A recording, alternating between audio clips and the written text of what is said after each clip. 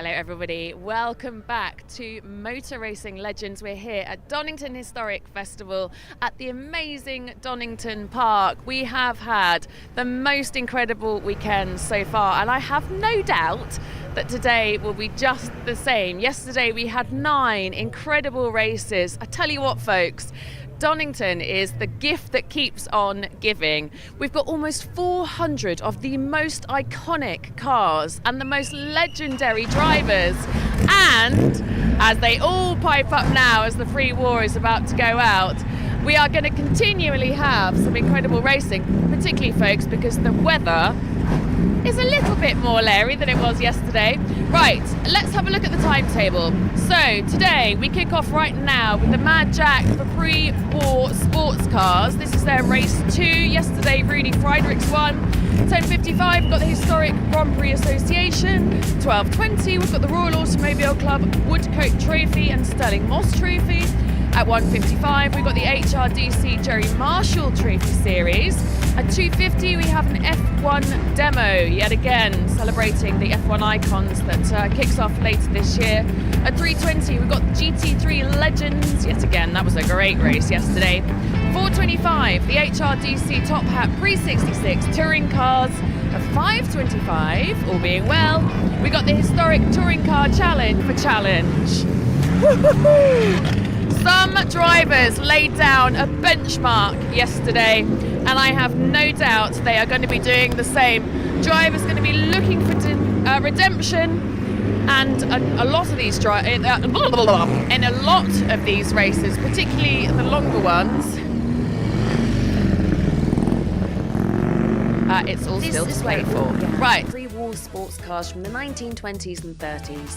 These are machines running in road-going trim, wings, lights, even pump fuel, as close to possible to how they originally raced.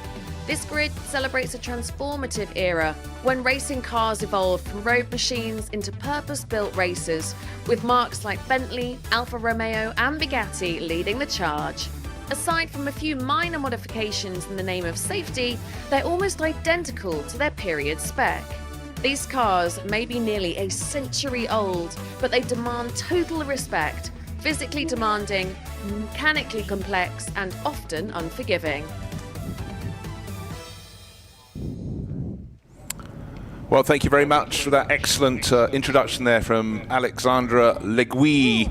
And it is a cooler morning, so we've been blessed with sunshine.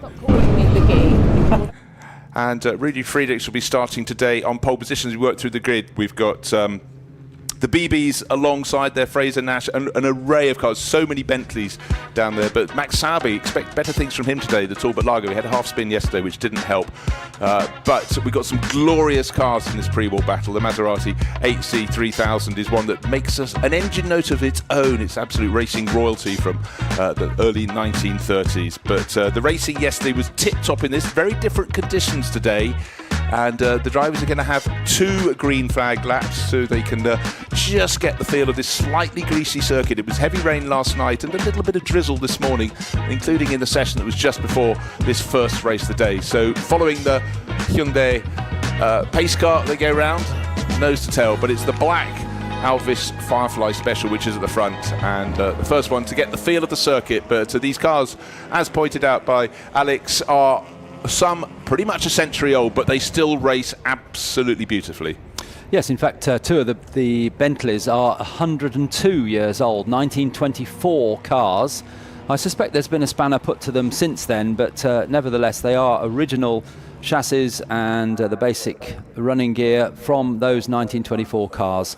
And want to quickly mention that you'll see coming through, we hope, if it lasts the 30 minutes, is Sue Derbyshire, a fan favourite, the 3-wheeler Morgan. Sue was right at the front of the grid yesterday, battling for 6th place, but had a failure of the valves in the engine failed, she was telling me last night. They've rigged up a fix, but they don't know whether it'll last the race. I do hope it does, because Sue is such a character. Oh, and quite simply adds something very, very different. A lot of people might be coming to the Donington Historic Festival or watching it here with us on the live feed, and they may never have seen a 3-wheel racing car before. It takes a lot of getting your head around, but think nimble Have we seen her in the running order? Yes. Oh, you have spotted her. Second from the back, because the grid is based on the finishing order of yesterday's race, so unfortunately she retired, so she's at the back. Okay, still distinctive, but what we saw yesterday was just how nimble yesterday's race winner was, Rudy Friedrichs, in that glorious Alvis Firefly. He just seemed to be able to put the car wherever he wanted, but others that feature were the BBs in their Fraser Nash TT replica, and that is another car worth watching. And right in the middle of your screen, car number 35 is the tiny little three-wheeler with Sue Derbyshire we've just been talking about, but some other cracking shapes. A tall Talbot there, car number 105 in the pea green livery, certainly had a huge amount of success, and the handful of Bentleys, including one of the blower Bentleys, the ones that just absolutely monstered their way around the moor as the 20s went into the 30s in the very, very early days of that great French Enduro Classic. And something to mention, certainly the Fraser Nashes are all chain drive, so they have no differential in the back. So the two wheels at the back are driving the car, both turn at the same speed, so they will go sideways. That's the only way to drive them. And Rudy Friedrichs likes going sideways as well, so in the Firefly Special, he'll be sideways as they come round to take the rolling start. Waiting for it, and let's just see, they will obviously be approaching Redgate at greater speed this time around, but the field is really bunched up very, very nicely. They have listened to the instructions for starting in 2x2 formation. Of course, they're now looking towards the lights on the starting gantry. They're all red, they're illuminated, and when they go out, that's the moment they can absolutely put the hammer down. A long hold, and a very good start from pole position from Rudy Friedrichs. He's got half a car length, a full car length ahead of the TT rep.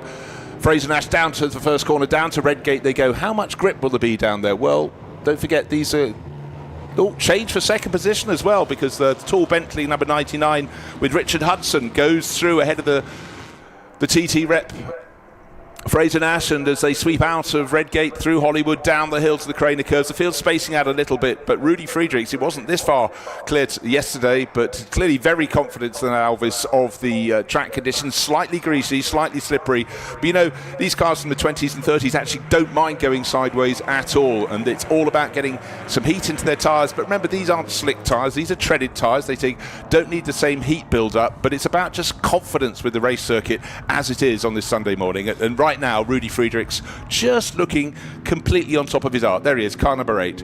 I love Rudy Friedrichs' style, and I like this car. He's out in a number of other cars this weekend, but it's such a big steering wheel, and Rudy leans into the corners, trying to improve the weight distribution just a little bit in the right-hand as he's leaning to the right, having to make a correction there mid-corner. The car's starting to slide out, and you can see him working away at the wheel.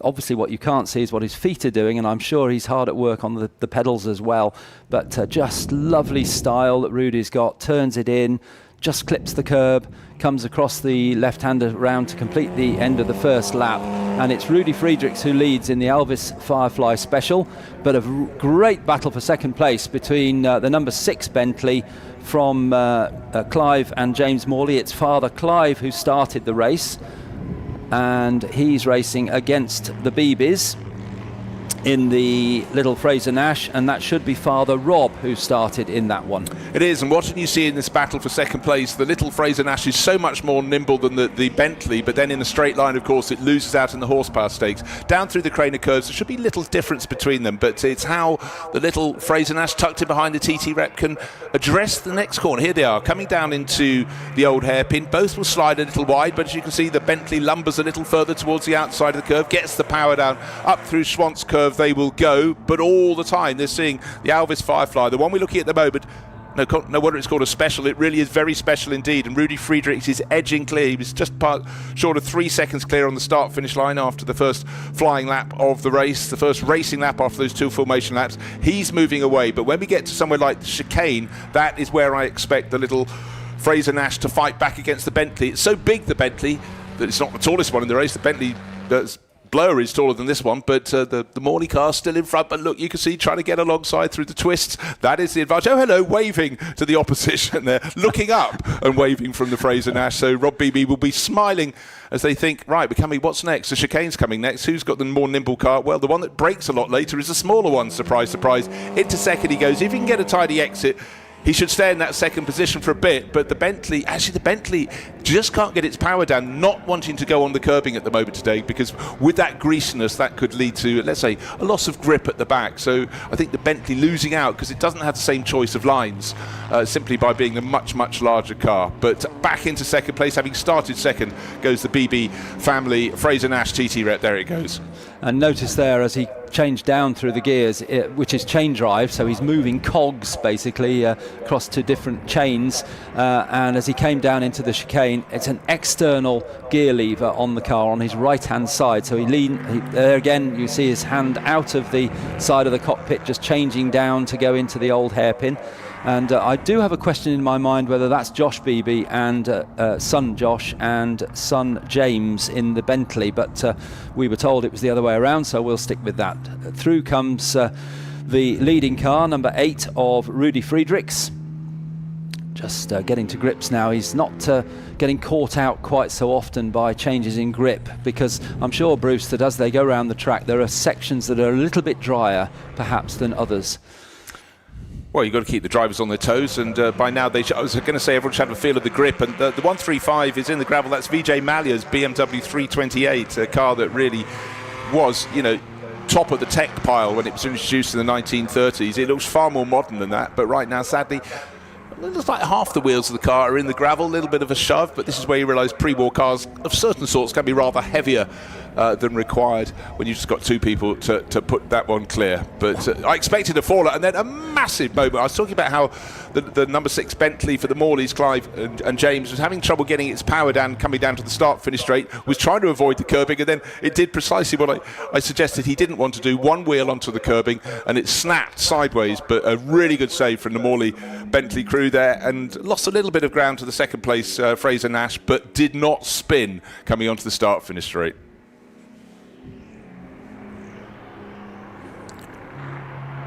Marshall's recovering to their point of safety, having helped Vijay Mallya out of that gravel trap. But it's actually quite an unusual place to go into the gravel trap. That's losing it through the Craner curves to arrive in the gravel trap just before Old Hairpin. Most people would have their problem further into the Old Hairpin and be in the gravel on the exit of the corner, but Vijay obviously had a moment at the bottom of that compression and snap left and just kissed the gravel trap. But good to see that BMW back out of there, back on racing. And there's a good battle going on for third place, a little bit further back from the three leaders we've been focusing on. That is Josef Rettenmeier in that gorgeous Maserati 8C. And Max Sowerby, thank you to our production team, focusing now on that battle, which is Italian Maserati versus the Max Sowerby British Talbot Lago T23. And already at this stage, looking at these cars versus the Bentleys, the slightly earlier Bentleys, you can see that the cars have started to get lower and a little bit sleeker. There wasn't really any aerodynamic work being done because those big cycle wings, mud wings on the side there. But nevertheless, the cars starting to get lower, the drivers sitting lower in the cars than the perfect there with our shot on our live stream. The Bentley at the back, much more upright. Great big radiator at the front, driver sitting on top of all the drivetrain. These two at the front, the designers have gone for a much lower, sleeker style. Well, in fact, looking at Josef Rettenmeier in that dark red number 36 Maserati, that is something that's 38. 38. Yeah. So car 38. Beg your pardon. Yep.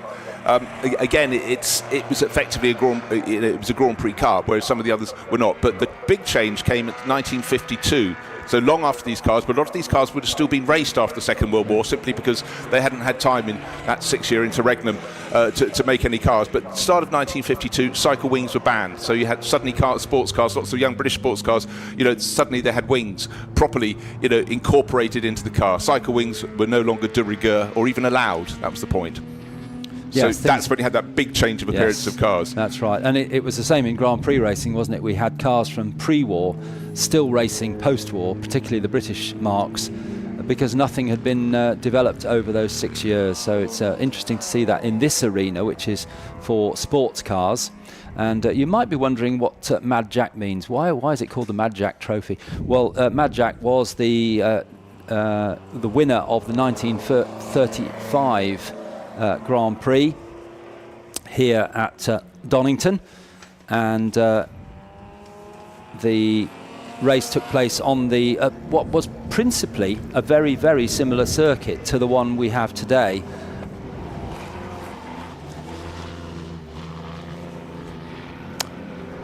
Just looking at the gaps, first to second is now out to 7 seconds, and the real battle is actually still the Joseph Rettenmeier Sarby battle. Max Sarby, they're fighting over 4th place. They're covered by just a second, but first to second is out to 7 seconds overall, but just looking comfortable. Rudy Friedrichs had to fight a little more yesterday, but the pace he went off with at the start of this race, so very comfortable. And the real battle is from 4th place, looking at this right now, and the little Talbot tucked behind Joseph Rettenmeier's gorgeous Maserati in front, but no real place changing happening at the moment.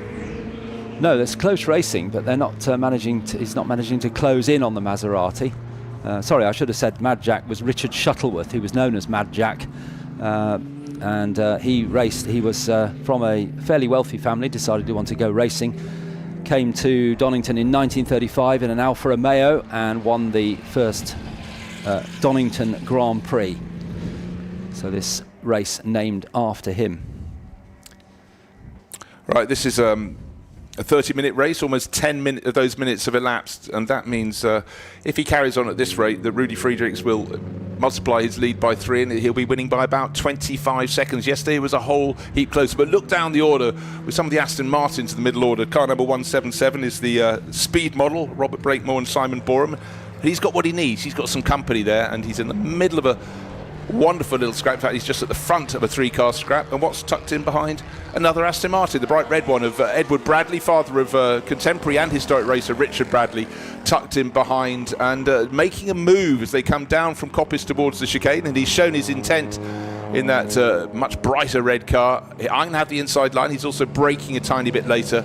But just look at the difference. You know, one has great big headlights, whereas the Bradley car does not. So that makes it a little bit more streamlined. Its headlights are just behind the bottom of the grille, and that all helps. So even then, when you look at these cars with cycle wings, there were people trying to work out ways to make them a little sleeker in a straight line. Put the headlights down lower. Some look more like rallying headlights, which of course they weren't. The Aston Martin Mark was very successful in long-distance racing, which was common for manufacturers to put their cars into long-distance races to advertise how good and strong their cars were. Aston Martin had great success. And Edward Bradley's car, if you've not been close to it, Bruce, and anybody that's going into the paddock, go and have a look at Edward's car. It's got such lovely patina. It's not been resprayed. It's still quite dull red because it's been raced for so many years. And pit stops will be starting. In fact, the pit window has just opened. Yes. So we've got, I don't think we've mentioned, there's a mandatory pit stop in this race. It's only 15 seconds stationary, so including time in and out of the pit lane, 30.3 seconds will be what they lose in and out of the pits. So we'll start seeing those happening in the next lap or two.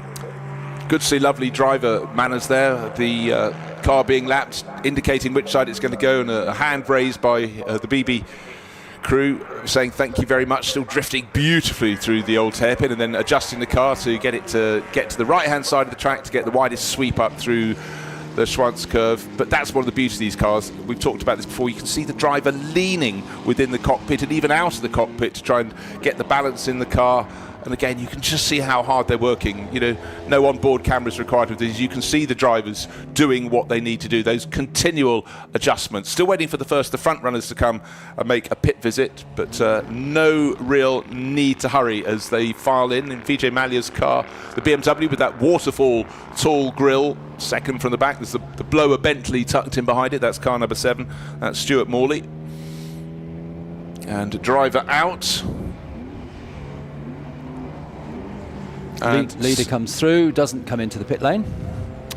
So the BMW that had its little moment down at the old hairpin, that is being taken over by Pat Blakeney-Edwards. So Pat, normally you'll find him in, you don't find him normally in anything because he drives so many different cars, but inextricably linked with Fraser Nash's. So doing something a bit different being in the BMW 328.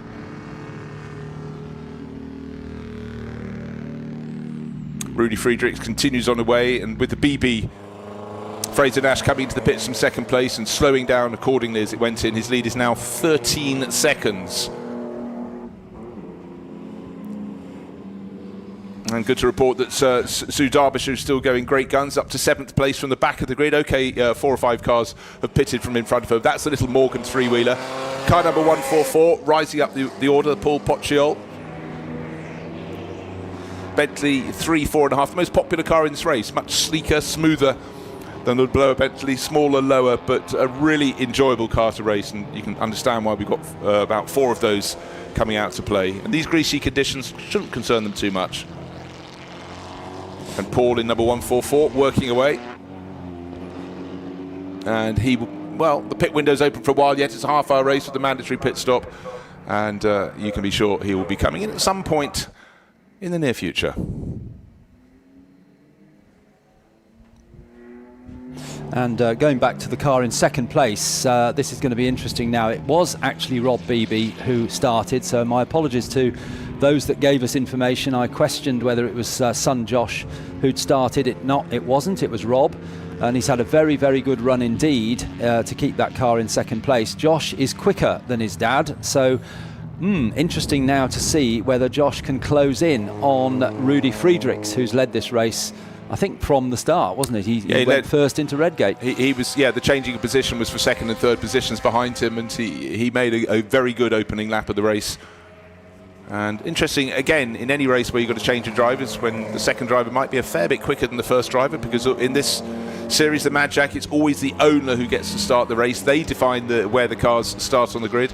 Still waiting. There's no reason for Rudy Friedrichs to come in until he feels like it, until he knows he's getting to the end of the pit window. But it's a half-hour race, and I think it's open from 10 minutes in to 20 minutes in. So the middle third of the race you can come in. But no pressure at the moment on Rudy Friedrichs. And his advantage now with the chasing cars, including that Fraser Nash of the BB family, having made their pit stops. He's 42 seconds clear. But remember, the pit visit is 15 seconds stationary minimum, and the in and out time on the pit, which is the speed, how long it would take you if you came into the pits, dropped down to the 60 km/h limit and drove out the other end, you had another 15.3 seconds. So let's call it 31 seconds with a little safety buffer between friends. And in comes our race leader. So he was sitting on that margin before the pit stops of just around 10 seconds. So we'll see already with some of the second drivers out on the track, including Josh Beebe, that they may be closing in. But certainly yesterday on a dry track in the sunshine, Rudy Friedrichs was out front, not by an enormous margin, but he did very nicely indeed to take the victory. Can he make it a double today? Well, that's all the family. The Wiltshires pushing the family Bentley number 46. That's Dad who started, Duncan Wiltshire, and is it Freddie or George? George, right. So George is sharing with his dad in this one. Freddie shared with his dad in a different race yesterday. But needing a little bit of help to get going, the number 46 Bentley. But we'll allow it that. It's 100 years old, so needs a little bit of help to get going. Now we'll keep a very close eye now on the Josh Beebe, number 59, Fraser Nash, because Rudy Friedrichs has been in and done his pit stop. We'll get a time as they come across the line next time around as to how close they are. Yeah, but what I did see on the outlap, Josh Beebe did I want to see his next lap to see what sort of pace he's running. The fastest lap in the race is a 1 minute 32, but I might suggest that outlap wasn't enormously fast from Josh, but let's see once he's got it wound up what he can do. But Rudy Friedrichs into the pits, out of the pits, and proceeding with 12 and a bit minutes remaining in this race, seemingly peerlessly at the front. Background of the shot, look at the difference between one of the 4.5 litre Bentleys and then the size and the lack of wheels. One wheel missing, but not at all. That's a design of the little Morgan, and Sue Derbyshire, who knows this car and its technicalities very well, hunkered down so low. And if that pulled up alongside the Bentley at the traffic lights, they wouldn't spot it. And it's missing some cylinders as well, because Sue's Morgan, you can see the engine out at the front of the car. It's a V-twin, so it's 2 cylinders, arranged in a V format. You can see very clearly at the front of the car there the V shape of it, the car number 35, and exposed valve gear, so you can see the valves rushing up and down, which is what caused the problem yesterday. Hopefully they're still rushing up and down as they should do, and Sue is now up to a remarkable, from the back of the grid, a remarkable 6th place. Yeah, and don't forget, if you want to turn the car around, you just walk to the back, pick up the tail end, swing it through 180 degrees, no need for reverse gear. So just looking in and out of the pits went our race leader.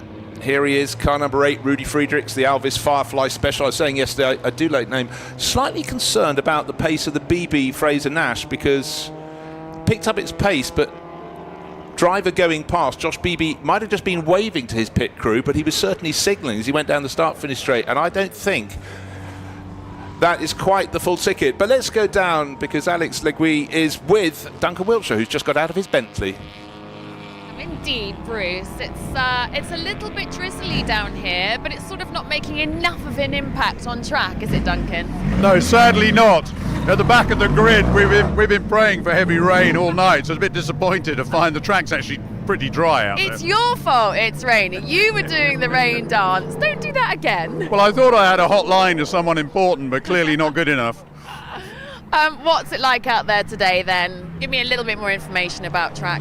Well, it's almost dry. There's a very good dry line out there. It's a bit greasy. The little 3-litre Bentley goes extremely well in the wet, so we were really hoping for a monsoon, and I think we could have moved up a lot, but sadly it's just not wet enough. It's not full dry at all, so one or two are being a bit sensitive out there, so I thought we might have picked them off, but sadly not. What a shame. Never mind, there's always next time. Well done, Duncan. Thank you. Thanks very much to Alex Legui down there. It's damp, but not quite damp enough for some, and too damp for others. There we are. Drivers, such picky beings, aren't they? But nobody is having any choice in whether they can tackle the man at the front. Still going well. Everybody chasing after Rudy Friedrichs, and that little Morgan, it puts a smile on so many faces. When you see people coming across that in the paddock for the first time, let alone seeing it out on the track, they can't believe how small it is, and all the technology, as Alistair pointed out, the engine hanging out the front. It's just something very, very different. But sometimes you ask yourself, if an idea is so good, why did no other people tend to go towards it? I do remember they started building some replicas of those actually up in Norfolk, just outside Norwich, in the early 1980s. And I think they sold quite well. And then, of course, Morgan revisited that design, if I say 15 years ago, I think I'm there or thereabouts. And they were picked up and do look spectacular on the road, but very much I don't think it's the day-to-day car. Well, it should be, shouldn't it? A lot of the drivers using the sort of hunched over the steering wheel style. Little aero screen on the front of the number 6 Bentley there, which is currently in 4th place. That's the Morley family car. Morley's, the dynasty of Morleys in Bentley continues with grandfather, sadly, who died last year, I think it was, late last year, but son Clive and grandsons James and Stuart, all still racing in Bentleys, very much involved in Bentley racing and Bentley preparation. Well, there's a massive social scene. What I love, in the shot, we have 5 cars with the Invicta on the left. That's the white long-bodied car, very elegant. 2 Bentleys, a tiny little Riley 9 Brooklands, almost disappearing in sight in that batch. 5 cars. 2 of them pretty similar, 4 entirely different, and the sheer difference in scale is what really makes pre-war sports car races just such lovely, interesting things to watch.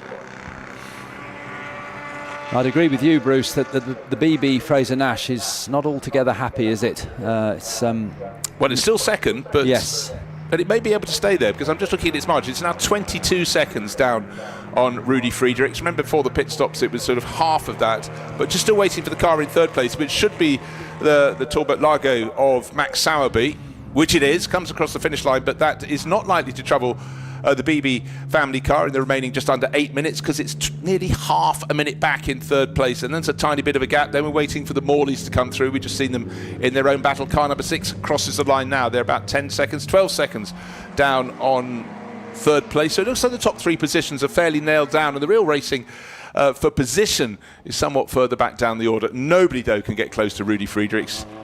Tall driver, I mean, half of his torso sitting up above that lovely little Alvis Firefly. Here it comes.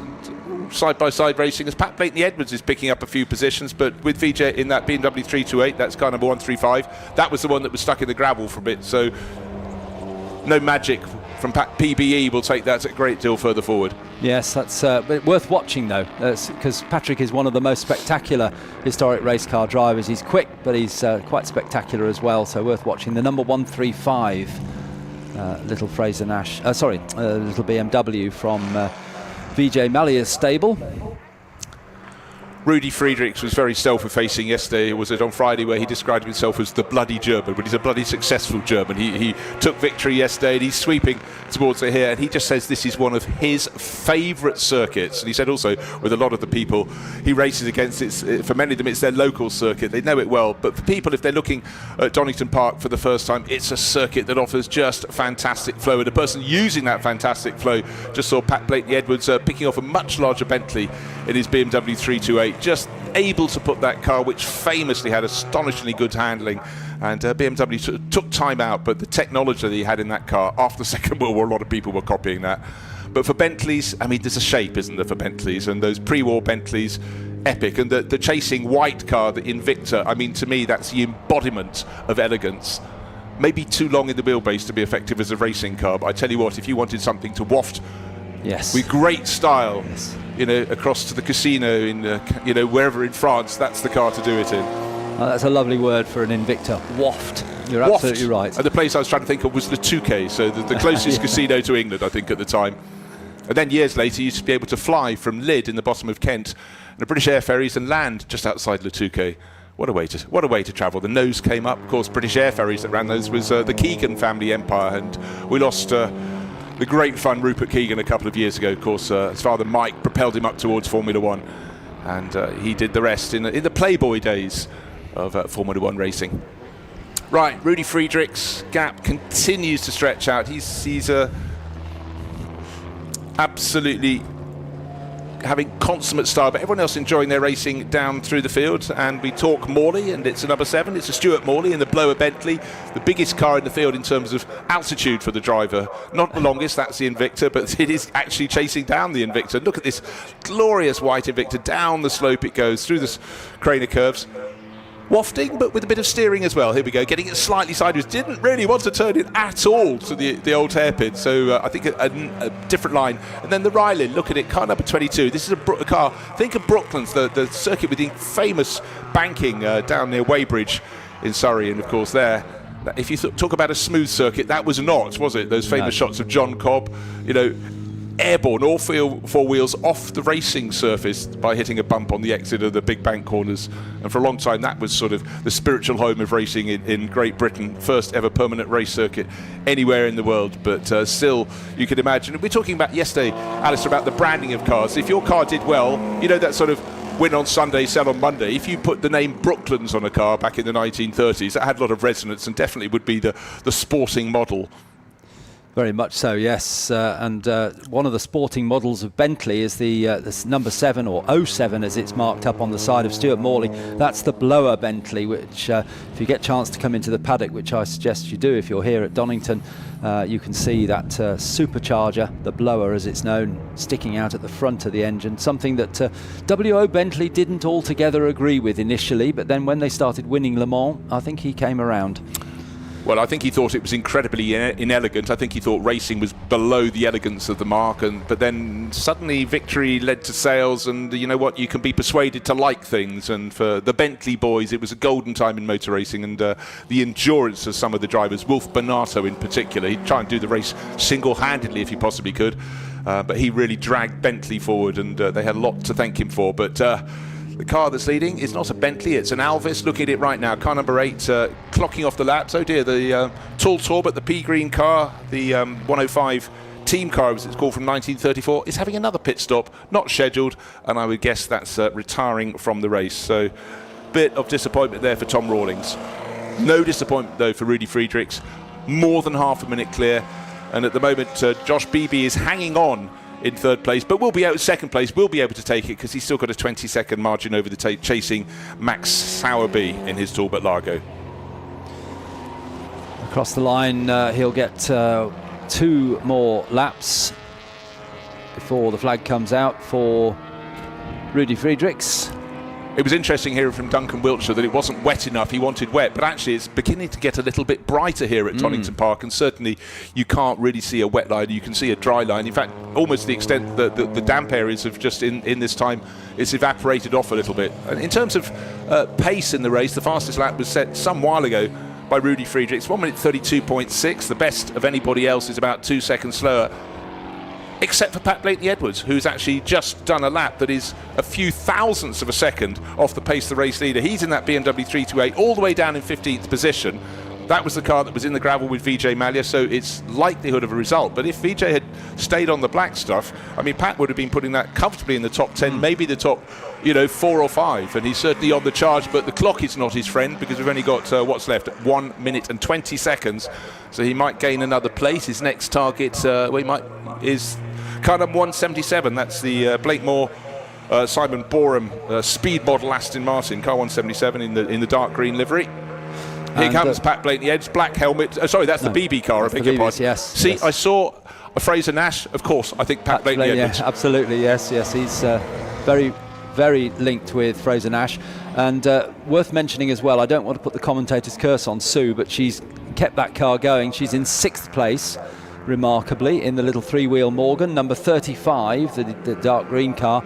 She wasn't very sure last night when she was chatting with me that car would last. She said, we've made a fix, but not sure it's going to last for half an hour. But so far, still going. And we've got 30 seconds remaining. What is so good for people like the Derbyshires, they've run that car forever and a day, so they know all its various foibles and whether you can have a bit of a shortcut fix. Will it be good for this is a half-hour race and you hope it's going to be secure enough, but knowledge of car, comfort with the car is definitely something that is a great element of historic racing. Down, sweeping through the Craner curves, the wonderful flow, the rise and fall of this circuit. We're going through the fall, getting to the lowest point of the circuit, the old hairpin. Here is our race leader, Rudy Friedrichs. You'd have to say it's going to be 2 wins in 2 days. One in full dry conditions on Sunday, on the Saturday here at Donington Park at the Donington Historic Festival, and one in slightly dank but brightening conditions here on the Sunday morning. The clock has counted down to the end of 30 minutes, so just the end of the lap to be completed by the Alvis Firefly Special. We talked yesterday about great names for cars. I rather like that one. It certainly has a sort of sporting connotation. Number 46 Bentley, that's the 3-litre model. We heard from Duncan Wiltshire, that's his car with George, one of his sons, on board, and tucked in behind it is our race leader. Pat Blakeney-Edwards goes on to another lap, and he's picking up another position or so, but he won't make the top 10 as he charges in the BMW. But our race leader coming down towards the end of the final lap, and it's only just coming up to 10 in the morning, and it's not bad to have a second trophy coming your way. And fastest car all around the circuit, out of the final corner, Rudy Friedrichs sees a checkered flag with his Alvis Firefly Special, 2 wins in 2 days. And yesterday it was close. Today he absolutely went off and hid from the opposition. Yes, certainly questions in my mind over the BB car, whether that was actually running as it should. As you say, they've held it on in second place, but didn't look to be putting the times in that we expected. No, at first I thought it was a slow, gentle out lap, making allowances for that, but the form seemed to fall away. Still waiting for the second place car to come. Car number 59 coming down towards the chicane, and it should be coming through. Robert Beebe handing over to Josh Beebe. Crosses the finish line now. Eventually the gap is 37 seconds, which I think very much tells the tale that Fraser Nash was not running as cleanly as it could and should, and they hoped for. But still second place in the Mad Jack for pre-war sports cars. A very nice result to put in the bag. It looks like the Morleys are going to come through, looking for car number 6, Clive and James Morley. They should be through, but about another half minute back, and the bulk of the field has been lapped. Some have been lapped a couple of times. Unfortunately, we lost Max Sowerby on the last lap. We think even on the last straight down to the chicane. We saw, he dropped out of 5th. Well, let's take a look at the replay, and Max Sowerby has shortened his race. Now, we talked about the track being a bit greasy, but you can imagine the grass is a whole lot worse. So Cop is such a difficult corner, and he was sort of racing on his own. So that is a real shame, because he had a little moment in yesterday's race, and Max will be a little bit frustrated with that, but he will come through, I'm sure, to take the finish if the car is finishable, but yeah, he suddenly tumbled right down the order. But victory to Rudy Friedrichs, second place to the BBs with their Fraser Nash, chasing that Alvis but losing that battle, and third place the number 6 Morley crew in their Bentley. That's Clive and James Morley. So a masterclass there from the Alvis Firefly Special and its driver Rudy Friedrichs. And Max Sauber's late retirement means Sue Derbyshire moves up to 5th in the Morgan. Good result for them. George, her husband, looks after that car for her. And Paul Pochkiol finished in 4th place in his Bentley, number 144. So race 1 of the Sunday at the Donington Historic Festival. Tick that box. It is done, and Rudy Friedrichs has made it 2 wins in 2 days in his Alvis Firefly Special. And when we get to the results, and here are the results, and of course these are provisional at the moment, like all results will be. Let's have a look.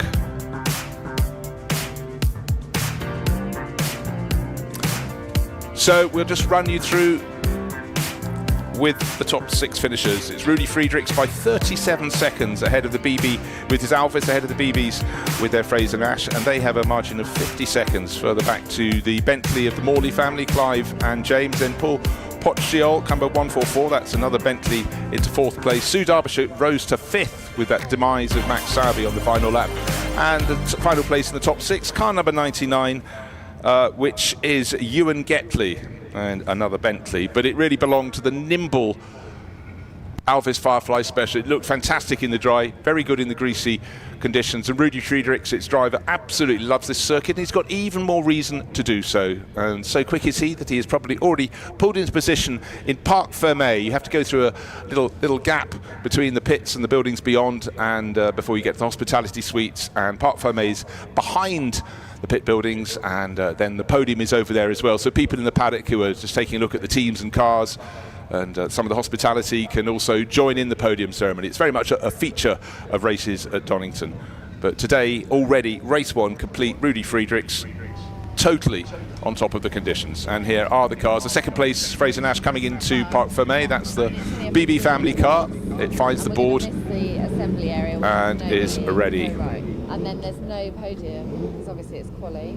So drivers still coming through for the pre-war sports cars. Race over, and Rudy Friedrichs a victor on Saturday and again on Sunday here at the Donington Historic Festival.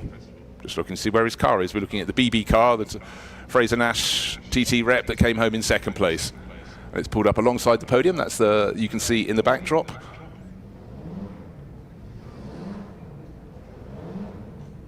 Few people.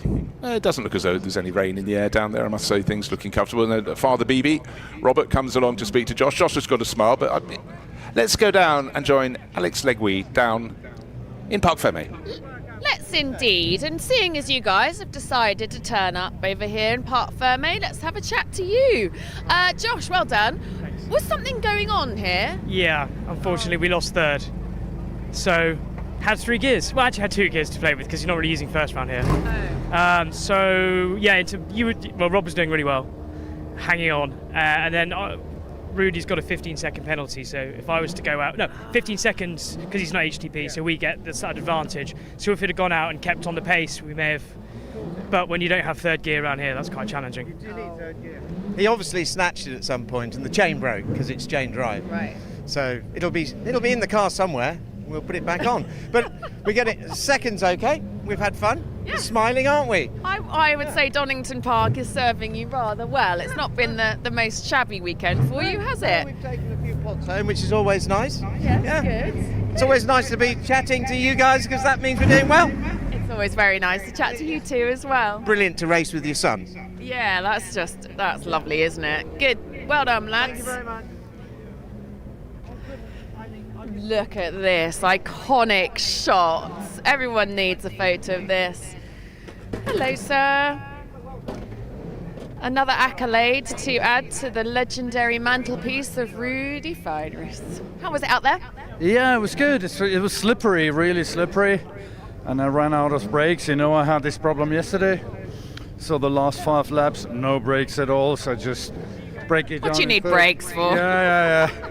Now, David Brabham yesterday said to me, my father said, if you want to win a race, less braking, more throttle. Right. Very easy. Makes a lot of sense. Yeah, I'll bear that in mind. So you say it was quite slippery out there. I mean, do you think that how much is it going to affect today's racing generally? It's sort of not doing anything, is it? It's not drying or getting wet enough. Proper rain would be better. Yeah. Because it is still a little bit wet, and especially the pre-war cars are dropping some oil and wet is perfect.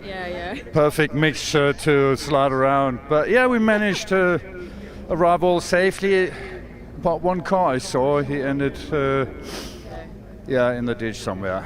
I hope all is fine with him. No, I enjoyed the race, and thank you to all the marshals everywhere around, in the sunshine, in the rain. They're always standing there for our pleasure. So thanks to all of them. We couldn't have racing as we have it without our amazing marshals, could we? Thank you, Rudy. Thank you for entertaining us as always. Let's head over to our P3s, the Morlays. Hello, Clive. Nicely done. Thank you. It was. I wasn't expecting this, and very slimy and slippery out there. But the poor old Bentley did really well. Yeah, it looked very good. Yeah, we were just discussing. Sorry, Freddie. Just saying, James, that it's sort of not quite wet enough, and it also doesn't seem to be drying. Talk us through this Bentley. I've not been up close and personal with this before. She looks lovely. Thank you very much. So it's a 4.5, so it's a 3-litre Bentley chassis with a 4.5-litre engine in it. Slightly modified, also there's no back seats or anything like that. And no, it goes really, really well, especially in these conditions. It obviously serves her well. Well done, boys. Enjoy your podium. Let's go and do that, shall we? Come on.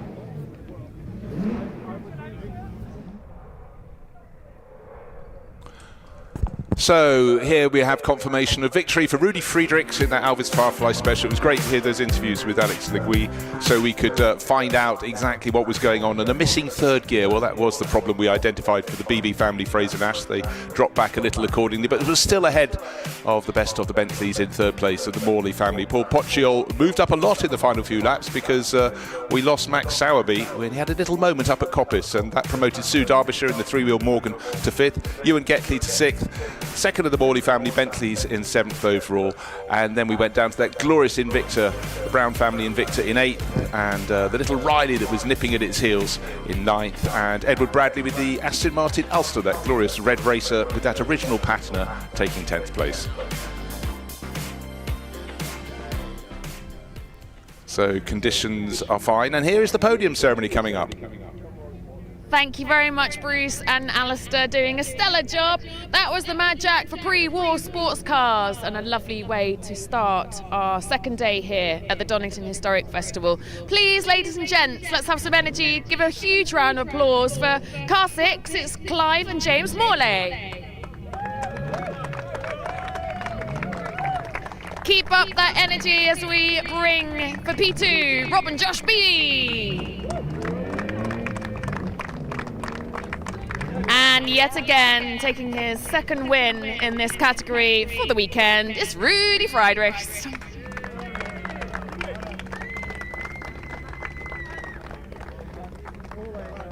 And Duncan Wiltshire will be presenting the trophies. Our chairman of the Royal Automobile Club. There we are, chaps. Yes, you have to bow. What do you need? Unfortunately, I don't kiss you either. Oh, well done. I couldn't understand why I was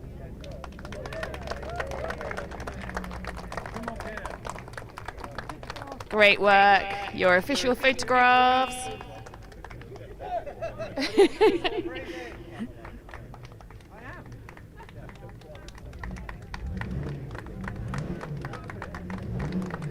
And that was the Mad Jack pre-war sports cars. What a great way to start another full day of racing. Folks, we're going to go for a short break now, so go and grab yourselves a cuppa and we will get ready for some more action. See you shortly. Matt, tell me a little bit about Silver Tiger Logistics. So, Silver Tiger, we've been in the motorsports game for a very long time.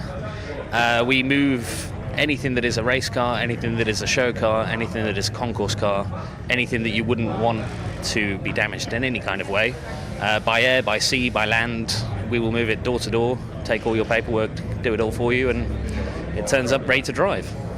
Well, that makes life very simple. What is it about Motor Racing Legends then? Why was that partnership created? So Jay, the founder of our company, and obviously Sean Lynn have a very long, very good history together. They get on very well.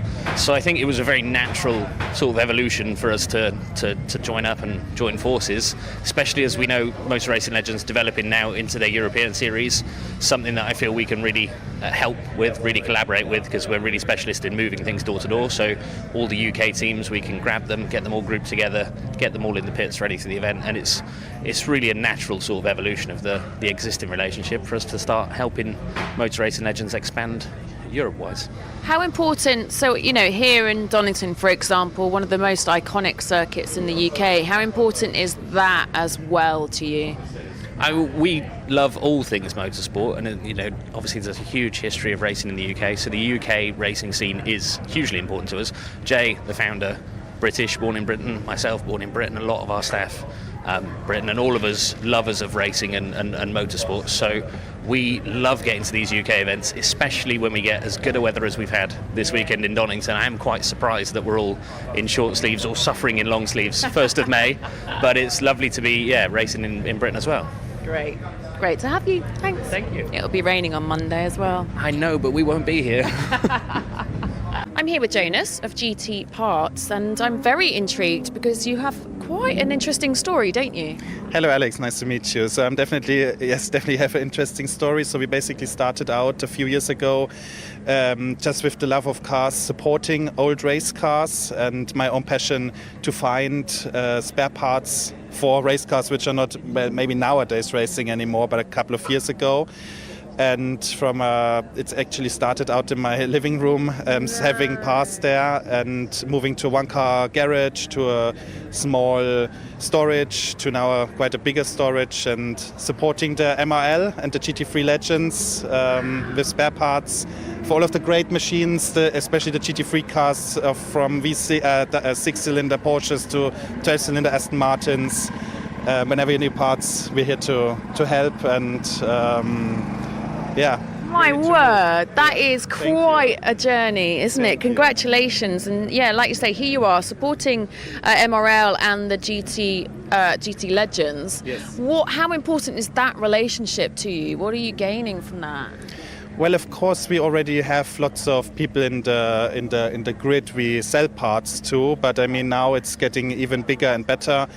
Especially with the ever-growing series of the GT3 Legends and the massive interest, and of course when cars get out on the track they need parts, and so that's a big opportunity for us, and we're very proud to be a part of that. And what's the future for you then? Well, keep on growing the spare parts business step by step. I mean, I guess the historic races will keep on for years and years and years. More modern cars will get into classic car series, and we'll be out there supplying parts, finding parts, sourcing parts, helping out the owners to keep those great machines keep on racing. Wow, long may it continue. Congratulations, Jonas. Thank you so much. As you can tell, it was a little bit sunnier yesterday. Today is not quite so sunny, but it's still good, and it also adds for a little bit more entertainment in terms of racing for us. So we've got an action-packed calendar today, and for the season, I had a chat to Pierre to find out a little bit more about what's coming up. Check this out. Pierre, Motor Racing Legends has quite an impressive calendar already. One thing I want to know is, how do you go about creating a calendar that works for the heritage, brings out the heritage and the emotion of these cars, but also continues to keep things fresh and exciting? Yeah, I think that's all the point, is trying to bring every year something new, something different. In the UK, we've got 3 strong events. We've got Donington this weekend, we've got Brands Hatch with the London Historic Trophy in June, and we will have BRDC Classic in July at Silverstone. So these are 3 core events for us. And on top of this, we are trying to expand in Europe. So we're going to organize a race weekend at Charade in France, which was considered by Sir Stirling Moss the best racetrack in the world, the most beautiful one in the world. It's in the middle of, on the mountains, volcanoes, It's really hilly. It's a fantastic racetrack, and it's really fit for historic cars. Wow, that's amazing. What else? You got more, haven't you, on the pipeline? Yeah, we've got more. We've got new grids coming. We've got 2-liter sports cars series coming for the first one at Brands Hatch in June. So dedicated only to 2-liter sports cars from 63 to 76. So all the cars that race in the European Championship in period will race back to the racetrack they were in the 70s, so Brands Hatch and Charade and Silverstone.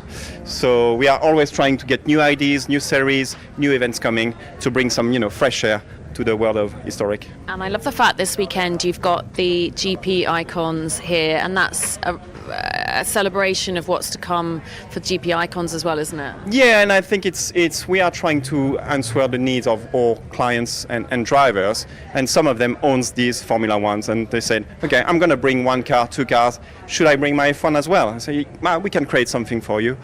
So we're going to start with 1 event in 26 and hopefully having a full calendar for 27. Incredible. It's just going to keep on going up. Here we go. Just the beginning. Just the beginning. Thank you. Pierre. Thank you very much. Oh, it doesn't quite. Oh, I don't know. Go one up. We are live, Jake. How do I look, folks? What are we thinking? Do I feel like I feel very on trend? So, the atmosphere and ambience around here is good today. This is like a big open museum. Just have a little look around here, Freddie. We have got almost 400 cars dating back from the pre-war era all the way up to the GT3 category, which terrifyingly, folks, is actually considered historic, seeing as it's celebrating 20 years of the category. That doesn't make sense for my age. But yes, there's all sorts going on. And it's also a brilliant place for the drivers because they get to hang out, they get to have conversations with each other, and they have got this driver's lounge, which is where I was a moment ago. All sorts going on. Last night we had pizza, we had live music, we had DJ. I'm going to show you around. This is a VT that I made yesterday. Check it out.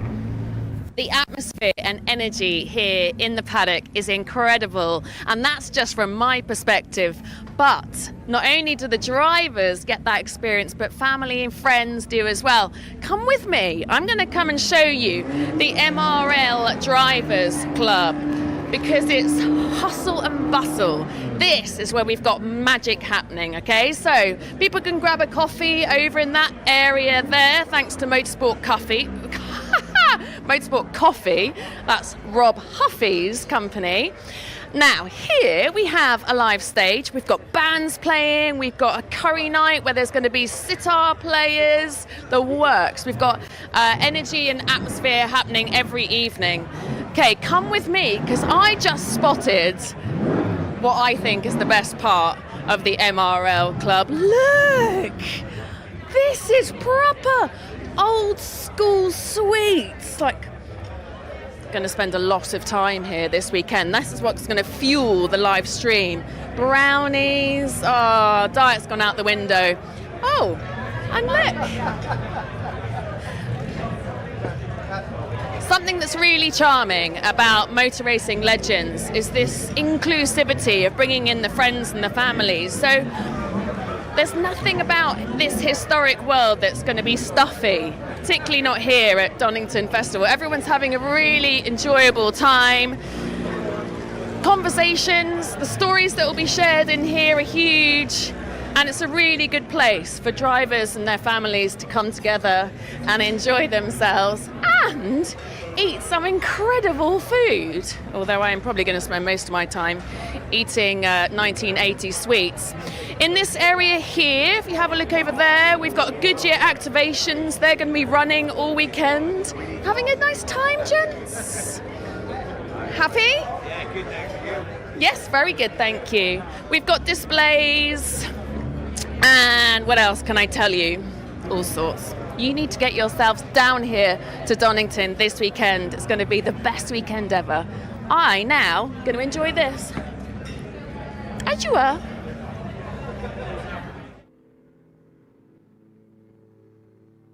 Look at the timetable. So it's 10:55 for the Historic Grand Prix Association. They're just getting ready in the assembly area now. 12:10, you've got the Royal Automobile Club Woodcock Trophy and Sterling Moss Trophy. That's a big one, folks. Make sure you're watching that. 1:55, HRDC Jerry Marshall Trophy Series. At 2:50, we've got another F1 demo. That was pretty special yesterday. It will be special again today. 3:20, we've got the GT3 Legends, and at 4:25, we've got the HRDC Top Hat Prix 66 touring cars. At 5:25, we've got the Historic Touring Car Challenge, and all being well, assuming we're on time, at 6:20 will be the HRDC All-Star with Classic Alpha Challenge. Another key one to make sure you're watching. What an amazing day that is. I'm really looking forward to seeing what happens. Yesterday, a lot of these drivers set the benchmark and set a precedent for today's racing. So we look forward to seeing if we can top that. I have no doubt that we will, because Donington is just the gift that keeps on giving.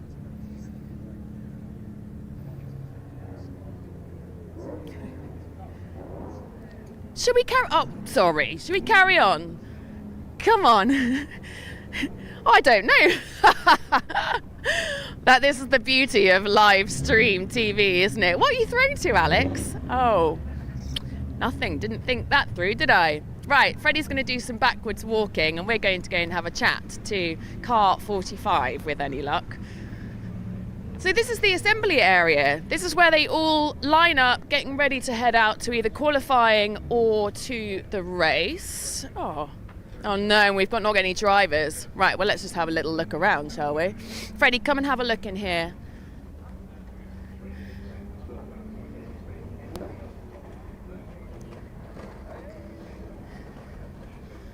This is when I need someone like Bruce or Alistair to give me some full information. Come on, let's go and have a look over here as well. We might have some drivers that we can chat to. Race 12, Historic Grand Prix Cars Association making way to stand area now. That's all cars for race 12, Historic Grand Prix Cars Association assembly area now. So yesterday we had a lovely conversation with Pierre as the F1 cars were out on track. This is a really big deal for MRL. We had 6 cars out on track. We had the Benetton, the McLarens, like iconic Formula One cars that looked and sounded incredible. And that is launching the GP Icons, which will be kicking off later on this year. The anticipation is that we're going to have around 20 F1 cars on the grid later this year. Can you actually imagine that? That would be an incredible experience for our fans, spectators who are really missing the sound and the energy of Formula One. Let's have a little look at the F1 cars on track from yesterday.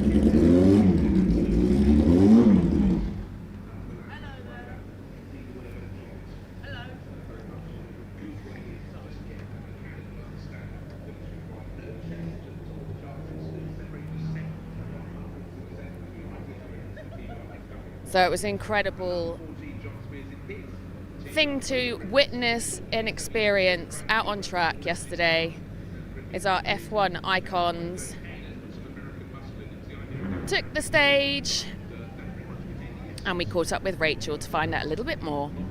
Rachel, I mean, we're standing in front of some of the most impressive GP icons. Talk to me about what's this about?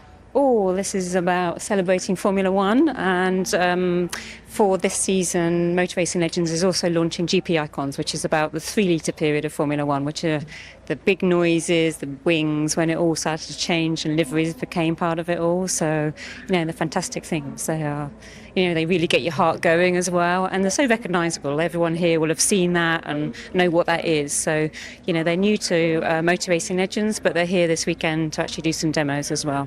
What do you think that's going to bring to the calendar that you haven't had before? I think it will bring a different dynamic. It will open up some different events that we can go to, bring some new people in who've got other cars at the same time. And, the breadth of what Motor Racing Legends will do then will be, amazing. We have an amazing amount of series anyway, but then we're going to have 12 race series looking at so many different types of cars. So I think it's going to be fantastic. And fans, can you imagine how much fun the audience is going to have now? I know, they love these cars. I think it's the noise and the colours of them. So I just think they're fantastic. These are part of my passion. I've worked with them for a long time and I absolutely adore them. What a 2026. Who can wait for that? How exciting. Okay, so next up is the Historic Grand Prix Car Association. And here is a little bit more about it.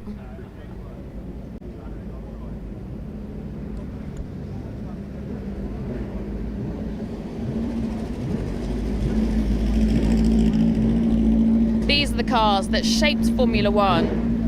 And yesterday, okay, see if we can dive in. Hello, sir. This is incredible. Can you talk us through what you're sitting in? This is called a Ferrari 246, nicknamed Dino, F1 car. It's the last of the front-engine cars, 1960 spec, and as I say, front engine. So they got destroyed ultimately by the rear engine revolution at the end of the 50s. But this is the last front engine type of car to win a Formula One race. Wow. How special is it to be racing it around Donington Park? It's a great track. It's going to be slippery today probably, but it's nice with the undulations and the craner curves. It's absolutely fabulous. And it quite suits, when it's slippery, it quite suits a front engine car because the weight is over the front axle, so it can turn in a little bit more easily. So the rear engines obviously will have the advantage, but the gap hopefully will be slightly less than it usually is. It's incredible just sort of being able to see this up close and personal, the difference in the F1 steering wheel of modern day compared to the old school. I mean, where are all the buttons? Where are all the buttons? There's not a lot of buttons, as you can see. The interesting thing in this car, if you look here, if the camera can see it, is the gearbox. That's amazing. You can see the layout of the pattern. It's very strange. Look at that pattern from 1 across to 2, 3, back cross, 4 times. So when you've been driving something else and you get into this, you've got to have your wits about you to make sure, hang on, am I going in the right gear? Wow. It's a fantastic thing. It's really a pleasure to drive. Wow, amazing. Thank you. Have a great race. All right, let's see if we can grab someone else.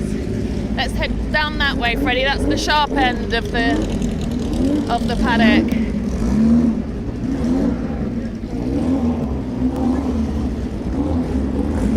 It's honestly incredible when you see these guys up close and just see that they are literally inches off the floor. Many of them are almost horizontal. Don't get run over, Freddie. Hello, sir. Hello. All right, so you're at the sharp end of the grid. This is where you need to be. Yep. After an amazing race yesterday, looking forward to another good one today. What do you think? I mean, it's quite different conditions to yesterday. Exactly. What are you anticipating? It's drying up a lot, it looks like, but it's it's going to be slippy and greasy, so I'm sure all of us are going to just be aware of that and give each other enough space. Can you talk us through this beauty, please? Say it again? Talk us through this beauty. Absolutely. I want to come back. All of us want to come back with all 4 wheels and the bodywork in place. Absolutely. How tricky is this to drive? And as a professional racing driver, how hard is it to switch from the more modern cars to the driving style of this era? I wish I was professional. I'm having a go, but they certainly slide much more. And these cars, the front cars here have all got 2.5 litre engines, about 250 horsepower. The cars weigh about 450 kilos, so the power to weight ratio is incredible. So the driving it, a lot of it is on your foot on the throttle, and the steering. You'll see any on-board stuff. The driver's hands are just going around all over the place, just trying to control the power really. What's the pedigree and history of this particular car? So this is 1962. It was the second Grand Prix car that Jack Brabham built, and he owned it, and he raced it himself in Australia for a season whilst he was world champion. He then sold it on to an Australian who put Graham Hill into it for a season down under for the Tasmanian series. So it's got a really good Graham Hill and Jack Brabham and then Graham Hill pedigree. It was then in a museum in the States for most of the 80s and 90s and noughties, and then came back over here and was rebuilt in about 2019, which is when I bought it about then. It's a beautiful car, and it's nice to have a Brabham amongst all these Coopers, the boring Coopers, so a nice Brabham. Yeah, amazing. Thanks a lot. Have a great one. Okay, let's head over here and see if we can speak to car number 40.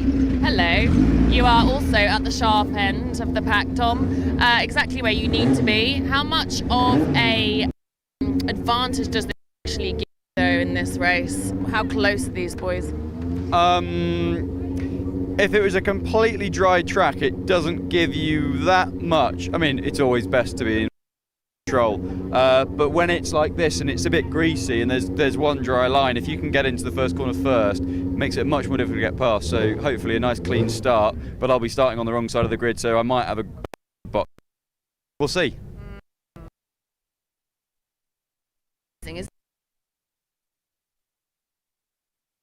Yeah, I mean, I have to pinch myself every time I drive it. Real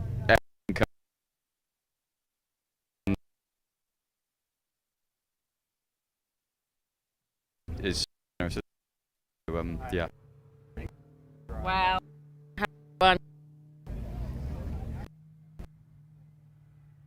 Let's have a little look at who else we can have a chat to. I mean, what key names?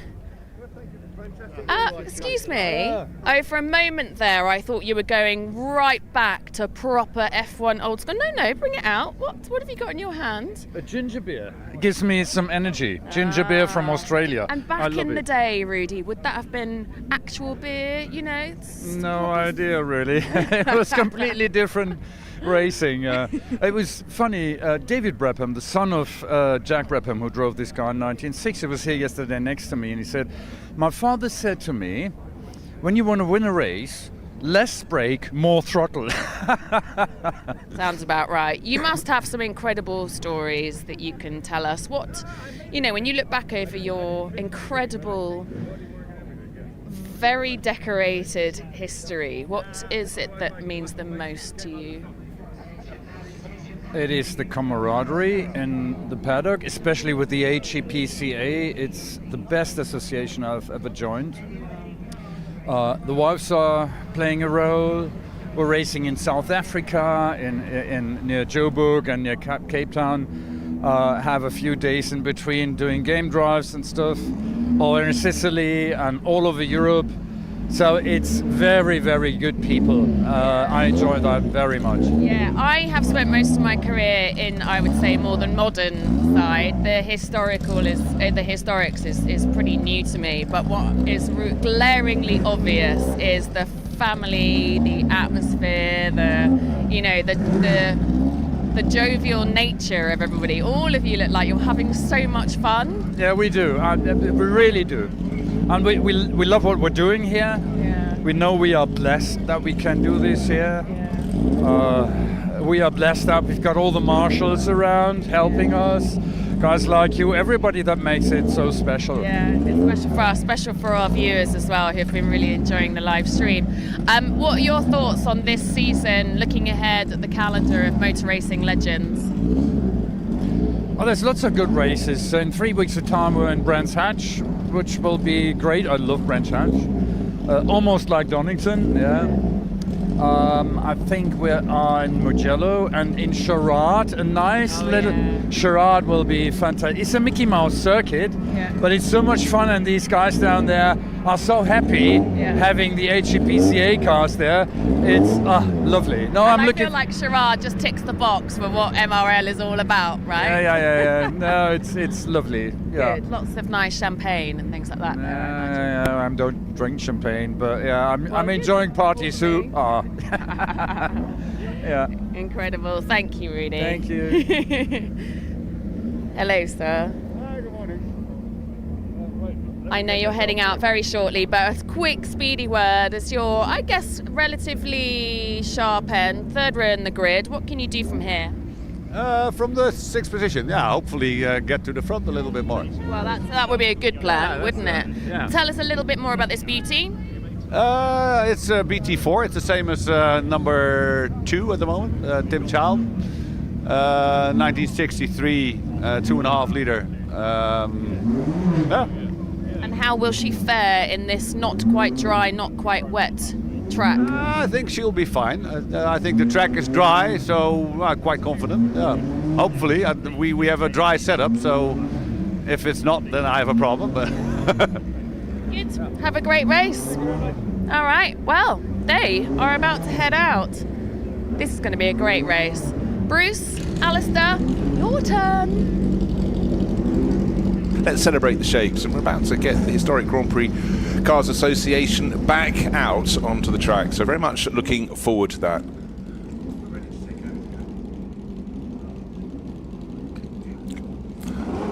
So, Historic Grand Prix Cars Association, one fantastic run yesterday, and Tom Waterfield took victory in that, so he's going to be starting from pole again in his Cooper T53. Great to have those interviews down there from Alex Legui. Just talking about what we have, and what we have is cars with the engines in front, and then those that superseded them, where they put the engine to the back, and the change of the face of Grand Prix racing happened very quickly indeed. But I'm delighted we still have in this association, we have cars that have the engine at the front too, because right there we have one of the most beautiful cars. Car number 22 in that dark red. It's the car that really defined the late 1950s in Formula 1, the Maserati 250F. Elegant, but also super effective for a good 5 seasons of racing, which is really quite an incredible record. Yes, and I think as I was growing up the side of race circuits watching races, and we had the historic races at the end of the day of the Grand Prix, as a way of sort of splitting the cars leaving, the people leaving the circuit, try and help with the traffic. The Maserati 250F was the one that caught my eye, and it's always been a favourite since in the front engine Grand Prix cars. It just looks right. The Ferrari 246 Dino, we've also got an example of one of those. It runs it close second in my mind, perhaps better in yours, Bruce, but both red, both front engined, both took world championships. Tremendous cars. The car we're looking at now on our live stream screen is the Cooper Maserati, which was Cooper Bristol. What am I talking about? No, some were fitted with Maseratis rather later, though. That was in the 1960s. I think one could only say, a mother could only love that particular child. It's not a thing of beauty, but it was hyper effective. It's really not sleek like the Maserati 250F we're looking at in the background, but it did upset some of the front runners when Mike Cawthorne turned up at Goodwood and produced a phenomenal performance. Suddenly his name was on the map, and in short order he became a Ferrari driver and Britain's first world champion in 1958. But the sport was moving so quickly at that point. Well, effectively Hawthorne was driving it as a Formula 2 car, wasn't he, in a Formula 1 field. So yes, apologies for saying Maserati, that just slipped out. It's Cooper Bristol, which actually the Bristol engine was a development of the BMW engine, which was, shall we say, liberated at the end of the Second War, brought across to the UK and then developed into the Bristol engine, which appeared in all sorts of cars. There's another one. That's the right colour for me, black with a yellow nose. Number 33 on your entry list, which is Chris Phillips in his Cooper Bristol Mark II from 1953.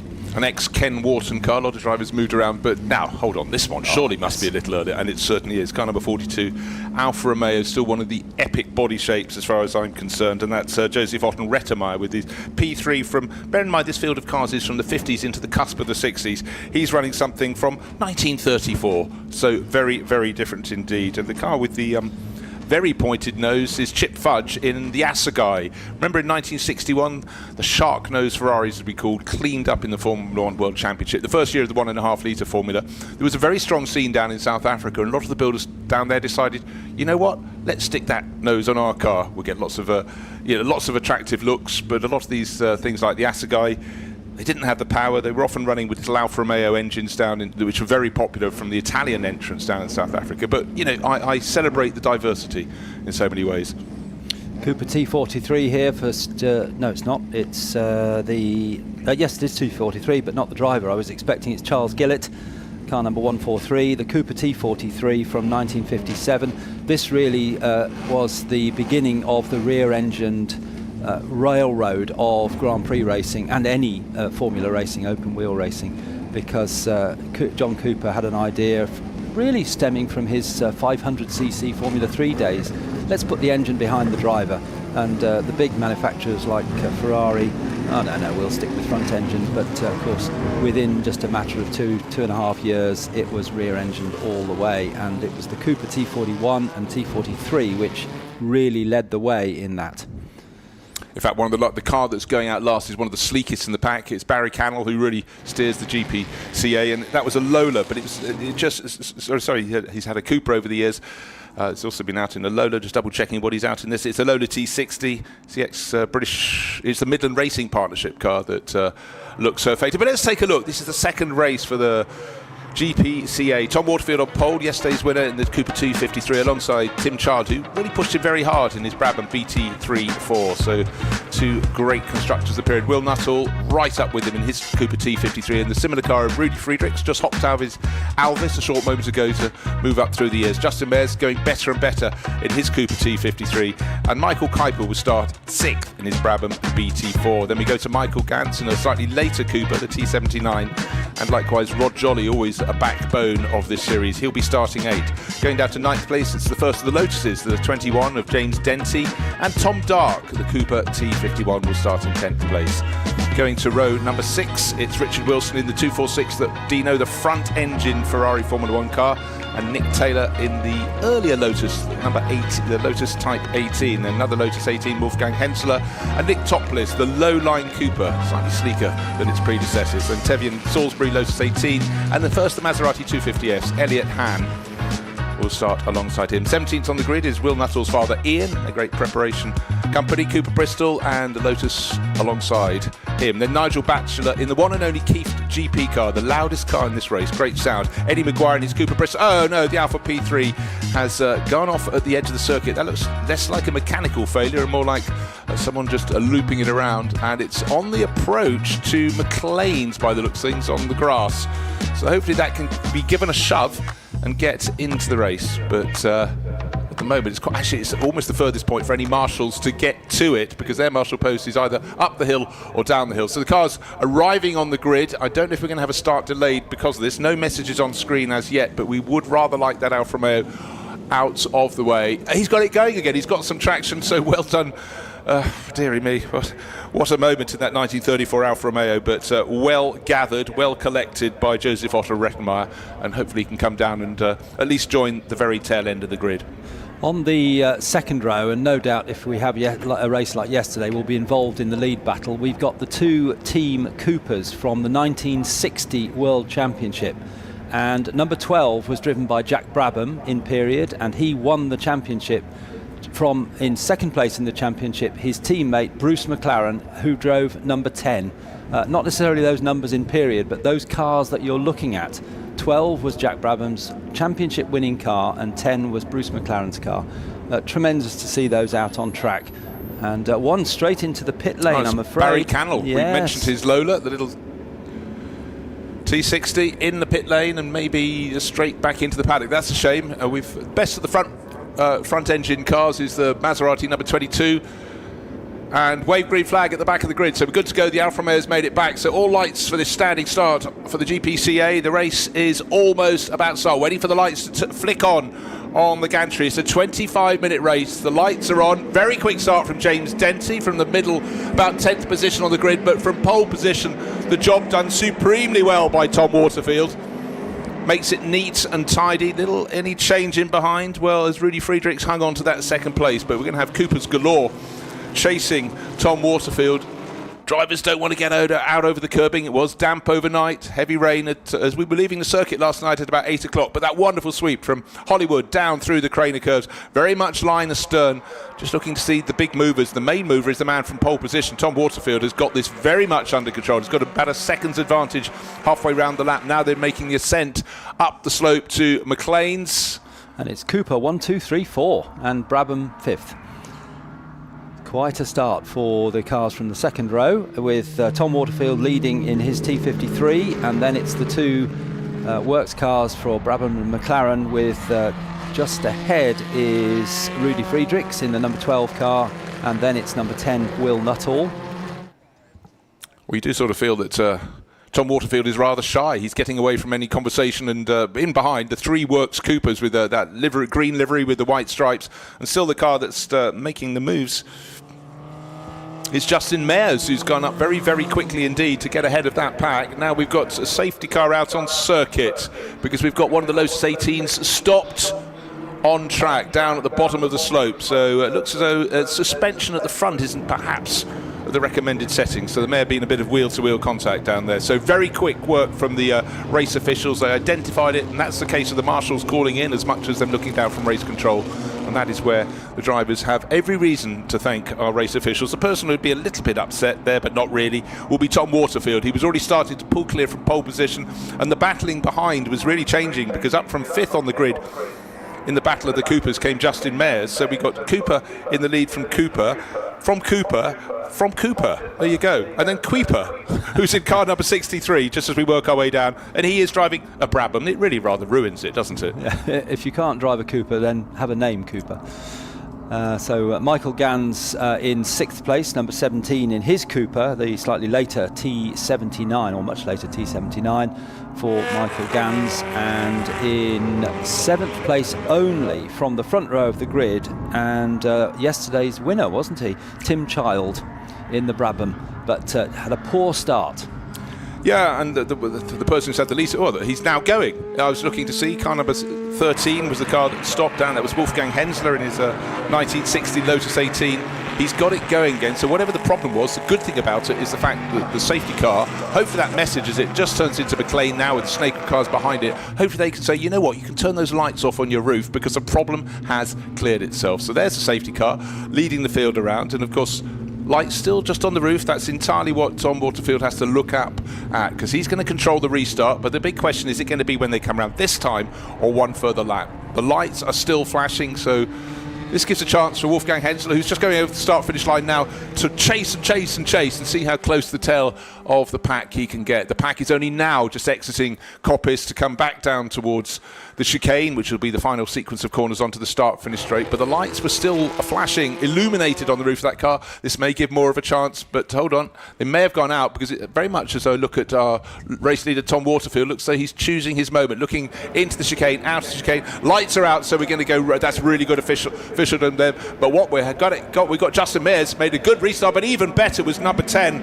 And that is Will Nuttall, looking as though he's going to make a move to try and take 2nd place. Doesn't get the job done. In fact, I sense he got a bit too close to the car in front, to Justin Mayers coming onto the start-finish straight. Had to back off a little bit, and so nearly had an advantage, but couldn't pull it off.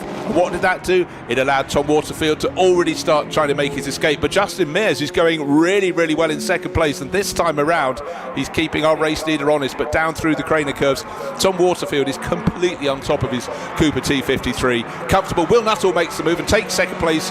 That is a move of commitment, and Justin Mayers is about to maybe lose another one up the outside, because we've got the Tim Child Brabham making a move. It's the red car in the pack, but out front with what he will now think of as breathing space is Tom Waterfield. Well, there's a very common link between 3 of these cars up here, and that's Jack Brabham, because he drove, as I mentioned, the number 12 car, but he also drove Justin Mayers' car in period, and he drove the Brabham with his own name on it of Tim Child. So Jack Brabham certainly got around racing in a number of series, not just Grand Prix, but also the Tasman series down in the Southern Hemisphere. And Tim Child, hard on the brakes. Will he be able to get through? I think not. He's going to stay behind Justin Mayers. So the red Brabham with the green nose, also driven in period by Graham Hill, comes up the Wheatcroft Straight to complete another lap. So leading is Tom Waterfield in the Cooper. 2nd place is Ian Nuttall in his Cooper. Then it's number 53, Justin Mayers in a 3rd Cooper. Then it's the Brabham, number 76 of Tim Child, being chased by Michael Kuiper. But we've just lost Rudy Friedrichs, who was running in that front batch. Remember, he started the race from 4th on the grid in that all-works Cooper 2nd row of the grid. He is reported, so everybody else is promoted, with Tim Child 4th. And a big off-track moment for the aforementioned. That's Michael Kuiper, and he's sort of rejoining the circuit with a bit of a bounce and a bit of puff of dirt, but that will be something he'll focus his mind for a little while, I'd suggest. Well, that may well promote Michael Gans, number 17, up a place. Michael Gans in his later Cooper T79. Michael, very experienced driver. He may well be able to move up, but it's Tom Waterfield all the way, isn't it? He's starting to ease away a little bit now from Will Nuttall, very, very experienced race driver, and as you mentioned earlier, with his father Ian, involved in car preparation as well. Tim Child locks front right brake on the number 76 Brabham, and just trying to find the latest point at which he can brake, but just slightly too late there and just snatched a brake. And also in the mix is still Justin Mayers, number 53.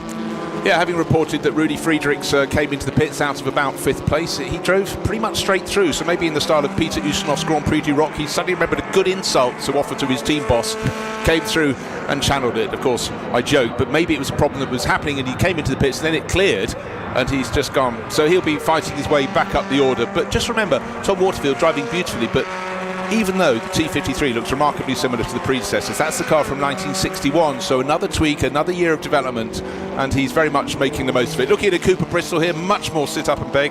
Car 21, that's Ian Nuttall, father of Will.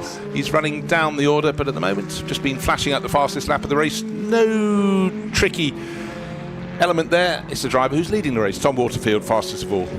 And let's have a look who's leading the front engine. It's probably the number 38 car. Yes, it is. In 10th place overall, it's Richard Wilson in that glorious red Ferrari 246 Dino, type of car that was driven by Mike Hawthorne to the World Championship in 1958.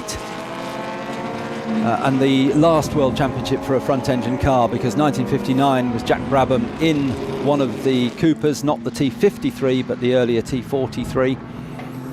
And there is the Maserati 250F that we were talking about earlier. That's Elliot Hand's car, not an original car, one that was built some years later, but to absolutely identical specification by Cameron Miller. Yeah, I was going to say he built. I can't remember how many there were. Let's say 11, I think. I was going to say 12, but there we are. Yeah. But a lot of people just thought that car is so glorious, I've got to have one. But of course, you compare it to the Lotus 18, the little white and black striped car alongside, and it's a giant in comparison. Driver sitting up so high in that dark red Maserati racing red, Italian racing red 250F. It still works for me. And that exhaust that seems to go on forever down the left-hand flank of the car. You try and get out the other side, by the way. Well, it was a car that did win the World Championship with Juan Manuel Fangio in 1957, and it was also the car which Sterling Moss was recommended by the team manager of the Mercedes Grand Prix team to go and buy one of those and come racing in Grand Prix and show your mettle, and we'll maybe take you on next year. Well, 1954 he drove Maserati 250F, privately entered, and he then moved on to the Mercedes team. Right, it's really race on at the front. Tom Waterfield is no longer escaping. The traffic maybe slightly hampered him a bit, but Will Nuttall is on the hunt. 8/10 of a second down in the battle for the lead. They're just about turning down the Craner curves now. And I think they've actually just got clear of traffic. Looking at that Ferrari Dino, just such a glorious car. Then the start-finish straight pretty much empty at the moment, but down through the Craner curves, this is the battle just behind our race leaders, and you can see traffic to the left, to the right, and trying to work his way through. Little Lotus 18 finding its form. There's our race leader going past the taller Cooper Bristol. So Tom Waterfield, the T53 Cooper from 1961, car number 40 in the background. Will Nuttall looks so he actually lost out a little bit. It's just where you find the traffic. The drivers are very good at keeping out of the way, but sometimes they simply cannot. And the older hairpin is very much an example of that point, because the less experienced drivers want to take the tighter line, the more experienced drivers happier to go to the outside. But sometimes you can have diminishing returns. But two cars in the one shot. Will Nuttall, car number 10. Green with the white works Cooper stripes on it, chasing all the time Tom Waterfield, making him work. Tom won yesterday's race, and that was quite a toughie. Today's looking so it's going to be tougher still, because now with nobody around them, down the start-finish straight they go. I think the margin will be the same, just around a second, 9/10 of a second between first and second. And the good news is I think they'll get this lap in before they catch the next back marker, who's only now exiting Hollywood. They may just catch him before the end of the lap, but it's where they find him, whether it's this lap or the next one. Tom Waterfield really carrying a huge amount of speed through the Craner curves, that wonderful sinuous descent to the old hairpin. Now look, as he sets up that Cooper, he's going to slide it, fantastic, but it's a nicely controlled slide, an even tighter line down at the bottom of the hill there from Will Nuttall. He's got the scent of the hunter. Indeed he has, yes. This is turning out to be a great battle. We had this yesterday, didn't we? We had two cars pulling away, two further back in third and fourth, and then they all closed up towards the end of the race, and things changed on the last lap. But it's Tom Waterfield who leads. It was 9/10 at the line, but I I get the feeling visually that Will Nuttall is slightly closer. There's some traffic coming up. You mentioned it was going to be this lap. Well, it certainly is. There's a Cooper Bristol to be passed. Both leaders do that, but they're both caught behind the next slower car as they come into the chicane. Who will this favour? There's the Lotus 18 there between them. Will Nuttall goes for a wide in, tight out. They both come past the Lotus 18 pretty quickly, and then they're passing the Kieft GP, the unique car, down towards Redgate. So in the end, actually, Bruce, they got through those three slower cars very efficiently. They did, and the Kieft they just went past was a car that coulda, shoulda, but didn't, and they were convinced it didn't have the power to go racing, and latterly they found actually it did. So the project was pulled. It still makes one of the loudest noises you can have in a paddock, and I'm quite a fan of that, in all honesty. I'm a very simple being, but certainly if someone doesn't know what to expect, it gets fired up.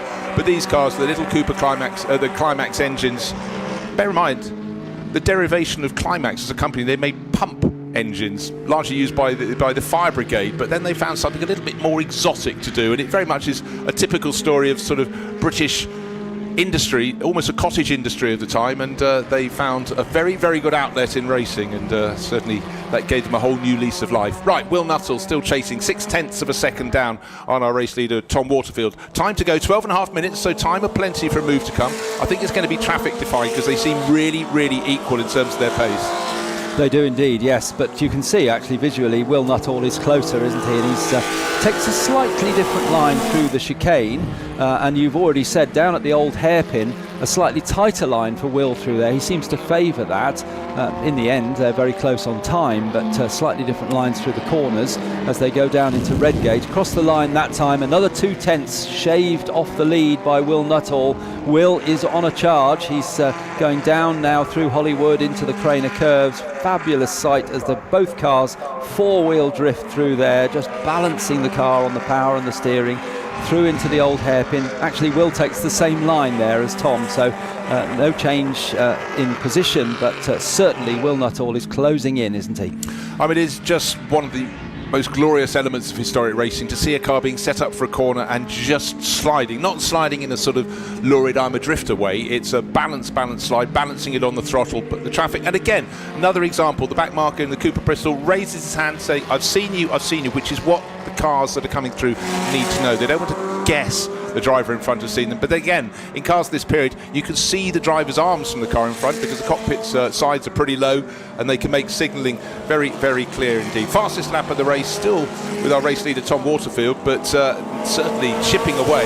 0.4 of a second down in terms of lap speed is Will Nuttall, but Will's going faster and faster. The traffic is coming at them thick and fast down the start-finish straight. They go.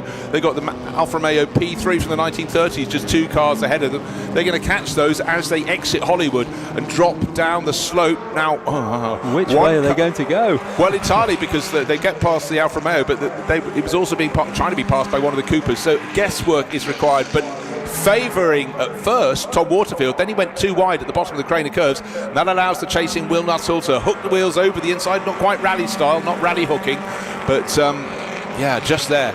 That's the consequence. We talk about where you find the traffic. If someone is on the tight line going down the Craner curves, you've got to be on the wide line, which makes it harder to swing back to the left to get and turn into the old hairpin. But you know what?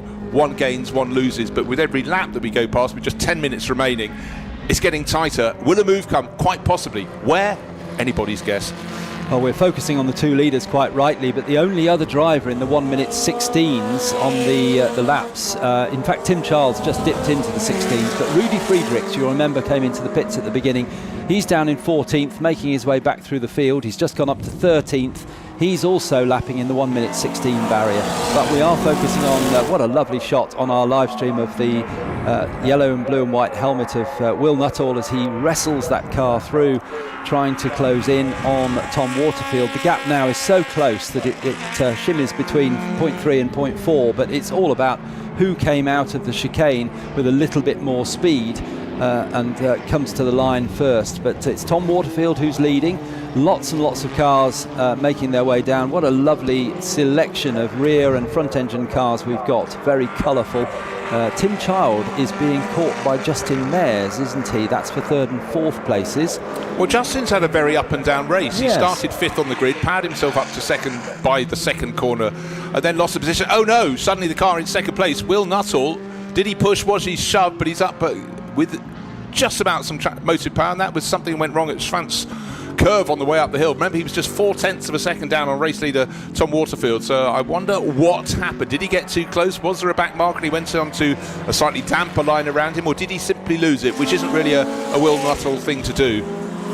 Very smooth drivers, so we may be able to pick up a highlight, replay, we may not, but suddenly our lead battle has been obliterated. But they were 11 seconds clear of Tim Charles Brabham, so he should still be okay, but there seemed to be a lack of traction when he tried to get going.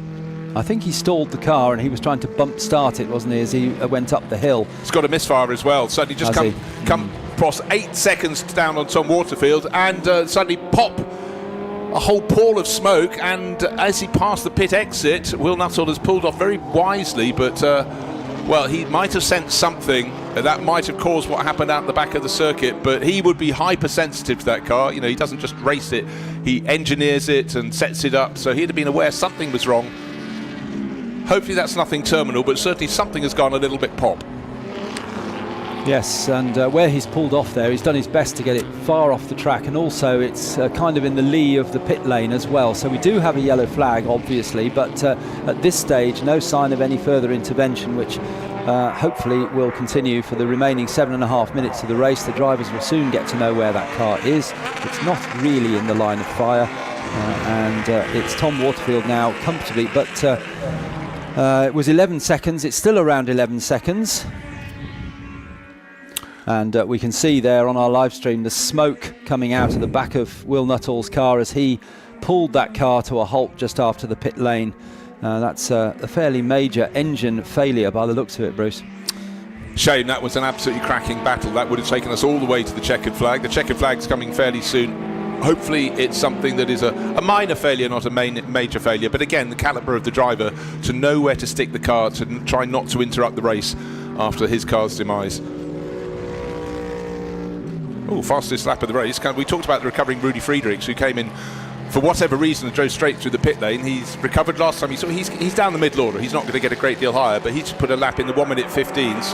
Fastest lap of the race. So there was plenty of potential. We saw that yesterday when he raced a 4th overall in that ex-Jack Brabham championship winning car. But today, it's just a fight back. That's all he can do. So whatever the problem was, it was fleeting, it was temporary. He's up to 10th place overall, fastest lap, but nobody's going to be able to hold a candle to Tom Waterfield. It'll be 2 wins in 2 days in 6 minutes time when the checkered flag comes out. But in all of that, it means with Will Nuttall withdrawing, Tim Chard with the Brabham breaks up the Cooper monopoly, and he's in that bright red number 76 Brabham, there he goes now. He's up to second. Justin Mayers, number 53 Cooper, is about 1/4 of a second behind, in fact falling even more. He's in car 53, and he's actually got a bit of company because Michael Gans is tucked in behind him. Michael driving a white later Cooper, there it is, car number 17, white with the black stripe. So suddenly a bit of battling, but we do suffer from the loss. There's Rudy Friedrichs, car number 12. Remember, he should have been at the front end of the field. He was a very early pit visitor, drove straight through, dropped to the back of the pack, but has been setting fastest laps, and he's picking people off for fun at the moment. Well, he's many seconds quicker than quite a few cars ahead of him, but there is a fairly big gap in front of him. But he may well make up some more places after his quick trip through the pits very early on. He was a front runner yesterday in the 4-car battle we had for the lead. But, there he goes. Rudy Friedrichs just loves his racing, absolutely adores the cars that he owns and races. And you know what is so fantastic is the fact you look at these cars, the Formula 1 cars in the period, a couple of Formula 2 cars, front engine, rear engine, but they're still relatively small. They still make lots of space on the track. We enjoyed on Friday afternoon 2 races for historic Formula Junior, and they're pretty much the same size, and some of the very best racing anywhere in the world is with small single-seaters because they can get really close to each other. And right here, also, I love the fact with a bit more power, these Grand Prix cars of the day can slide a little bit more. Whereas the smaller engine Formula Junior, if you went sliding, it could lead to a sapping of momentum, which would take a while to build back up again. But today, the driver with all the momentum is Tom Waterfield. Rudy Friedrichs going past the 1930s Alfa Romeo, the P3 with that lovely... Oh, suddenly, that's saying thank you. I was slightly worried it might be another Works Cooper going pop, 60-something years after they were in their pomp, 66 years to be precise. Just thanking Tazio Nuvolari for letting him through in the Alfa. Change, and now we saw Michael Gans getting closer and closer to the tail end of Justin Mayers, and Justin is now no longer in a podium position because he's dropped to 4th place. And number 17, the white Cooper of Michael Gans, has moved up to 3rd. They were a quarter of a second apart. May well be that Michael Gans is under a second down on 2nd place now. He can set off after the Brabham of Tim Child, car number 76. But our race leader has things under control. That Alfa Romeo P3 just keeping out of the way again, enjoying its own race, but very aware of the other. 2nd place is now very, very close. Michael Gans is closing in. The little white Cooper in the background behind the red Brabham with the green nose, the car that raced in South Africa. And the Cooper of Justin Mayers still there as well, looking at quite old compared to those two cigar tube shaped cars ahead, which had developed that sleek shape. Tim Child brakes for the chicane. Michael Gans right behind him. Michael looked to be going a little wide, but I think that was just a slightly different line he chose to take there. As they come across the line, it's Tim Child, Michael Gans right behind him, less than a lap length, and he pulls out to the inside as they go up to Redgate. Can he outbrake? I think not. No, Tim Child's able to take the line. So it's Child from Gans from Mayers, and Michael Gans posed for a different line. Well, it was the slower in, faster out routine. I thought he got the job done the second part of Redgate, but certainly allowing Tim Child to try and control him. But I think he's now he's got close. He's going to have a little look around the remaining couple of laps and see where Tim Child's strengths are. They go past the Keith car making an enormous sound, but obviously from the mid-50s, not with the pace of these cars from the very early 60s. So Tom Waterfield is a dozen seconds clear, nearly 13 seconds clear, but the battle for 2nd place, well, Justin Mayers is falling off the tail of it, so it isn't a 3-car battle, it's a 2-car battle. Red ahead of white, Brabham ahead of Cooper, to keep things nice and simple. As they turn through at the top end of the circuit, the highest point, Coppice, double apex right-hander, quite tough to get right, and they come out almost side by side. Michael Gans desperately trying to get the inside line because that's the best line for the chicane, but Tim Child knows that and he takes the racing line, as is his right, of course, as the leader of the race, with just under 2 minutes to go. Still leading is Tom Waterfield comfortably now, and there's the battle for 2nd crossing our timing line and out down towards Redgate. Once again, Tim Child is able to outrun Michael Gans down to Redgate. Just seems to have a little bit more top speed, but who's come back into the mix again?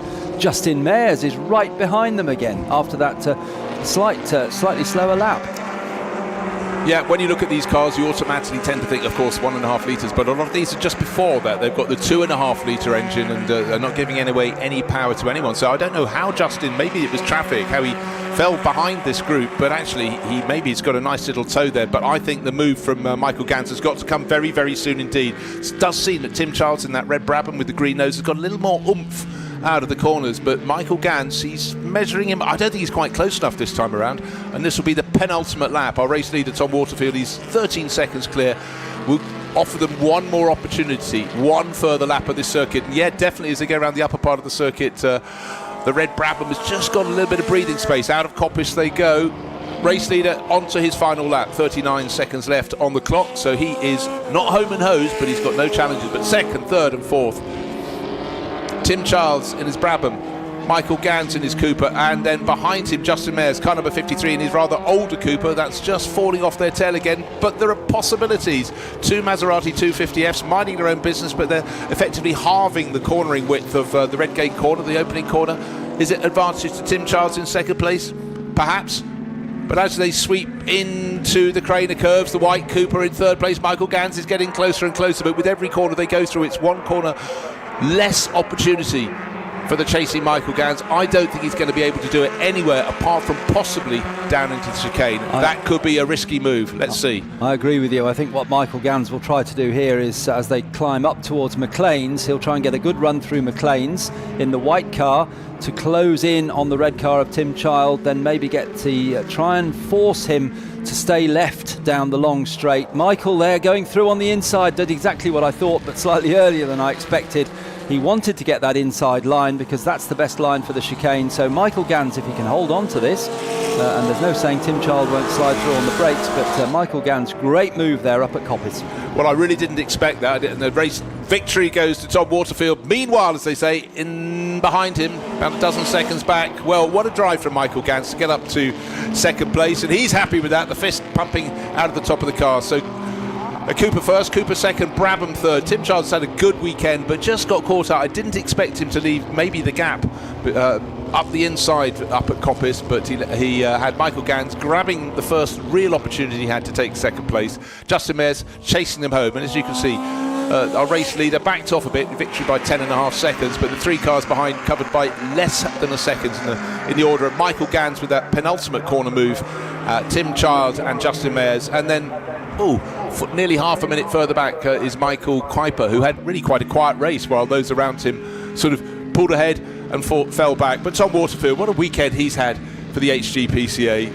Set out, took victory yesterday, took victory today, and he ran off. But just remember, we did lose the challenger. We lost Will Nuttall off his tail, and at times he got to as close as a third of a second down on the race leading and eventually race winning car of Tom Waterfield. So a big shame. Hopefully that's something that is fixable, or is it an entire new engine? But the IN crew will sort that one out. But victory to Tom Waterfield, and thoroughly enjoyable, Alistair. Absolutely, yes. One of the races, it is the race of the day so far anyway, and it was amongst the races of the day yesterday as well. What a cracking battle we've had. Great respect between the drivers. That's always lovely to see. Give each other racing room. And the vote from Ian here in the commentary box is that Michael Gans' move was the move of the weekend so far in terms of an overtaking move. What a great move that was, as Tom Waterfield makes it back to the pit lane. He'll be making his way down to Parc Fermé, and the second, third and fourth place cars all making their way in as well, so it won't be too many minutes before they're all ready for interview down there.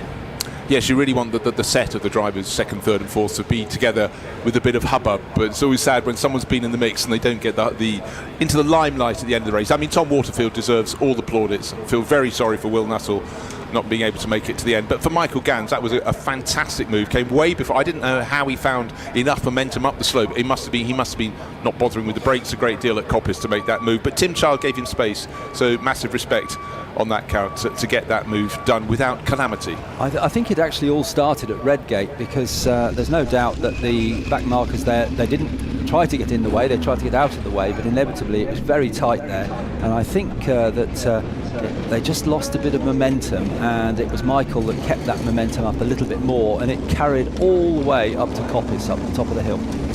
But that always at Coppice, a move there requires bravery, because you really can't see a great deal as suddenly the track kicks up in front of you. But for Tom Waterfield, just the pleasure of driving these cars, that's first and foremost. But he didn't, apart from being challenged for 2/3 of the race, the last third he could relax once Will Nuttall had his problem, but those behind couldn't relax until, what do we have, 2 corners to go, and that was where the move came that Michael Gans moved up into second place. Third place for Tim Childs. Here he is pulling up in his bright red Brabham.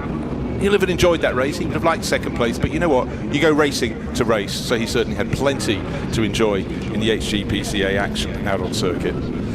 Proudly displaying Graham Hill and Jack Brabham as previous drivers of Tim Child's car.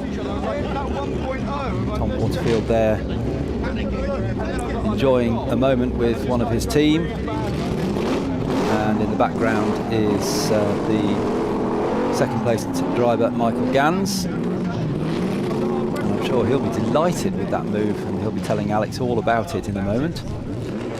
By the way, Rudy Friedrichs went charging up the order, got into the top 10, set the fastest lap of the race, but didn't get to the end of the race. He came back into the pit, so he could have been in this mix as well. We could have had 4 or 5 cars fighting over that second position, but it was still fantastic race action from the HGPCA, which is something you simply come to expect. But let's go down, because Alex Legui has all the drivers who should be in the top 3 positions. She's herding them again. Congratulations. When I grabbed you in the assembly area, you weren't 100% certain how this race was going to go, but it obviously worked in your favour. Yeah, it came out well in the end. Yeah, it was just great. Good start. But I had Will behind me the whole time, and until he stopped. And knowing how good he is, I was like, I can't relax, just got to be neat, no mistakes. And he was just slowly getting there and just going, whoa. Did it feel like the track was clearing at all? Yeah, track felt pretty good. There was the odd bit where you'd just suddenly go, oh, it's massively sideways. But most of the time it was good. Yeah. Good. All right, well done. Well deserved win. Michael. Hello, sir. Good. A nice podium result for you. Very unexpected. I was very uncomfortable in the car yesterday. I completely fluffed the start. I went from, I think, 7th to about 15th. I in great effort, battled way to second. No, sorry, to 7th.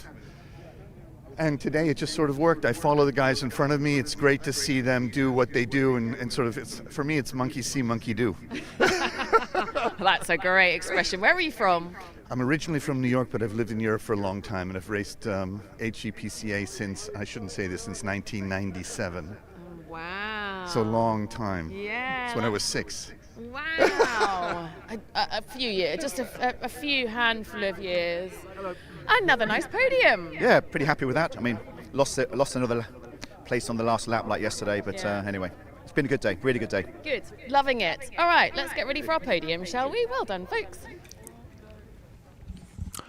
So plenty of happy drivers. Looking back at the start of the HGPCA race for Grand Prix cars from the 50s into the 60s, some even from the 30s in the background shot. Brilliant start from Tom Waterfield in the number 40 Cooper. Had clear line of sight down into the first corner. Had 2 car lengths in behind, chopping and changing. Lots of works Coopers.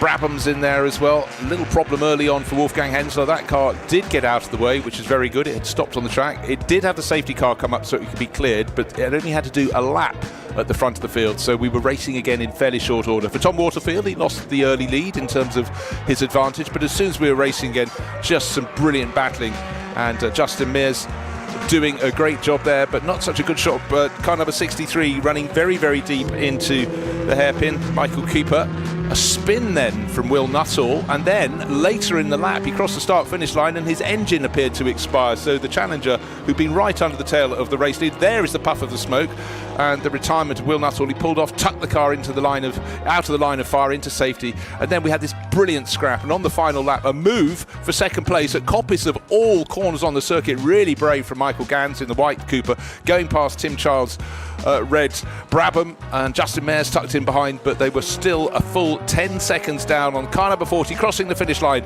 mid blue with that orange stripe, and it's Tom Waterfield. 2 races, 2 wins here at Donington Park.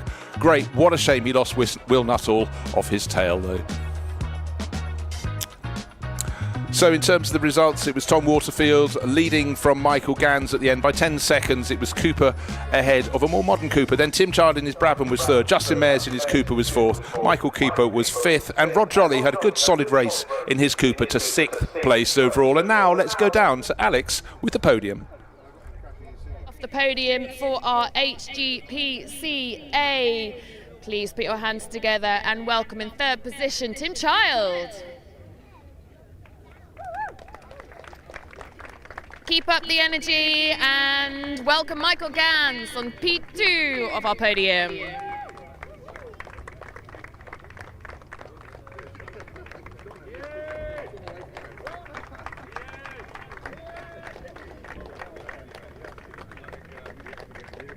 And on the top spot, it's Tom Waterfield. Paul Denman is kindly presenting our trophies. Paul Denman from Trinity Bridge. Very nicely done, folks. Please come together for your official photographs.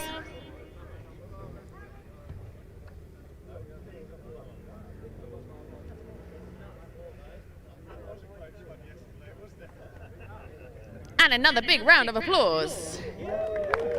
We have a 2nd podium.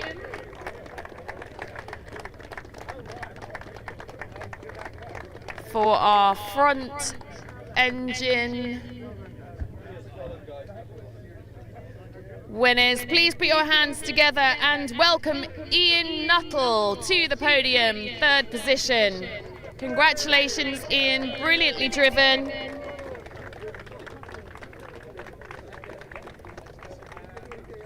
Please welcome Elliot Han, P2. Yeah, you need to do this bit. And a big round of applause and a big whoop whoop please for Richard Wilson, top step for front engine podium of the HGPCA.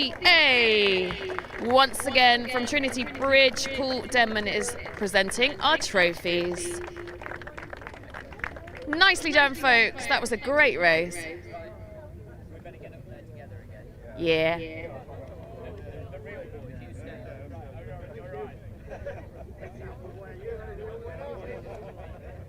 So we've had some big festival, and among them is Tony Jardine, who has just recently launched a very special tour called the Rewind Tour. I'm now down in the MRL Drivers Club with the legend Tony Jardine, who has got something very exciting to talk about. You're laughing. You are a legend, Tony. Tell us about Rewind Tour. Yeah, Rewind Tour Britain is bringing back the magic from the 70s when you had the Avon Tour of Britain, which was racing drivers against rally drivers. And many people might remember James Hunt won the first one in a Camaro. He beat all the rally drivers, and the rally drivers didn't like that. So we've taken that magic and we're bringing it back in the current idiom. Call it Rewind Tour Britain, but it's for cars, classic cars, historic cars, Appendix K, based on production cars. So we want to get Camaros, Sierras, we want to get the Lancia Stratos and the rally guys there.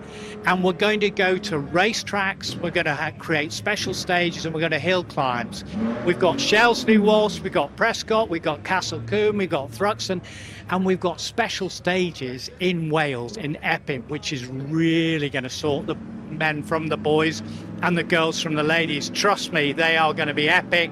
And then we're going to end up at Bowood House, a big estate with a special stage. It's just going to be glorious. Everyone so far has said, we want in, we want to do it.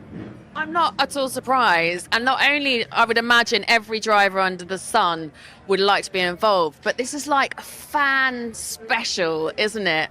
What has the response been like? You launched at the beginning of this year, didn't you? We launched in January at Thruxton, and we've already got nearly 60 expressions of interest. So anybody who is interested, go on to the Motor Racing Legends website, onto Rewind Tour Britain. They can see on there, and they can put their expressions of interest in there. Regulations and entry forms are going to be coming out in the next month. And we expect a lot of rally drivers and racing drivers. I mean, people like Colin Turkington, 4 times touring car champion, David Brabham, Matt Edwards, 3 times British champion. They're all going to do this event, and they want it. I am not at all surprised. I cannot wait. Rewind Tour Britain. It's going to be a good one, isn't it? Thank you, Tony. Best of luck with it. Thank you. If you grew up watching touring cars in the 70s, 80s and 90s, this is your grid. These are the cars that defined an era. Big personalities, big rivalries, and racing that was and still is second to none. Careful, Freddie, you're about to fall over a child. There we are, all good. Yeah, incredible. And these are the cars that made it really, really special. And if you're here in person at any of our MRL events, you can literally get up and touch. You can get that close to them. Anyway, so what do we got here? Old school touring cars, the Nissan Skyline, the Ford Sierra, the Beamers, cars that absolutely defined this era. The BMW, what do we got there? The 2002, one of the cars that helped define early touring car racing. Simple, lightweight, hugely competitive in its day. We've got the Chevys down here. The Ford, come this way, Freddie, because we've got the Ford. There we go. You've got your Ford Escort RS 1800, lightweight, nimble, all about agility. It wasn't actually the most powerful car out on the grid, but on the right circuit it was incredibly effective. And then if we head down here, the Nissan Skyline Godzilla, and we've got Chris Middlehurst, who is not only the owner with he and his dad, he's also the driver. This is then like, what a cool piece of kit this is and was.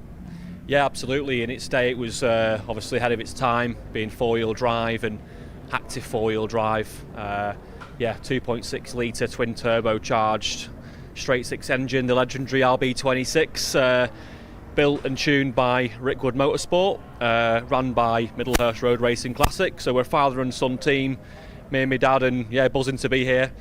We were on pole yesterday, but unfortunately a contact at turn 1 meant we had a DNF. But we'll go again today and go for the win from the back. Which is possible in this, to be fair, isn't it? Absolutely, yeah. We've got around about 700 brake horsepower, so yeah, plenty of power.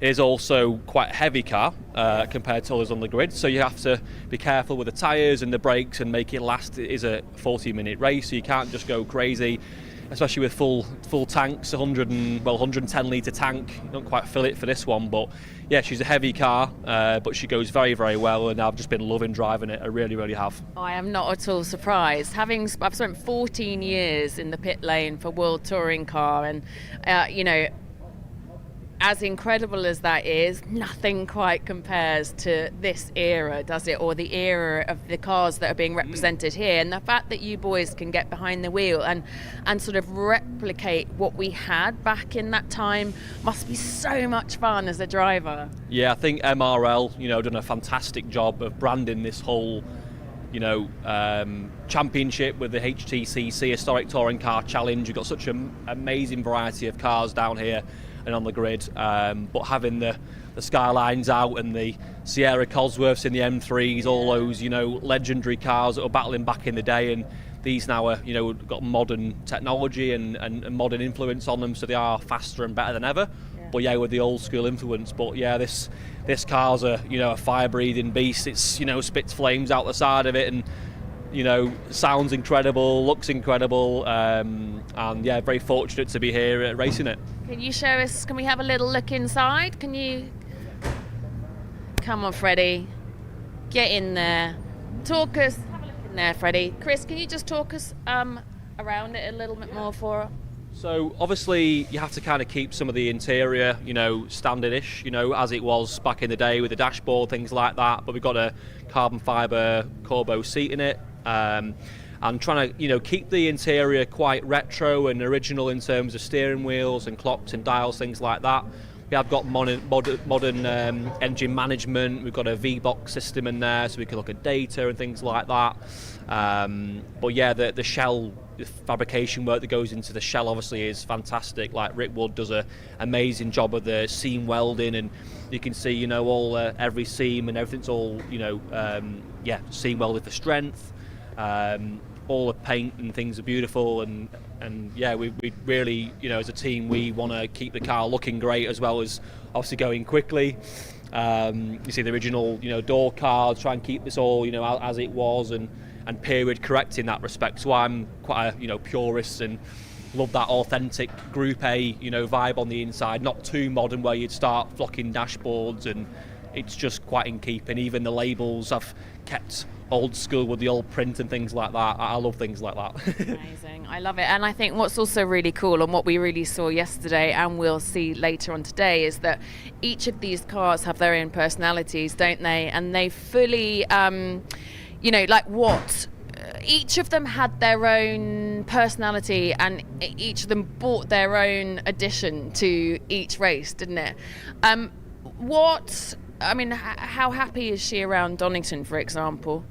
I mean, you know, it is quite a much of a power circuit, so we have got, you know, a bit more horsepower, say, than the RS500, for example, but that car's a bit lighter as well, but yeah, rear wheel drive, and we're four wheel drive, so I think it's quite close between the Cosworths and the Skylines on a one lap basis, but over a race distance they work the rear tyres more, being rear wheel drive, and we're four wheel drive, so we can kind of cruise round and keep that pace a bit easier.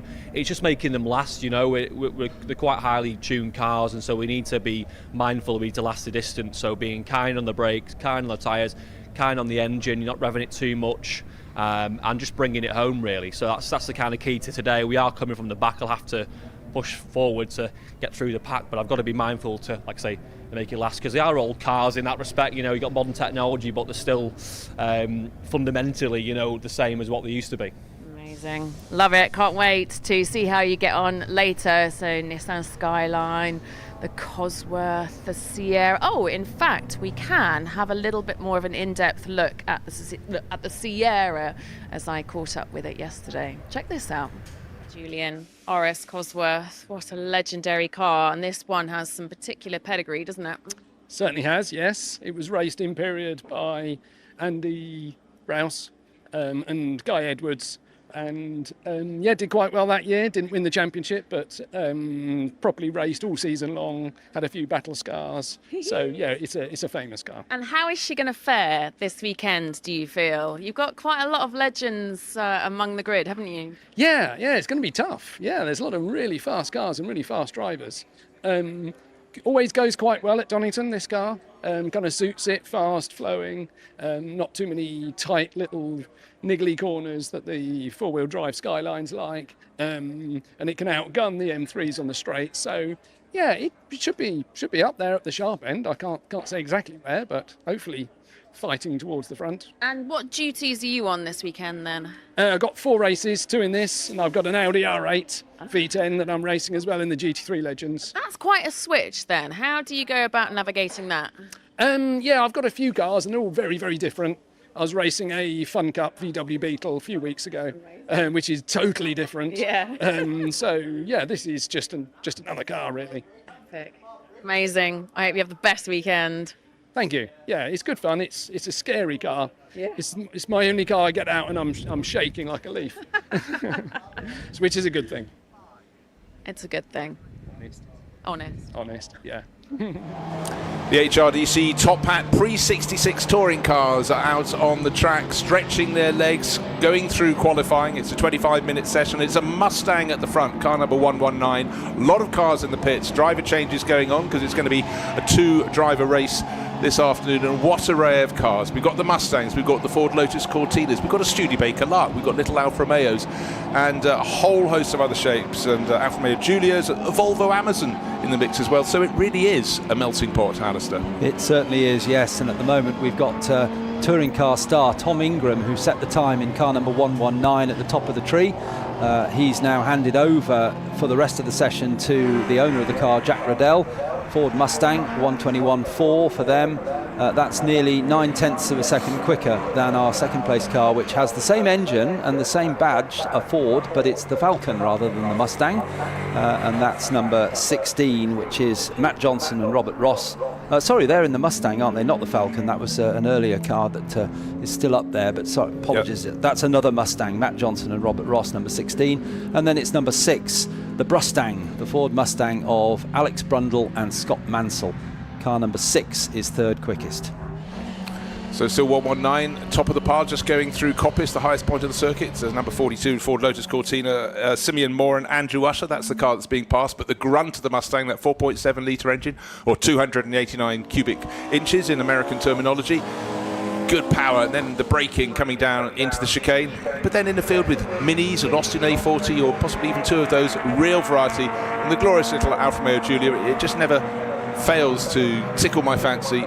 Looks brilliant, but in terms of the ultimate pace, it's going to be one of the cars with the bigger engine. There's a little Austin A40, car number 114, slipping and sliding around the circuit and actually going very well in behind the big Ford Falcon as well. That's a car that you'll find closer to the front of the grid. Not quite yet, though, still finding its form. That's the Clarkson family car of Chris Clarkson, Ford Falcon Sprint. Somebody may have mentioned that the Austin A40 was your school run car when you were at school, Bruce? I think only on about Thursdays. we went into a whole host of other things. And the big Falcon passing the Austin A40, and in fact the Mark 1 Cortina in shot just behind is also, I think, going to get through, or certainly will very shortly get past the Austin A40. Minis, always popular. Minis out there as well, and surprisingly quick, as we see returning to the track, number 49, which is one of our quicker Mustangs. That's Michael Whitaker, car number 49, which is currently lying 6th on our timing screens, but certainly capable of perhaps pushing that car a little bit nearer to the front. So again, what you have with the Mustangs, it's an excess of power over grip, but you know where they handled far better than people expected when they were brought over from the States. They were brought over because they had the grunt, and then they thought, we don't have large-engined British cars racing in saloon cars, bring those over. But it took a while. They sorted them out. They got the braking under control. They worked on the suspension. They became incredibly wieldy after that, and remained ever popular. Of course, it was a brand, a new creation for Ford in the States in the early 60s, led by Lee Iacocca, who was sort of head of marketing, and he really pushed and shoved the big management to go for it, and it was a formula that really worked, because for Americans it was a cheap, locally built car by one of the main manufacturers, General Motors with Chevrolet responded. Unfortunately, the Ford Falcon, we talk of Ford Falcons, and we have one off at the edge of the circuit. And the telltale skid marks in the background of the shot leading up to the impact with the tyre wall suggests a big four-wheel drift to the outside of the circuit. Is that the exit is that Hollywood are we looking at there? Yes, yeah, it is. So out of Redgate, and simply didn't keep turning right enough. That's a very simple explanation of the situation. And up to second, while all that's been going on, has come John Spear's car, but with Nigel Greensall at the wheel, and that's Chris Clarkson is the car that's gone off into the barriers at Hollywood. But the car now into second place with Nigel Greensall at the wheel is car number 179, the blue Mustang. We've got another car stopped now. That's got damaged front right that we can just see in our live stream shot. I wonder whether there's been a coming together there and there's another car involved that we can't see. Well, he's at the foot of the crane and curves, effectively on the exit of the old hairpin and remarkably close to the edge of the track. I'm not entirely sure we may not have a safety car coming out, sitting where it is. The drivers can see it as they come down the hill, but still as they're coming out of the old hairpin, naturally their cars will go to that side of the circuit as they come up the hill. But I think you have applied logic to the meeting of two vehicles. Ford Falcon off the track and the Andrew Usher Simeon Moore car. Let's take a look at how this may have happened. Cortina on the outside, Mustang on the inside. Cortina simply looping out of the old, clipped one of the Alfa Romeos and spun himself around. So there it is. It wasn't the Falcon that was involved, but for the number 42 Lotus Cortina, Simeon Moore, Andrew Usher, contact and red flag. Cars already acknowledging that and reporting to the pit lane. Time left on the clock, 8.5 minutes. Because sitting where it is, half on the track, half off the track on the exit of the old hairpin, Lotus Cortina is not in a position that many people would consider a safe place to leave it.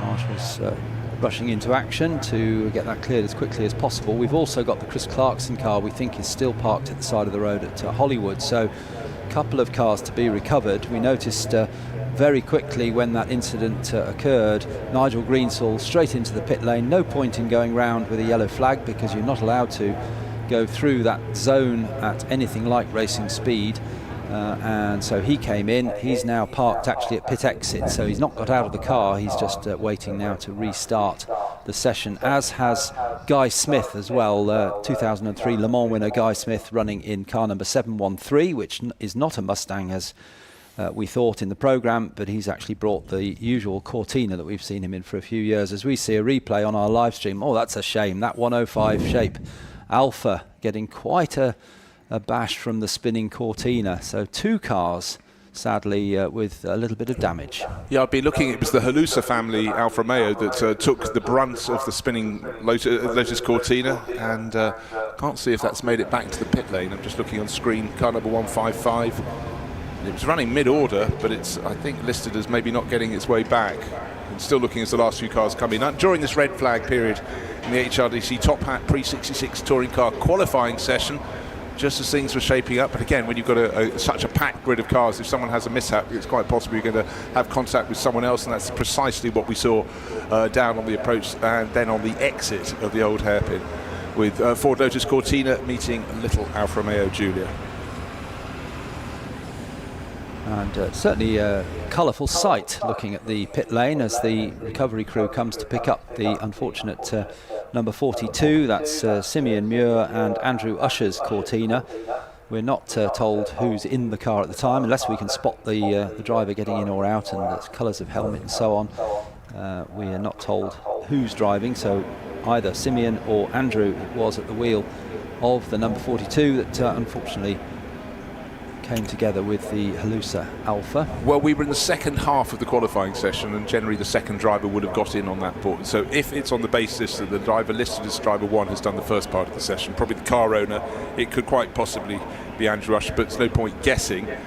But certainly got very busy down at the old hairpin, and when someone goes sideways, suddenly their pace drops off enormously, and if you're on a full racing line, you're still carrying the speed, and sometimes there is nowhere to go. And for the Halusa family, Alfa Romeo Giulia, they were on the outside with their GTA, and unfortunately the Lotus Cortina came towards them, clattered into them in the rotation. Front end damage for Lotus Cortina, and I dare say a bit of a ding in the door of the Alfa Romeo as well. The Ford Falcon is still there. We've got a Mustang also in the gravel. That's at the chicane. At the chicane, so yes. Just out of our sight. There's a building between us and them, and It's a sort of pale, sort of moss green looking car, I think, he says, looking at a black and white monitor. But frustrations down at the old hairpin, still waiting. It is it's a pale green car, sitting in the gravel, driver suitably in the way, so we can't see the door number. I did see it go past. 88, I think that is. Yes. Okay, it's Cristiano Nardoni. That's a shame. I thought that was a very good-looking car. I saw it go past. I thought quite unusual. If you think sort of moss green, not quite Aston Martin green, rather a bit more yellow in the mix there if you're going through the Farrow and Ball paint chart. That's unusual to have three completely separate incidents all at once, and quite how that Nardoni car ended up there we didn't see. But Nardoni racing on his overalls, that gives a bit of a clue.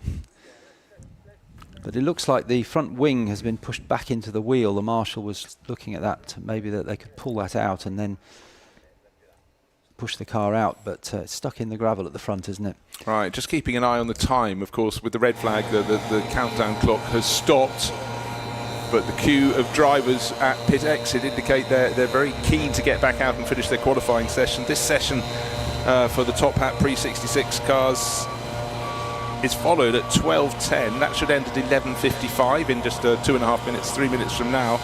And then what follows at 10 minutes past 12 is the Royal Automobile Club Woodcote Trophy and Stirling Moss Trophy, the longest race today, a 1-hour race. There is a lunch break after that, actually, for 45 minutes, but it may well be some of that time is going to be taken up with this. Of course, the time we have to look forward to is the end of the day, not because it's the end of the day, but sometimes you get a curfew, and that's just before 7 o'clock this evening. So the stricken Lotus Cortina is winched up onto the flatbed down at the old hairpin. That needs to be cleared. It is being cleared. The Ford Falcon that went off down the crane of curves, I think, has been moved, and the Mustang is sitting up at the chicane, still in the gravel.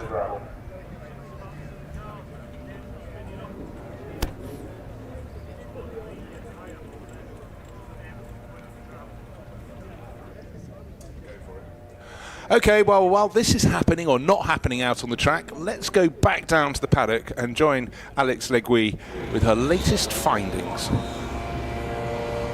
This is one of the standout races of the day. So while we have a red flag, I thought I would take the opportunity to come down here and spend some time in the assembly area, because we've got some serious cars to talk about. So this is the Royal Automobile Club Woodcote Trophy and Stirling Moss Trophy. So this is two eras combined on one paddock. And Freddie, I don't think you can come with me, so just you'll have to just zoom in, because I'm going to come over and have a little chat to our poleman, Gary Pearson, who's actually also in the car with Alex Brundle. Alex Brundle's not here because he's out on track. Gary, let's come over and then have a little chat to you, if that's okay. Right, first of all, can you tell us a little bit more about the Woodcote Trophy and the Stirling Moss Trophy, and how good it is to bring these two eras of cars together? It's great. Yeah, so the Woodcote Trophy is for the slightly earlier cars, up to sort of like 55 really, and the Stirling Moss is for the cars up to 1960-61. So we're in the quicker group here with the Lotus 15. You know, they were competitive against each other in period. Then lucky enough as well to be driving a D-type in the same race. Amazing. I'm starting with this one, and Alex is going to jump in about half distance. And you're going to jump in. Yeah, so Brother John's in the D-type, so we have a quick swap over in that one. That's amazing. So obviously qualifying went well. Tell us a little bit more about this beauty. It's Lister Jaguar, 1958 Lister Jaguar. It's super original car. It's even got its original body, which is pretty unusual for a car of that age. It's just a wonderful thing, and it's lovely here at Donington. It's a proper good circuit for the old cars. What's her history, her accolades? It went to America. It was raced in America, and it was sort of retired from racing pretty early, which is why it's still so original, and it's all got the original bodywork, still got the original paint on the chassis. It's so we've never over restored it. So for that reason, it hasn't got a sterling period competition history, but Dad and I, we've been racing it for, I'm totting up the other day, I think it's about 32 years this year, same car, yeah. Oh, wow. So yeah, it's a wonderful car, it's a big part of the family history for us. So Oh, how lovely. Oh, good. Okay, well, have a great race. Hopefully I'll speak to you on the podium, huh? Let's take the opportunity to come... Jelly, you're up. Come here, because this... So now we are in the Woodcote Trophy category. So tell us a little bit more about this. I'm going to come on this side of you so I can use my right hand. It's a D-type Jaguar, another one of the Halusa collection cars, driven by Lucas. Of which you seem to have quite a few. Yeah, High-Tech Motorsport run a big proportion of the cars. As I said yesterday, this is one of the other cars that Martin and the family own, and it's one of the original lightweight chassis, so it's a beautiful car. It really is. All the licks and shapes, like we don't have anything quite like this these days. No, it's beautifully made. I mean, if you look at the back here, if you just walk round, it's all hand beaten. Can you have a look at this? Can you see the way that it's all been made old school and manipulated with English wheels and guys with tapping hammers? The whole thing is beautiful, and the way everything fits. It's not just, it's not full of filler. It's just beautifully handmade and finished as they were in period by super talented craftsmen, really. Amazing, and driven by, I mean, these cars demand a certain type of driver skill, don't they? Oh yeah, they get out of one single seater, 400 kilos, that does everything you want it to do, and then they get into a much heavier, bigger car on taller tyres, and it's the art of driving, isn't it? And you've got to sit in it and go with it rather than sitting on top of it. And modern motoring has lost a lot of this skill. But if you consider, in period, these guys were at Le Mans with goggles and leather helmets, and they were doing 160, 170 mile an hour down the back straight in the dark with headlights that were not very good.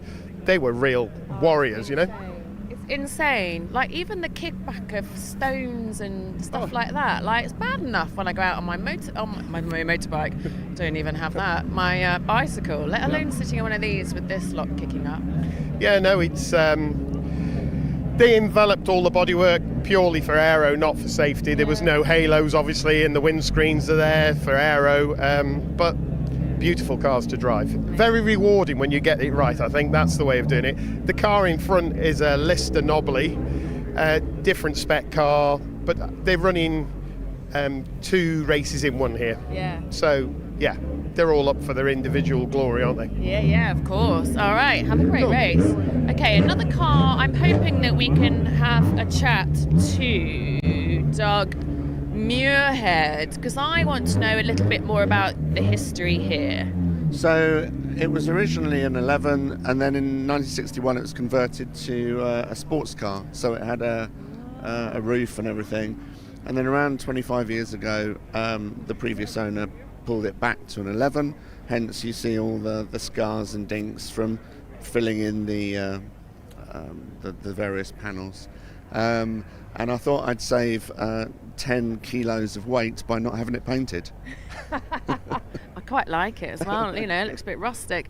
And what is she like to drive? Beautiful. Honestly, the trueness of the steering is quite incredible. If you get a bit of rear slide, just flick of the wrists and she's back in. It's just a wonderful car to drive. Sounds very simple. Well, yeah, I suppose so. I mean, some of these bigger cars take a lot of muscle to get around the track. The little 11s are beautiful. The engineering behind them is incredible. And she weighs about 440 kilos. Oh, my good Lord. She looks like a rocket. Okay, amazing. Doug, have a great race. Let's go... Oh, Duncan's over there. Let's have a little chat to our friend Duncan, the chairman of the Royal Automobile Club. Sorry, Rudy, I'm going to rudely interrupt you and step on your toes. Right, Duncan, tell us a little bit more about what the benefits are of running these two together. What is it that's making this race so special today? Well, you've got the Stirling Moss Trophy and the Royal Automobile Club Woodcote Trophy. Woodcote Trophy is for pre-56 sports cars. Stirling Moss is for the later cars. So in the early 50s, you've still got cars that would have been, so even the D-types would have been driven to Le Mans in period. The later cars, no question, they're much more thoroughbred race cars. Putting them together just makes you've got the volume. You end up with a much bigger grid. You end up with a much more active, lively race and a great spectacle. The cars work very well together on track. But it's and as they would have done in history, the D-types would have been racing against the Lotus 15s and the Cooper Monacos and the Listers by the mid 50s, by the mid late 50s, I should say. So it's history just repeating itself. If you are a spectator and you're new to this era, as I am, who should we be looking out for? Well, that's a good question. We're standing beside John Pearson's D-type. That's definitely a car to watch in the Woodcote Trophy, I would say. And Brother Gary is up the front. If I'm honest, I think anyone here could win this. The Lotus 15s always do very well. We've got a few of them up the front here now because they're much smaller engine than the likes of the Listers and the D-types, but they're much nimbler. So they're much lighter. They're much they can brake much later, and they're much quicker on the twisty bits. But of course, the D-types and the Listers and the likes have got the power down the straights. So I think my money would be on a Lotus 15, but it could be any of them, to be honest. Yesterday, Duncan and I were very privileged. Poor Bruce and Alistair up in commentary thought I was down the pit lane, but I wasn't. I was swanning around with Duncan in the Royal Automobile Club lounge drinking glorious champagne, which is what I have the sense that MRL is all about. I thought that was a secret. I didn't think anyone knew. I think it's very obvious. I got in serious trouble. I was sitting there chatting to you over the champagne thinking, I hope to God my wife doesn't appear. And I thought I got away with it. This morning she said, yes, I snuck in the box and saw you chatting her up, so I thought I'd leave you to it. Well, it's just how it goes. I didn't realise we'd been rumbled. Right, let's, speaking of RML, let's through to our conversation with Sean that I had yesterday to find out a little bit more. We stand in one of the most beautiful, impressive paddocks ever, and I am here with Sean himself, the owner of Motor Racing Legends, who has created this dreamboat of an event and series. Firstly, tell me how this all came about. Duncan Wiltshire's an old friend of mine. I've raced with him for many years, and about 3 years ago I started talking to him about the potential of maybe purchasing the event of the race series from him, and we carried on talking over a period of time, and in the end I convinced him slowly to definitely release the reins over to me, and we did a deal, and Duncan still remains with us now as we continue to grow and build this. Yeah, and growing it is. What is it you think that makes it so special? I think the competitors, the cars, the events that we go to, the tracks, really try to put a lot of emphasis on having fun, enjoying it. The grid is for everybody. It's not just for the guys that want to win. It's for the collectors. It's for the enthusiasts to really come along and enjoy it. We put a lot of emphasis on eligibility, driving standards, having good fun. Yeah. And it's also on the track and off track. So off track we try to put on good hospitality and very warm and welcoming. But then on track it's about having great fun as well, and being correct and driving correctly, but also having great cars as well, and making sure they're period correct as well. Yeah, it's very apparent that authenticity means a lot to you. Yeah, look, we know that with engineering developments, the cars have moved forward slightly. What we want to try and do is, we understand that. We want reliability, we want people to have good fun racing, and for cars to last, a reasonable period of time. But at the end of the day, Red Bull are not calling us. They're certainly not calling me. So we want people to just have great fun. That's the most important thing. They're not calling me either, sadly. You touched on the fact that it's about, it's an event for, a series for the whole family, and that's really apparent for me. But for the viewers out there who may not have ever attended an event, what sort of things can they look forward to if they were to come along? So we give much better access. I think one of the big things we've done is we have tents where we put cars into the tents rather than just an awning or stuck in a garage. We try to give people absolute great access to all of these cars to see all the beautiful shapes and sounds and noises. So we try to give all the spectators a great viewing area. Also, with the guys in hospitality, it's really welcoming for children, for the whole family. Great viewing area for them as well to see trackside viewing, so they can really feel that they're part of the event rather than it's just dad goes off or mum goes off and the rest of the family don't go. This is encouraging, come along for the whole weekend.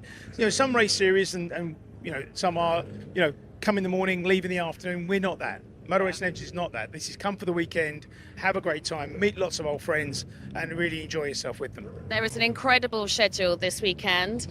What is it that really gets you excited? Which series? For me, the Pall Mall it's great. I'm doing it with my son, and we're driving a little Lotus Elan, and we love sharing with each other. Yeah, that's really nice and really special. It's a mega weekend, and you should really come on down. Thank you. Thank you. Cheers, Alex. So, narrow tyres, no driver aids. As we've seen and heard, the clouds are coming in, and it is starting to if I was a cow, I'd be lying down right now, quite frankly. So that could make this race even more exciting. The drivers here, it's been fascinating to speak to them. It's going to be all about balancing the car, especially through somewhere like the Craner curve. I mean, Donington really suits this kind of machinery. Fast, flowing, it rewards commitment. And if you can get into a rhythm, then these cars will really come alive. The pit stop will be crucial here. Fascinated to hear the likes of Gary Pearson is jumping out of his Jag and jumping into another little further down. But yeah, it'll be very interesting to see the pit stops. We'll make sure that we're there ready to grab drivers as they hop out, seeing how they cope and whether they're still in contention towards the end. It's a very competitive field, very competitive era. It's going to make this race very fascinating. Some of these cars will be much stronger in the straights, some of them will be stronger in the corners, some will come alive much later in the race. It'll be about managing a very long, technically a long endurance race. So it's unlikely to be the fastest car that wins, it's just the one that manages to survive it. Incredible drivers behind the wheels. And there's something really special about seeing cars racing like this. They're not museum pieces, they're actually being used, being driven. We're actually, honestly, if I could emulate or pass through the camera lens of what these cars smell like, then I would. It's really, really impressive. And now you can hear the engines fire up. This era of racing produced some of the most iconic names in motorsport. So let's find out a little bit more about what the Woodcote Trophy and the Sterling Moss is all about. Royal Automobile Club Woodcote Trophy and the Sterling Moss Trophy share the track, bringing early and late 1950s sports cars into one spectacular grid. Named after Woodcote House, the club's Surrey home away from home, the Woodcote Trophy is home to earlier Prix 56 cars, while the Sterling Moss Trophy hosts cars pre-1961. Sterling Moss Trophy is more than a name.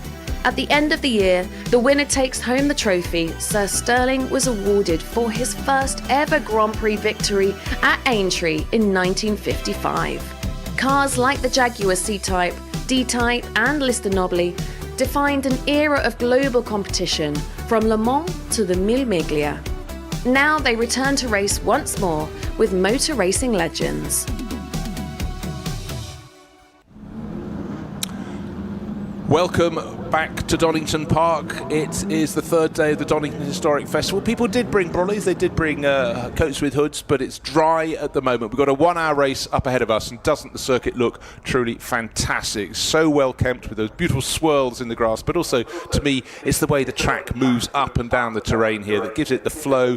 You know, one corner very much leads to another, and you can sometimes start a move at Redgate and bring it to conclusion, maybe even up McLean half a lap later. Side-by-side racing, very much in essence, but just good to see people. Some people have very much got themselves ready for the day with their tents, their awnings, and those who are wise enough to get up to the top of the grandstand there at Hollywood with that wonderful view. They can see the cars going into Redgate, out of that first corner, down the slope, through the Craner curve, then into the old hairpin and all the way up the hill on the far side. So Donington Park always providing a brilliant place to go racing. So many car clubs in the midfield, in the infield, from Aston Martins to TVRs to Volvos in the middle of your shot, in the background Ferraris, Porsches, and the clubs come together and they all then talk about their cars and then get on the banking to look at the racing. We've got a 1 hour race to lead us into the lunch break, and then this afternoon a whole host more. But great to see so many people here enjoying the sounds, and some down in the paddock just taking a look at the car. These are the cars in the assembly area. They're going to come through a gap into the pit lane. And these Prix 56 and 1957 to 61 sports cars are going to show us what they can do in a 1 hour race with a pit stop somewhere in the middle point of the race, Alistair. Yes, and what's nice about this era of cars is if you take the colours off, make them all the same colour, you still know what the car is. They look different. And particularly in the later stages of this period that we're looking at, the Lotus cars starting to come through. Colin Chapman's great designs, wonderful chassis, very lightweight, different engines fitted, but always competitive. And there's a few of those near the front of the field, particularly the Lotus 15. But also the name Lister, perhaps not a name that's familiar these days, but certainly at this period, the Lister company making very, very good cars. Never won Le Mans, but had lots of success in racing around Europe. Car on screen at the moment is all on its own, a Bond bug, not a big collector's club anymore, but cars that were certainly very, very interesting in period, generally in that wonderful orange livery.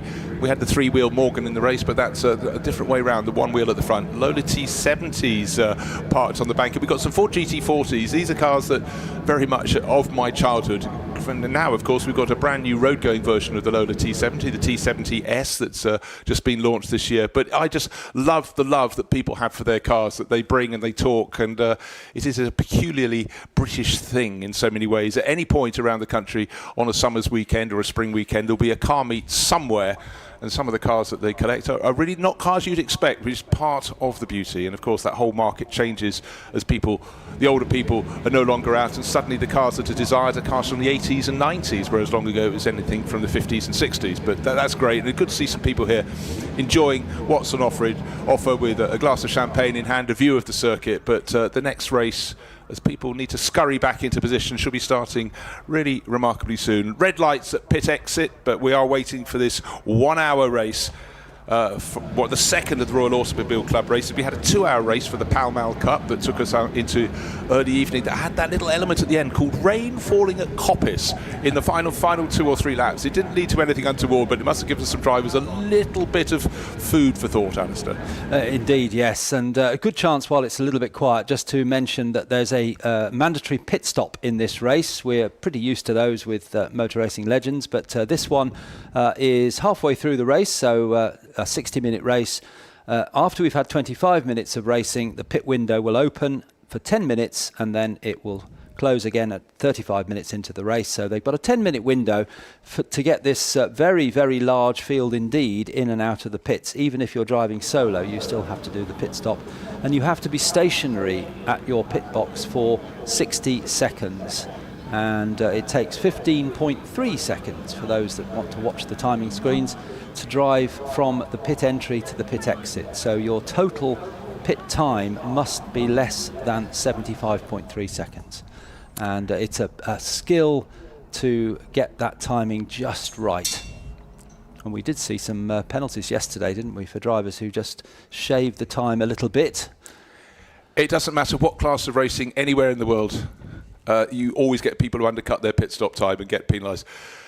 VW camper van absolutely decked out with a mini me on the roof, so to speak. That's actually just opposite our commentary position, just on the exit of the chicane, so people really going the further mile. And then a wonderful array of British sports cars alongside. Austin Healey 100, and then TR4, a Jaguar XK150, perhaps a Lotus Elan Plus 2, etc., etc. A really diverse group of cars. But the first few days of this meeting, you could have been convinced it was summer. Now it feels a bit more back into spring, with people wearing more than one layer of clothing.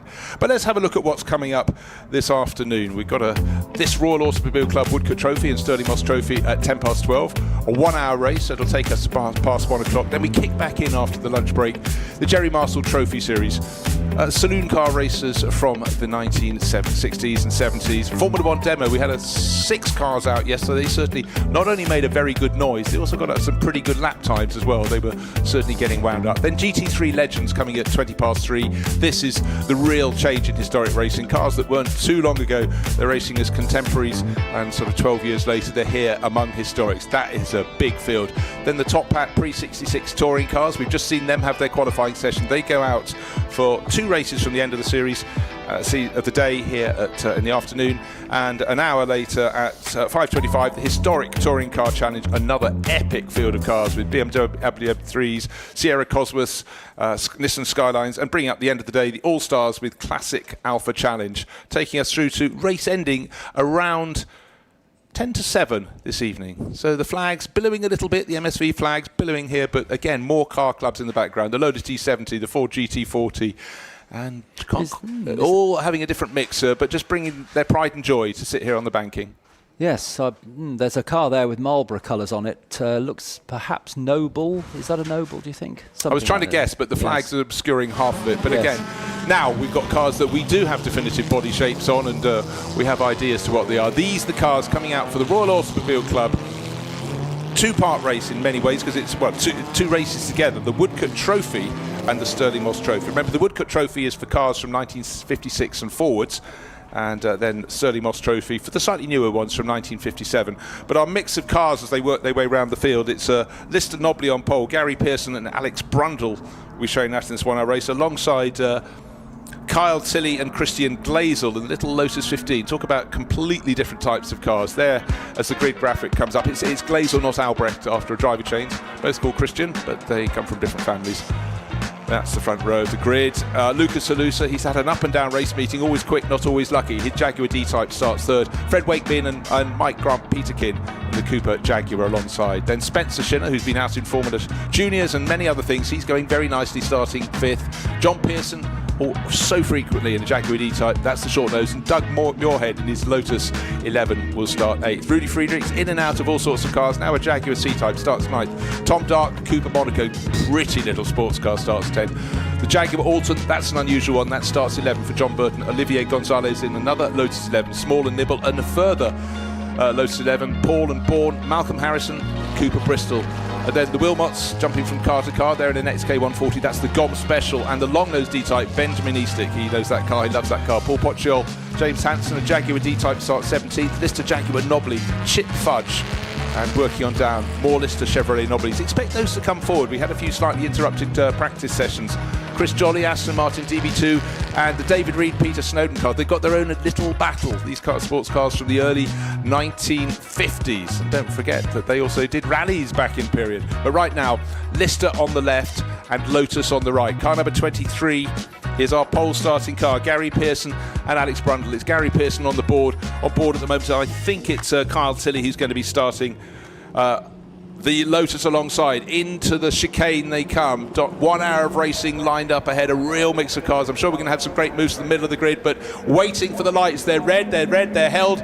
2 by 2 we go, and a long hold, and they flick through, and the Lister's going to have more grunt than the Lotus down the middle of the track. Car number 23 goes on the outside of the track. That's the right-hand side is the Lotus, which is going to try and sweep in, and there's been a bit of about 10th position. I think we very nearly had a bit of tail ending there as the braking happened. I caught out one of the drivers in one of the Lotuses, and of course could brake deeper into the first corner, caught out by something more powerful, heavier, that needed to get the braking done early. But the first 2 cars already making their break, and it looks as though Fred Wakeman, I think, may have moved up from 4th into 3rd. Already those first 2 cars, the Lister and the Lotus, making a tiny bit of a break.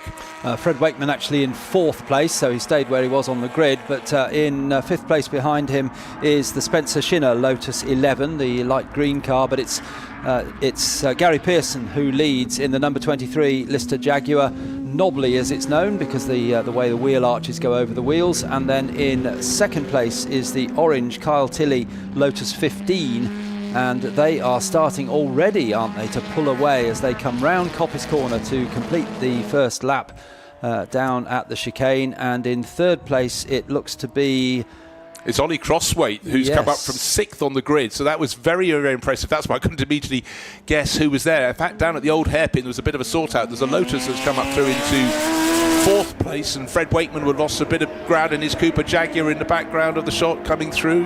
Actually, he's lost 2 places, hasn't he, Fred? Yeah, back to 6th now, and ahead of Fred is Lucas Alusa in the D-Type, and as you say, Ollie Crosswaite in the Cooper Monaco, which is a little bit different to some of these cars. It was starting to go rear-engined, and that Cooper Monaco is indeed rear-engined, whereas the 2 cars ahead, smoke from, and that's second place cars just pulled out of the race. Is it a tyre that's gone on Kyle Tilley's car? It seems to be down on the front left, and there was smoke from the tyres, so wonder whether he's picked up a puncture in the little Lotus 15 number 81. Either way, he's out of the race, which puts Gary Pearson into a comfortable lead now.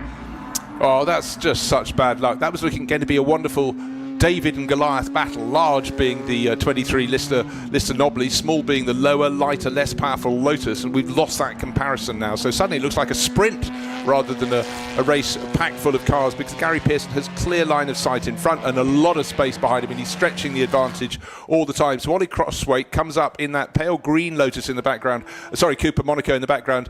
He's got view, he's got space behind him, so suddenly the order has changed comprehensively. But you've got to feel for Era Motorsport with their Lotus just pulling out of the side of the circuit there. Spencer Shinner it is in second place in that much smaller car, but a very effective car from Lotus in second place. Third place is Ollie Crosswaite in his Cooper Monaco, and then closing in, I think, is the number 14 Lucas Alusa short-nose D-Type, as he's coming up to Redgate on the start of the 3rd lap.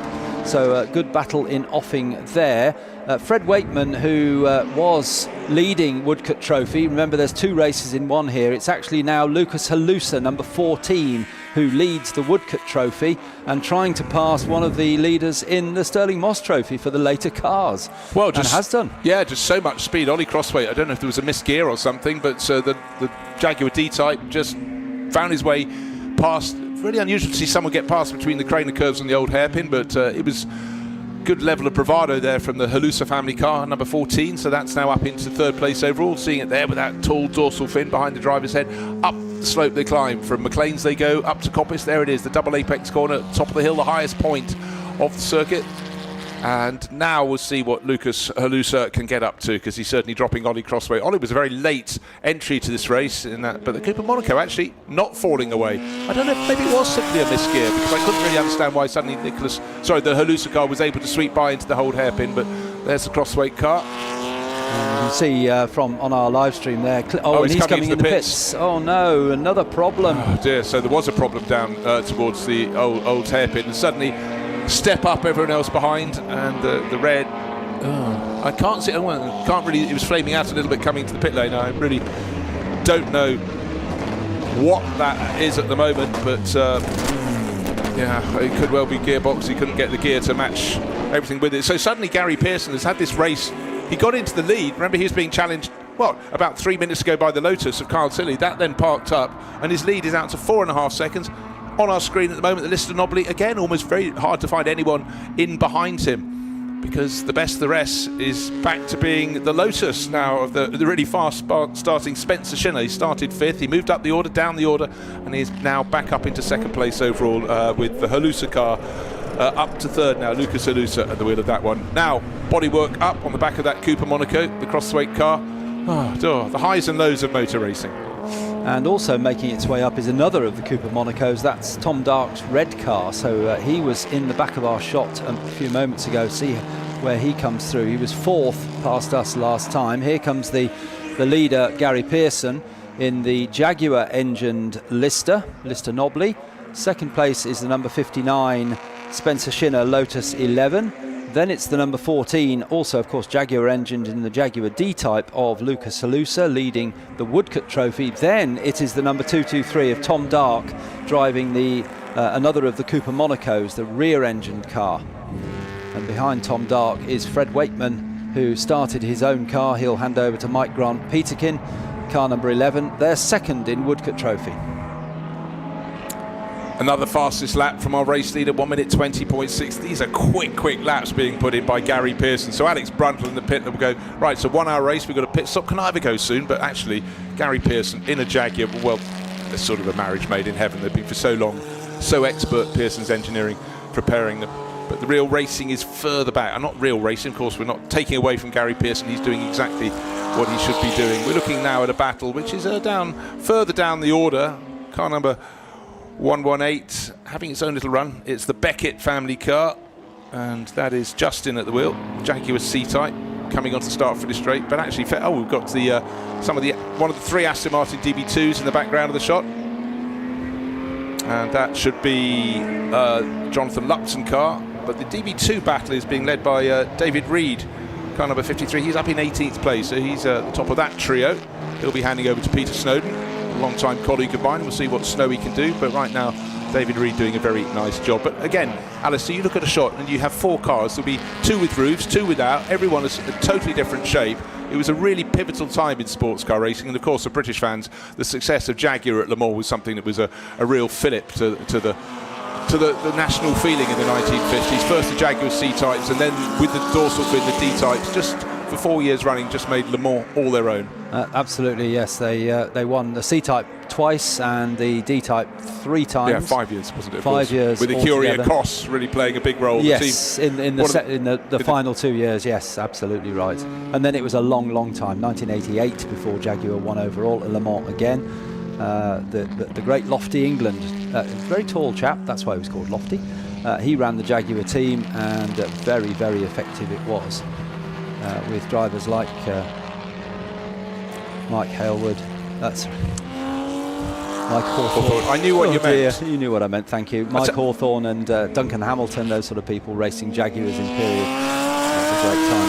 You can tell that was an English nickname. If it was an Australian nickname, Lofty would be for someone very short. They always do things the other way around, which actually makes me smile a lot. So, Rory, we talk about Gary Pearson just building with every lap his advantage, waiting for the second. It's 6.7 seconds now with that pale green Lotus that's 59, Spencer Shinner. He's really enjoying incredible meeting to drive cars of such diversity, like Formula Junior, small, nimble, and suddenly get up and to be running second. But certainly he's got to keep on his toes, because the Halusa number 14 D-Type, the one that just wagged its tail going past the much earlier the Jaguar sports car versus Jaguar racing car, got out of line. But certainly Lucas is finding the flow down the hill to the old hairpin. Rebbe did that really good overtaking manoeuvre, which actually was a great manoeuvre at that very point, the old hairpin, but it was important to problems for Ollie Crossthwaite, because clearly he couldn't change gear. In fact, a problem, one of the DB2 Aston Martins has just come into the pits, so that's a bit early. That might be number 65, the Lupton car. Let's have a little look. That's the green one, so no, is it Chris Jolly's? Well, it might be anyhow, we can't tell at the moment, but Lucas Halusa, there he goes, the D-Type Jaguar up to the high point of the circuit. Then a little bit of a gap. The 2 cars behind are not on the same lap. I think you're right, it was the Lupton DB2 that came in. Yeah, Chris Jolly's still out there, David Reed is still out there, respectively 21st and 18th apiece in their DB2 scrap. What we're looking at on our screen is 2 versions of the Jaguar C-Type. It's the original car was the XK120, then they developed it for racing into the XK120C, which universally became known as the C-Type. So basically the same platform, but when they moved on to the later D-Type, it was a whole new platform, very successful. And then of course we got the E-Type, and much later, more recent past, the F-Type Jaguars. Yeah, that hasn't won Le Mans yet, has it? Back out on track, you mentioned the DB2 coming in, Jonathan Lupton's car, number 65, getting back out onto track again after whatever problem they've sorted out. And that's Chris Jolly's car, isn't it? Yes, it is Chris Jolly in his Aston Martin. When those DB2s and some of the earlier, more road-going cars come past, they're relatively quiet. But when the Lister Chevrolets come past, they certainly have a massive rumble. Here's Spencer Shinner again, picking his way around the track in that little Lotus 11. relatively unusual colour scheme for it there, the pale green with the 2 dark green stripes. Our race leader Gary Pearson, car number 23, the Lister Nobly, coming down the start finish straight. He was 6.7 seconds clear last time. He's got a bit of traffic up ahead. Looking in the background, the pale green car that's running second just off the top of the shop there. So it looks like it's holding station or thereabouts. Actually, that said, another second and a bit gained by our race leader. The gap between first and second now 8 seconds. Further 5 seconds back to the D-type, number 14 of Lucas Halusa. Gary Pearson there just raising his left hand to say thank you to the Austin Healey that just moved over slightly to allow him to pass uninterrupted in the lead.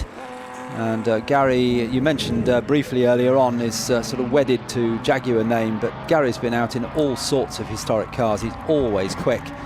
He was out a couple of years ago in a Ferrari 512, and you'd think, that's interesting. But he was quick in that as well, and I think if he still owns it, he's got one of the 88 to 90 Jaguars that won Le Mans in his workshop, as we see a problem for number 10, Ollie Crosthwaite.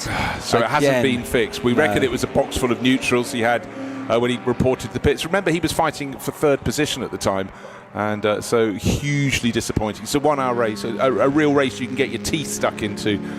But alas, maybe the gearbox is locked in, the teeth of the gearbox are not actually meshing in the way that they would have wanted. So, further advantage for the race leader, Gary Pearson. Lucas Halusa, the better of the Jaguar D-types. Look at car number 9, also a Jaguar D-type. That's Ben Eastick's car. That started around about 12th position, I think it was, on the grid. And at the moment, Ben is 12th. In 12th position, there it is. I looked above, I looked below, and so it was a pretty good guess. It was there or thereabouts. Number 11 is the Fred Wakeman-driven Cooper Jaguar. Last weekend competing at Monaco. Couldn't be a more different circuit to rush up here and get out onto the more wide-open sweeps and flow of the Donington Park circuit. So he's running in 5th place overall. He's just 2 and a bit seconds behind Tom Dark, who's running in the bright red and yellow Cooper Monaco, car number 223. And a driver who's usually somewhere near the sharp end, started last on the grid, was Andrew Guy Smith, number 22, in his Cooper Monaco. But just been pointed out to me, he's coming up the timing screens rather quickly. He's now up to 8th place. And he's only, well, he and Doug Muirhead are battling with Gary Pearson's brother John, who's out in the family D-type. And John is lying in 6th place, but it's a line of 3 cars battling for that position. So a good start from Andrew Guy Smith in another of the Cooper Monacos. Now we've got the safety car going out onto the track. Wave yellow flags in the start finish straight. I'm looking around. We thought there might be a little flurry of rain at the far side of the circuit from our vantage point. I can't tell you what or where or how. Looks like there's a car off on the inside at, is that McLean's, or no, I'm looking at a marker board. So the safety car going around, the Hyundai safety car is going to try and pick up the race leader. Just remember the advantage that Gary Pearson had in the number 23 Lister Nobly was 9.4 seconds over the Spencer Shinner Lotus, which in turn had 9 seconds over Lucas Halusa. This will all close up, of course. There may be a car off at the exit of the Craner Curves, maybe the exit of Hollywood. I can't quite tell on a closed circuit TV as we have a look, but a lot of people, some people deciding to report into the pit lane. The safety car out on track, wave yellow flags on the start finish straight, nothing in sight from our commentary position, but what will happen is some people are coming in. The pit window is not open, unless I'm mistaken. Hold on, how far into the race are we? No, 45 minutes still remain, but 4 cars have come in, but they're just driving through the pit lane, in one end, out the other. Yeah, it's not quite sure why they're doing. One driver actually stopping at his pit box. Is that number 25? Yes, Jan Dobber in the Fraser Nash stopping, but quite why they came. Well, I didn't see any instruction when they came out of the final corner, the chicane. Nope. The safety car is up at Coppice, coming down the exhibition straight. The leader's here at the timing line. Okay, so this is going to take a bit of sorting out. And when you get the safety car, oh dear, it looks like it's over and out for car number 20, which is Rudy Friedrichs. He's had such a great meeting, already a winner today, a winner yesterday, but not looking happy with something with his Jaguar C-Type. You may try. So only one of the cars that peeled in the pits has remained. The others have come in and gone out. I don't know if they just misunderstood a message. Right, the safety car comes onto the start-finish straight, and the car in second place in the race is the one behind. But unfortunately, Gary Pearson, our race leader, has eluded the safety car. So this is going to take a bit of sorting. And between Spencer Shinner, who's first in line, we've got the David Reed, Peter Snowden maroon car known as Maureen. I'll explain that reason later, or perhaps not. Third in the line is Lucas Halusa in his D-Type, and he is third in the race, third in the line of cars. But our race leader is probably, because he can't overtake anyone, going to be coming round and joining at the back of the pack. And look out for car number 23. It's the Lister Nobley, waiting for him to come round. So this is a situation that is difficult indeed. There'll be some much slower cars in front of his. He's just going to have to wait. They need to try and catch up the train of cars behind the safety car, but number 23, our Lister Jaguar, still not coming out of the chicane as the safety car is down through the crater curves, probably at the old hairpin now. And Gary Pearson only just coming out of Coppice. He's on the exhibition straight, so he's the last car in the queue, I think. And there yes, there he must remain, of course. Yes. So down the start-finish train. Once upon a time he was leading the race. Now he is still leading the race, but he's at the back of the pack because the safety car unfortunately didn't quite manage to catch him, and just managed to get out in time to catch Spencer. There's Spencer Shinner, the car number 59. And we are getting little reports of a little flurry of rain at Coppice. It seems it's something that is organised by the Royal Automobile Club, because they popped it out there with 2 or 3 laps to go in the Pall Mall Cup last night. So don't know if someone is off at Coppice. Maybe they got caught out by the early flurries of rain, but certainly a few cars that came in through the pits then have been a little bit caught out. Rudy Friedrichs we saw come into the pits, park up, get out, so we know he's out of the race. But the safety car leading round. We're getting up to the 1/3 distance point in this race in the next couple of minutes, and when you're running behind the safety car, one lap is more than a couple of minutes, so we will be at the 1/3 distance point. Can't yet see what needs to be rescued and from where. Car number 23, there is our race leader. Instead of being at the front of the queue, he is at the back, so he has gained, in effect, 3/4 of a lap, I would suggest. I can see that car you referred to a while ago by the barriers, but I don't think that's actually causing a problem. There's nobody working on it, so I think they're happy with it there. So why are we under safety car? Right, now what's happened is our safety car is no longer at the front of the queue. It's dropping back, letting the entire field coming through. So Spencer Shinner's job, he was the car immediately behind. He was second before the stoppage. He has to get going and try and come the whole way around the field. And actually, with the field as large as it is, so many cars have to pass down the start-finish straight. Our safety car is waiting to pick up car 23. Background of your shot, Gary Pearson will know what to do. Just ahead of him, all the other cars have to go past the safety car. That's the wave by, and Gary Pearson, as they go down at a really abated pace to Redgate, the first corner of the lap, he tucks into the position, and then the rest will have to come round. So that means even if the situation is being cleared up that led to the safety car, we have to get the pack of cars all the way round onto Gary's tail. He will lose that 9-second advantage. This car, the pale green and darker green striped Lotus, Spencer Shinner, he's got to scurry around as fast as he can. And once he and all the rest of the field have joined up line astern behind Gary Pearson, only then can we start to get the signal for the race to go back green again. So there we will have the line of cars. Nobody else can do any overtaking, so Spencer Shinner will come around and get second in line behind Gary Pearson. Lister ahead of Lotus, and the best of the Aston Martin DB2s, David Reed on board.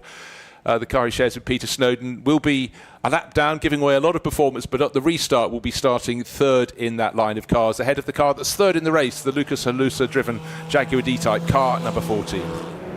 And as we get the second placed car across the line, Spencer Shinner, I can see on our fixed cameras that Gary Pearson and the safety car have just gone through the old hairpin, so it's still half a lap that they've got to catch. But of course the train of cars is going much faster than the safety car and Gary Pearson, which has slowed almost to a crawl now. Must be quite difficult for Gary to keep the car going without stalling it, because racing cars aren't designed to go quite so slowly, but he has all the experience. He'll just be in fact just glancing in his mirror there, Gary Pearson, just thinking, when are they going to catch me up? Shouldn't be too long.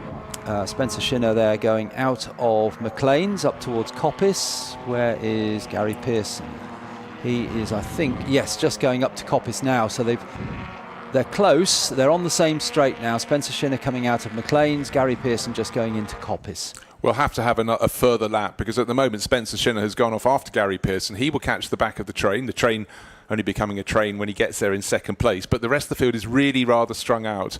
And the trouble is, of course, the car in third in line is the Aston Martin DB2, the dark red one, the maroon car, and that is not going to be as quick as those two ahead. But as long as now they've slowed right down, it should be able to catch up, because the fourth car in this train will be there it is in the background, there's Maureen, is the D-type Jaguar in the background. That's the car that's third overall. First, second, a lap down the Aston Martin DB2, and third is car number 14. So it's Lister, Lotus and Jaguar in those top three positions in the race. But the lights are still flashing on the roof of the safety car. Decision is taken to go one further lap behind the safety car at the least. But at least in the background of the shot, still the waved yellow flags up at Coppice, but we can see the bulk of the field is now line astern, which is where they needed to be. And that's going to bring us up pretty close towards the point at which they can swing open the window for the pits. What have you got down as the pit window time on this one, Alistair? 25 minutes in, so that's 35 minutes to go for 10 minutes until 25 minutes to go. So at the end of this next lap, we could have people diving in. 3 minutes, pit window will open, that's right. It's certainly the choice usually of the clerk of the course to not have half a pit window during a safety car, if you know what I mean, because it gives some cars a huge advantage. If they've passed the pit entry, they're at a disadvantage. It's much preferred to have it all under green, and I think that's maybe what they're aiming for, isn't it, to get these cars going next time around, which is about when the pit window will open, perhaps just a little bit after the leaders have passed the line. Yeah, I think it could actually fall into place nicely. I think it was really close, the safety car peeling in last time around, but because the field had been strung out and because they had to chase around to catch up, once the number 23 race leader, the Lister of Gary Pearson, had been picked up by the safety car, it's only fair to let the others get back in on the mix. And you do feel once they're released, actually Gary Pearson might be just looking at the clock. There must be so many messages being put out on pit board saying, next time, come in, come in. Alex Brand will be jumping up and down saying, yeah, come in, because I want to take over the race leading Lister. And we will wait and see if that is indeed going to happen this time around. Maybe one further lap, but I do expect, well, the lights as they exit Coppice are still going on the roof bar. Oh, and out they go. Okay, there's the signal. So we will rejoin racing, and nobody can lead number 23 Lister over the line. No overtaking. Into the final corner they go. The Hyundai safety car will peel into the pit lane, and then racing will resume. Gary Pearson will floor the throttle, and they haven't got by in time for the pit window to open, so it will have to be at the end of the next lap. Anyhow, the Aston Martin keeps out the way. Lucas Alusa makes a dive down towards Redgate, so the first three cars now in the first three positions. Fourth car is the red and yellow striped Cooper Monaco in the middle of your shot there, just about to turn and going ahead of the second of the Aston Martin DB2s, which is just Chris Jolly's car. But already Gary Pearson stretching his legs. Spencer Shinner giving chase in that green Lotus, and in the background of the shot, down through the Craner curves, the D-type of Lucas Alusa. They are the class acts in this field, and for Tom Dark to stay close to them, he's got a bit of overtaking to do past some cars that he's already lapped at this point in the race. And Spencer Shinner giving away more CCs than the average modern family car, in fact quite a lot more. It's 2.3 litres smaller, so 3.8 for Gary Pearson and 1.5 for Spencer Shinner. We're still trying to get to the foot of what caused the safety car period. Oh, unfortunately we have a spinner, and that's Jaguar C-Type 118, which is Justin Beckett's car. But it looks like he's had a spin and maybe possibly kissed the oh dear, the grass is still wet. Maybe there is a bit more rain than we thought. We heard it was up at Coppice, but it may be lower down the hill at the far side of the track as well. But at the end of the first flying lap after the safety car restart, 1.5 second gain by Spencer Shinner. Sorry, Gary Pearson over Spencer Shinner. Lucas Alusa has lost another 2.5 laps. Pit window, of course, is now open. We've just got but it wasn't when the race leaders came round. Again, it was always going to be quite close. But right now, it just makes sense for the start drivers to have a few more laps to settle. Those further back in the pack, of course, the pit window was open by the time they came round, by the time they were able to dive in. So they'll have an empty pit lane for the start of their pit stop. And Alistair, can we reiterate what exactly it is in terms of how much time they need to be at a standstill? Yes, the cars must remain stationary for 1 minute, plus the 15.3 seconds it takes to drive in and drive out of the pit lane. So we're looking for times less than 75.3 seconds. And I haven't got them in front of me, but we've got these elite driver compensation times as well. I'm not sure there are any in this race, but I'd rather not talk about that because it's just way too confusing. Way too confusing, but I'll just throw in one. The Gary Pearson, Alex Brundle race leading cars got an extra 30 seconds at a standstill. So we'll put that one in. Yes. And the cars chasing do not have that same degree. Spencer Shinner, who's driving solo in the Lotus that's in second place, does not have any time penalties. So for Gary Pearson, those laps behind the safety car would have been a curse. Yes. He wanted to build that advantage. It was around 10 seconds. He could have stretched it maybe 15 and then try and claw back another 15 in the second half of the race. But in he comes, car number 23 into the pit lane. That's the Lister, that's Lister Jaguar Nobly coming in behind a sister Lister. And Alex Brundle with the Brundle Junior helmet, white, the blue and the red, a sort of echo of Father Martin's helmet, can be seen just moving to the door. Out gets Gary Pearson, in lowers himself. One of the modern drivers who's just absolutely lapping up everything he can do with historic racing. And he's racing a Mustang here, he's racing the Lister. Oh dearie me, there must be a bit more rain than we thought, because around goes Lucas Halusa. Remember, he was third. Still third. Can he get it back on the circuit? Yes, he can. He's just had Tom Dark sweep past. In fact, he's lost 3 places in the blink of an eye. But when you go in the gravel, you never know if you're going to get the traction to get out. So that's a little element that's given another twist in this race. And how did it happen? Let's take a look at the replay. All on his own, pitching it into the old hairpin.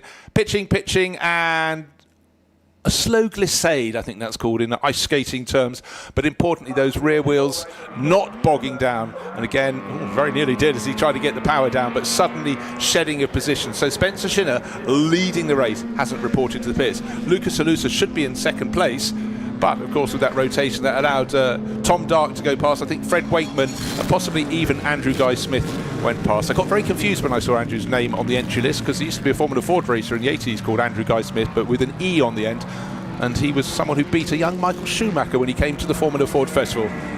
I'm pointing out he possibly did it in period as well. But right, driver change, a minute stationary. It does look as though you've got time for the paint to dry, but Alex Brundle has to sit there. But it's a minute and a half for him. Let's just point that one out, because if it was just a minute, he'd be underway. But the extra penalty for the driver rankings mean that Spencer Shinner, here he is, hasn't had a pit stop in that pale green Lotus, but when he does, he will be stationary for a minute. He will gain 30 seconds. So expect him after the pit stops to come out ahead of Gary Pearson, Alex Brundle's Lister, but then expect that one to fight all the way back. Half an hour and a little bit of small change to go in this race.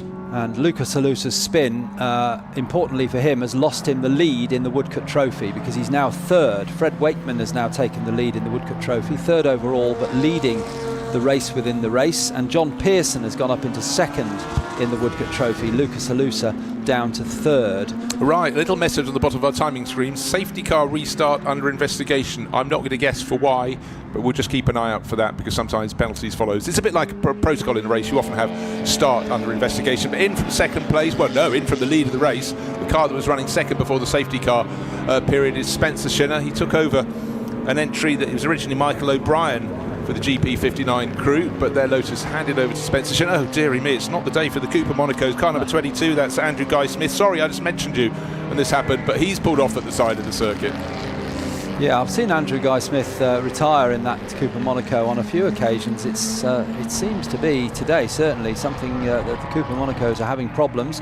Tom Dark's example is still in third place overall, although he's behind at the moment the Woodcut Trophy leader Fred Wakeman, who will be handing over to Mike Grant Peterkin, and Lucas Halusa recovering one place. He's up to fourth. He's passed John Pearson after that spin down at the old hairpin. Spencer Shinner into the pit lane, so he's not changing drivers. Doesn't have to get out of the car, chooses not to. Quite comfortable in there, but still has to stop for the 1 minute regulatory stop. You see the team there just checking. Not much of the wheel that you can see. Typical Colin Chapman design. Everything's fared in. They can just get to the tyre pressures. That's what's happening there. They're just adjusting tyre pressures on the number 59 Lotus 11. And away goes Spencer Shinner. So we'll have the shuffling of the pack, but Spencer Shinner should be in the lead of the race when he comes back out. Fred Wakeman, of course, pressing on, car number 11. That hasn't made a pit stop. In fact, that goes into the lead of the race and into the pits. Oh dear, little Fraser Nash has had a moment. HBC1, will that it's actually gone into the very trough, I think. No, it's further up the hill. Sorry, it's actually on the entry to exit of Redgate, but he got into the gravel and got out again. I thought it was where we'd seen Lucas Olusa go off. It wasn't. It was effectively part way around the first corner. When you get things wrong in Redgate, there's an awful lot of grapple up ahead of you, and you know you're going to end up in it. But he's kept it going, kept it out. But Spencer Shinner, there's often an advantage if you did the first part of the race to do the second part too, particularly if there's been a slightly greasy surface, as apparently there was up at Woodcote. A little flurry of very light rain. So at least Spencer will know what to do. For all the others drivers who are changing, when they get up there on their first lap out of the pits, they might just not have enough warning as to what's there. Their teammate might have got out and said a little bit slippery up top, but yeah, but how slippery is a little slippery? One of the best looking cars in the race in my eyes, this Jaguar Alton, dark red, number 15. Just it's incredibly short of nose and abbreviated of tail, but it just looks so purposeful. In the 1950s, you know, elegance was very much something that could still go hand in hand with racing car design. It's more of a chisel nose than the Jaguar that it's based on. Alex Brundle has just whacked in the fastest lap of the race. First driver under 1:20. That was his first flying lap of the pits, so I think you can say that Alex is at one with the car. That's important because the gap, the margin that the Lotus we're looking at now, Spencer Shinner has over the chasing Alex Brundle car, that's the important thing, because he's got to get probably 15 seconds clear, because Alex is going to be chipping away. Just remember, Gary Pearson came in from the lead. He'd had his first lead taken away, and then sideways a little bit more, adjust it. So it does go to show, pressing on in that Lotus, Spencer Shinner's going to see where he can go. But in the first part of the race, the Lister Jaguar was faster. It had its lead compressed, basically taken away by the safety car having to come out at the front of the field.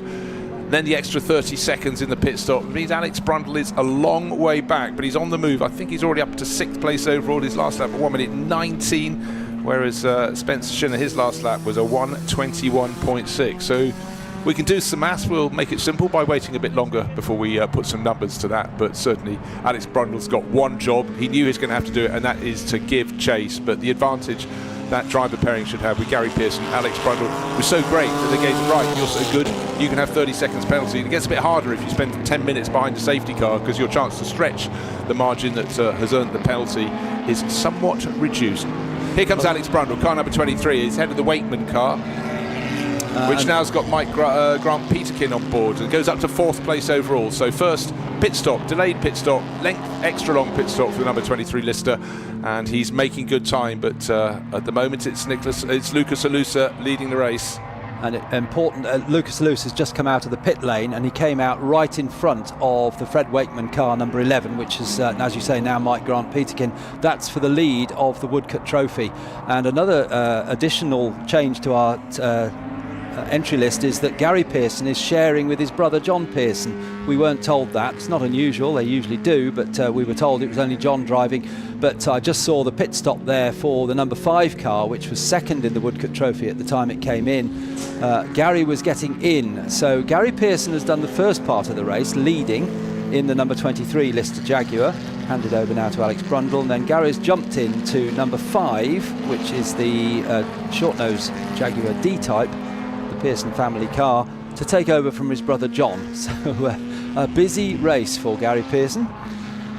Yeah, certainly as a commentator in historic racing, you do need to bring a full pencil case of tools to take down all the changes. But just checking lap time, fastest lap of the race, 1:19.3 seconds by Alex Brundle. The next lap he did 1:19.8, and the next lap 1:20.1, up into 2nd place. So he's quickly moved ahead of the Lusa's car. And just also remember, the Lusa D-Type lost time when it was sitting in the gravel down at the old hairpin, managed to get it back in, is resting in 3rd place, and at the moment lap pace. I know it goes up and down in traffic, but it's about a 3-second margin per lap, and it's down to next to nothing. It was 1.8 seconds on the start-finish line. We're looking at our race leader, but he is very much the hunted, and the hunter is there. Car 23, Alex Brundle, head bobbing around as he accelerates hard out of the old hairpin. And again, we talked about the differential in shape and size of these cars, but really the main issue is the 2.3 litre difference in terms of their engine capacity. The Lotus, very much small and nimble at night, and Gary Pearson handed over a car to Alex Brundle that's got a lot more grunt. The Lister still in second place, but maybe even accelerating down from Coppice can make a move and dive up into the inside at the chicane to go back into the lead of the race. It's going to happen even halfway down the exhibition straight. No contest. So Alex Brundle takes the lead in the number 23 Lister Jaguar from Spencer Shinner, who's driving solo in the Lotus 11. Just lost the lead there. They're both racing in the Sterling Moss Trophy for the later cars. And in third place, we haven't had confirmation of this across the line yet, but yes, we can see it in front of us. Lucas Halusa comes through after his pit stop. Third place overall, actually not that far behind the leaders, considering I appreciate that Pearson and Brundle have had an extra 30 seconds in the pit lane, but Lucas Halusa's been into the gravel, back out again, and he's still third, leading Woodcote Trophy, and only 7 seconds down on Spencer Shinner. Wow, if you'd said don't look at the timing screen and guess how far you are behind. Now we got some, oh, dearie me.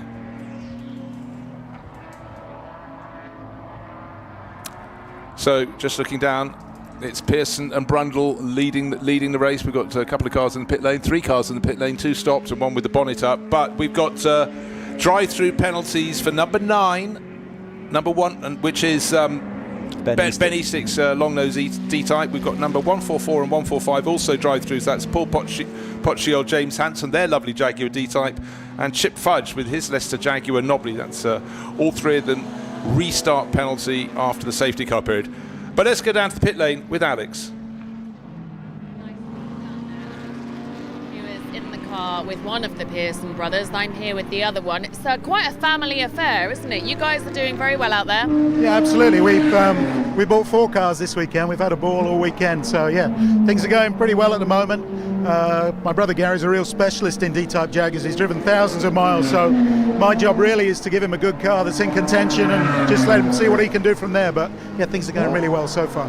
What's the circuit like out in that first stint? It feels like, well, we sort of had a bit of smattering of rain, didn't we, at one point? Did it affect it massively or not? Not really. Donington's Donington. It's a beautiful circuit for historic racing cars. It's fast and it's flowing and it's perfect for our old cars. I mean, the little wisp of rain makes no difference at all. It's just, yeah, it's been fabulous. It was fabulous here last night. I had a ball last night. So, yeah, I'd just like to thank Sean Lynn and his MRL team for doing such an amazing job putting on a fantastic festival. Thank you very much. Yeah, you drivers seem to be really enjoying it. And obviously, when you get out of any of these cars that we're seeing over this weekend, there's a lot of very beaming faces. But as you alluded to there, it's not just about the behind the wheel action, is it? There's so much on for you guys and for the spectators. What I've been really pleased to see is the number of families that are here as well, not just the car clubs and things, and it's not just about us die-hard racers. It seems to have brought a big crowd in with a lot of families, and that can only be good for our sport. So yeah, good job. Really nice. Good. Well, I'm sure you need to go and see how your car is getting on. Off you go. Thank you. Thank you very much, Alex Legui. Just directing operations in the pit lane there, pushing drivers where they need to go. But lovely thoughts there from John Pearson about what is developing in front of us and the array of cars that are here at the Donington Historic Festival. And I did like his point about seeing loads of families together, because a lot of us start with a first visit to a race circuit and who knows where that's going to take you. But right now out on the track, well, it moved. It was inevitable. We saw the move for the lead per the Pearson Brundle Lister Jaguar. There it is, car number 23, and since then Spencer Shinner has not been able to keep up. No surprise there. We've got a car trickling into the pits in the background of your shot there. That is not a car with a great deal of motive power. 87 it is, which is Mark and Simon Ashworth's Lotus 11. That's as you say, not no engine running there. It's just rolling into the pit lane, but thankfully it's made its way into the pit, so no interruption on track.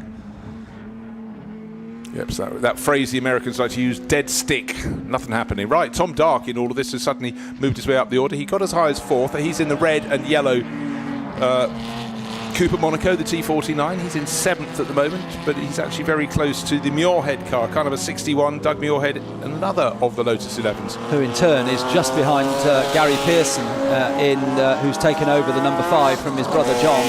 And that's just ahead of them on track, although it is 3rd in the Woodcote Trophy. The other 2 cars actually not in the Woodcote, they're in the Stirling Moss Trophy. Yeah, so the Stirling Moss is the newer cars, but that was the battle for 5th, 6th and 7th, and so it's reported to the pit lane. Sadly, I think their race is run, and we're just past the 2/3 distance marker in the Royal Automobile Club. Let's just go through the Woodcote Trophy and the Stirling Moss Trophy. The Woodcote Trophy is for the cars up to 1956. And up to 1961 is what we get in the later grouping. And the best of the Woodcote Trophy cars, as you pointed out, is number 14. Number 11, just going through our shot, number 14 is Lucas Alusa with the Jaguar D-Type. There he is. And the Fred Wakeman Mike Grant Peterkin car is about 3 seconds behind in 4th place overall. That's the very elegant, very smooth car just coming into the background of a shot, which is it's the Cooper T38 with the Jaguar engine. Here's the car that's leading the Woodcote Trophy. But, of course, with his little spin into the gravel down at the old hairpin would be further clear. But, in fact, looking at the assembled and combined lap times that Lucas Alusa is doing, he should be considerably further clear because he's been super consistent. Number 2, another of the Lister Nobblies. This one's a little bit further down the order in 8th place overall. It's the Hudson and Morley car. That's Richard Hudson and Stuart Morley. And, unfortunately, Spencer Shinner has just lost 2nd place because as he coasts across the line and then suddenly gets some power all over again, past goes Lucas Alusa into 2nd place, and Fred Wakeman, Mike Grant Peterkin's car is also going to get by into 3rd place just before Redgate, but there was silence as Spencer Shinner came out with clutching around for gears and finding none until he literally, having left the chicane, hooked it up as he got onto the start-finish line, but that's about 100 metres.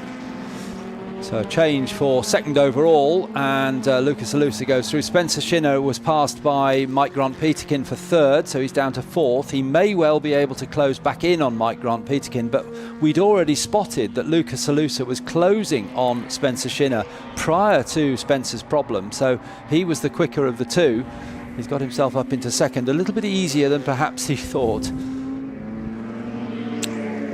There is the car nicknamed Maureen. Someone asked me yesterday why this DB2, David Reed's car, is called Maureen, and apparently someone said, oh, these cars need a nickname, and they suggested one they thought was a female name from the 1950s, and Maureen stuck thereafter. Right, the Lotus is coming back. So Mike Grant Peterkin on the right-hand side of your shot in the number 11, which is the Cooper Jaguar, doesn't have the answer to the speed of the recovering Lotus. The Lotus 11, Spencer Shinner into the chicane, out of the chicane. This is the point where he had no drive last lap. This time he does. Cooper Jaguar has more grunts. You'd expect a much larger engine, but at least Spencer Shinner is back in the fight. He'll lose out on the run to Redgate, but he'll be later on the brakes, so he'll just put his nose in front exactly as he manages to do. So he's holding on to 3rd place, but it really is up the chart, down the chart. And remember, he fleetingly led the race when Gary Pearson dived into the pits when the pit window opened, but he came in. He didn't have 30 seconds extra to stand still. That meant he came back into the lead of the race, but then Alex Brundle took over from Gary Pearson, has chipped away, taking the lead, and is now best part of 20 seconds clear of Lucas Alusa's rather older Woodcote Trophy class Jaguar D-Type. And I think the only remaining Cooper Monaco in the race, the red one with the yellow stripe, it's not dark coloured, so perhaps it's more reliable. Tom Dark, number 223, was closing on Gary Pearson, number 5, last time around. We'll wait to see when they come through whether Tom Dark's managed to move up a place. As the leader, Gary Pearson's other car, Alex Brundle now driving, goes through to complete another lap, number 23. Leading the Stirling Moss Trophy, leading overall, and since Alex has got on board, he's really just driven away from everybody else. Through goes Lucas Alusa in 2nd place. Right, the Cooper Monaco you were talking about, you came out with a very interesting theory there. It's 223. It's more mechanically reliable. It's just getting out of our shot because it's a lighter colour. Is this a sort of little bit of witchcraftery? Well, it has actually passed the Gary Pearson D-Type, so as I thought on that lap around the back of the circuit, this red Cooper Monaco Looking rather strange in red. It sort of accentuates the treatment at the back of the car, which looks quite wide but very effective, with the engine in the back there. And there behind is the dark green D-type Jaguar of Gary Pearson, who is coming down into the old hairpin, but looks like Tom Dart's got the better of him, so he's up to 5th place.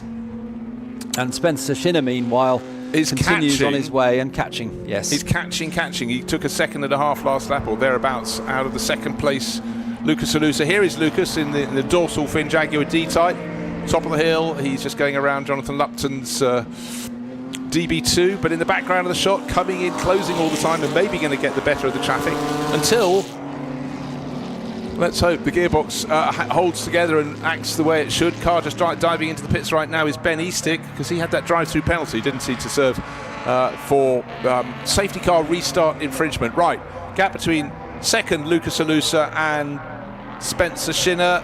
It's come down a little bit, but actually, yeah, it's 22. No, he's catching him, but Spencer Shinner has got to find a little bit more. He's under 3 seconds down. I think traffic could play, but I think in that Lotus, once you get it in your mind that you may just not have the right gear at a certain point, it does really focus the mind. It will be quite exhausting, but sweeping down through the Craner curves, that pale green Lotus going very, very nicely in Spencer Shinner's hand. He's had a phenomenal meeting here at the Donington Historic Festival, and one of the things that really strikes me is the fact that quite a few drivers like Spencer jump from one car to another that really is from chalk to cheese, and yet they still manage to deliver, which is a real feather in their cap. Lucas Alusa as spectacular as ever in that gorgeous D-type. That dorsal fin, as you describe it, just sets off the lines of that car.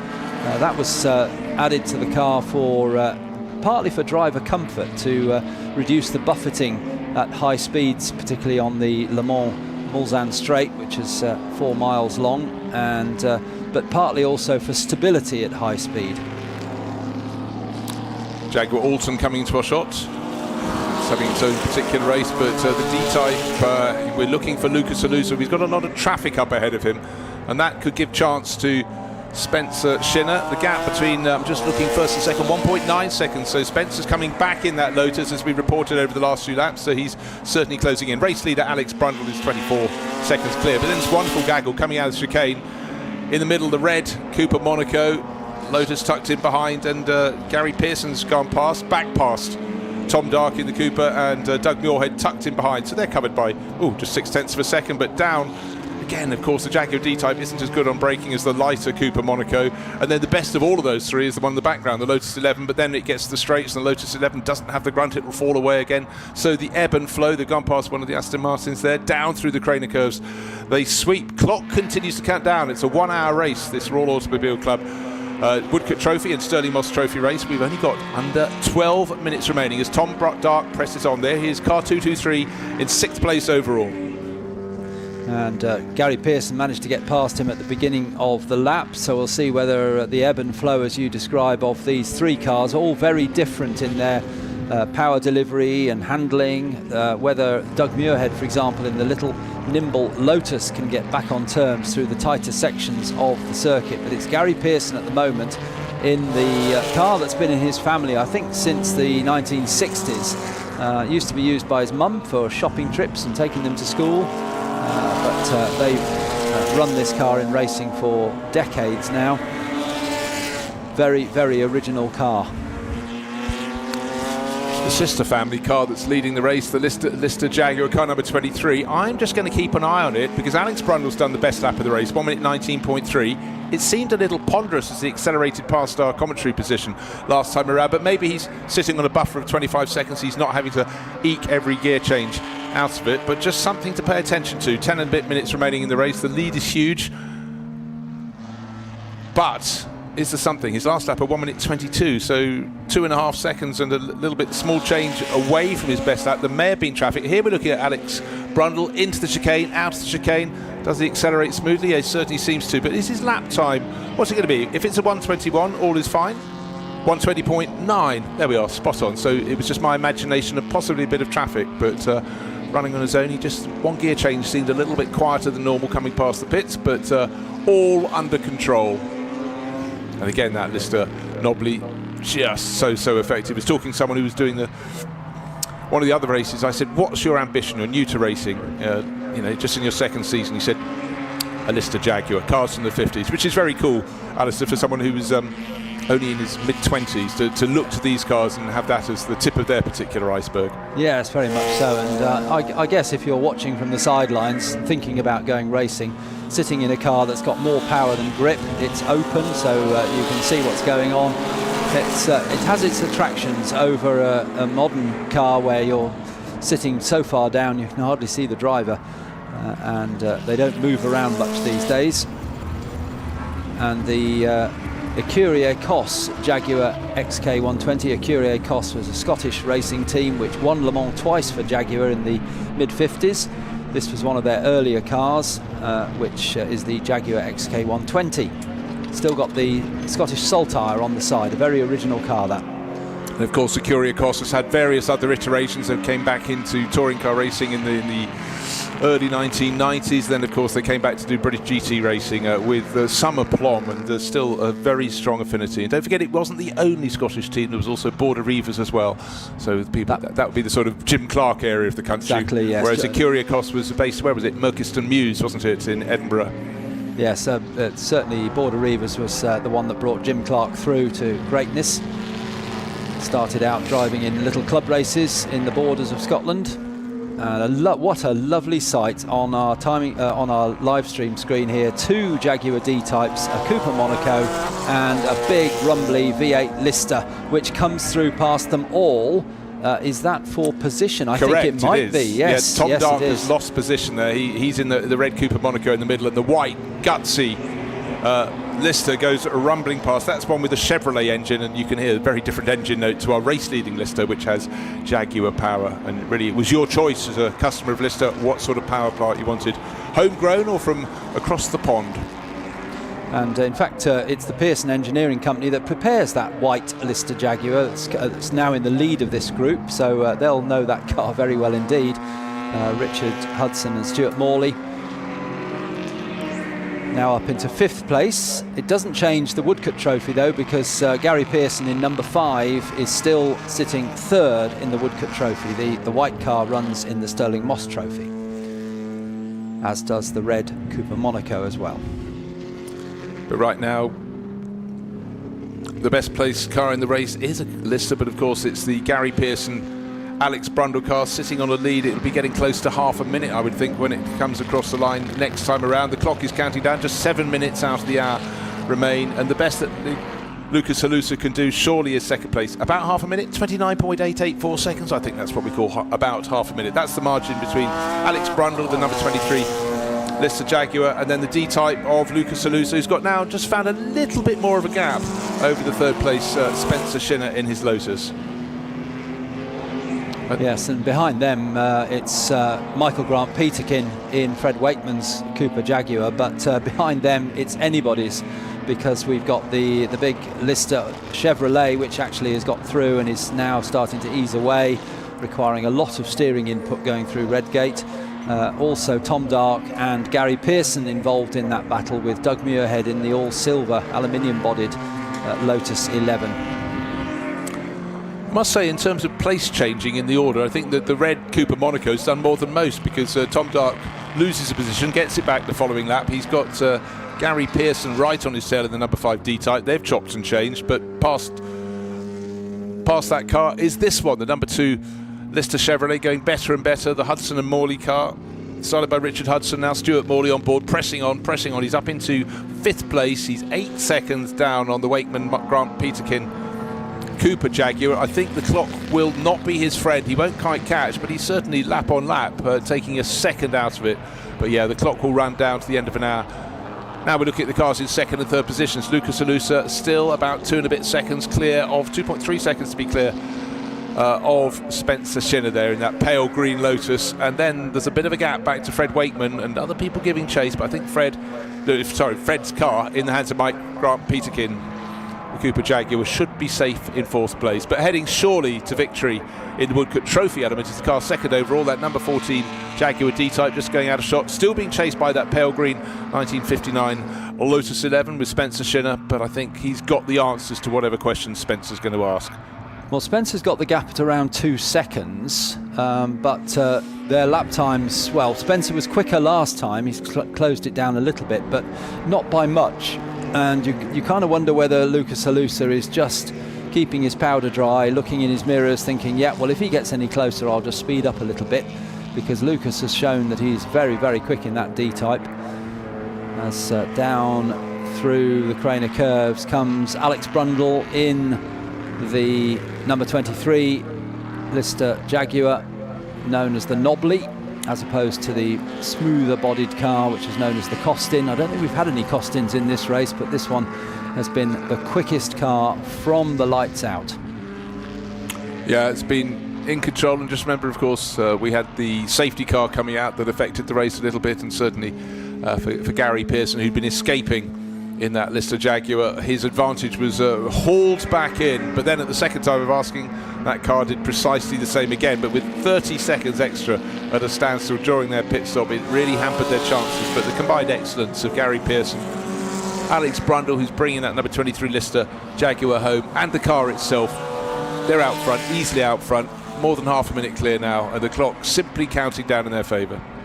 And in fact, Spencer Shinner has done another faster lap, and he's got the gap well below 2 seconds now, about 1 second and 3/4 on Lucas Halusa. Although Halusa may feel that, I don't think he'll want to give up second overall, but he is leading Woodcote Trophy and under no pressure at all from Mike Grant Peterkin. But he will want to finish in second place, I'm sure. But Spencer Shinner, having got past that little moment where it would appear he lost his gears, but since then had no problems at all, as we look at the very, very pretty shape of the Jaguar D-Type. And you can see in the background the light green car of Spencer Shinner, which is chasing him for second overall. Spencer looking down into the cockpit there. Now, what's there that he would be looking at?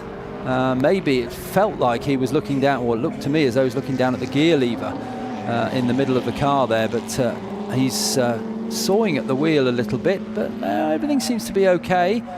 But what was it? 1.5 now, so Spencer Shinner is still closing in, but I get the feeling, Bruce, that everything is not as well as it could be in that Lotus. No, definitely. It's intermittent. Oh, bit of a mistake from Lucas Halusa. Wanted to turn into the old hairpin, didn't want to. That'll give a bit of encouragement to Spencer Shinner, just coming into shot now. But in fact, I think at the bottom part of the hill, Spencer's actually appears to have fallen away a little bit. Oh dear!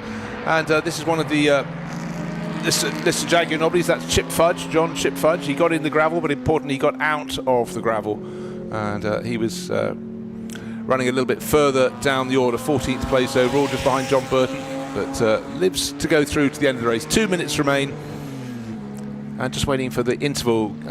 Gary Pearson's car with Alex Brundle at the wheel is pulling ever further clear. It was more than half a minute clear of that battle for second place, and has Lucas Halusa blotted his copybook with that little skid down at and run wide down at the old hairpin, waiting for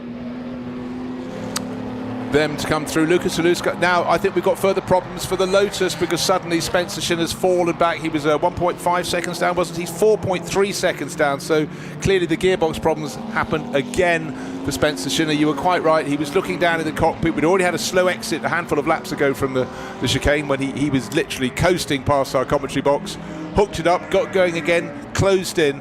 But right now it is closing in on the end of an hour for the Royal Automobile Club Woodcote Trophy and Stirling Moss Trophy races, both combined. Woodcote Trophy race for those from 1956 and earlier, and the younger cars from 57 on in the Stirling Moss Trophy element. But Gary Pearson started the race, Alex Brundle is going to finish it, and it will surely be victory for them. But another lap to come. Here's the number 23, the car leading this race, the Lister Jaguar, down into the first corner, down into Redgate, goes past one of the other D-types. That is car number 9, Benjamin Eastick's car. He keeps out of the way. And I'm sure that Alex Brundle and, of course, Gary Pearson, it won't have past their attention that what they're actually racing for is it's known as the Stirling Moss Trophy. Well, what it is Stirling Moss's first Grand Prix winning trophy, which was the 1955 Grand Prix at Aintree. That's what they're racing for. Stirling Moss donated it to the series many years ago, and that's the prize that they receive. So it's quite something for particularly somebody like Alex, who is steeped in motorsport history. Yeah, he's the third generation racer, because his grandfather John used to do lots of auto tests and things based up in where sort of Lincolnshire meets Norfolk, lots of road rallies. And obviously Martin, what an illustrious career he had. And Martin's brother, uncle Robin, who used to race regularly as well in racing on the tracks, but also in autocross as well. I remember seeing the Martin and Robin Brundle car out on an autocross. Turn right, turn left, get onto the start, finish straight, plant the throttle. That's exactly what Alex Brundle's going to do. So Gary Pearson will be delighted. Another win in the bag, and as a pairing, they're becoming very, very effective. Victory by, it'll be north of half a minute. Alex Brundle could back off on that final lap. In fact, he could have backed off a while earlier. And the fact they took in a 30-second time penalty in their pit stop and still managed to come out on front, that is their advantage in the Lister Jaguar. It looks so second place will certainly now go with just a run down to the chicane and then a blast onto the start finish straight to the D-Type Jaguar, which will win the Woodcote Trophy for the earlier cars, and that is car number 14, driven beautifully by Lucas Halusa. One little slip up, but he recovered from the gravel down at the old hairpin, and he's put this one in the bag. And of course the chasing Spencer Shinner had a real problem last time, and he's kept it coming, and now he finishes in third place. So ifs and buts and maybes, but he did fall away by about 4 seconds in the last 2 laps.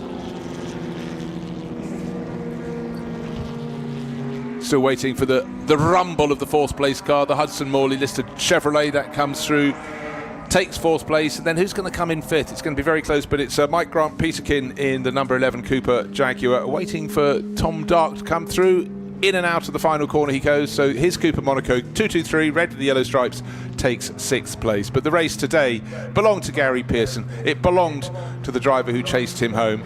That was Alex Brundle, and the number 40 D-Type, second overall for Lucas Halusa, and also winner of the Woodcote Trophy race as well, the class for the older cars, 56 and earlier. So lots of class reckonings up and down the order, but no doubting from the very early stages of the race who was going to come out on top, which car it was going to be. The Lister Nobly that started on pole position. Gary Pearson first, Alex Brundle second. Job well and truly done. And eventually their winning margin, pretty much 38 seconds over the older Jaguar D-Type of Lucas Halusa, and third place to the Lotus of Spencer Shinner. So after an hour of racing, a flurry of rain, a little period behind the safety car, driver changes, few penalties, but it didn't affect the front-running cars. Gear change problems, it seemed to be an issue.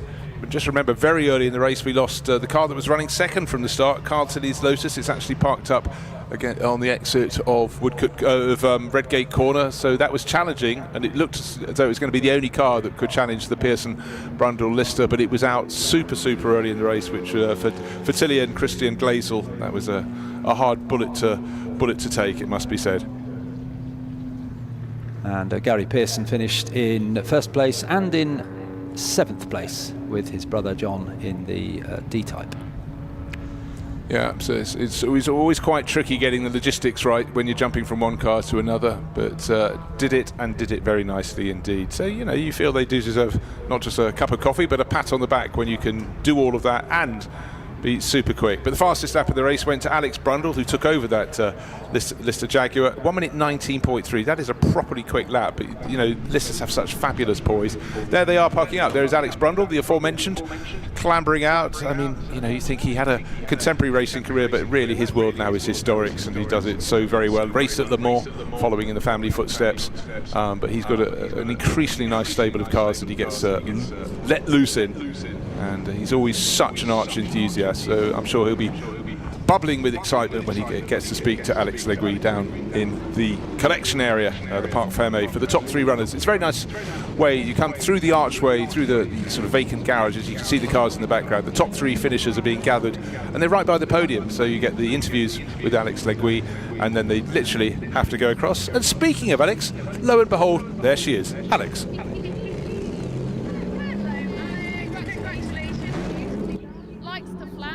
This lap, job done. Yeah, it was really good fun. I've been seeing you all weekend on the screen. It's actually good to see you in person. Sorry about that. Yeah, hello. Yeah, Pearson Jaguar engine's quite a thing. So all I had to do was drive it around, really. Gary brought it in P1, and round we go. You guys make it all sound very, very simple. I'm sure it's not quite as easy as that for us laymen. No, this is just a brilliant tried and tested thing, and no substitute for grunt in historic racing. Have you been dealing with this echo all day? Really tough for you. Well done. You understand. Yeah, brilliant. Well done. We'll have a chat on. Well, no, we won't have a chat on the podium, but we'll see you on the podium shortly. Are we ready? Oh. So Sterling was first. Yes. Okay. Brilliant.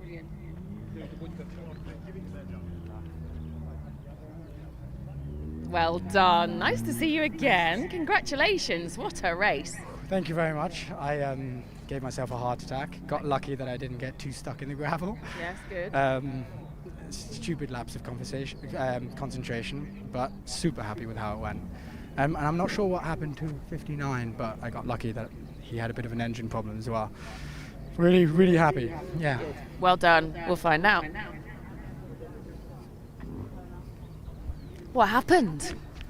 We were just struggling with temperature issues, but the car was brilliant the whole way through, and we didn't have the displacement to keep up with the top guys, but it's brilliant to give the car justice, so well done GP59. Well done to you. You all provided us with lots of entertainment. Let's get ready for the podium. Well done, lads.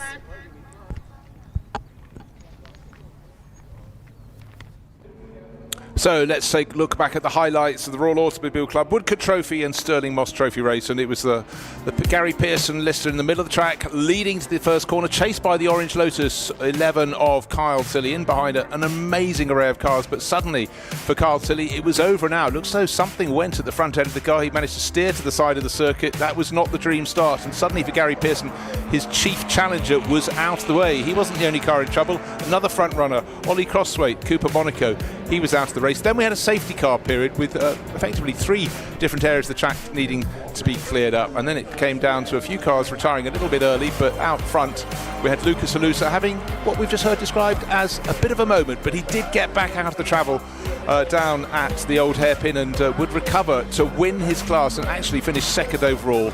Another foot or so into that gravel, it might have been a happy story at the end, but he had the pace and he had a fantastic battle with the green Lotus that led the race for a while. This is after a pit stop, extra time in the pit stop for the number 23 Lister Jaguar, with Alex Brundle at the wheel setting fastest laps with the extra horsepower and cubic capacity. He now moved back into the lead of the race. Then there were a few, we thought gearbox, but it might have been engine problems for that green Lotus, and that soon allowed the D-type of Lucas Alusa to get onto his tail. But then at the end it was Alex Brundle, car 23, acknowledging the checkered flag. Victory for him and Gary Pearson. And let's take a look at the results. There we are. Pearson and Brundle, victory eventually by the tidy margin of 38 seconds. Lucas Alusa recovered from that moment in the gravel at the old hairpin to win the Woodcote Trophy race within the race for the older cars. Then Spencer Shinner, third in the little Lotus 11, and the Hudson Morley Lister Chevrolet came charging up the order, eventually taking fourth place, not too far ahead.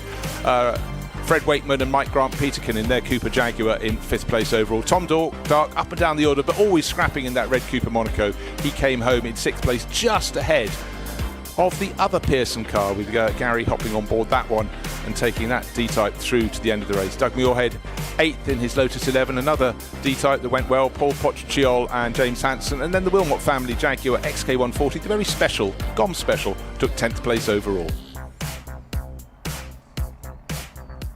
So fun and games from start to finish, but a clear victory in the end for Gary Pearson and Alex Brundle.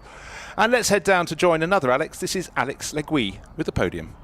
What an incredible race that was. The Royal Automobile Club Woodcote Trophy and the Stirling Moss Trophy. So let's kick off with the podium. Please put your hands together for the Woodcote Trophy. In third position, it's car number 5. It's John and Gary Pearson.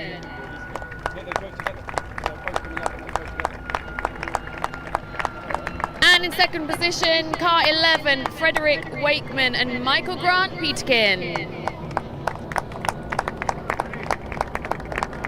And beautifully driven. Please put your hands together and a huge round of applause for Lucas Alusa. Our champagne is provided for the Woodcote Trophy by the Royal Automobile Club and presented by our chairman of the Royal Automobile Club, Duncan Wiltshire.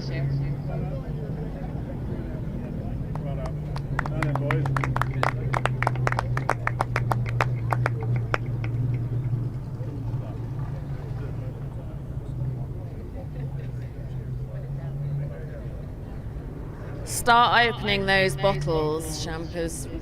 Go on, start opening this so that we can.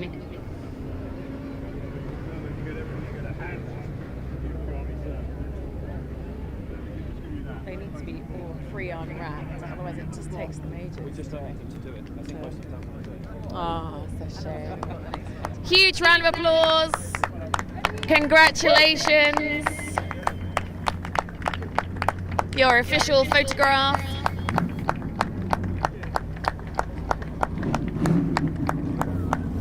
And the next podium is our Sterling Moss Trophy. Please put your hands together, give a huge round of applause and welcome up. In third position, it's Richard Hudson, car 2.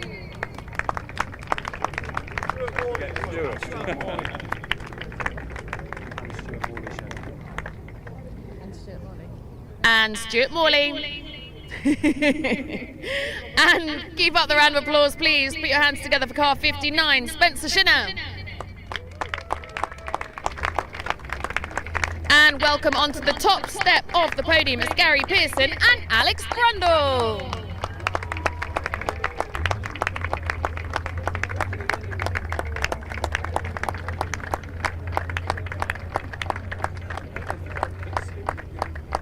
Brilliantly driven.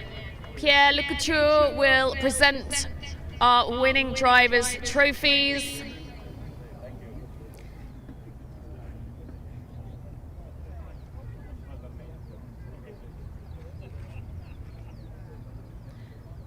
Congratulations. Another round of applause. Please come together for your official photograph.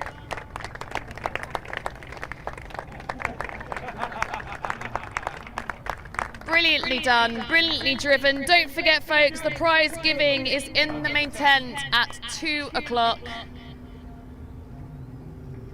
And for our live stream viewers, we are going to take a little break and we'll be back after the break with some more action from here at Donington Park.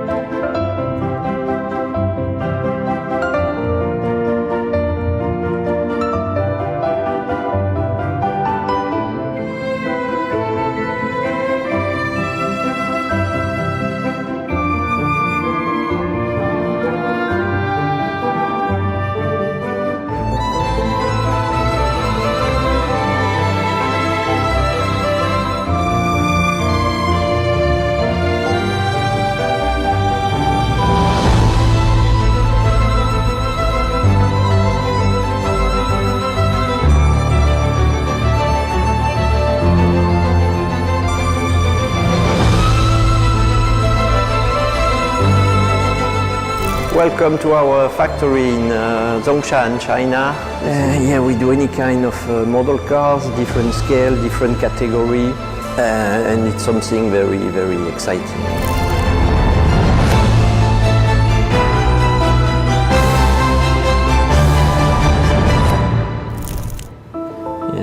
Spark is a racing brand, and this factory is our racing factory.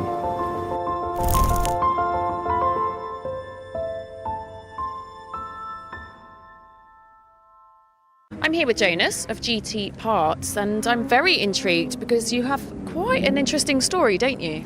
Hello Alex, nice to meet you. So I'm definitely have an interesting story. So we basically started out a few years ago just with the love of cars, supporting old race cars, and my own passion to find spare parts for race cars which are not maybe nowadays racing anymore, but a couple of years ago. And it's actually started out in my living room, having parts there, and moving to one car garage, to a small storage, to now quite a bigger storage, and supporting the MRL and the GT3 Legends with spare parts for all of the great machines, especially the GT3 cars from six-cylinder Porsches to 12-cylinder Aston Martins. Whenever you need parts, we're here to help, and yeah. My word, that is quite a journey, isn't it? Congratulations. And yeah, like you say, here you are supporting MRL and the GT Legends. Yes. How important is that relationship to you? What are you gaining from that? Well, of course, we already have lots of people in the grid we sell parts to, but I mean now it's getting even bigger and better. Especially with the ever-growing series of the GT3 Legends and the massive interest, and of course when cars get out on the track they need parts, and so that's a big opportunity for us, and we're very proud to be a part of that. And what's the future for you then? Well, keep on growing the spare parts business step by step. I mean, I guess the historic races will keep on for years and years and years.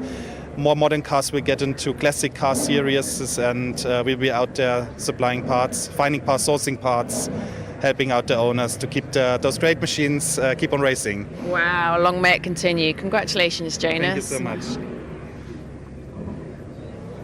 Matt, tell me a little bit about Silver Tiger Logistics. So, Silver Tiger, we've been in the motorsports game for a very long time. We move anything that is a race car, anything that is a show car, anything that is a concourse car, anything that you wouldn't want to be damaged in any kind of way. By air, by sea, by land, we will move it door to door, take all your paperwork, do it all for you, and it turns up ready to drive. Well, that makes life very simple. What is it about Motor Racing Legends then? Why was that partnership created? So Jay, the founder of our company, and obviously Sean Lynn have a very long, very good history together. They get on very well. So I think it was a very natural sort of evolution for us to join up and join forces, especially as we know Motor Racing Legends developing now into their European series, something that I feel we can really help with, really collaborate with, because we're really specialist in moving things door to door. So all the UK teams, we can grab them, get them all grouped together, get them all in the pits ready for the event, and it's really a natural sort of evolution of the existing relationship for us to start helping Motor Racing Legends expand Europe-wise. How important, so here in Donington, for example, one of the most iconic circuits in the UK, how important is that as well to you? We love all things motorsport, and obviously there's a huge history of racing in the UK, so the UK racing scene is hugely important to us. Jay, the founder, British, born in Britain, myself, born in Britain, a lot of our staff, Britain, and all of us lovers of racing and motorsport, so we love getting to these UK events, especially when we get as good a weather as we've had this weekend in Donington. I am quite surprised that we're all in short sleeves or suffering in long sleeves 1st of May, but it's lovely to be racing in Britain as well. Great to have you. Thanks. Thank you. It'll be raining on Monday.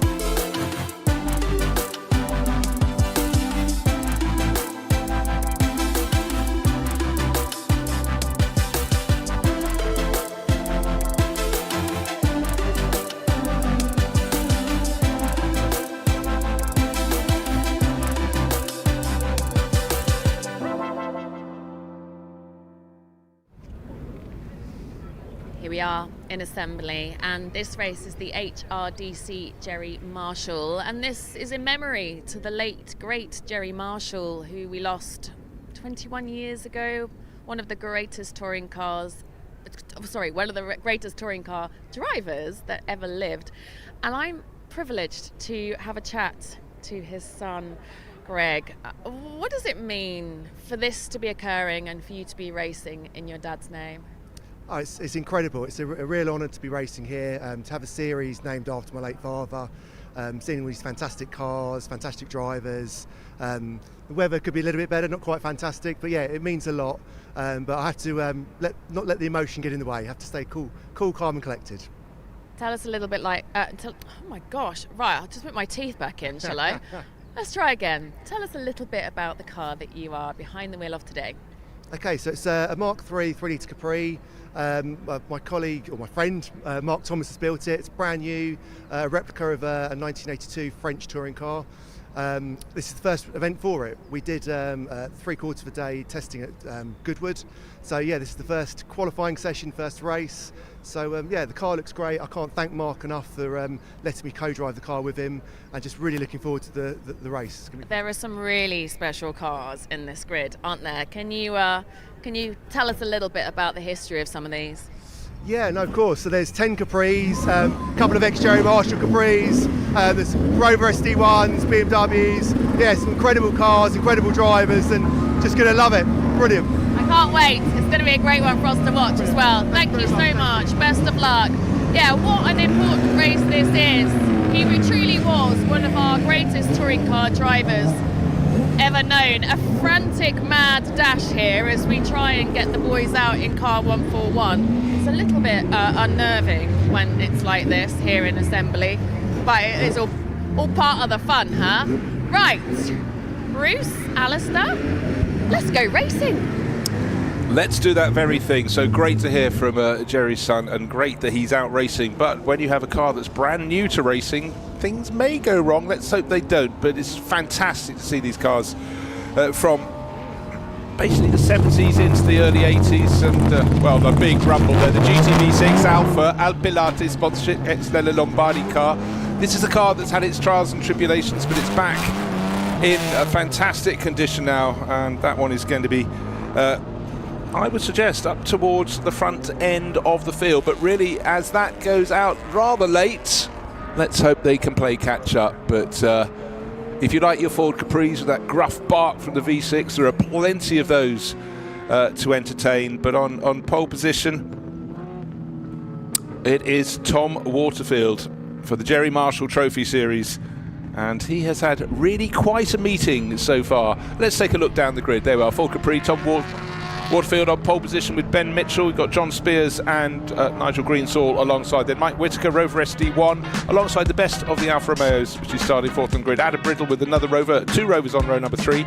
And then Jaguar XJS in one of those in the race, starting 7th, alongside a Ford Fiesta. Talk about little and large. James Colburn in the yellow and red BMW CSI, starting a middle order. And that Alpilate Alpha, Alexander and Forrest will be starting down around 12th or 13th position. Jan Bitterim in the mix. Graham Scarborough, Skid Scarborough still racing, still in the Ford Capri. Not as close as the front as he used to be, but just great to have some of the drivers still in their cars of the period. Tim Dutton, they've had a Ford Capri for a very long time as well.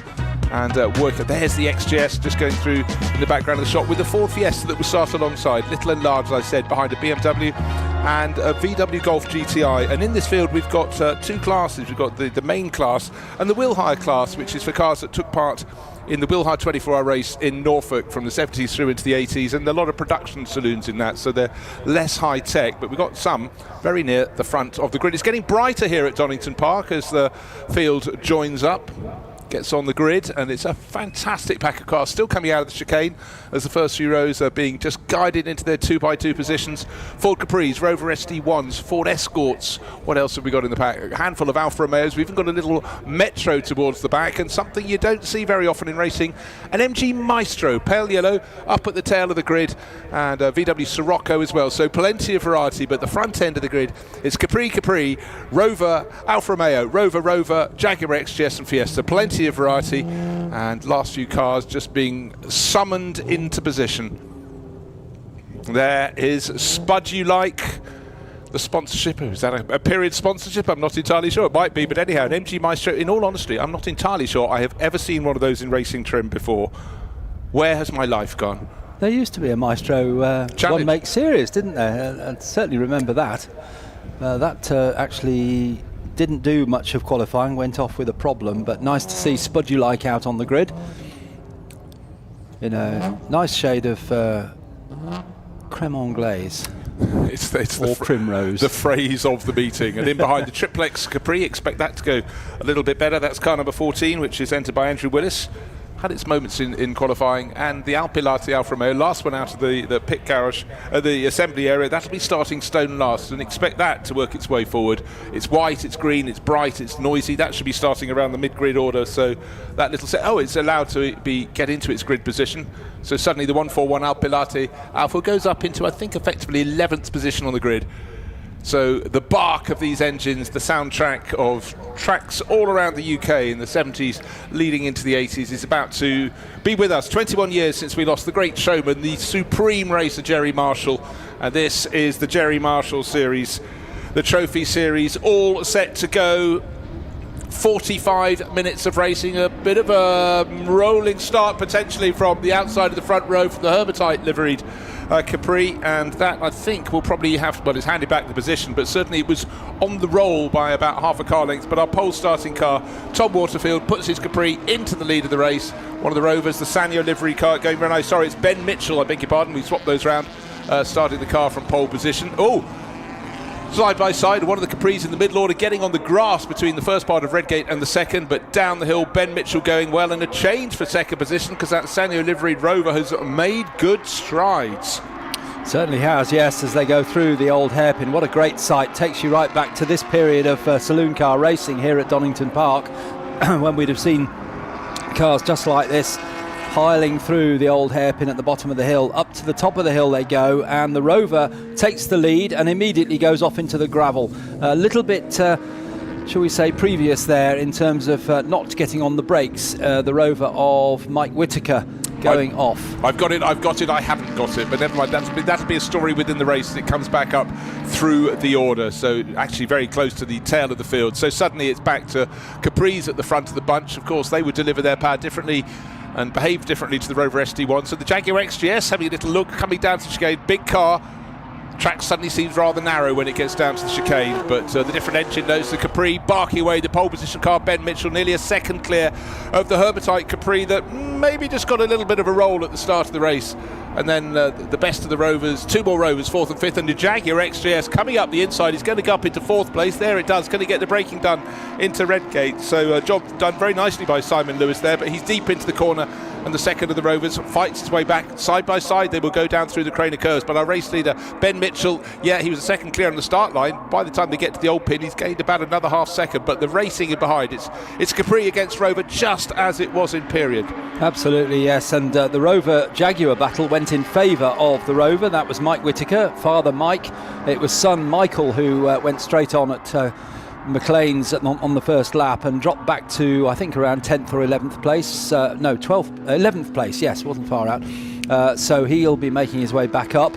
And now Mike Whittaker, number 6 in the Patrick Motors Group coloured car, that's the blue, yellow and white, has closed right in on the Rover immediately ahead. That's the number 12 triplex sponsorship colour, which is Adam Brindle driving solo, and looks like Mike Whittaker's going to go up the inside of Adam Brindle, but Adam Brindle is alongside a Capri as they come down into the chicane, and the Jaguar getting in there as well. What great racing, 4 cars into the chicane together, but out first comes Mike Whittaker in the Patrick Motors Group coloured blue and white Rover, followed by Triplex, which is Adam Brindle, followed by Motul Jaguar, which is number 2, which is the Jaguar of Simon Lewis, and he gets past Adam Brindle as well. So good driving from Simon Lewis in the big XJS. Yeah, and conversely, I have to say that the Herbetite Capri that started the outside the front row may have a problem, because he was second coming out of Coppice. By the time at the chicane he was down to 5th, and he's falling away at a rate of knots, so there may not be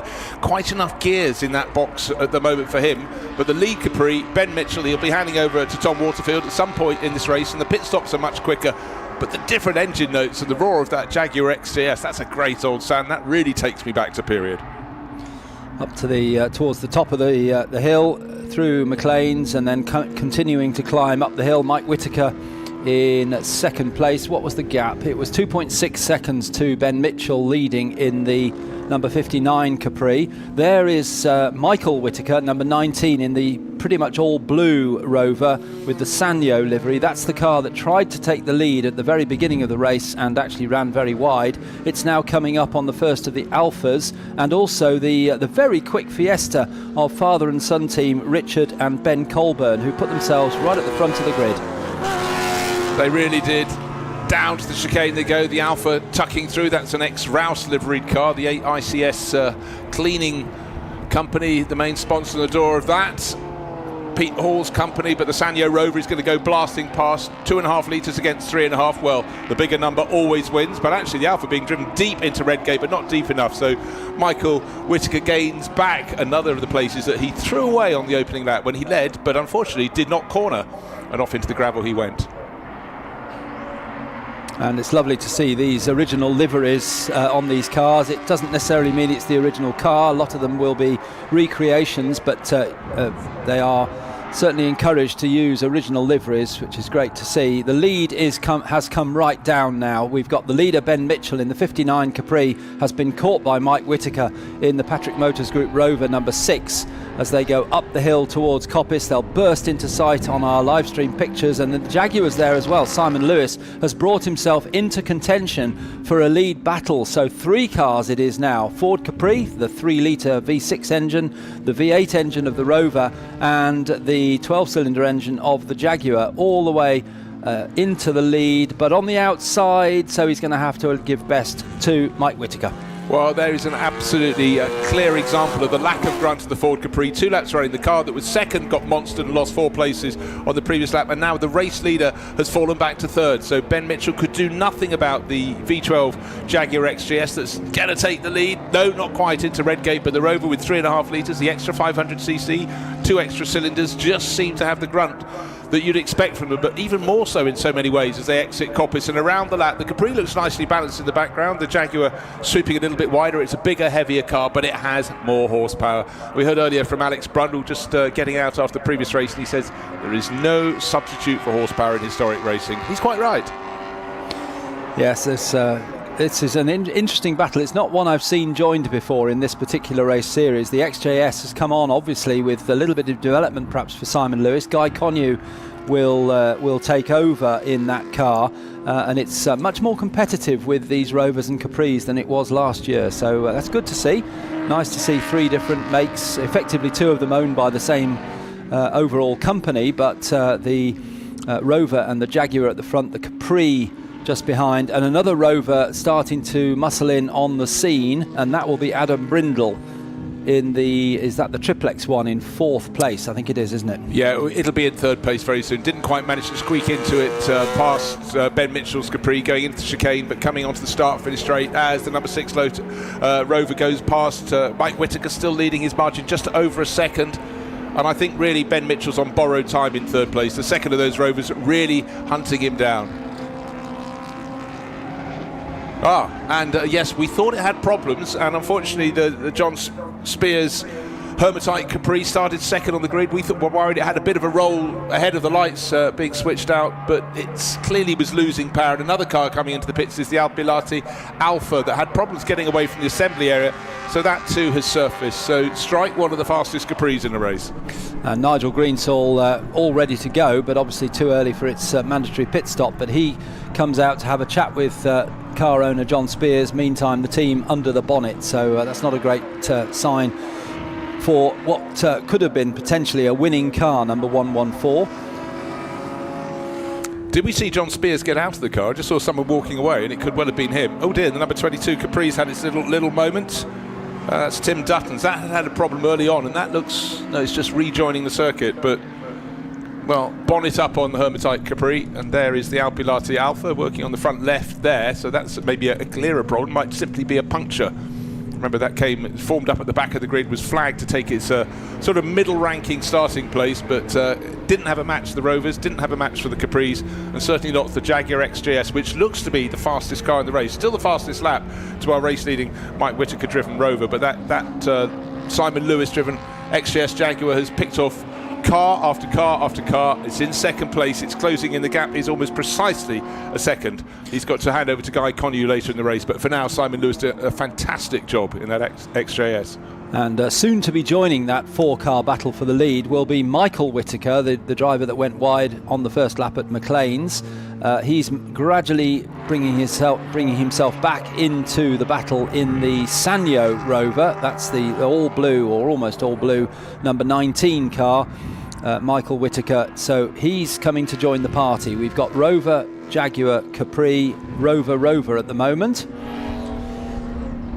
As they come up to the top of the hill, sliding the car through goes Mike Whittaker, then it's Simon Lewis, and then Ben Mitchell turning through Coppice onto the exhibition straight once again. The long shot, we should catch the other two as we see into the pit lane, another of the Capris. It's the Tim Dutton Capri. It had a problem on the opening lap of the race, and the car with the sort of effectively the golden checkered flag over its roof, not going anywhere fast at the moment. A lot of these cars, remember, are quite new as they're being reintroduced to racing. Some are replicas, but I've got no problem with that whatsoever because it allows us the sight and sound.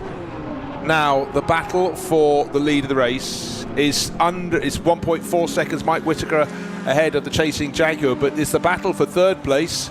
The Sanyo Rovers just gained another position. Adam Brindle down to Redgate was passed by Michael Whittaker. And the Capri on borrowed time, perhaps in third place, Ben Mitchell.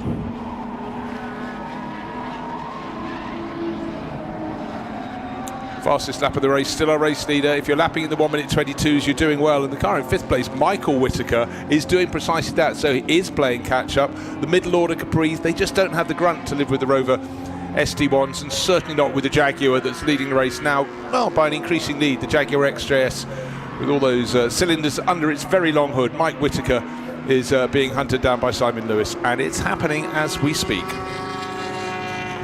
See how close Simon Lewis can get in the big Jaguar. It was just under 1.5 seconds at the line last time around.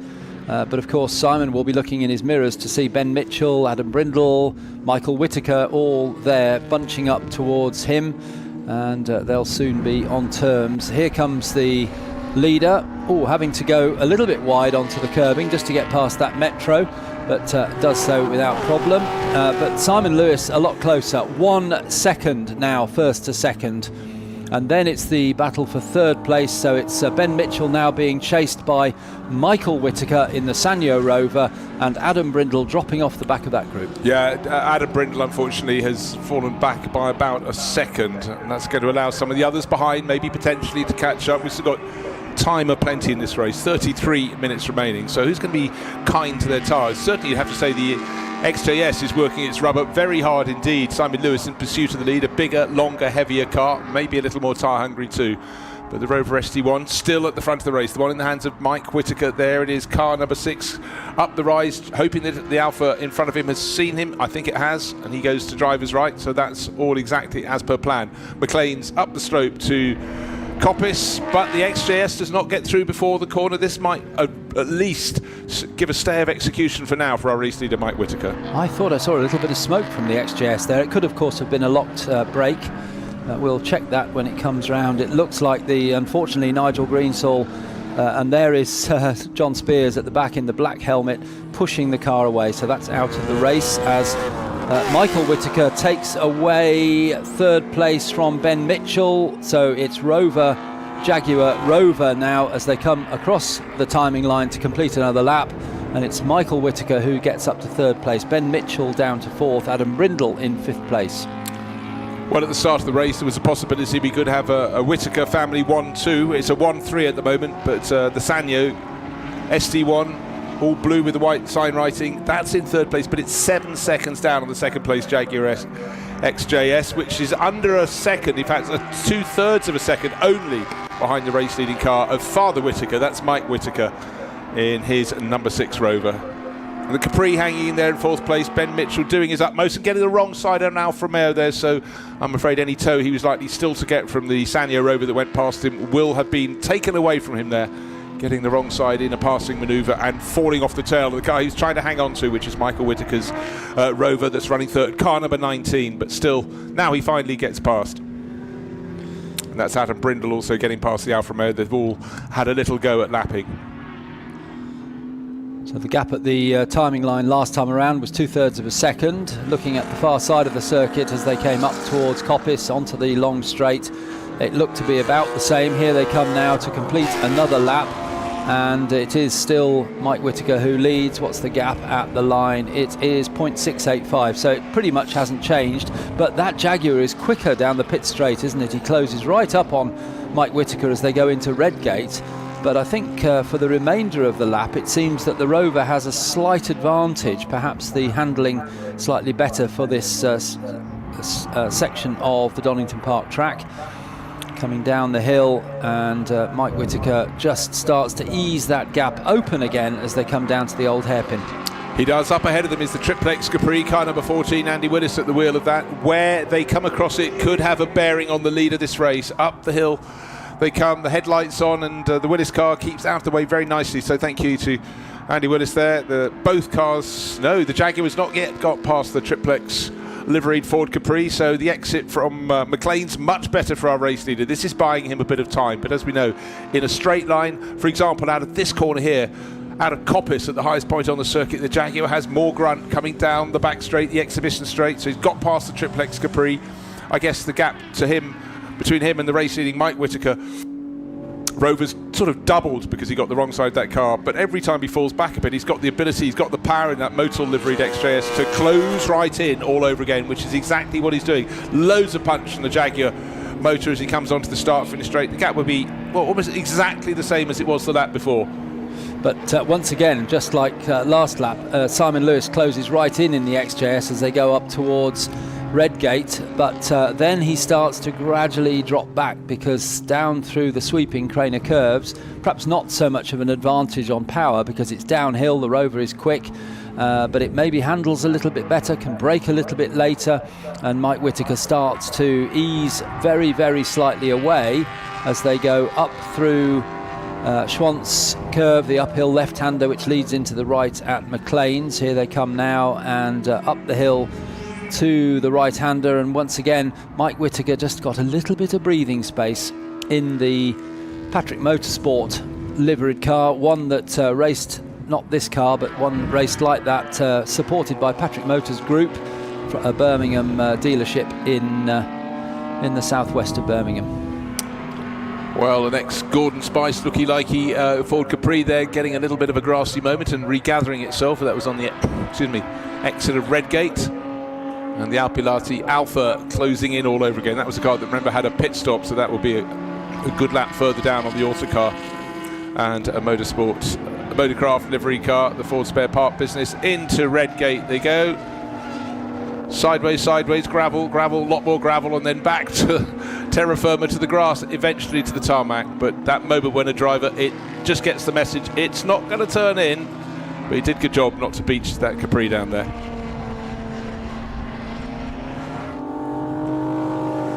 And another livery that appeared and has disappeared, Kenwood Hi-Fi in the 70s.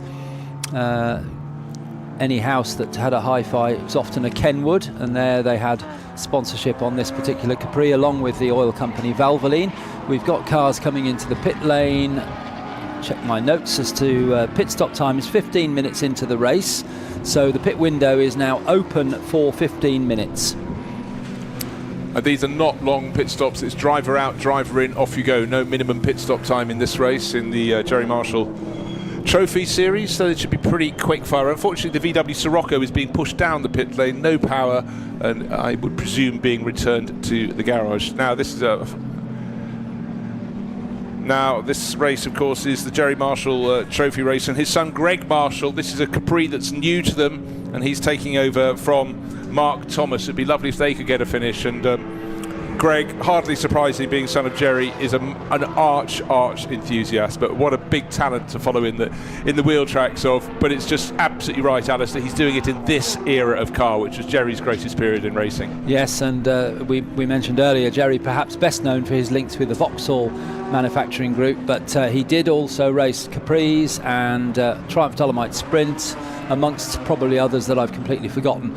But it's nice that Greg has got out in a Capri. He's been seen over the last few years in a copy of one of his father's Vauxhalls, but nice to see him, as you say, first time out in this Capri.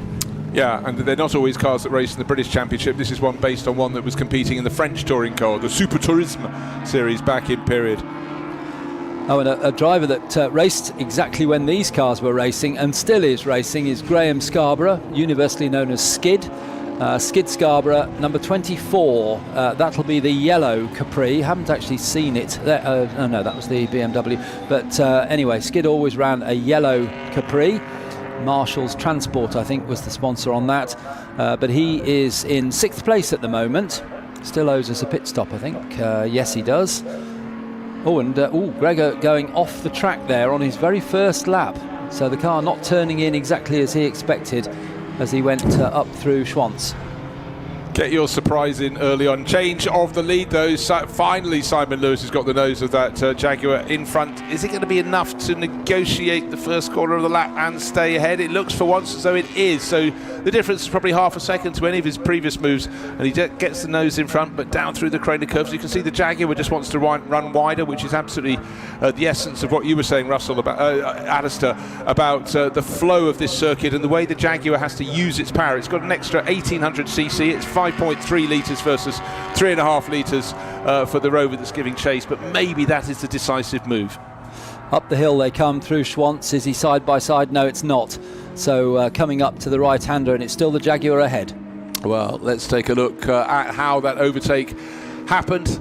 Out of the chicane they came onto the start from a straight. Lap after lap there's been more punch from the larger engine Jaguar. This time he looks like he's going to be going to the outside line by staying in the middle of the track, but it's so good with his exit from the corner, he was able to sweep across the inside line, at which point Mike Whittaker just thought, right, I'll go to the outside myself so I can get a better exit to the corner by swinging in wide. But now already, instead of being half a second, 0.6 of a second down, the lead of the race is no longer just in the hands of the Jaguar driver, but he's stretching away. Oh, and a big sideways moment, and into the pits to make the mandatory pit stop comes Mike Whittaker. He hasn't got a teammate, so he'll just what do you do in this case? You have to come to a halt.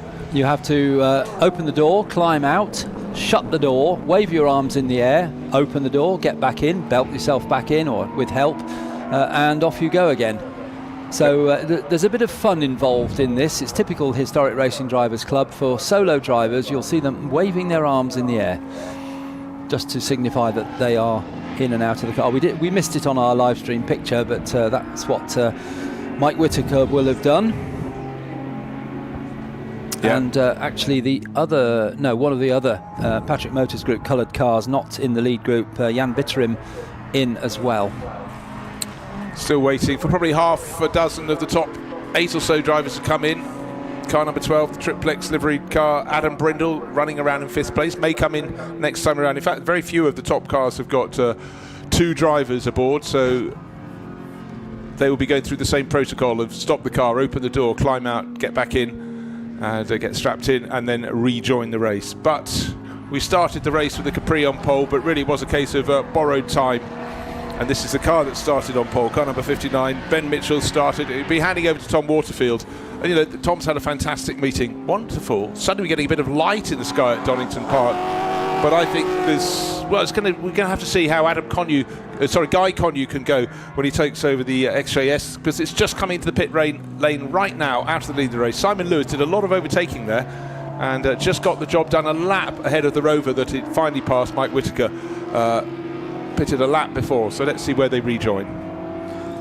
So this is some of the leaders coming in. Still not come in is, look to my left, Mike Whittaker. No, he's not come in. So Michael Whittaker hasn't yet come in, and also Ben Mitchell hasn't yet come in. Number 59, the pole sitting Capri. no doubt they'll come in the next, probably in the next lap. They've probably got enough time to leave it for another 2 or 3 laps if they really want to. Through goes Mike Whitaker after his pit stop, number 6. He comes round in 7th place. And he, unsurprisingly, is the leading. They are exiting, and I think the Triple X car, Adam Brindle's car, was in 5th before the pit stops. And just before pit stops, the white Jaguar XJS was in 1st, so clear loss of position there. And I think that will effectively, once everyone has made their pit stops, put Mike Whitaker back into the lead of the race. Still waiting for Michael Whitaker to come in and make his pit stop, so he goes into the lead of the race. That's the Sanyo liveried car that went off at Coppice on the opening lap of the race, spent the first part of the race then catching up. And in comes the Hertz livery, pole starting, Ben Mitchell driven, Tula Racing liveried Ford Capri, and that had fallen down the order, remember, to 4th place ahead of the pit stops, but that will come down towards pit exit, and Tom Waterfield will hop aboard, Ben Mitchell will hop out. So door opens, with 2 drivers they don't have to wave their arms in the air, that's only if you're a solo driver, but Tom Waterfield with the maroon helmet climbs aboard, and he's helped immediately by his co-driver Ben Mitchell to strap himself in. Remember, there's no minimum time, so the faster they can do this changeover, the faster they can get back out on track. The only minimum time is that you mustn't speed in the pit lane, so it must be 15.3 seconds to drive through, but other than that you can do it as fast as you like. Now, with all but a handful of drivers having made their stops, we haven't talked too much about the Will Hire class. This is for production-based cars, and that's being led by Ashby and Grindle in your favourite car in the race, the MG Maestro. But this process is being jumbled up by the simple fact that some are yet to serve their pit stop. And the Sanyo Rover from the lead of the race, having risen back up the order, Michael Whitaker, son of Mike Whitaker, now reports to the pit lane. And he will be ruining that over-ambition on the opening lap, having just had the gung-ho passing manoeuvres. He started 5th, 4th, 3rd, 2nd, looking to lead, and he's got his standard pit stop at pit exit. And a nice shot on our screen of Skid Scarborough. Is the Track Marshal sponsorship is the yellow car with the blue writing and the blue bumpers. Through it goes. Skid, not sure he's ever stopped racing. He's 2nd overall now. But he was, and I believe this is his original car. I think I heard a couple of years ago that he'd found it and had it rebuilt. So the car he's racing is the one he had all these years ago. Still enjoying his racing. He's up to 2nd because he's not yet done his pit stop. Up to 3rd has come the 99 Fiesta of father and son Richard and Ben Colburn. Guy Connew giving chase, still behind the Triple X Rover, and catching and going to be passing down the start-finish straight. So much more grunt for the Jaguar. Move done, but he's got to start getting himself right up to the front. Oh, braked a little bit late and somehow nearly ran straight on at Redgate. I think the Rover may be able to get past. No, a bit more grunt in the middle, but that was a twitch to the left, a twitch to the right. Balanced the XJS and got enough braking done, but still with enough grip to turn into Redgate. Down through the Craner curves they go. Equilibrium re-established. Is he going to be okay down into the old hairpin? Turns in somewhere vaguely near the apex there. That heavier XJS, certainly more of a handful. And the Triple X Rover gets a tidier exit and therefore will close in as they go up to the Schwantz curve and then up the hill, perhaps towards McLean's. It's still the XJS in front. Now, of course, the heavier car will be rather harder on its tyres, and that will be something as we get to the end of this race that may yet be a factor that makes life difficult for Guy Connew. Skid Scarborough comes in to the pit lane to do his mandatory stop, so most cars have now done the stop. The Colburns in the Fiesta still to come in, but the order being re-established with, at the moment, Michael Whitaker shown as the leader, but I think that's because he's just done his pit stop. We'll wait until it all settles down at the end of this lap. Should really be Mike Whitaker who is leading. There goes Guy Connew in the XJS. That's shown as being in net 4th place, just ahead of Adam Brindle. And you can hear the tyre squeal as Guy Connew coaxes the Jaguar around that long right-hander at Redgate. Oh, and the pole position car back in the pits again. Trouble for another of the Capris. Tom Waterfield has not long ago taken that over, but at the moment I just want to say Little Fiesta leads race against larger saloon cars, and here we have the Colburn family car. Hasn't made a pit stop yet. I'm sure we'll probably come in this time around, but it qualified really very nicely indeed on the screen against cars with far more horsepower. But the Fiesta was very, very popular. I love to see the Haynes of Maidstone livery across the top of the screen there, but coming to the pits, most certainly. Time for a cup of tea? Maybe, but certainly that's been a real little against large challenger. And we're told that son Ben started that. We'll certainly see when they change over. Is it... yeah, looks like Richard getting in. So yes, it was son Ben who started the Fiesta. Richard, dad, will get in now. Right, what we do have is Whittaker 1 and Whittaker 2, but in the order of Whittaker 2 first. That's Whittaker Jr., car number 19, the Sanyo liveried Rover, is the race leader. The Patrick Motorsport car Rover, the other SD1 from the family, number 6, is down behind him by 1.5 seconds. So car 19, effective race leader. Now the Colburn Fiesta is in and now just about to accelerate out of the pit lane. And the yellow bumpered Rover, which is third in that group of cars we're looking at now. The Sanyo car is leading the race. That's son Michael Whittaker. The Maestro is not in the overall lead battle, except it is, because it's between the first and second Rovers, but it's father Mike Whittaker will be going up the slope, still behind the Maestro as they go up to Coppice. Then he'll find his extra horsepower will help him get past, but he's suddenly seeing Michael is pulling away from Mike. And the reason that Michael was able to vault into the lead was the pit stop. He did his pit stop 5 seconds faster than his dad. So the number 19 car, Michael Whittaker, much quicker in the pits than his father Mike, number 6. Yeah, but just wind the clock back to the very first lap of the race, and Michael Whittaker in the Sanyo livery Rover went into the gravel up at McLean's. That cost him time, it cost him position, so he did keep chipping away. Then you factor in that faster pit stop with 5 extra seconds, or 5 seconds save. That's what's got him to the front, but a lot of the chisel work was done since that first lap moment when he went off into the gravel. He chipped away, and we look back to third place. It's Guy Connew in the Jaguar XJS, but he's another nearly 20 seconds down in third place. It's a family battle. Whittaker against Whittaker, Michael against Mike. Little Metro seems somewhat out of place, but being treated very nicely around the circuit. It's certainly very entertaining, but it goes to show not all cars were huge cars in period. Many a year the title was won by the smaller class cars in the British Saloon Car Championship as it was in the time, but Andrew Hack and Scott Kendall just doing something a little bit different, but they've got just only 1300cc in their black Metro. Then the older Mark 1 Ford Escort in Sunoco racing colours. You almost could imagine the Penske team running that, except not at all.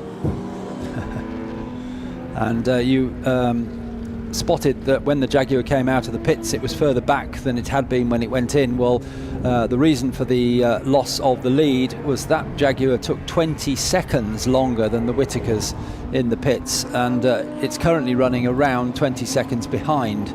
So it's status quo really, except for that 20 seconds lost in the pits for the Jaguar. Yeah, and look at their times now. They're back on the circuit. They're really very similar. But in fact, Michael Whittaker, our race leader, seems to have the legs on his father now. Last lap, he gained best part of a second. So that's a comfortable margin to be able to knit into the mix. But right now, our race leader is tucked in behind the Maestro, behind the Metro. Works his way past. He's got the Ford Escort to go past as well. Of course, his father will as well. But it's just a question of where they fall across your bows.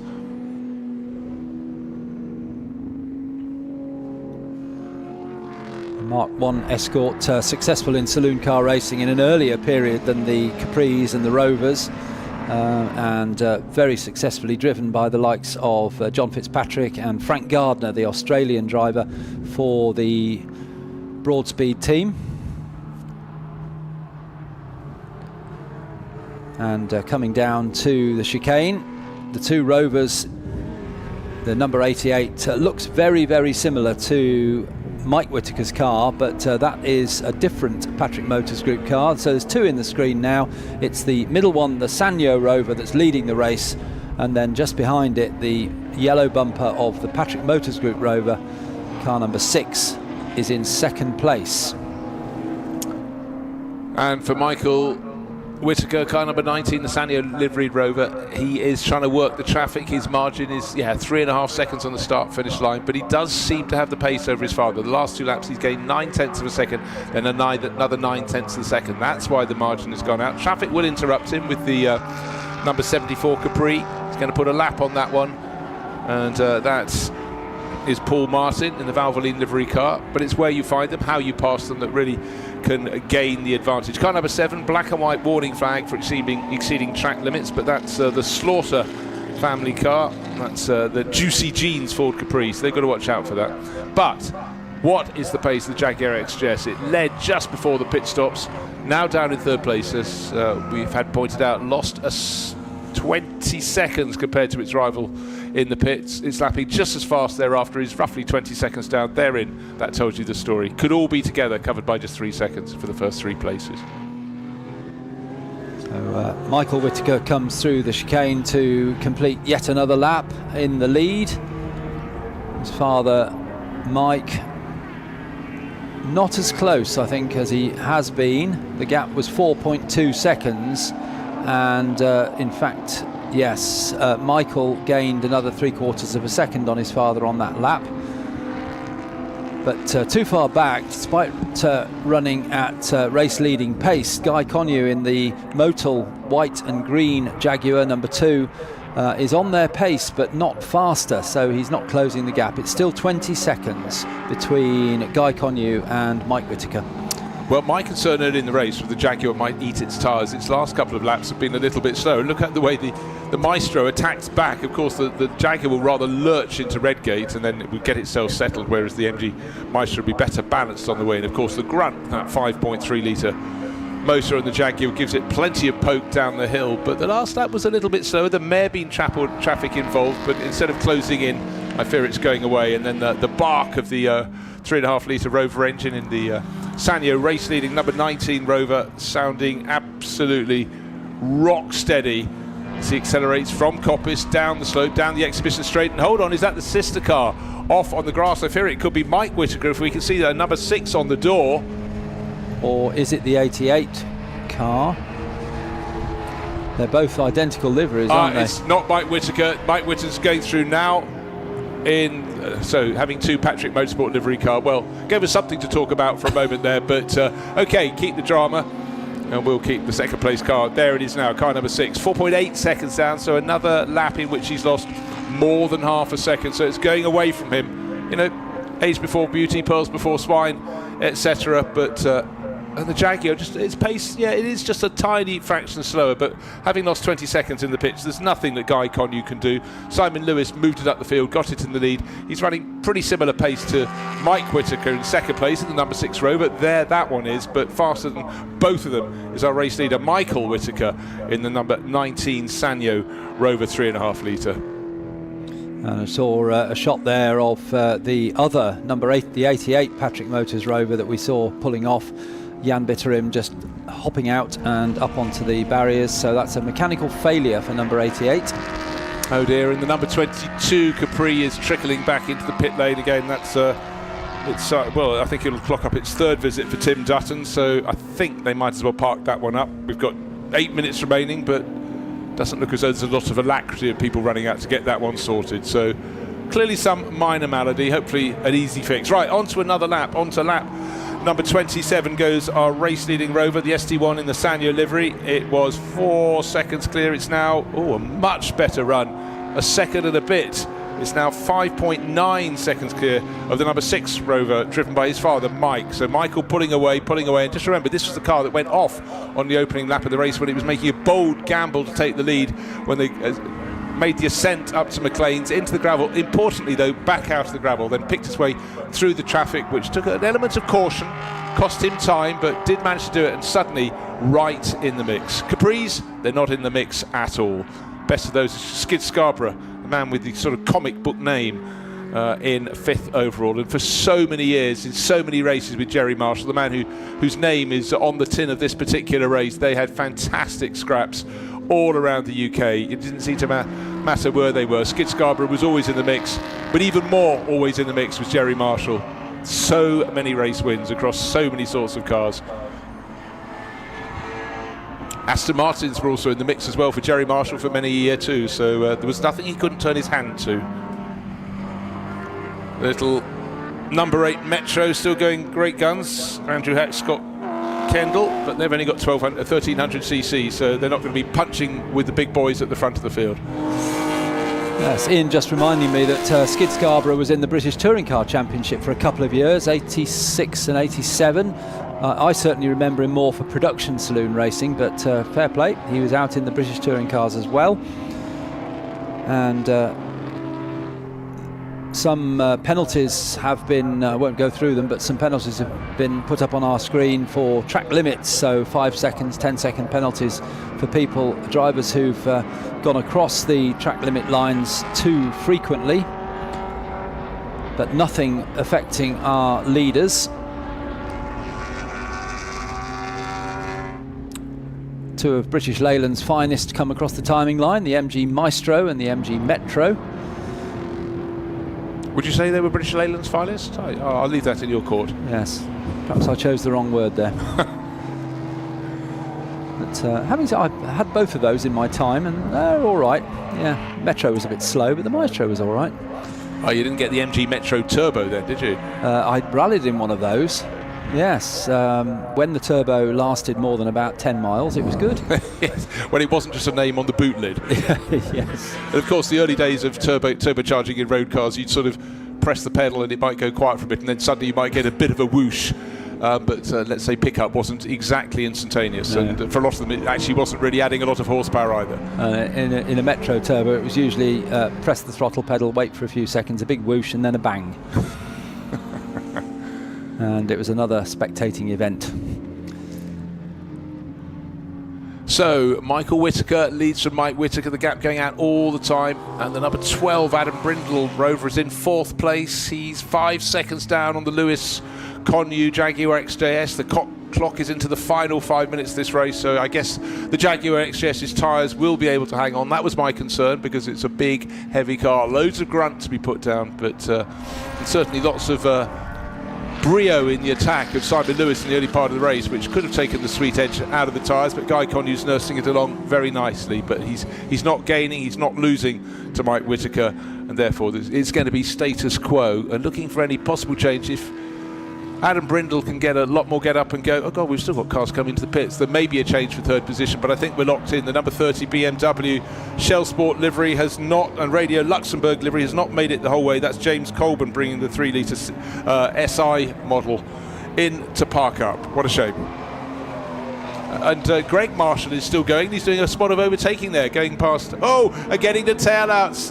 Greg, son of Jerry. Jerry used to be sideways. That was sideways too from Greg Marshall. And he just hangs on. His white Capri just in front of the red Autocar Motorcraft livery car, down through the Crater car. And both of these cars getting incredibly tail happy in the latter stages of the race. But I'm not complaining. It's just great spectacle. Yeah, unfortunately, Greg's picked up a track limits penalty, probably because he's showboating so much, getting the car sideways. It's not always the quickest way. It was the quickest way for his dad, but that took some skill to keep the car on the track. But he's got a 5-second penalty, I'm afraid, car number 3. Frankly, I'd have felt quite offended if a car with G Marshall on the door was not going sideways. I like a little continuity in racing, and I'm sure Greg will be all smiles. No chance of victory. He's running around in 12th place overall with the Cannell Capri tucked in behind him, so they're having good scraps. Reece Cannell will be enjoying this one. And again, I do like products that you can buy in the supermarket on the sides of cars. Of course, we had the Napolina Alfa Romeo, so I always used to buy their tin tomatoes and tea bags. There we are, the Quick Brew brand. And we could refer back to the MG Maestro. Spud you like. Yes. And go and get your spuds from them. Little Alfa Romeo, haven't seen too much of that in the race. I mean, it really has been looking at the front end of the field by and large with those Rover ST1s. The Capri's looking good, but then just running out of horsepower in comparison to the big Jaguar XJS. There it is, 2.5 minutes remain, sweeping by the Maestro at the back part of the circuit. But all along, Michael Whittaker is leading his father, pulling ever further clear. And aero braking was big for Mercedes at Le Mans in the 1950s, and we have it here at Donington as well. So afraid the family pet hopefully is left at home rather than falling out of the tail of that car. But the MG Metro wouldn't have been that quick with just 1300cc, but with a great big air brake as well. Hey, you can turn the pages on the calendar. Well, the drivers of that car, Andrew Hack and Scott Kendall, are both experts in minis. They race in the old shape minis, and they've obviously decided to put together this MG Metro, but not quite the most efficient way of driving around the circuit. But they'll keep going to the finish. Anything to get yourself on television, quite frankly. But no, it's very entertaining. I wonder how much he knows. It's a bit windy. Hasn't quite worked out. Things are a little different. And the two Capris go past him. That's Greg Marshall on the right-hand side. He's about to lose a place, I would think, to Rhys Candles. Having a look who can brake later. Well done, Greg Marshall. Turns in, turns out, stays just out of the gravel. That's true to style. I mean, Jerry Marshall, his dear father, was someone who made a very short line around every circuit he raced at. And the Metro's carrying on. I wonder what his lap pace has fallen down to.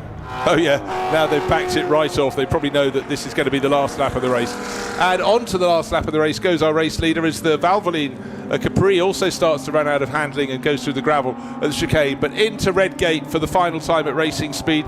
The second place Rover is the one with the yellow bumper in the middle of your shot. That's Michael's father, Mike. 12.5 seconds the gap between them, so it is over and out. Or is it? We have to wait until the checkered flag is shown, but it is going to be Whittaker from Whittaker. Surely it is going to be Rover from Rover, with a Jaguar in third place, and certainly for the Jaguar crew of Simon Lewis and Guy Connew, they must be just going, why did we take 20 seconds extra in our pit stop? We could have been right up there challenging, but they ought to get through to a podium finish.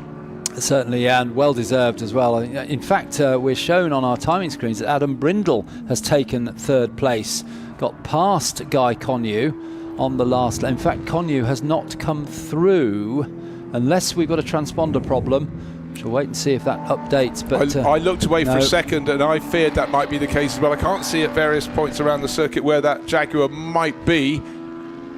And just a little consolation, Mike Whittaker, you never mind actually if you're beaten by your offspring. Michael will win, but Mike can at least say, I got the fastest lap of the race, unless Michael goes even faster on this final lap. Not far to go. Here we are, into the chicane, final corner of the circuit, first part of the chicane, second part of the chicane, adjust the steering, wag the tail, entertain the crowds. That's exactly as Jerry Marshall would have liked it very much indeed. So it's going to be a Rover 1-2, and let's see who's going to come home in third place. Did we just simply miss the Jaguar? The second place Rover is coming through now.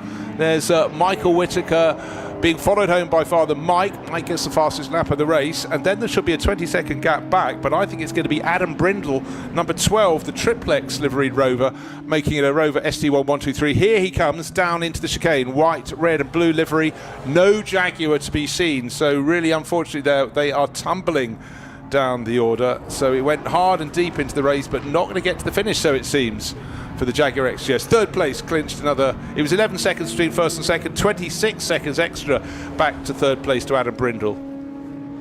So Rover 1-2-3 in the end. Rover 1-2-3, and then it should be Skid Scarborough. It comes through the final corner behind another car, but that's had 2 pit stops. There he goes, yellow with the blue flashes, the blue wheels, the track marshal livery, and at least one of the Capris got through to a decent finish. But it really was all about the Rover SD1s in this race, and a great challenge from the Jaguar XGS, and it didn't quite go the full 50 minutes.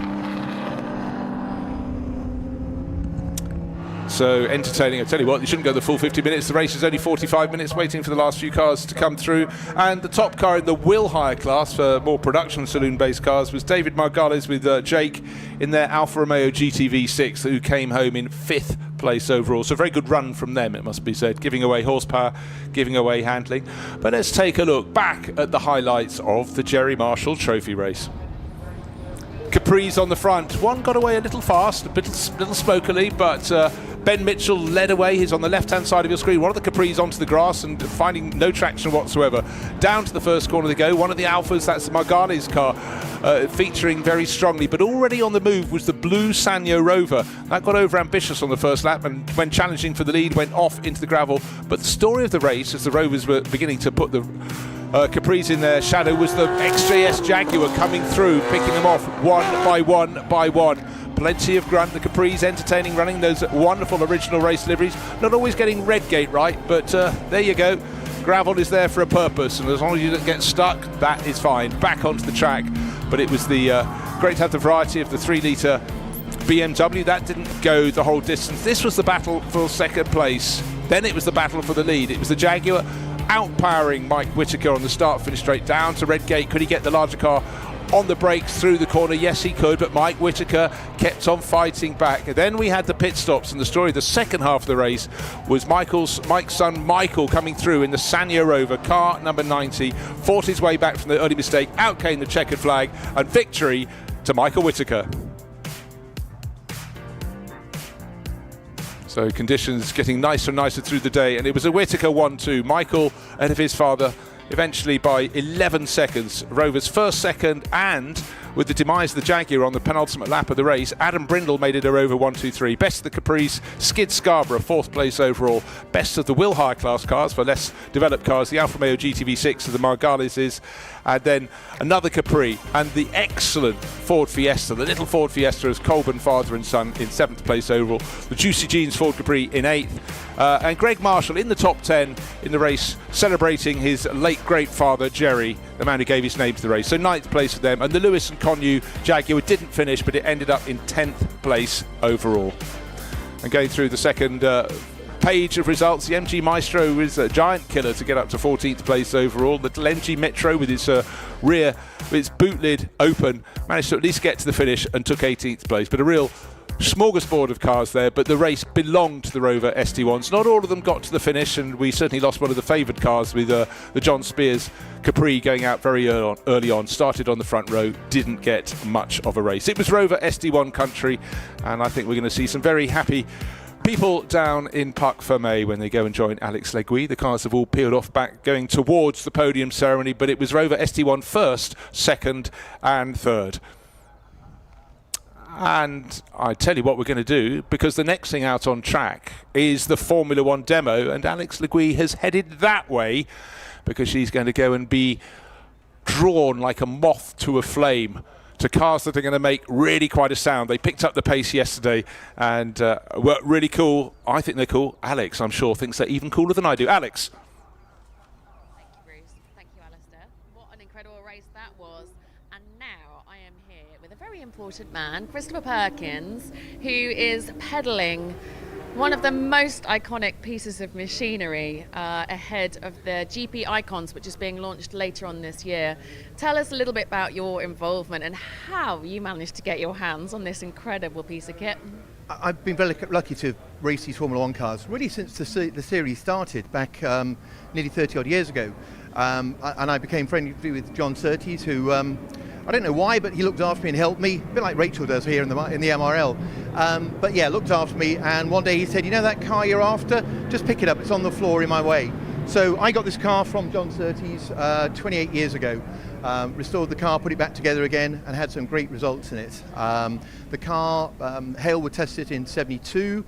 And look around, Freddie. Hang on, sorry, carry on. Yeah, the car was tested in 72 by Mike Elwood, and then Pache drove it in date in 72 and 73. It was the last car that John Surtees drove as a Formula One car, and yeah, so it came direct from John Surtees, so a one-owner car. And you know, very excited now that we've got this new series, hopefully coming out within MRL. And very much looking forward to being a part of that. Can you imagine, as a fan, a spectator coming to see, 20 odd of these incredible cars back out on track again together? No, but as a little boy I never imagined driving one, so I can't believe I'm privileged to own this now, let alone just having spectators watch it. Well, for them it should be really exciting. The cars they're exciting to drive, they're great fun to watch, they're noisy, they're loud, and they're iconic. And we're very excited to be part of this new package that's coming along. That Cosworth engine. I want to know what it really feels like to get behind the wheel, and to what extent do you, when you're behind the wheel, do you really feel that F1 historic charm that we all dream about? It's an awesome car to drive. It's a bit like a Formula Ford on steroids. It never goes in a straight line, it slides everywhere, but it's a really forgiving car. They are fabulous to drive. The ultimate driving experience. You've got the noise, you've got the power, the grip. Not a lot of aero. They are phenomenally fast in a straight line. That big wide nose cuts through the air really quickly. Not as good through the corners of the ground effect cars, but yeah, they slide around, but they're fabulous to drive. Just so privileged to own this toy. Yeah, incredible, amazing. Thank you, Chris. Let's continue round. I think we can probably come over here and have a look at Nicky Lauder's Hello, sir. Right, you are the person who's privileged, Mark, isn't it? Mark. You're the person who's privileged enough to get behind the wheel. I mean, you must be one of the very few who gets to experience this. How is it? It's an amazing car to drive. So it's very special because it's the first carbon fibre chassis. So when Niki Lauda retired, Ron Dennis had taken over McLaren, and he got John Barnard to build a carbon fibre car, which they ran in 1981. And he persuaded Niki Lauda to come out of retirement to drive the MP41B in 1982. And he won a couple of races, and then it was the chassis was the basis of the Porsche and Honda engine cars that were then driven by Lauda, Prost and Senna to multiple world championships. And it's incredible. Like if we look at the, we can come round, Mark, and just talk about. So, like when Mark's behind the wheel, if we just think about the difference between the current F1 cars, where the wishbones sit, and I mean, we know now, you're sitting in between the wheels, which when you first do it feels very odd, but then becomes completely natural. So that's why one of the reasons why the carbon chassis was such an important innovation, because it's much safer. Yeah. So although your feet are forward, they're behind a very solid carbon bulkhead in this car. Yeah. So it's the other thing that's interesting about it is the last iteration of using the old Cosworth DFV and the Hewland 5-speed gearbox. Yeah. But obviously the chassis and the aerodynamics are quite advanced. Yeah. So it's a bit of a transition car. And then obviously going forward, they brought in different engines and gearboxes. Yeah, of course. Wowzers. And what do you think? You know, like when I was talking to Pierre yesterday and we're watching you guys out on track, I mean, that was just 6 cars out. Can you imagine what it's going to be like when there's 20 out on track later this year? Yeah, but that's what I normally do. So I normally race this in Masters Historic. So we have up to 30 cars. And I'm usually in the middle of the bunch, so it does get very exciting. It's incredible. What else have we got here? Let's thank you. Nice to talk to you. Thank you so much. Nice to talk to you too. Let's take advantage of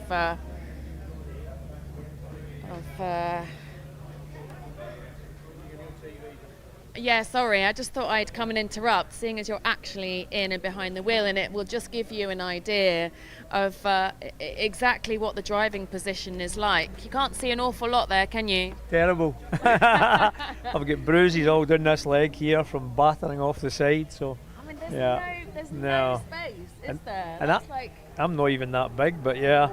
So my leg's all bruised here, so I'm going to use like a knee pad to try and protect it for this run. It's pretty sore. Yeah. But what is it like to drive from your perspective? You're really low to the ground, and it kind of pulls you around a bit, especially when you obviously hit the floor with it. It's pretty impressive. You feel all your insides getting pushed to the back of the car, and you're just holding on. The helmet's going like this, and yeah, it's amazing. Wow, very cool. And as the car does fire up, well, I can't hear what I'm saying, and you probably can't hear what I'm saying either. The GP Icons is a huge addition to MRL later this year.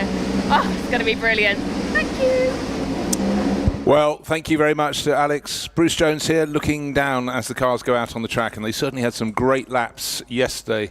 And Alistair Douglas alongside. We had a fantastic array of noise, but these cars from the late 70s, early 80s up to the 90s, where we got in with the Benetton we're looking at now and the footwork. But majority of these cars, Ford Cosworth DFV, that soundtrack of Formula One of the period, it certainly sounded epic yesterday.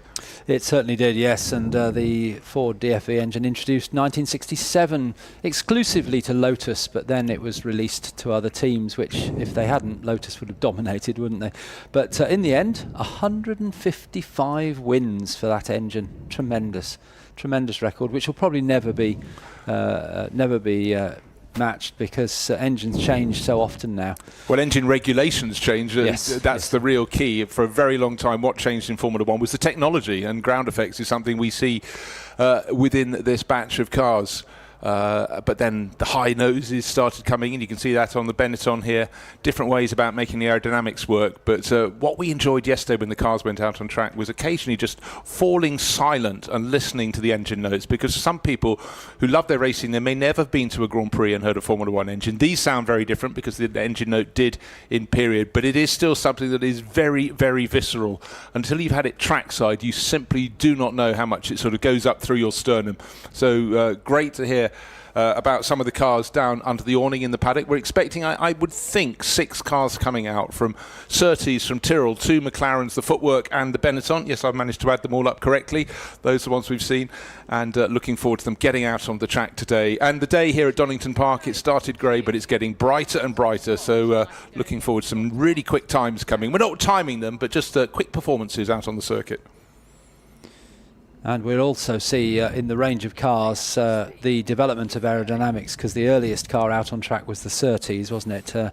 And yes, it's got a big wing on the front and the back, but by the time we got to these later cars like this car with Schumacher and Patrese on the side, which gives you a clue as to who drove this particular specification of car, is so different. With, you mentioned yesterday, Bruce, actually the high nose on these cars with the flat plane of the front wing below the nose, which was so different to the earlier cars. Well, you look at the depth of that front wing from front to back, it almost seems they had to move the wheels back to fit all those in. They're literally squeezing every bit of aerodynamic flow they can get. But that's actually quite a simple front wing. It's 2 planes, and then you've got the radiators on the side. But what we have in this array of cars is the rudimentary aerodynamics of the Surtees from 1972-73. It literally was front wing, back wing. Then you got the McLaren M29, ground effects, those enormous side pods, and it was all about the air going under the car as much as the air going over the wings. And then things simplified, but that's not that simple, is it? Look at that back wing with a front-mounted top wing and then 3 other elements below. So they were trying, and don't forget, in these days, it was not yet the day of CAD-CAM, it was the day of just guessing, and a lot of the expertise came from people who did aerodynamics or aeronautical engineering, viz. A certain Adrian Newey. Went down to Southampton University, that seemed to have the preeminent aeronautical aerodynamic faculty there, and it was his understanding of airflow that really has led to just so many championship wins. And what I loved, the first time I met Adrian Newey, even though Formula One was high tech, he was walking around with a Cambridge ring binder, a ring file, just writing in it in pen. Everyone else was using all sorts of other stuff. I like that old school approach, but clearly in Adrian's mind, it's all there. It's how it stacked up. So just waiting for the cars to be released. The Benetton is the only one sitting in the pit lane at the moment, ready to go out. Well, we've got a packed day still here, the 3rd day of the Donington Historic Festival. After this, we've got GT3 Legends. Really looking forward to a packed grid of remarkably modern historic racing cars. But the Formula 1 cars are about to go on track. The first car we heard about, the Surtees TS14, is coming through, and the most famous driver in that, of course, was John Surtees, world champion on 2 wheels, then on 4. That was with Ferrari in 1964. Then he made his own team, always a bold thing to do, but of course he could do it because of the Ford Cosworth DFV. It was a competitive engine that was available, provided you had the funds to buy it, and it wasn't the biggest fortune in the world.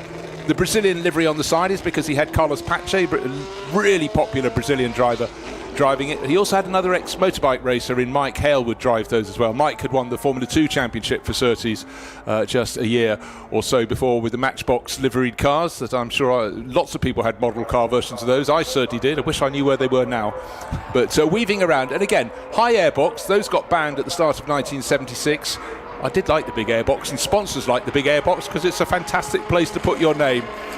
But as you can see, if you strip away the front wing and the rear wing, the body shape of the car is not that different from the Formula 1 cars of the 1960s. Before those first aerodynamics came in, Ferrari introduced on the Belgian Grand Prix in 1968 a rather cheeky little flip up the back of the car. Then you got wings started to be mounted on pillars, and then they went higher and higher, front and back. Imagine front wings high above the front axle. These got banned after an accident when one collapsed in the Spanish Grand Prix at Montwick Park in 1969. And then we move on. You've got the ground effect McLaren, and then the one at the back of the pack, that's the first carbon fibre monocoque, the work of John Barnard with McLaren, and that took McLaren into new age, and everything that followed, like all things in Formula 1, followed incredibly quickly. The ideas are seized upon, and with small, nimble teams, they could keep changing whatever they could from race to race.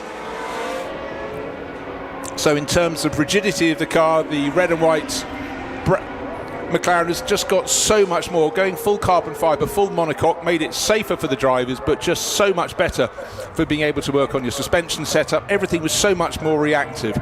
And then Benetton, the important name on the side of that car was Schumacher. He came in 1992, took that breakthrough win in a peculiar Grand Prix at Spa-Francorchamps when he was chasing Martin Brundle, noticed his teammate had tyres starting to blister and dived. That was the genius of Schumacher. He noticed in the blink of an eye, as weather conditions changed, he dived in, took a pit stop. Martin could have won that race. He never went on to win a Grand Prix, but Schumacher went on to great things. In 1993, his partner was Riccardo Patrese. Riccardo already a Grand Prix winner, but he knew at that point something had changed. Michael was taking Formula One to a new level. Right, listening out around the circuit, Russell, 6 cars coming out to play, 5 of them with Ford Cosworth DFE power, but this one, the footwork, has got a V10. Yeah, the completely different soundtrack to that one. These are the ones that you really needed your ear defenders for, revving to, in the end, somewhere in the region of 20,000 RPM. Absolutely amazing pieces of machinery. And the nose treatment different again. It's still the high nose, but now the nose sweeps down from the front, and a much smaller rear wing. By then mandated that only 2 planes on the wing, quite a big gap between them. Still plenty of downforce at the back, but not the 3-plane effort of the Benetton that we saw from the 93 car. Yeah, and just much simpler side. You don't have all those barge boards in front of the side pods. You've got very clear radiators. This, as we said, V10 powered. In period, Mugen Honda V10. In this particular instance, they've retrofitted a Judd V10, another engine that raced in Formula One. But the engine note, and only last year there was a big clamour from fans of Formula One who wanted an engine that sounded a whole lot better than the current engines with their hybrid, and V10 was voted for. Yes, it was an amazing sound, but there was never a hope of anything happening in terms of them coming back in. Now the Benetton just moving around a little gently on circuit, but certainly some of the other cars are really getting the power down. Sun really brightening up, must have blown the clouds away, the noise of these Formula One engines. And the MP41, there it is, down into the opening corner. Niki Lauda tribute helmet there. Niki generally raced in a red helmet, but of course, historical accuracy, he did race white. Where he had red with the white trim, he then had white with the red, and nicely picks up with the driver on board. So who's enjoying the downforce there? Don't forget, these are ground effect cars down to the Craner curves. And of course, there was one Grand Prix here in period. It was Ayrton Senna's Grand Prix, one of his many Grand Prix wins, but one of the very greatest, in track conditions that were beyond awful, totally soggy underfoot. He fell to 5th or 6th on the opening lap, didn't make the best of starts, yet by the end of that first tour, he was through to the lead of the race, picking off Alain Prost to finally take the lead from the Williams driver down at the bottom of the Melbourne loop. And, his name was already up in the stars, but that just put him on another plane to everyone else.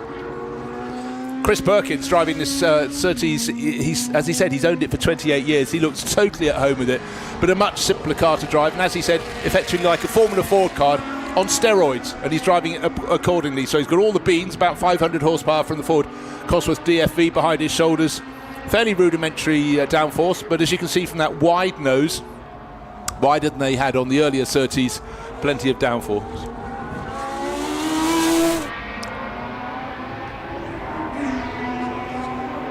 And a very simple shape on the Surtees, the much earlier aerodynamics, and less of the sponsorship, although nice broad words, but with the footwork we've got the stripes.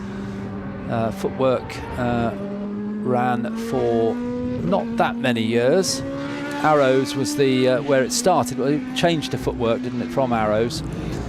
Which in many ways sprung out of Shadow, of course. Jackie Oliver and the gang. Yeah. They moved across, and the first car they produced, they were told they couldn't race. It was too similar to the Shadow. So that was another car that had to be created very quickly. Now, of all the McLarens over the years, the M29 was one of the least successful. This is a moment where Lotus had introduced ground effects to Formula One in 1977. The other teams started to have a crack in 78. And for McLaren, it was really all at sea. The M28 was much better looking car, but equally ineffective. This one didn't take them forward. But bear in mind, they moved on very quickly, moved into the world of carbon fibre, of monocoque, as they had on the car coming in the background. Just a few years different, very different body shapes, and the way they delivered their power was extraordinarily different. the footwork, the youngest of the cars out there. We did have a Tyrrell from a similar period yesterday, but doesn't appear to be on the track today. Another Alboreto car. This is an ex-Alboreto car. Also, Aguri Suzuki raced for footwork in period, and the Japanese driver did manage to pick up a podium, but that wasn't with footwork, and he did it on home ground in Japan, of all places. So well done to the charming Franco-Japanese racer. And the McLarens of this period, right through to, can't remember the year they stopped using it, but it was Brundle years, was MP4, which started when... Well, I tell you what, getting Formula One cars on track is always something that's hard work. But let's go down and join Alex in the pits with Rachel Bailey and Mark Constanduros. Now, one of the best things about the Formula One cars is that they're very, very loud. One of the worst things about Formula One cars when we're trying to do an interview is that they're very, very loud. So you might hear some of this or none of it, but let's give it a go. So I'm here with Mark Constanduros, who was the person who brought these cars together. We'll start there and then we'll talk to you, Rachel. How did this come about then? Well, for this meeting, I guess the idea was to give people who have got cars that they don't want to race the opportunity to demonstrate them. And so it was to invite those slightly more unusual cars out here this weekend to have a bit of a run. And you know, we've got one of the most unusual, the car that's never been seen for 10 years is the Footwork Arrows, which is amazing with the Judd V10 engine and all of that. And it's just it's fabulous to see. And the Benetton, again, fabulous car. He only demonstrates it, never races it, so that's great to have that out here. And the Surtees, we haven't seen that for a long time. So doing demos and doing them here at the Donington Historic Festival is a perfect place for them. So it's fabulous to see. It really is. And Rachel, how beneficial is this to have this? The owners of these cars are going to get to come and race with us, and we would love to see it here. It's such an emotive sort of a car to hear out there, as you can see as they go round, and definitely. Yeah, I was saying that earlier. I mean, we're talking about 20 cars potentially on the grid later on this year. That's huge. And for the fans and spectators who are sick to death of Formula One being a little bit too quiet, are going to be overjoyed, aren't they? Well, I think historic Formula One cars, the general public can really relate to them, because if you ask somebody what's your favourite car, it'll always be from the period that they remember growing up. And so to have things like GP icons and the demonstrations, you're bringing these older cars out, the public get to enjoy them, the owners get to enjoy them, and there will always be something in amongst a grid that's racing or demonstrating that you will just be cheering on regardless. And they're going to be racing hard as well, you know, this is a demo, but when they come to GP icons, they're actually going to be racing, and that's a fantastic sight to see. Formula One is literally what your blood as the Constanduros family is made of, isn't it? Like, is it like petroleum? It's a bit like that, isn't it? Really, yeah. You know. Bob Constanduros commentated on. I don't think he's ever missed a race, and if he has, it's only ever been one or two. No, that's very fair. I don't think he ever missed a race until he had a serious episode with his heart, which is now firing on all cylinders. And even then, when he had it, it was like, damn it, I've missed the race. That's right, and it was only literally. But you know, so yes, motorsport in our family is just, it's there. You can't escape it, and we're involved in it one way or the other. And it's you know, I love it. It's down to my uncle. I got involved in it, and here I am doing what was a hobby, but now is a job. And I love supporting people like motor racing legends, being able to put on demonstrations, and yeah, the family name does help. Amazing. Well, thank you. I'm going to go and, you know, I don't know, syringe my ears out now. It's been done for you.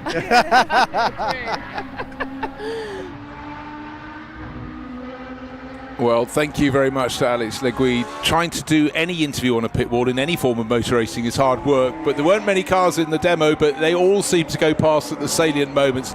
I tell you what we should do maybe now is just take a listen to a lap. We'll follow maybe the Surtees and just hear that Ford Cosworth DFV bar, because it's been worked very hard indeed. Take a listen.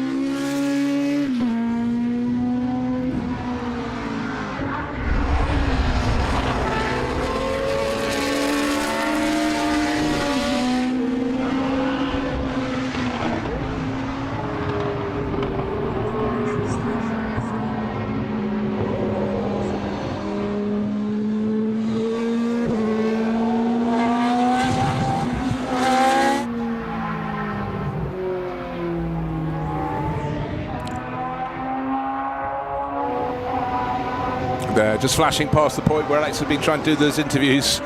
Just the 30s, and hold on, 1, 2 McLarens.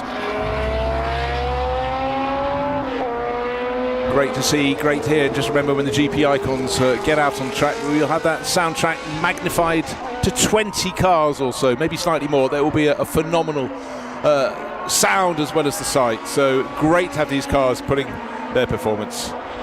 And if you fancy entering your Formula 1 car, you could scan the QR code on the screen. So drivers via the MRL for the new MRL GP icons. And certainly I am so excited. Have no idea which cars they're going to hook in to play. And for a lot of drivers, it's about getting the right people to come to play with, to race with, and to talk with. And that will, of course, be streamed live. First race will be at the BRC Classic towards the end of July. And that should be really something special at Silverstone Circuit. Will you be there, Alistair, for that one? I will, yes. We're actually on different commentary teams for that one. I'm on the circuit commentary team, and I believe you're on the live stream commentary team. I believe so. At least we're getting some prep in early on as we look at these cars here. But it's yes. So yes, we'll both be enjoying from different commentary boxes. We'll both be enjoying the first MRL GP Icons race. Really looking forward to that. A real extra feather in the cap of MRL this year. Well, I'm already looking forward to drawing up my own imaginary wish list. If my top half dozen cars I'd like to put in that pot. I'm sure everyone will have their own different list. Ian in the commentary box with us, he won't be able to narrow it down below 600 cars, I think, the ones that you want to see. But they are always the ones that really got you into the sport in many ways. So they're the ones that stay sharpest in your memory. But well, certainly one of the earliest car with a Ford DFV engine was the Lotus 49, launched in 1967 and then developed over the next couple of years. But that's my favourite shape, and that links up with my favourite driver, which is Jim Clark, who won the first race in the Lotus 49 with the DFV engine, but of course ably supported by Graham Hill. And went on for quite a few years, because Jochen Rindt chose a Lotus 49 in 1970, didn't he, for some races, over and above the Lotus 72, which he didn't like as much in terms of the way it handled. No, he didn't, but of course that then was developed fully over the next handful of seasons and raced, I think, deep into 1975, the Lotus 72, with its chisel nose, but the shapes moved on, and here we have, as the cars are reporting back, good run from Chris Perkins in that 30s. Lovely to see those two McLarens running in formation, with the MP41 moving ahead of the less favoured M29 in the background of the shot, and MP, that meant Marlborough Project, effectively, didn't it? It was the Marlborough money that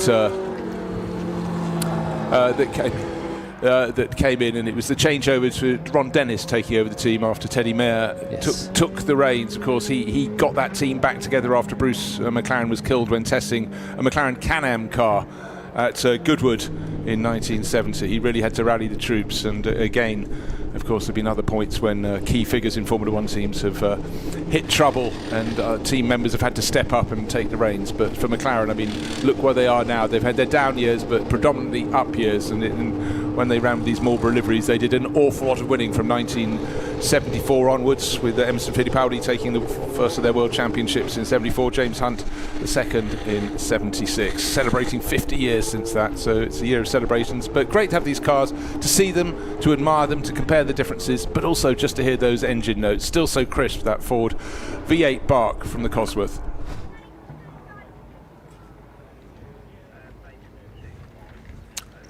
Well, I tell you what, the next thing on the programme is something new to historic racing very much in the last year or so. It's GT3, and let's have an explainer what it's all about. This is GT3 Legends, a grid that still looks modern, but already represents a golden era of GT racing from the early 2010s. These are the cars that defined a generation. Audi R8 LMS, Ferrari 458, Lamborghini Gallardo, all still delivering serious performance. When GT3 launched in 2006, it changed the landscape of GT racing, bringing global competition and incredible variety to the grid. As it celebrates its 20th birthday, it's as thrilling now as it was then. So GT3 Legends, huge fields are assembling these cars, not that old, but very, very popular. These are cars not made for sprint races. They have had a lot of sprint races, but these are cars that's, of course, the jewel in the crown for many years was the Spa 24 Hours. Tough circuit, any day and night enduro really tests the metal of these cars. But the beauty of GT3 racing, and I've had the good fortune, as have you, Alistair Douglas, to cover a lot of their races, it was the manufacture variety. So many makes came to play. And one of the essences of GT3, when organised by the Stefan Rattel organisation, is they have balanced performance. Some people throw up their hands in horror, but it means they have they're set up and made allowances so they should all have an equal lap time. So you could have 10 different manufacturers on the grid.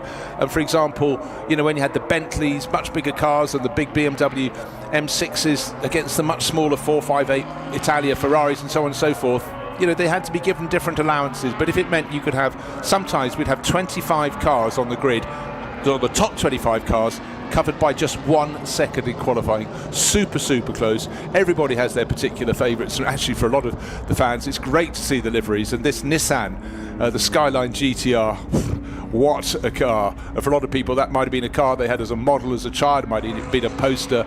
But that was a car that, when it raced down in Australia, was known as Godzilla, because it basically battered everyone before it.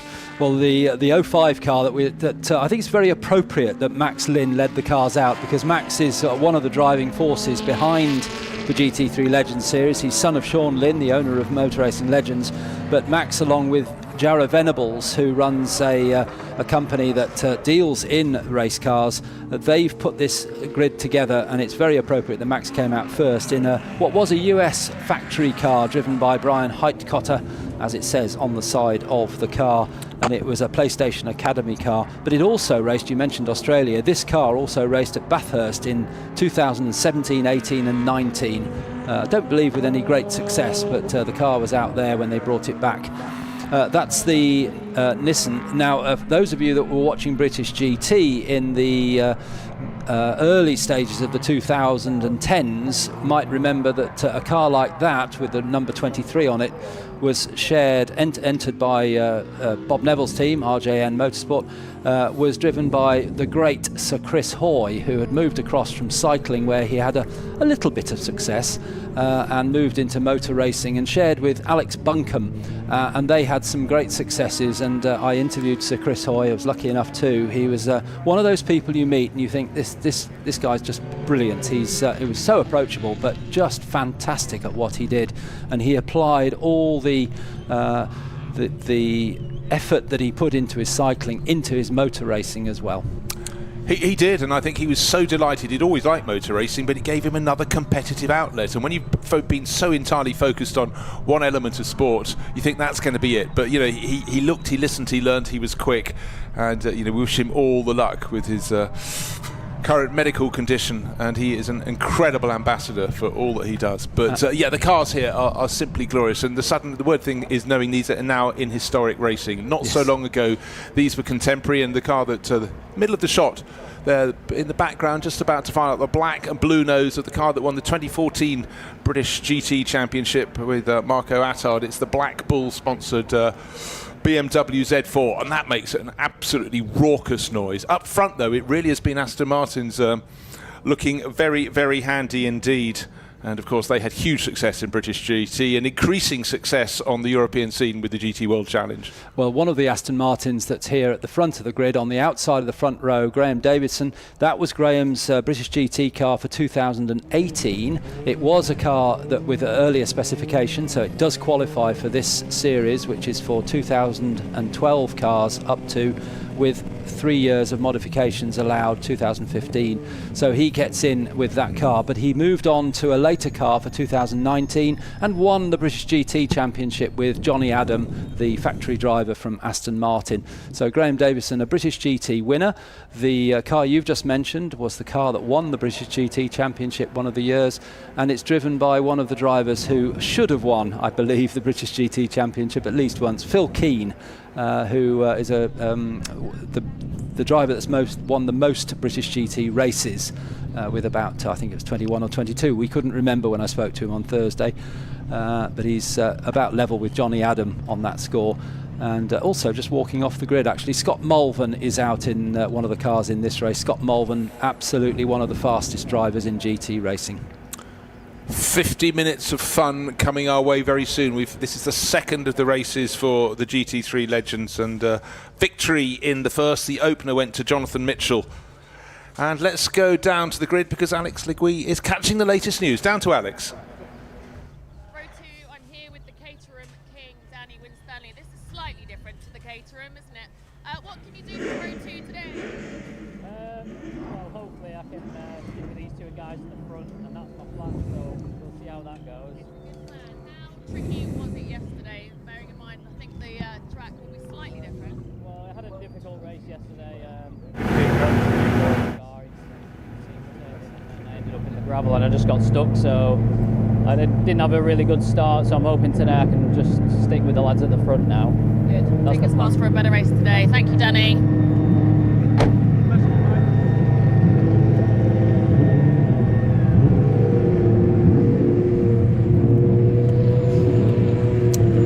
Right, Alex just catching that interview before everyone is escorted away from the grid. 50 minutes coming up and a pit stop in the middle. And what we saw yesterday was if you didn't make a good start, it was increasingly hard in these very fast cars, very well matched cars. I just mentioned the balance of performance to see if you could find a way past. So all eyes on the start. On the front row, it's two Aston Martins. Jonathan Mitchell on pole in the blue livery car, the white and turquoise Graham Davidson car alongside Danny Winstanley. He's the one we heard from in the best place of the Audis in third. And then the third Aston Martin is Nick Sampson, who's sharing with Max Bird. So off they go on the formation lap. Looking as though everybody's going to get away. We lost a few of the cars from the entry before we got to today's race, but just waiting for the last car to get going or not. Lights on, that means it's got power, and the Porsche, the Hankook Porsche, is getting away from the tail end of the grid. Andy Yang and Kyle Tilley in that car, so that should be able to catch up to all those in front. Now, a lot of you will remember a lot of these liveries, some racing in Europe, but let's take a look at the grid. Jonathan Mitchell on pole, Aston Martin, another Aston Martin, ex-British GT champion Graham Davidson alongside. They're both running in Class C. Going to the second row of the grid, Danny Winstanley, Caterham racer extraordinaire in an Audi, and the third of the Aston Martins, Nick Sampson. He will start fourth. Then Max Lynn and Charlie Kennedy, the best. These had a great race in their equal Nissan GTRs yesterday. I expect the same again today. Jess Smith, British touring car racer, trying the Audi R8, and Richard Neary, a really good run from the Mercedes racer. Runs his own family team, Team ABBA Racing. He's loving this. Nick Mayton will start the Lamborghini Gallardo, and alongside another Lamborghini Gallardo, Craig Wilkins, 10th on the grid. Going to 11th place, Julian Thomas. He swapped Ford Sierra RS500 for Audi R8 LMS, and Massimo Vignali, who raced the GT3 cars in period in Europe. Fred Shepherd will be starting the one and only Ford GT in this race from 13th, and the Mullsdale car, the British Championship winning car from 2014, after him in 14th place on the grid. But we got going back down to about 10 rows of cars, so plenty more, but the formation lap of these quick cars is almost at an end, so we need to focus as the last car gets into the back of the line, coming down from Coppice towards the chicane. 50 minutes of racing coming up for the GT3 Legends, cars that you know you're getting on a bit when you commentate on them in period. A few years pass and suddenly they're historic cars, but these are robust cars, they're fast cars, they're loud cars.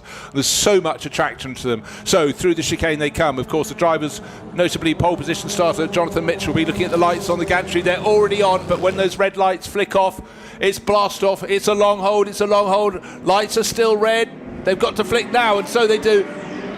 And surprise, surprise, the Nissans with all their power trying to get away from the third row to get equal to third position. But from pole position, Jonathan Mitchell gets the job done. Trying to go up the inside is Danny Winstanley in the silver Audi, but it looks as though Graham Davidson has slotted the car from the outside the front row into second position. So it's still Aston Martin from Aston Martin, but the third of the Aston Martins has dropped 2 positions because the Nissans have come through. They've got so much get up and go. You can see them slightly bigger, bulkier cars. And oh dear, sideways backwards, is that the Richard Neary car? Just well down the crater curves. I think possibly not, actually. I think he's further up the field. Yes, I think that was Steve Osborne's car that's rotated. Richards is blue. Yes. But it's Jonathan Mitchell who leads from Graham Davidson, both in Aston Martins. Then it's Danny Winstanley who's taking it to them in the Audi. That's the car that spun, number 88. And then I think the first of the Nissans, we haven't seen it clearly yet, but I think it was Charlie Kennedy who managed to get ahead of Max Max Lynn. No, it's Max Lynn actually ahead. My apologies. Max Lynn ahead of Charlie Kennedy as they come down, and Max Lynn locks up and goes straight on at the chicane. Well, he's not going to lose one position. He's going to leave 2, 3, 4, 5, probably 20 positions as the rest of the field comes through. But Jonathan Mitchell with an advantage of just over a second. And the number 2 Audi has gone around as well. That's Marcus von Euenhausen.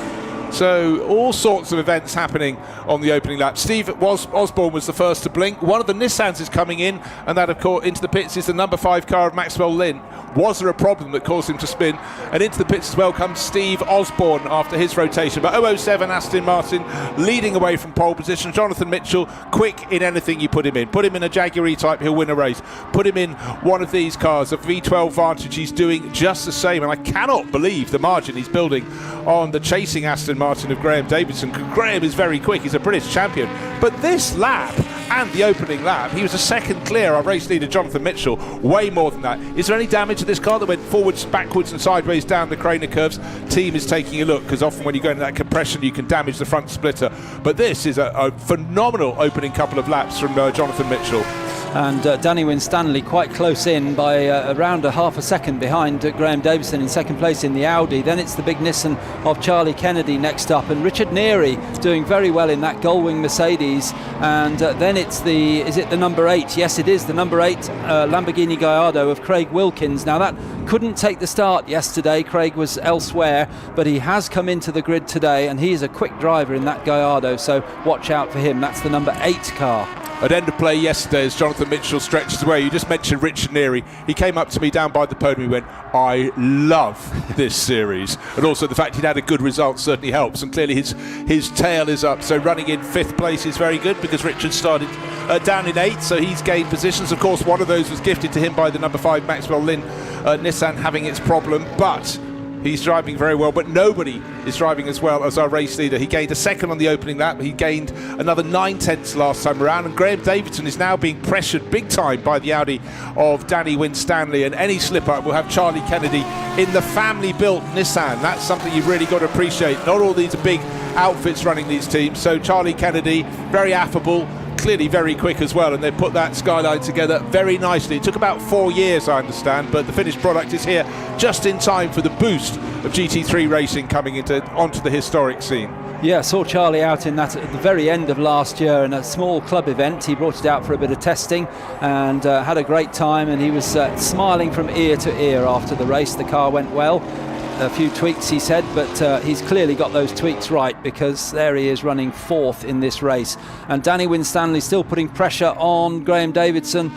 Car number 47, the blue car with the white sides, is Graham Davidson, ex-British GT champion. Danny Winstanley, ex-multiple Caterham champion. And a second pit visit for the number 5 Maxwell Lynn Nissan. Clearly, it's very unlike him to have made the problem down into the chicane. He came back into the pits, he had it checked out, went back on the track. But up front, though, still pulling clear by 2.2 seconds now as our race leader. But the pace is there for both the second and third place car. We're looking at Danny Winstanley, the 78 Audi in 3rd place. They are almost matching the pace now of our race leader, but they're holding each other up in this battle for second place. Oh dear, Nick Sampson in the car that started 4th on the grid. That has gone around, it's deep in the gravel, and that could lead, I'm just looking for any signalling, if that's sitting there in a dangerous position, it could very much bring out the safety car. Big heavy cars, they're quite difficult to shift.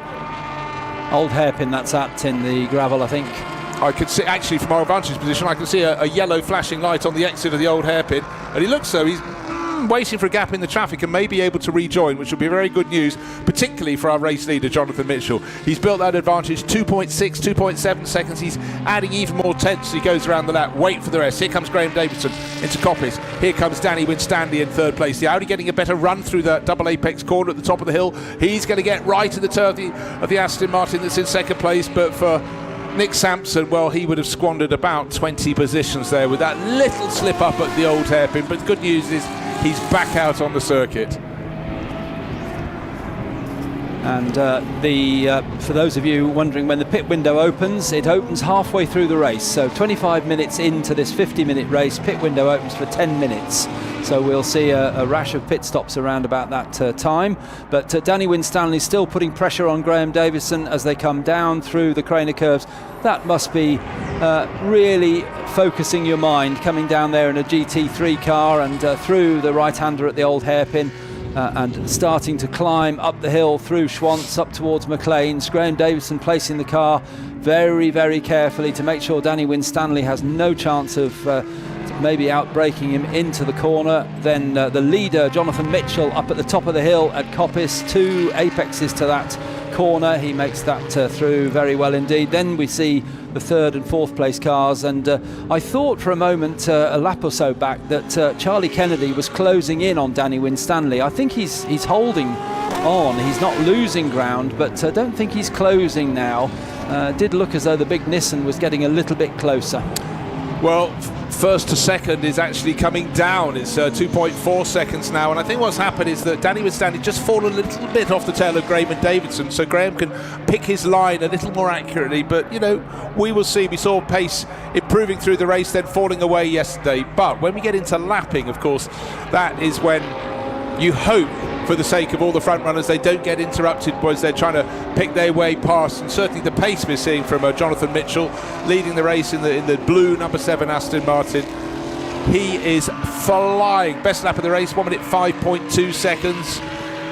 And most of the others actually, of course, because it's GT3 racing, their best laps are within a few hundredths of a second of that. So it's very competitive, as you can imagine. Good to see the Adam Ballon car going very nicely there, a car that was raced in period by Barwell Motorsport. And of course, Barwell Motorsport, led by Mark Lemmer, spoke to me last year. He goes, you know what, I think I'm going to prefer doing historic racing now there's GT3 than doing contemporary racing, the GT World Challenge, where there's so much pressure. Here there's a lovely feeling in the paddock, and yesterday had a quick word. He was sitting outside the race, Motor Racing Legends Hospitality, looking a picture of relaxation.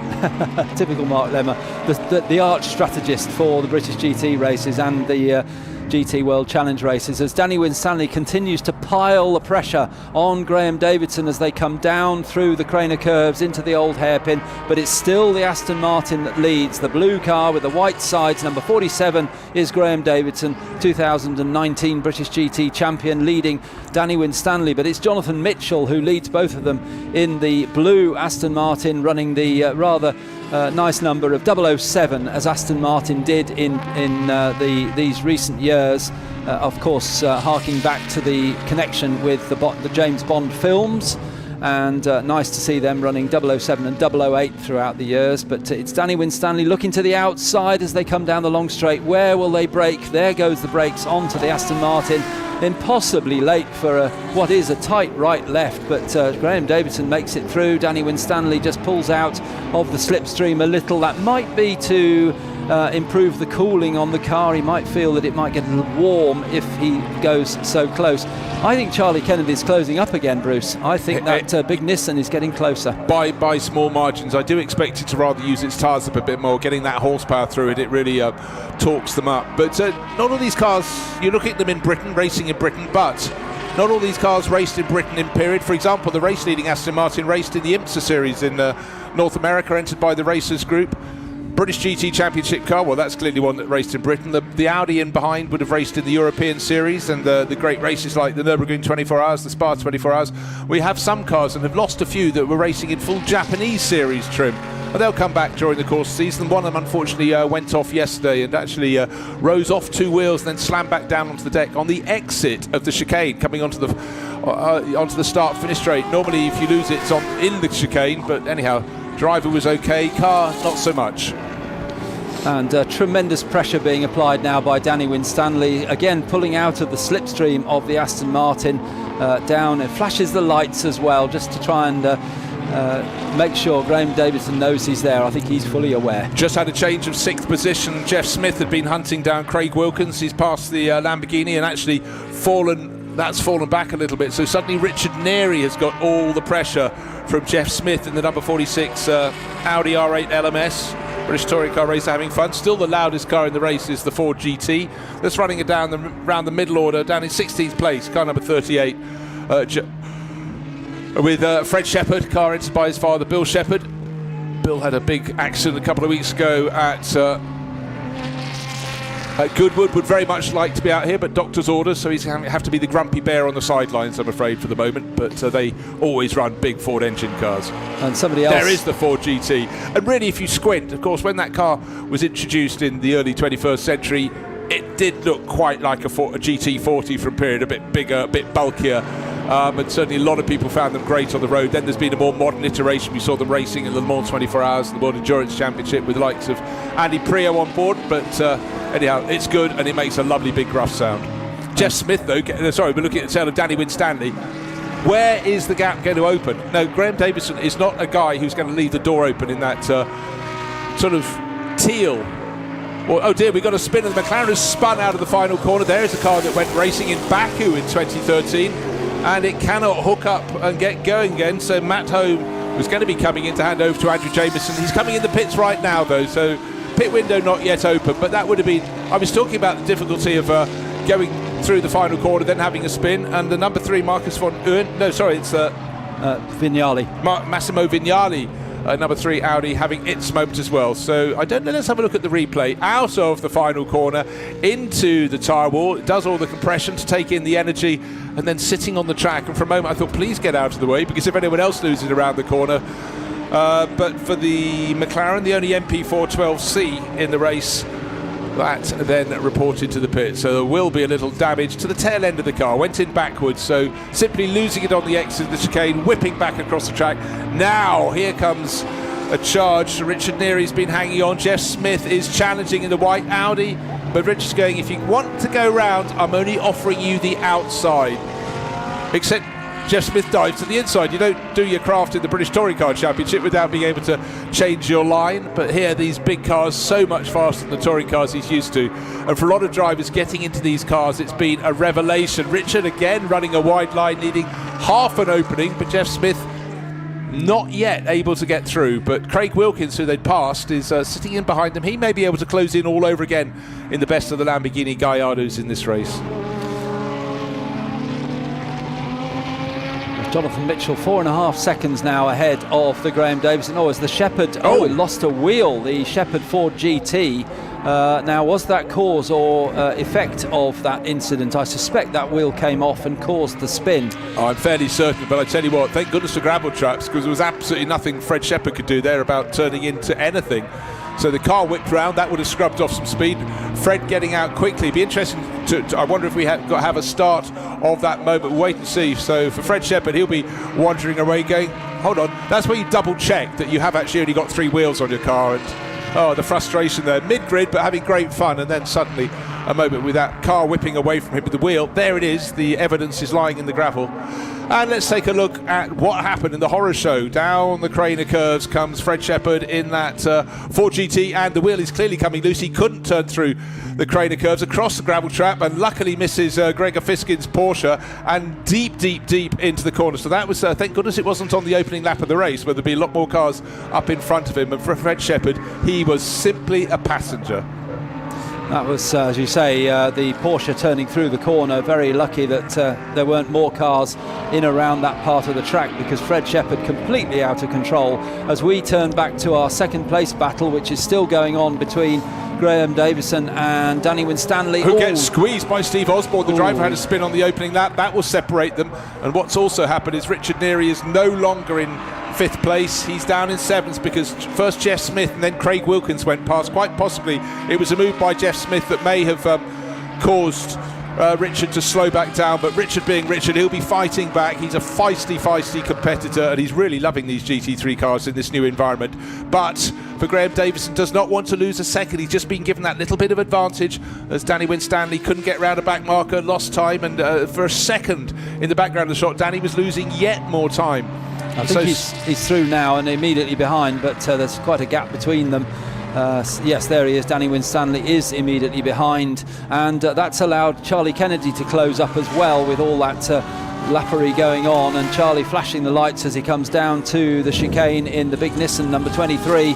And Charlie Kennedy, it is in 4th place, as he's been since the beginning, or virtually the beginning of the race. He's trying to make his way past Steve Osborne now in the Mercedes. Hopefully he'll make it through on the inside. Yes, he does.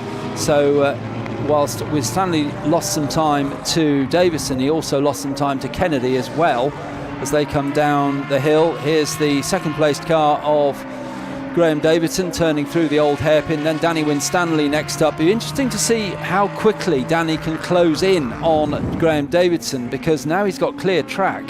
He may close up quite quickly, which shows that he's fundamentally quicker, but he's got to get past Graham Davidson, which is the hard part. I think Graham's going to be able to improve his speed now, because he's not being challenged from behind. He's having a much clearer line through the corners, and I'm not entirely sure Danny will be able to get back up with him. And likewise, I'm not sure if Charlie Kennedy in 4th place in his Nissan can do likewise. Suddenly almost 3 abreast, and number 2 Audi, Marcus von Oeynhausen, taking a deep line. Right, race leader Jonathan Mitchell, the blue Aston Martin in the middle of the screen, go past the old Lippert Motorsport Lamborghini into Redgate.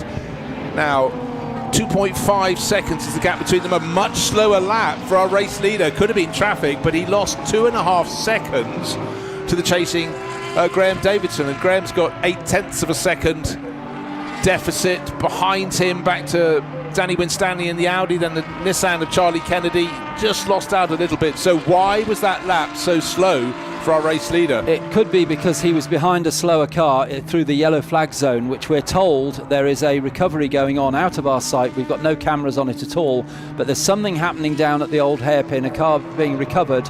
And there's yellow flags up at it's the Ford GT, of course, and in fact just getting a shot of it being winched away, so that should have affected all of them. So I can't say that is the blame, but maybe a car in front of our race leader Jonathan Mitchell backed off a little bit more than he'd have liked, so he lost the 2.5 seconds, still sitting on a lead of 2.5 seconds. And you know what, the pace of Jonathan Mitchell, he's probably just going to build the lead all over again. But second and third in the background of the shot are much closer, because suddenly Danny Winstanley has found half a second to get onto the tail all over again. So your theory was right, mine was wrong, as the number 3 Audi is wheeled away, stuck in the garage, that Danny Winstanley does have the pace. But what we do know is Graham Davidson in the teal and white Aston Martin in second place has the nous. You don't win the British GT title without being able to take a defensive line when it's required. Absolutely not. That's right. And in fact, we're just looking in front of us with a bunch of cars going through, including Julian Thomas, who's in 10th place in his Audi. They're racing with the number 24 Maton Tetley Lamborghini, which has actually Julian has just got past, so he's moved himself up to 9th place ahead of the black Lamborghini. And behind the black Lamborghini is World Touring Car champion Rob Huff, who's doing this race solo, number 14 car in the one of the Audi R8s. Richard Mines not racing. Rob Huff is taking this race solo. Well, if you're anywhere in a collection area, assembly area before race, and Rob Huff turns up, he's probably going to take the drive from you. He will just race anything, anytime, anywhere. Now, the Lippert Lamborghini car number 60 is reporting into the pit lane. That's got rear end damage. Something has clattered the left rear corner of that. Maybe it was another car, or normally is if it's a back end, or it could have been a rotation. But still waiting to see what's happening at the front of the field. The yellow flag, I think, has now been cleared at the old hairpin. I can still actually see a yellow flashing light down there, so maybe not. But in terms of lap pace, I wondered if Jonathan Mitchell could build a lead again. Oh yes, he did. It went down to 2.5 seconds when he lost 2.5 seconds, so his lead was half, but he's got it out to 3.9 seconds, so he is totally in control of this race. We've got someone moving very slowly down in through the Craner curves. Luckily it wasn't obstructing that battle for second place, or even the battles a little bit further back. There is Rob Huff, the number 14 Audi with the Oakley sponsorship. And the next car in his sights is the number 24 Lamborghini. And just up, one position further up the track, is Julian Thomas. Here is the Maton Lamborghini, right in behind, running wide and very Rob Huff style, going to the outside, diving to the inside, but Nick Maton wasn't having any of that. But again, he runs wide on the exit of Coppice and expect a better run down from the highest point of the circuit of the chasing Audi. Julian Thomas will only be able to see it in his rear view mirrors as he goes down the slope. He'll be able to turn into chicane. Huffy knows he's not quite close enough. Nick Maton running very, very deep into the corner. Can he come out still with lots of traction? Yes, he can. A better exit from the corner. Out onto the start-finish straight for Rob Huff. And Jeff Smith and the Craig Wilkins Lamborghini Jeff Smith in the Audi, still battling away, which they've been doing for quite a few laps now. Jeff Smith, it is 46 Jeff Smith who is just ahead. Jeff, actually, since he left the British Touring Car Championship grid, is now racing in the old shape minis in Mini Melia racing, really enjoying himself. Quite how you reattune your brain from a little Mini to an Audi R8, well, that's something that I couldn't do, but Jeff Smith clearly can. Pit visitors for pit stops, perhaps. The McLaren is back out, having had its rotation, but we're ahead of the pit stop window. Yes, we are. Yeah, we are. So the British BMW Z4 that won the British Championship in 2014 is in way too early. The McLaren that had a rotation there, it is car number 77. I guess that's probably running repairs on that one, because that had to spin on the exit of the chicane, and Matt Home brings that one in. But for those that are hoping to win the race, they remain out front, and it's still Jonathan Mitchell, 3.3 seconds to good, so he's eking his way clear. But then we will have those pit stops coming up soon. But certainly the Aston Martins have always been strong on home ground in Britain. We've got them first and second, but Audi's right in the mix with Danny Winstanley in third place overall. And unsighted from us, a change a couple of laps ago with Jeff Smith and Craig Wilkins getting past Richard Neary in the Mercedes. So Richard dropped to 7th, but that puts Jeff Smith up to 5th, and then Craig Wilkins just behind in the silver Lamborghini. But this battle for second place continues, close as ever. Graham Davidson in the lead of that battle.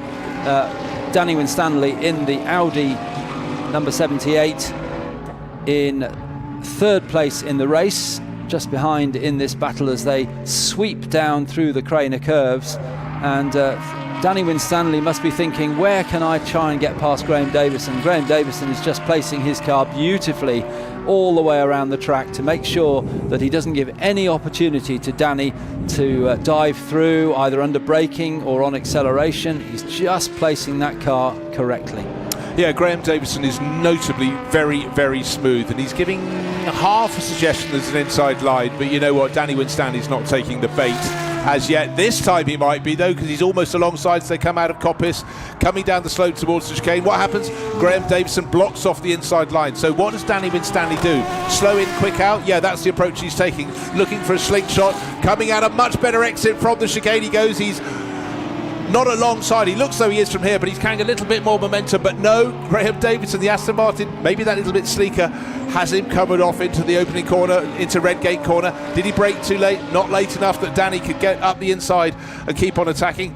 All he can do is keep on pressuring. All he can do is look up the track or down the track as they descend the Craner curve to see, is there a slow moving car that we're going to pick up? And this is all, again, great news for our race leader Jonathan Mitchell. Gives him a bit more time when he can't be chased after by, of course, Graham Davidson there. Graham doing a great job in that white and teal Aston Martin, still just in front of the silver Audi, and Danny Winstanley continues to go one way, go another. He's just attacking all the time. One little misbraking point could be all it takes. But well, he's forced Graham Davison to go very defensive at Coppice. That will mean that Graham doesn't get such a good run down the long straight. Danny tries to come up alongside. He's going left, he's going right. He finally commits to the outside line. Now he'll try and take a tight in, wide out line and come alongside. Better. And once again he gets alongside. They're side by side as they go down the Wheatcroft straight. But Danny Winstanley's still on the outside, but he is alongside, but he can't make it stick. He had his bonnet in front, and yet that Aston Martin in the straight line, it seems to gather its speed as it goes down the straight, and at the end maybe his engine's got a little bit more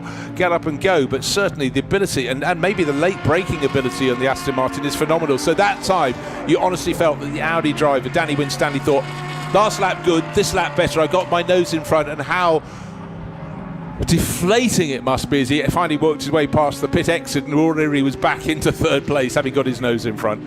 Well, they're up at the towards the top of the circuit now. This is where Danny Winstanley forced the defensive move from Graham Davison last time around, which definitely compromised Graham's run down the long straight, which in turn gave Danny the chance. And same thing's happening again. He's staying right behind this time. He's not feinting left or right. Finally commits to the outside line because Graham doesn't give him any other opportunity. And they come out. There's a slower car just pulling in. Is it coming into the pit lane? No, it's not. It's carrying on, but that's kind of snookered Danny Winstanley there, but he still goes for the outside. Now this is wide in tight out. Will the Audi be able to pull up alongside Graham Davison on the exit of Redgate through Hollywood? He's right under the boot lid of the Aston Martin as they come down the hill towards the old hairpin. I don't think there's an opportunity really to outbrake into the old hairpin in these GT3 cars. They're just too big and too fast to make that opportunity, but certainly a chance further up the road. Well, pit window open are 3 words we could throw in there. And do you just eventually go, I am not going to get past, maybe I can find an advantage by pitting? I almost expected, except Danny Winstanley thought, no, I'll give it a third roll of the dice to see. As others are now starting to pile into the pits. That's Adam Ballon in the Barwell Motorsport, number 72. But not for want of trying, but everything that Danny Winstanley tries is being rebuffed by Graham Davidson. And meanwhile, at the front of the race, what's happening? Jonathan Mitchell is pulling ever further clear. 5.6 seconds to good. Remember, it came down to 2.5 seconds. And in comes Graham Davidson from second place. I thought we'd have the first blink from Danny Winstanley, but maybe now free, we can see Danny Winstanley try and find possibly the half second he needs to be able to make his pit stop on a subsequent lap and come out ahead. It's going to be super tight, but Graham Davison drove absolutely brilliantly through the first half of this race. There he is. Pit stop time.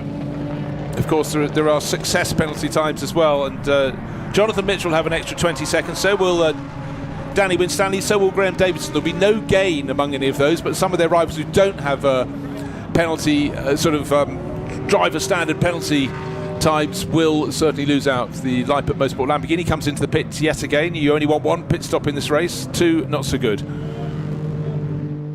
And you can see on Graham Davison's car, the Oman Racing Team. That was Ahmad El Hati drove that car, as well as Johnny Adam back in the day.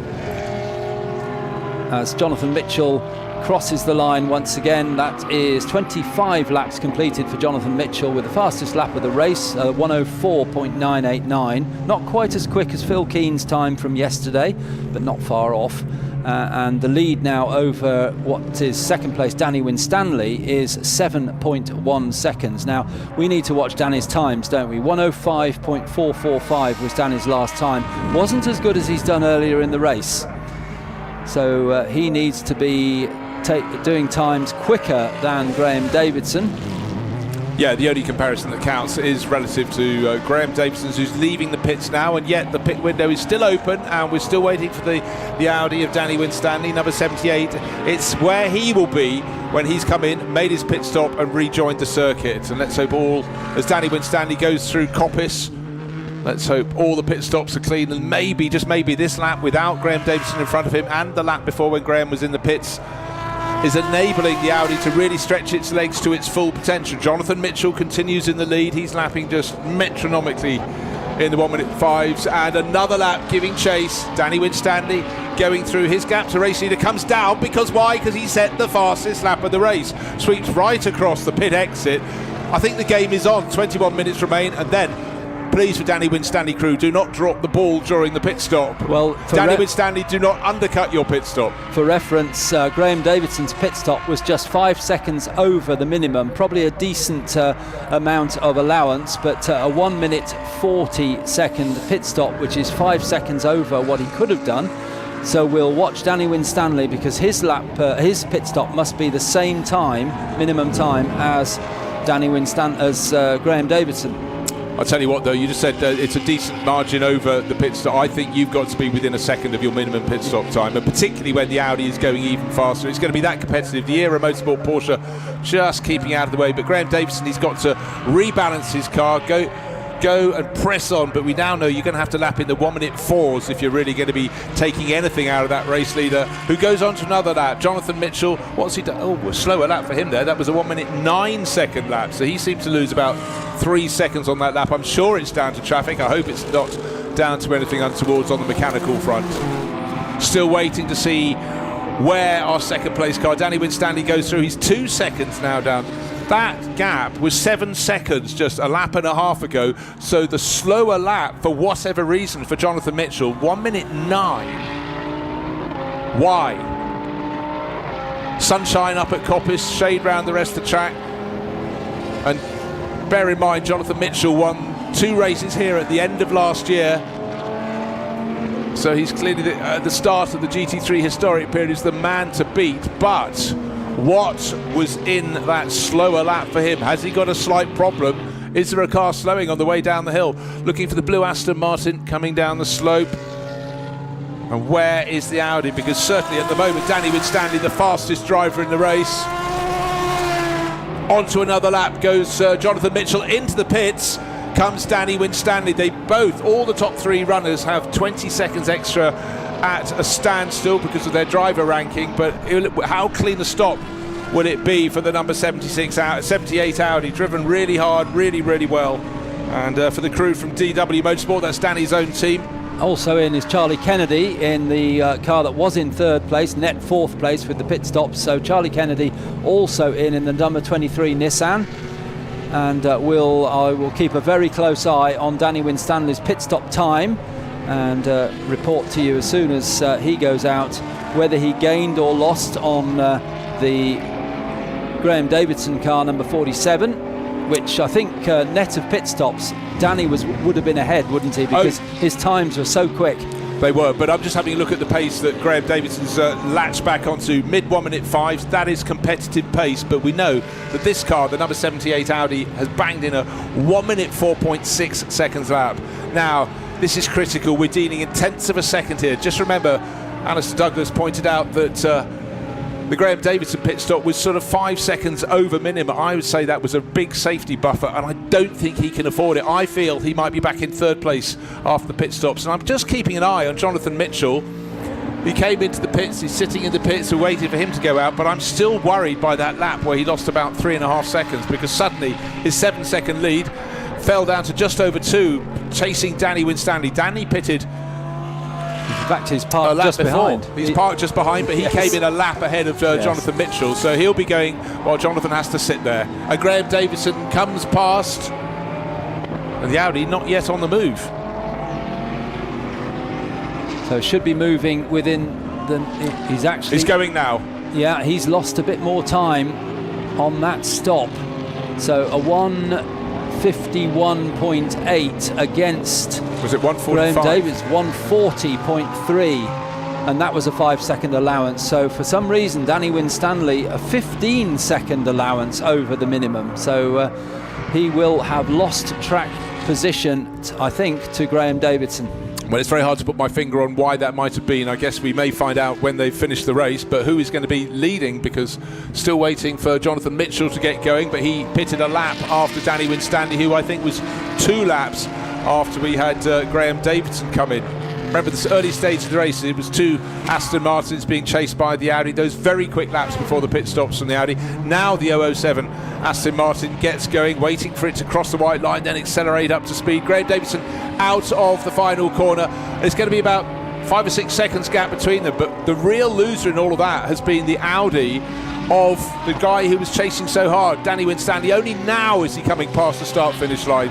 So that extra 10 seconds, potentially 15 seconds over what it could have been, has been very, very costly. It has, and Jonathan Mitchell has just completed his pit stop, and he was just 2 seconds over the minimum. So his pit work absolutely superb. Yeah, don't let anybody tell you that in period, of course, they'd have been going for every nanosecond. In historic racing, they're doing precisely the same, but as we become more and more used to GT3s, the crews will get more and more used in historic racing to get them just as competitive in the pit stops as they would have been in the period, and those extra increments over above the minimum pit stop time will come down and down. But the top 3 crews, in terms of their running pace, they have been fantastic, really, really spectacular. The order, though, has been shuffled. Jonathan Mitchell comes to start another lap. Still 2 cars that pitted after them will have to shuffle down the order, but his margin over the chasing Graham Davidson is 5.5 seconds. And then we wait, and then we wait, and then out of the final corner, top of your shot there, comes the Audi of Danny Winstanley, and he is a further 10 seconds back or thereabouts. So we said he squandered 10 seconds in the pit stop over the car that he'd been chasing, which was Graham Davidson's Aston Martin, and that is absolute proof.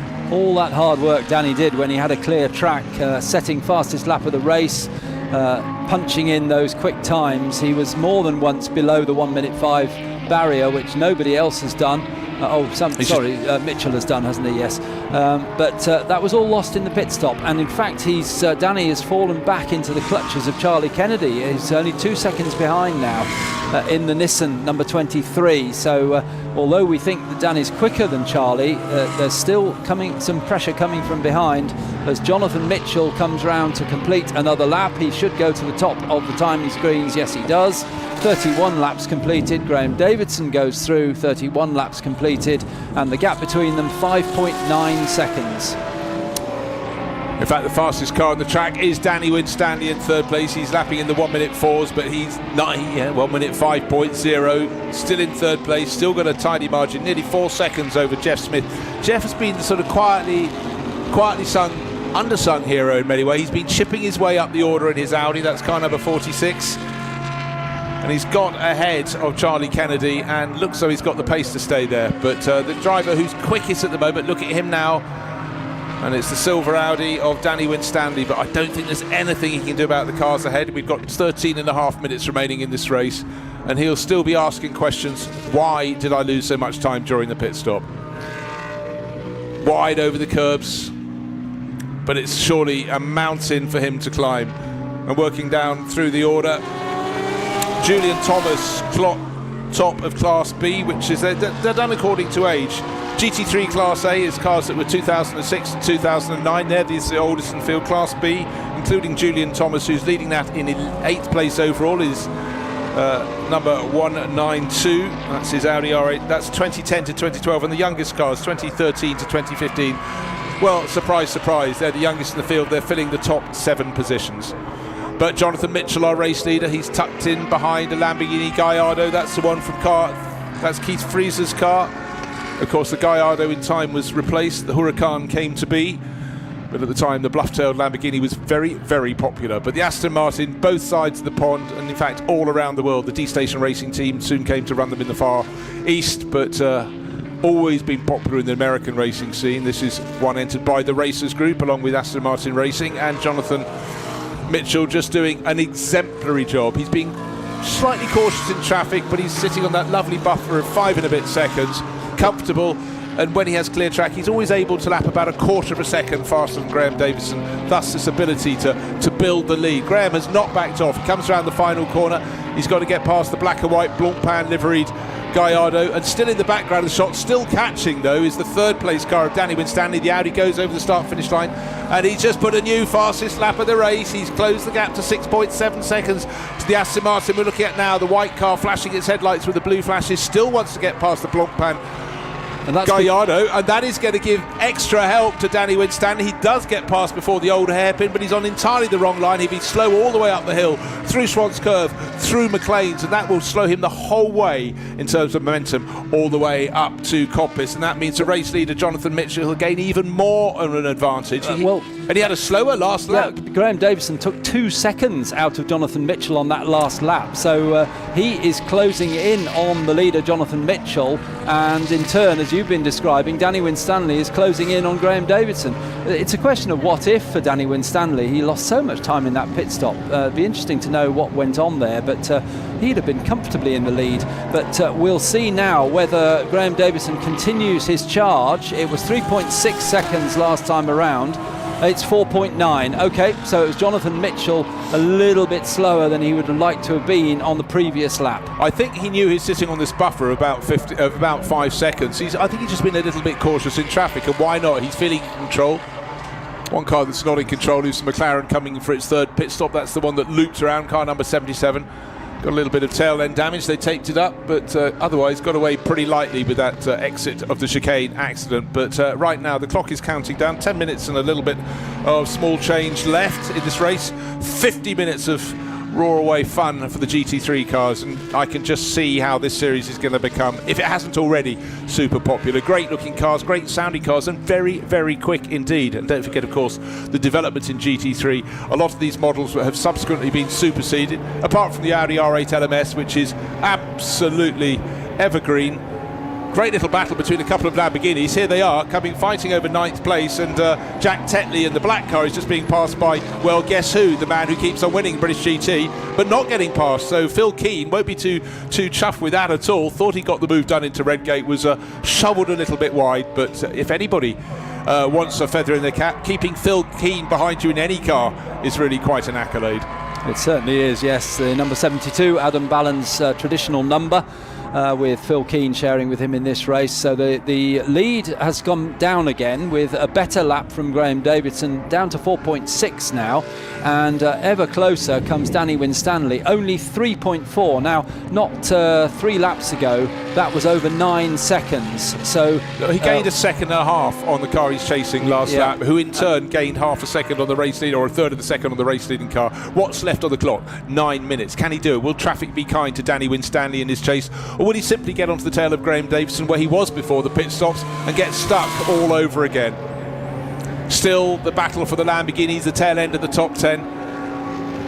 And let's take a look up the inside. This time goes Phil Keane. Bang goes Jack Tetley across his nose. You're not coming past into Redgate.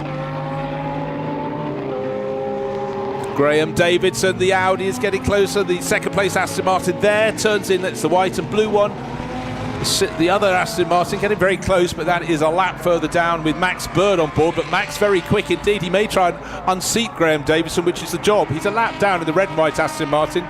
This had the problem in the opening lap of the race, or thereabouts, but this may actually also help the chasing Audi in third place of Danny Winstanley. First to third, it was about 15 seconds. It seems a blink of an eye ago. It's down to 7 seconds, but our race-leading Aston Martin, the number 007 car of Jonathan Mitchell, now has a 5-second buffer, and he's being helped by the difficulty for Graham Davison, who's had to let Max Bird go through. Max is a lap down, doesn't want to be interrupted, but in the background of the shot, what is coming? It's a silver Audi, and it's right up to his tail. Danny Winstanley, oh my gosh, what a drive from him. He's going to look for the moment, and he was rather hoping, I think, the other Aston Martin could stay behind for another lap, and then he could maybe try and make a double move. But this is going to be exciting. Coming out of the chicane, they go onto the start-finish straight. A better exit this time from the chasing Danny Winstanley. It's like trying to resist Quicksilver. Down to the first corner they go. Nothing you can do. Now, again, what we've frequently seen is this deep line taken by Graham Davidson into Redgate. Now, there's an SLS Mercedes up ahead as they approach the Craner curves. Is that going to help them? It's Steve Osborne's car. Oh, it's going to be right in their passage when they get to the old hairpin. Is he going to leave the door open for the 2 cars? He can't. He has to turn in. That is saviour sucker for Graham Davison. He'll hold on to that second position for now, and finally Max Bird has got out of the mix. He's a lap down and he's pulled clear. So it's as it was before the pit stops. It's second place being held behind Jonathan Mitchell by a second Aston Martin. It's still Graham Davison, former British GT champion, but Danny Winstanley, how can he resist this charge? He's got to do it for another 7 minutes or so. Side by side out of Coppice they go. Surely now this is a move on track that's going to work. But again, as we've seen so many times, the Aston Martin's so quick in a straight line. But this time Danny Winstanley's having none of that. Takes the inside line. He worked so hard to get it. All he couldn't do in the first half of the race, he's managed to do now. And now what's he got to set? He's now 8.7 seconds down on the race leader. Jonathan Mitchell, during all that sparring over second place, has managed to just ease it away, settle down to running competitive laps for about 3 laps running, and that surely has secured the second place that he needs, the buffer he needs to take victory in the race. But really, in all honesty, drive for this race in terms of sheer attack has come from Danny Winstanley in the Audi. Up from third to second he goes. Indeed, yes, that was a great move, and we're watching Julian Thomas here battling with Richard Neary. Now, he's taken a few laps to get there, but he's gradually closed in on Richard, and Richard Neary has, in fact, it's the other way around. Richard Neary has been closing in on Julian Thomas and has just got past. So he's moved up to 7th place, Julian down to 8th place in the Audi R8. Fairly new to his stable. I think got that last year, so he's relatively new to that car. And the leader has crossed the line to complete 39 laps. Winstanley goes over for the first time on our timing screens in 2nd place, and it's Graham Davidson just behind in 3rd place. Charlie Kennedy remains in 4th place. Yeah, and Jeff Smith's not too far behind Charlie Kennedy, so Audi's sitting at the moment in 2nd and 5th positions. Then there's a little bit of a gap, and the best of the Lamborghinis goes across the line, just waiting for Craig Wilkins, goes past in 6th, and then comes Neary, and then comes Thomas down the start-finish straight. But the driver's still chasing. Surely it's got away from him. 5 minutes remain in the race, and Danny Winstanley, the number 78 Audi, is still pressing on, looking to see where he can end up in this mix. It looks surely as though it's going to be 2nd place, because here comes our race leader, car 007, the blue North American Series car, entered by the Racers Group, on to another lap. It'll be 40 laps being completed. Background of the shot, still waiting for the silver Audi to pop out into the background. Now it does, just as the braking zone for Redgate is reached by 007, by Jonathan Mitchell. 8 seconds the good, so the gap's come down, but with just 4 minutes remaining, that is all fine, one has to feel, for our race leader Jonathan Mitchell. So super smooth, and the advantage for him was he just managed to break the toe to those behind, and then he settled down and gradually built the lead, and really down to the fact that Graham Davidson was harried for lap after lap by the Audi of Danny Winstanley. Danny finally, after pit stops, including his extra slow pit stop, he lost a lot of ground. He would have been 2nd if it had been an average pit stop, but he lost about 10 seconds to his rival. He's fought back, but there's nothing he can do as the clock counts down about catching the 007 Aston Martin. Yesterday's winner, and yesterday the finishing order was 7, 47 and 30, so today's likely race winner, here it is. He's heading for 2 in a row, surely. 47 was Graham Davidson. He's going to be heading for 3rd place today. And car 30, that's a bit further back today, it's Richard Neary, but he had a really good run. He was 3rd yesterday, and he's running around in 7th place at the moment, but it's very tight. He may gain a place, he may lose a place, but you feel fairly sure that Graham Davidson there, he is in 3rd place, white and teal Aston Martin down the start finish straight. He's got a bit of a buffer. Charlie Kennedy in the remaining Nissan Skyline. He's driven valiantly. He was 4th yesterday. He's going to be 4th today because he's another 11 seconds further back. But as we get into the final 3 minutes, this 50-minute blast, the second of the 2 races for GT3 Legends here at Donington Park, all is under control at the front of the field, but this is the battle for 7th place. Richard Neary in his SLS Gullwing Mercedes, and each lap it's getting tighter and tighter. It was 0.3 of a second between him and the chasing Audi of Julian Thomas and that very elegant dark blue and white livery, but Richard's got the inside covered off. He enjoyed getting on the podium enormously yesterday, but he enjoys a good scrap as much as anything else. So the driver who races frequently the British GT Series with son Sam is still holding station, so he's got to stay for another couple of minutes. But Julian Thomas is looking very good, very, very attacking into the old hairpin there in number 192 Audi. That's one that's not racing in period livery. This is effectively his own livery, but pretty much everyone else is running in the liveries that these cars would have raced in any time between 2006 and 2015. Julian Thomas looking one way, only being shown the outside. Up to Coppice they go, the Gullwing Mercedes with that amazing Basso Profundo rumble exits from Coppice down the hill. They just have to keep the line tight for another couple of laps, but Julian Thomas not close enough to look at the inside. Still over in this battle for 7th place, it's Neary ahead of Thomas, and Neary's in the top class of cars, and for the middle class of cars, by dint of being slightly older, between 2010 and 2012, is the car tucked in behind of Julian Thomas. And the gap between 1st and 2nd, by the way, in the race continues to come down. 5.7 seconds now, but with just 1 and a bit minutes remaining on the clock, maybe the only passing manoeuvre will be in this battle, the battle for 7th place. Can Julian Thomas find a way past Richard Neary, very quick through the Craner curves? And here is our race leader, 007, down to Redgate, and with just a minute left on the clock, that means this is the final lap of the race. The marshal on the in the box on the pit wall can start unfurling that red, black and white flag, and we'll be able to wave it within about a minute's time. But Jonathan Mitchell's driven absolutely brilliantly down the Craner curves, no interruptions for him, into the old hairpin, swinging to the right, arcing to the left, going up the ascent. Swans curve comes next, and then you start cresting the slope at McLean's. But clear track ahead of him, and the Racers Group Aston Martin raced on the North American Series tracks. You think Daytona, you think Sebring, and a host of other fabulous circuits, and the V12 Vantage just looks cool. Super balance for Jonathan Mitchell, and he runs wide, but has no real concern. He can pretty much match the pace within half a second of the Audi that's chasing. But Danny Winstanley back 5 seconds further back, into the chicane, out of the chicane, and let's have another win for Jonathan Mitchell. Doesn't matter what the margin is now. Oh, it's actually come through slightly short. I thought he was going to be about 2 seconds in hand. I shouldn't have started writing my results down on a sheet of paper. So it's another lap for Danny Winstanley to give chase. Oh, that was super close. Another chance for the third place Aston Martin. Here it is, Graham Davidson, car number 47. Oh, I thought it was going to be one side of the 50-minute mark, but it was the other. Therefore, we keep on racing. For some drivers, that's good news. For others, it could be potentially disaster. But with a margin of 5.6 seconds and lead the race, the 007 Aston Martin has this one under control. The one thing he didn't have under control was the clock. If only he'd been told he could back off by just lift, not lift and coast. It's not a very good thing for racing, but lift out of the final corner and acknowledge. But such has been his form. He's been able to respond every time of asking. Julian Thomas has got ahead of Richard Neary now, so it was a lap too long for him. And this time around, here comes Jonathan Mitchell. This time he'll see the checkered flag. He must have been so close to getting it bang on after 50 minutes, but into the chicane, out of the chicane. The Audi will be possibly closing in the background. Danny Winstanley, job done, and the checkered flag is waved. So victory to number 7, and Danny Winstanley, huge credit. Eventually backed it off a tiny bit on the final lap and ended up 6 seconds down, but he fought.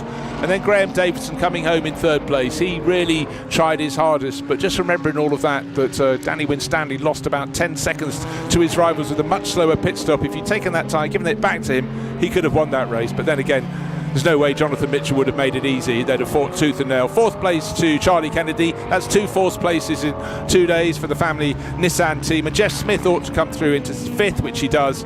And then a lap down, Craig Wilkins in his Lamborghini. Julian Thomas just in the Class B entry. His Audi just got ahead of Richard Neary in that wonderful scrap for 7th place with just a lap to go. And only now does he take the checkered flag. And Richard Neary tails it off. He knows he had the battle. He lost out, but he'll have enjoyed the scrap very much indeed. But no one had any answers to Jonathan Mitchell. 007 on the flank of that blue Aston Martin. Got the job done yesterday, got the job done today, but really also hats off to Danny Winstanley. What an excellent drive he had. Super attack, and he had the fastest lap of the race by a margin of about 0.6 of a second. That is an impressive time, but Aston Martin always so strong on home ground in UK, and they've done it again. But I think you can safely say GT3 Legends is here to stay, here to grow, here to expand, and very much here to entertain. So that was fun. We had a few spills early on, but a very nice, tidy race. And in fact, the last 2 days have been hugely entertaining for GT3 Legends. And now they are historic racers after toes in the water last year. And this is a scene that's only going to grow and grow, both here in the UK and across Europe. And just great to have so many different manufacturers offering. But let's take a look back. 50 minutes of racing. Let's have a look at the highlights. A nice tidy start from pole position on the left-hand side of your screen by Jonathan Mitchell. The blue Aston Martin would lead down into the first corner. 007 was the number on the nose. Danny Winstanley had a look in the silver Audi on the inside, but both of the Nissans, the Skylines and the GTRs went up 2 positions to run 3rd and 4th. Steve Osborne had a bit of a slip up at the bottom of the hill, so the rest of his race was simply playing catch up. But here came the Nissans, swinging one way, swinging another, not a lock up. And here the mystery incident for Max Lynn. He ended up parking that car in the pits, so something untoward. Didn't want to turn into the chicane. Everyone else did very well to avoid him, but a little bit of contact. Gregor Fiskin's Porsche catching the tail end of Marcus von Oeynhausen's Audi. No damage done. He eventually got it back onto the track and came back to play a little bit more. But up front, it was all about the 007 Aston Martin. Battles all the way down the field. And there's the Van Oeynhausen car back in the field. And GT3 cars, very spectacular, huge wings, and unfortunately a little bit of a change of the shape of the rear end of the McLaren that went round on the exit of the chicane. The tyres did their job, and then unfortunately Massimo Vignali getting to visit the giant gravel trap. But through the course of the race, one of the peculiar moments was a wheel coming off the Ford GT. Bill Shepherd was on the sidelines, having to watch Fred Shepherd 3 wheels on his wagon, and luckily the gravel trap did its job down at the old hairpin. Then a fantastic battle with a couple of Lamborghinis, tail end of the top 10, and it was Phil Keane on the outside. Eventually, it took several attempts to get around Jack Tetley. That wasn't one that worked, but he did manage to get it to work later on. But it was the chase down towards the end, the silver Audi, seeing what it could do, and it finally got past in the hands of Danny Winstanley, past Graham Davidson. But victory today in the second of the two races, as it had been yesterday, was to the 007 Aston Martin. Here it comes, one headlight on, and there is the checkered flag. Jonathan Mitchell. So that was an enormous amount of fun, some fantastic driving there. And here are the results of the second of the GT3 Legends race.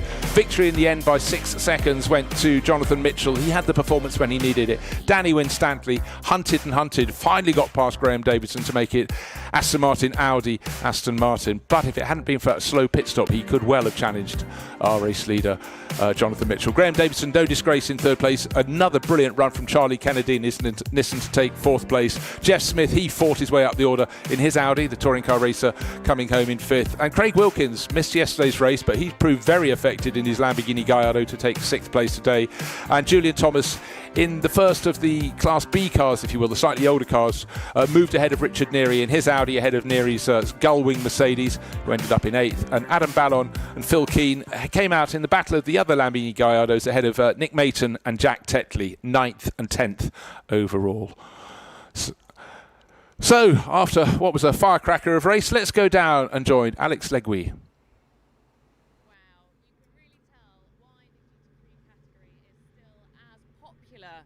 As it ever has been. Danny, you provided us with some epic battles there. What a race! No, it was brilliant. I really enjoyed it. I mean, it's tough, 50 minutes of that, but yeah, after yesterday it was a disaster. So I got took out yesterday in race 1. So yeah, I was made up. I got the confidence in the brakes, and yeah, I managed to stay with the two in the front. That's my plan.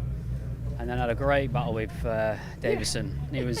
That's how it should be, really fair. You know, I gave him room, he gave me room, and that was top quality racing from us, so I made up, yeah. Car looks so comfortable around Donington. Oh, it's amazing. Me and my dad set the car up. Me and my dad have always, from the start, have always had that bond where we, you know, talk to each other, how the car feels, and the car just feels amazing. Yeah, it felt really, really good. So, yeah, it was brilliant. Incredible result. Well done, Danny. Cheers. Well deserved podium. Graham, we can come to you, and you also provided us with some great battles, and what a good result for Aston as well. Yeah, it was a really good fun race, quite exhausting. We can have a wander if you want to the podium and keep walking. Sorry, carry on.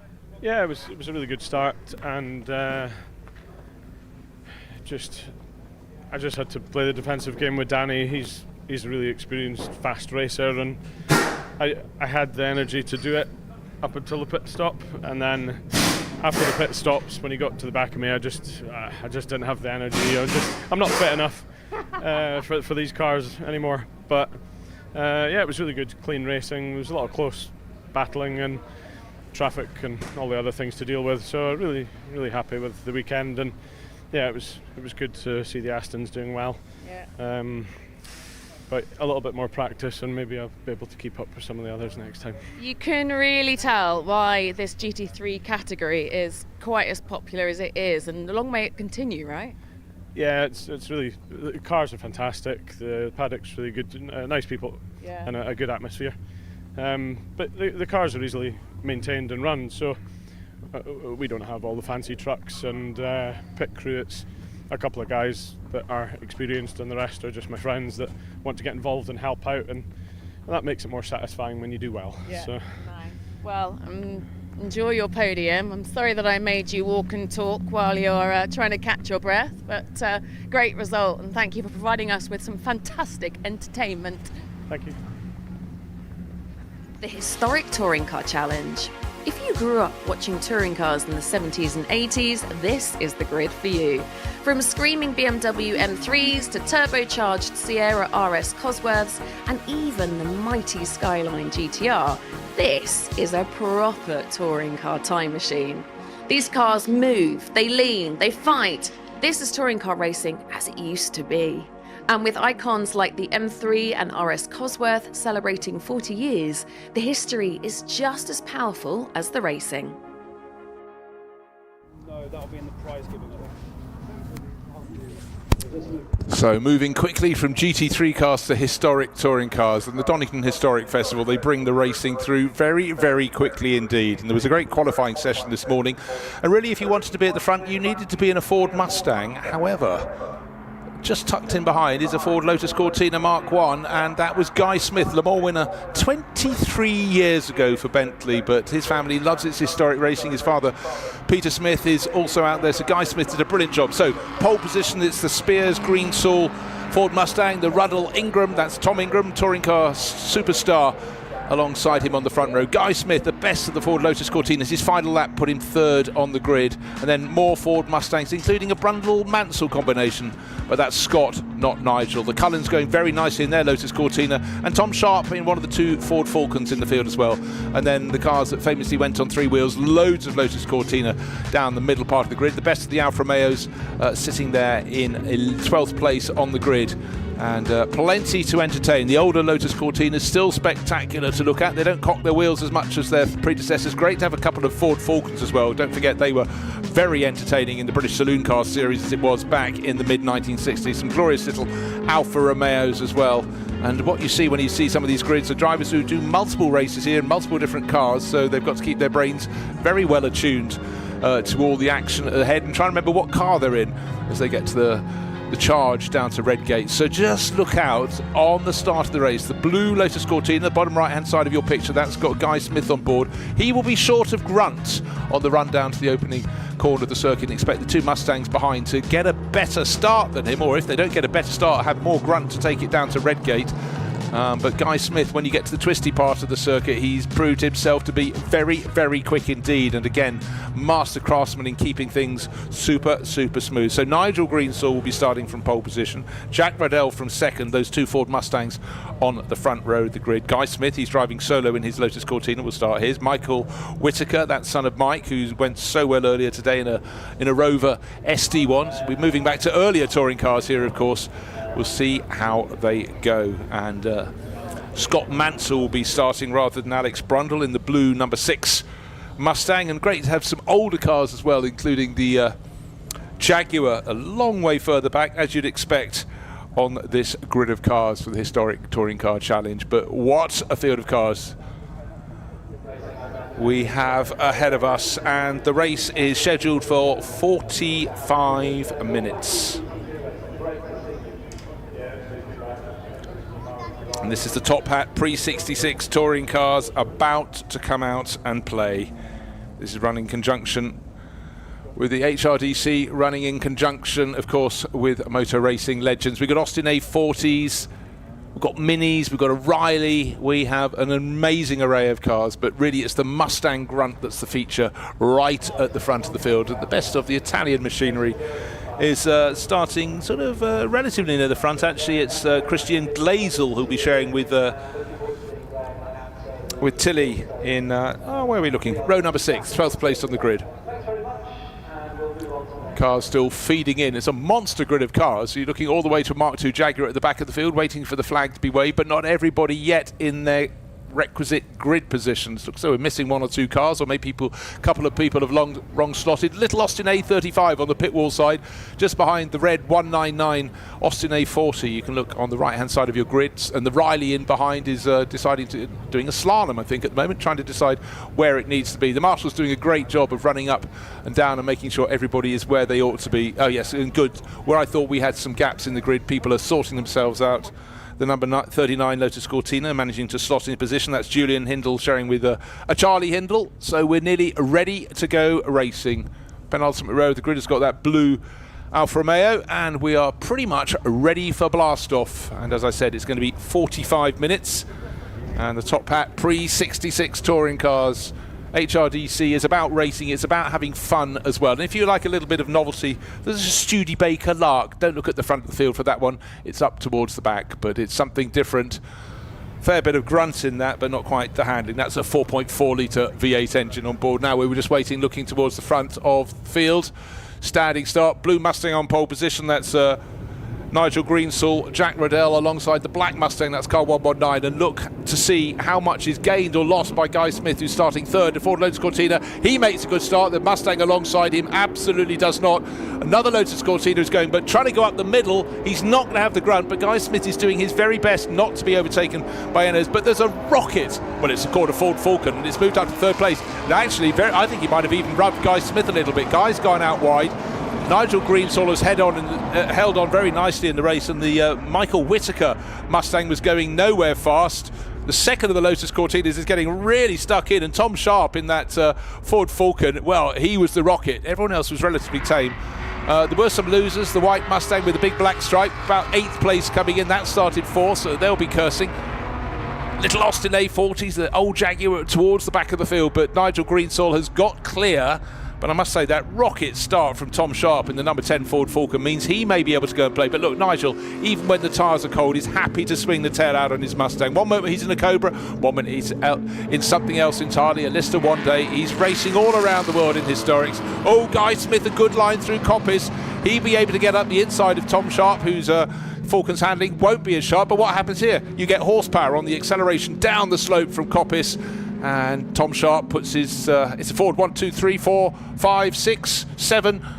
But it's the difference between Mustang, Falcon, Cortina, Mustang, Cortina, another Mustang.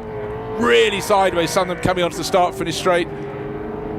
In fact, best the rest that doesn't have the blue oval on is the red Alfa Romeo in the middle of your screen in about 15th position. But a really good opening lap from Nigel Greensoul. Tom Sharp hanging on to second place, but he has been challenged, it is being challenged. And then to inside wheels on the grass on the inside at Redgate is Guy Smith. And the longer he's delayed, more people who made poor starts are coming back, and a little bit of rubbing further back. I think that was Scott Mansell in the Mustang, the pale blue one with the 2 white stripes. Definitely gave a kiss, a smooch or whatever, but he's been challenged by the one in the Alan Mann Racing colours, car number 16, and that is slipping and sliding, and that is Matt Johnson, who's showing with Robert Ross, and Robert is the driver at the wheel at the moment. It's when you have these big bits of metal on tiptoes. They're there and there, but then if you get a little bit of momentum being added by somebody else, that is when they go around, because they're really on the very limit of adhesion there. Robert Ross, a little bit of opposite lock. I never complain when I get to watch that, but Scott Mansell will have gained because he was smoother at Coppice. Here we are. Well, as you get into Coppice, there's push and shove, and this is why historic racing is so brilliant. When you have these different types of cars trying to get can produce a similar lap time, but the person who can't produce the lap time is poor Guy Smith. Got compromised at Coppice, and the car tucked in behind car number 111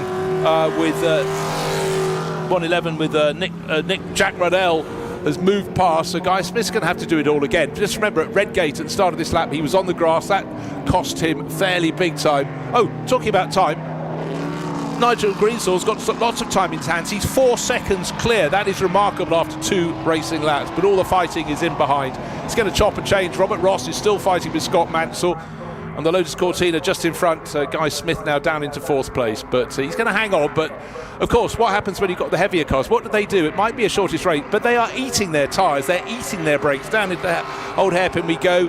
Who's going to brake first? Actually, very hard to tell. Both absolute even Stevens. Look at those little bonnets up a little bit, maybe on the number 6 Mustang with Scott Mansell.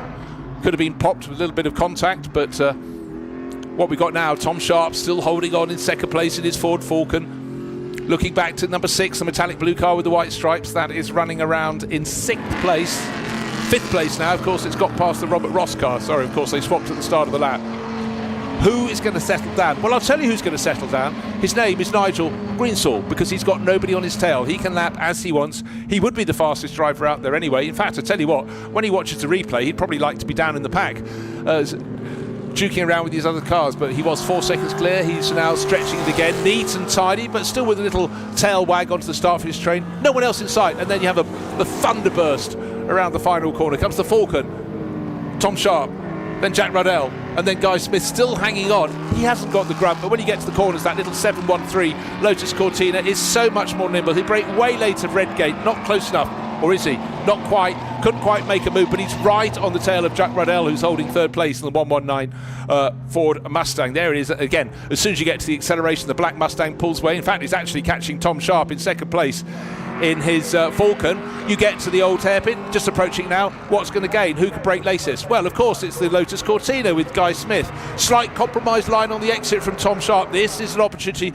not just for Jack Ruddell, but coming up the hill through the Schwantz curve. Suddenly the little Lotus Cortina, the blue one with the white colours on its flanks, is closing in. But then what wins out? Horsepower wins out. Later in the race, perhaps it'll be handling, but at the moment, horsepower is still the name of the game with this American muscle. Of course, you get to the top of the rise, you try and carry momentum, but it's so difficult. Double apex corner over a brow. up at Coppice, but every time the better handling of the Lotus Cortina keeps it in the mix, and now Jack Riddell's having a little look at the Ford Falcon. I think he's got the job done, certainly in terms of pulling alongside. If you're on the outside, well, hold on, this could be half a chance for Guy Smith, because the Falcon's going to be compromised going in and out of the chicane. They're both sideways, all on the grass. Jack Riddell, oh, this is fantastic. Tom Sharp on the line, goes back into second place by what?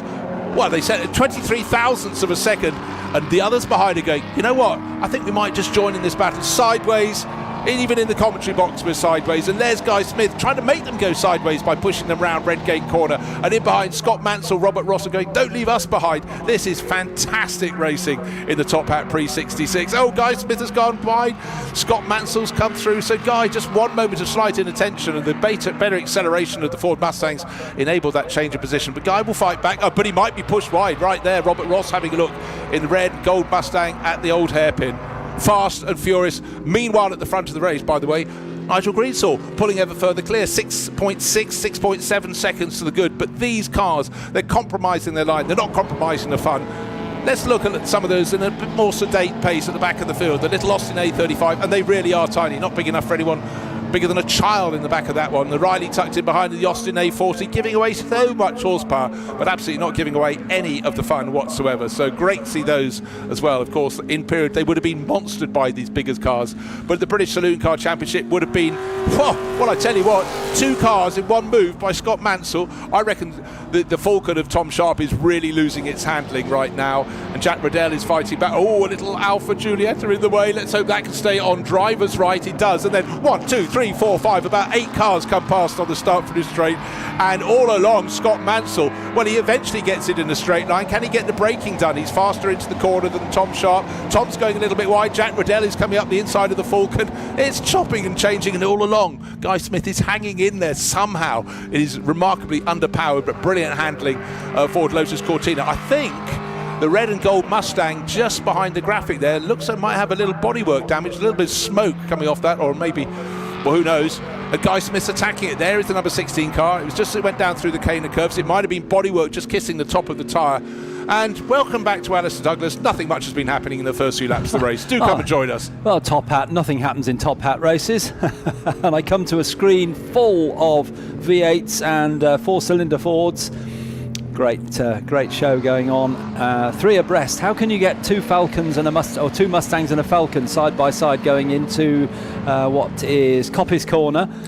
What's happening though is suddenly we got not 1, not 2, but 3 Lotus Cortinas, and Guy Smith isn't leading that little gaggle anymore. He was running right at the front early on in that battle for 2nd and 3rd position. The Mustangs inevitably will come past, but inevitably they'll eat their brakes, and the best of the Lotus Cortinas is the pale blue one just coming through in the background of the shot, being sort of shoveled out onto the grass by Tom Sharp's Ford Falcon that's really lost form in the last couple of laps. Just waiting to come through, and number 96 very, very much in the mix in the battle of the Lotus Cortinas, which is Michael Cullen's car, shared with Vic. So absolutely fantastic. Alistair, this is just stormingly good racing. Oh, it's great, and it's good to see the Top Hat name back again. That was retired for a few years, but back for the title of the Prix 66 touring cars. The Top Hat race goes back many, many years with Historic Racing Drivers Club, and a great battle just behind this Tom Sharp Falcon for the 2 Cortinas, and it's Michael Cullen with Guy Smith just behind. Couldn't be any closer really as they pass the Mark II Jaguar, flash past, but then it's ahead of them is a couple of Mustangs, and it's the 119 car started by Jack Riddell. He'll be hanging, I'm sure you've said this, but he'll be handing over to British Touring Car Champion Tom Ingram. What a better, how could you have a better co-driver? I tell you what though, Tom Ingram would have loved to have started the race where the cars are really, really close together. It's been chopping and changing, and the car that's made the progress has not been 119, it's been the number 6 car, Scott Mansell, now into 2nd place.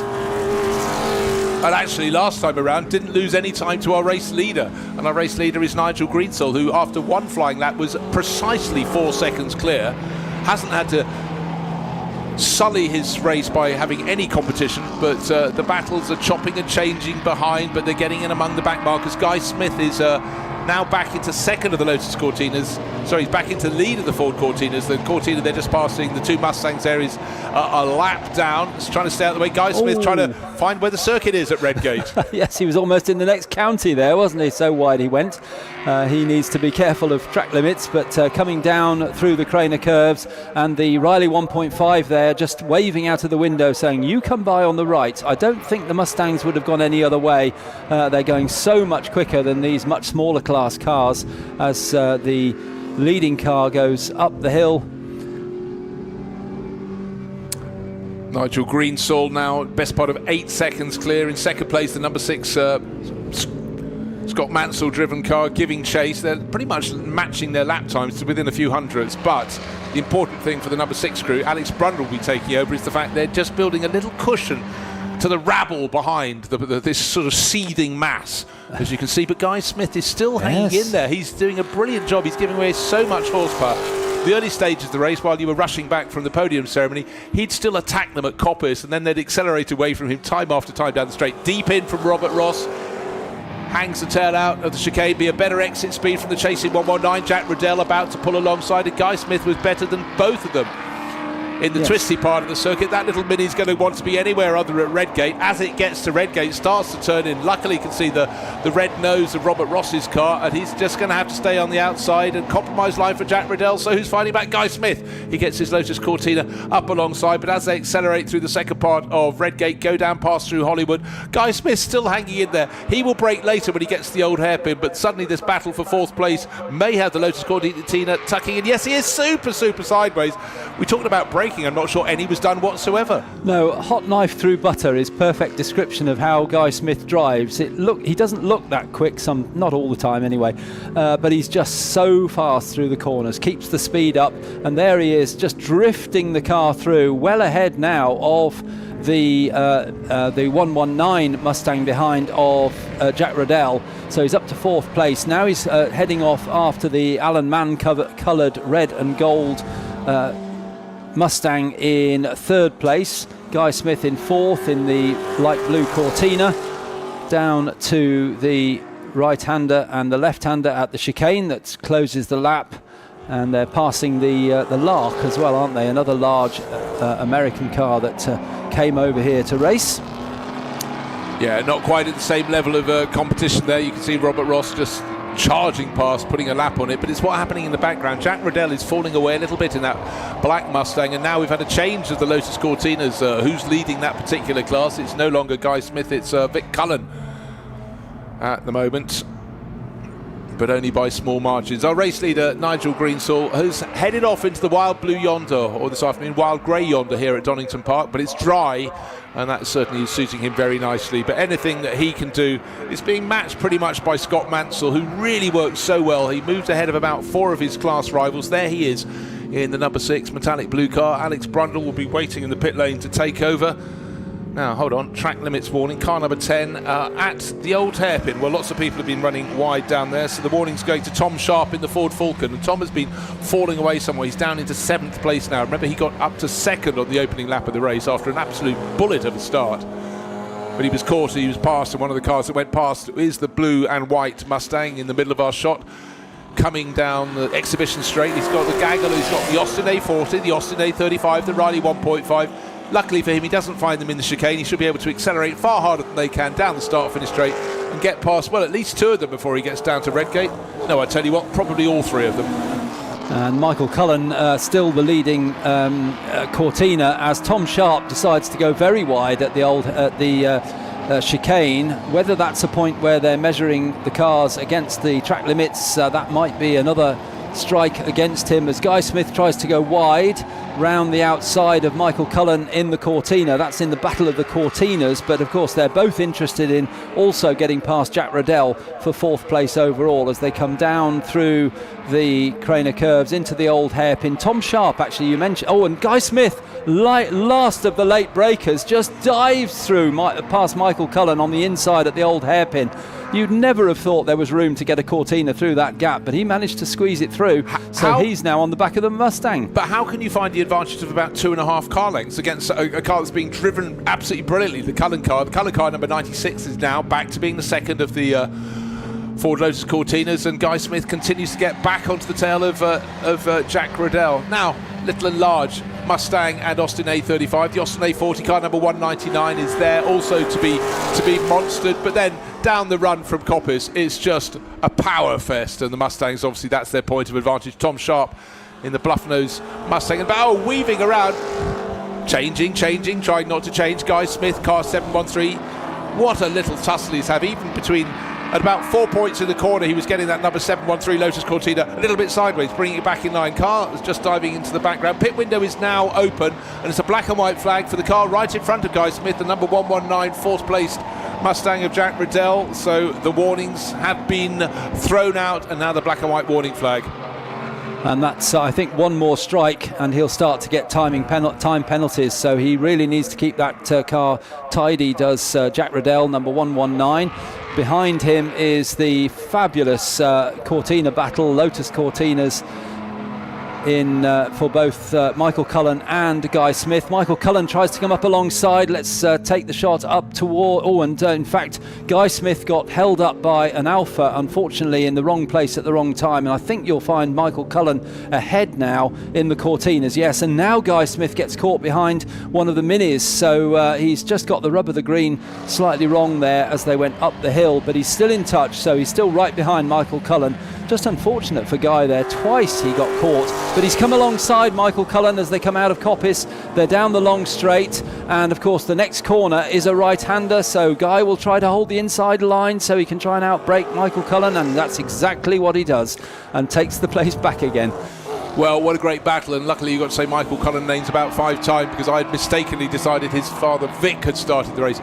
Getting very overcast. I just wonder if we might have a little bit of a flurry of rain coming through. Pit window is open, as we pointed out. The earliest pit stoppers are coming out, but as the racing goes on, we're going to have a bit more sorting out. But the 119 Mustang in the background, that will be handed over from Jack Riddell at this stop to Tom Ingram, British Touring Car champion in years quite recent, but he is definitely got to watch out, because when he goes on the track, they've already got their full requisite number of warnings for track limit excess anymore, and suddenly there will be penalties added to them. So that's going to be a little bit of a compromise for Tom Ingram. But our race leader, Nigel Greensall, 10.7 seconds to the good. And for Scott Mansell's worked really hard to play catch-up. Here's the mid-blue car, our race leader. Never since that brilliant opening lap, everyone else fought into the first corner, but already Nigel Greensall was in front. He'll have John Spears waiting to take over at some point, but with Nigel on clear track, so it seems, you might as well leave him out there as long as you can, because he's going to build more and more of an advantage. Fastest lap of the race is his. No one has got within 6/10 of that time, so that's the level of margin that Nigel has in this car across the start-finish line. Picking off one of the slower Ford Lotus Cortinas, and not too far ahead of him will be another gaggle of cars. But stay out as long as you can, Nigel. Build that lead. But it's a 15-minute pit window, so he can stay out until 2/3 of the race is complete. And Scott Mansell's come in from second place to the pit lane. He's followed the Jaguar XK120 down the pit lane, and he'll stop and hand over to Alex Brundle. So Alex will get plenty of this race. It's 45 minutes, and it's very much, by the time the pit stop is over, will be pretty much half-half shared between them. Whereas John Spears, he'll be waiting. I'm beginning to sense that it really has the feel of rain in the air. Our commentary box is a little bit tinted off window, but very dark clouds over on the lower part of the circuit. But the place the rain has struck in the last few days has been up at Coppice. May not have it yet, but keep a look out for windscreen wipers coming on. And up to Coppice goes Nigel Greensall, the leader in John Spears' Ford Mustang, which is led from the get-go, and he slides the car through just to get through the inside of the Riley 1.5. He was lapping, and he'll be coming down to complete 14 laps, as those two cars you commentated on coming into the pit lane have come out together. The XK120 followed by that's the Mustang, isn't it, of number 6, which is Alex Brundle now on board, having been started by Scott Mansell. So Alex Brundle now on board the number 6 Mustang. That must be in with a shout of certainly a podium, and maybe even a win if Alex can really get that wound up. He's come out behind 119, which is the Riddell Ingram car. So that's Tom Ingram now on board the 119 car. So they came into the pit lane and went out in the same order, but I think Alex Brundle's a little bit closer to Tom Ingram than the car was before. Alex runs a little bit wide out over the curbing. What's been just intriguing to me, since Guy Smith has had the cars around him largely dive into the pits, he's just set the second fastest lap of the race. He's suddenly improved his pace by a full half second, so it goes to show that while he was fighting against the Mustangs around him, they were slowing him down.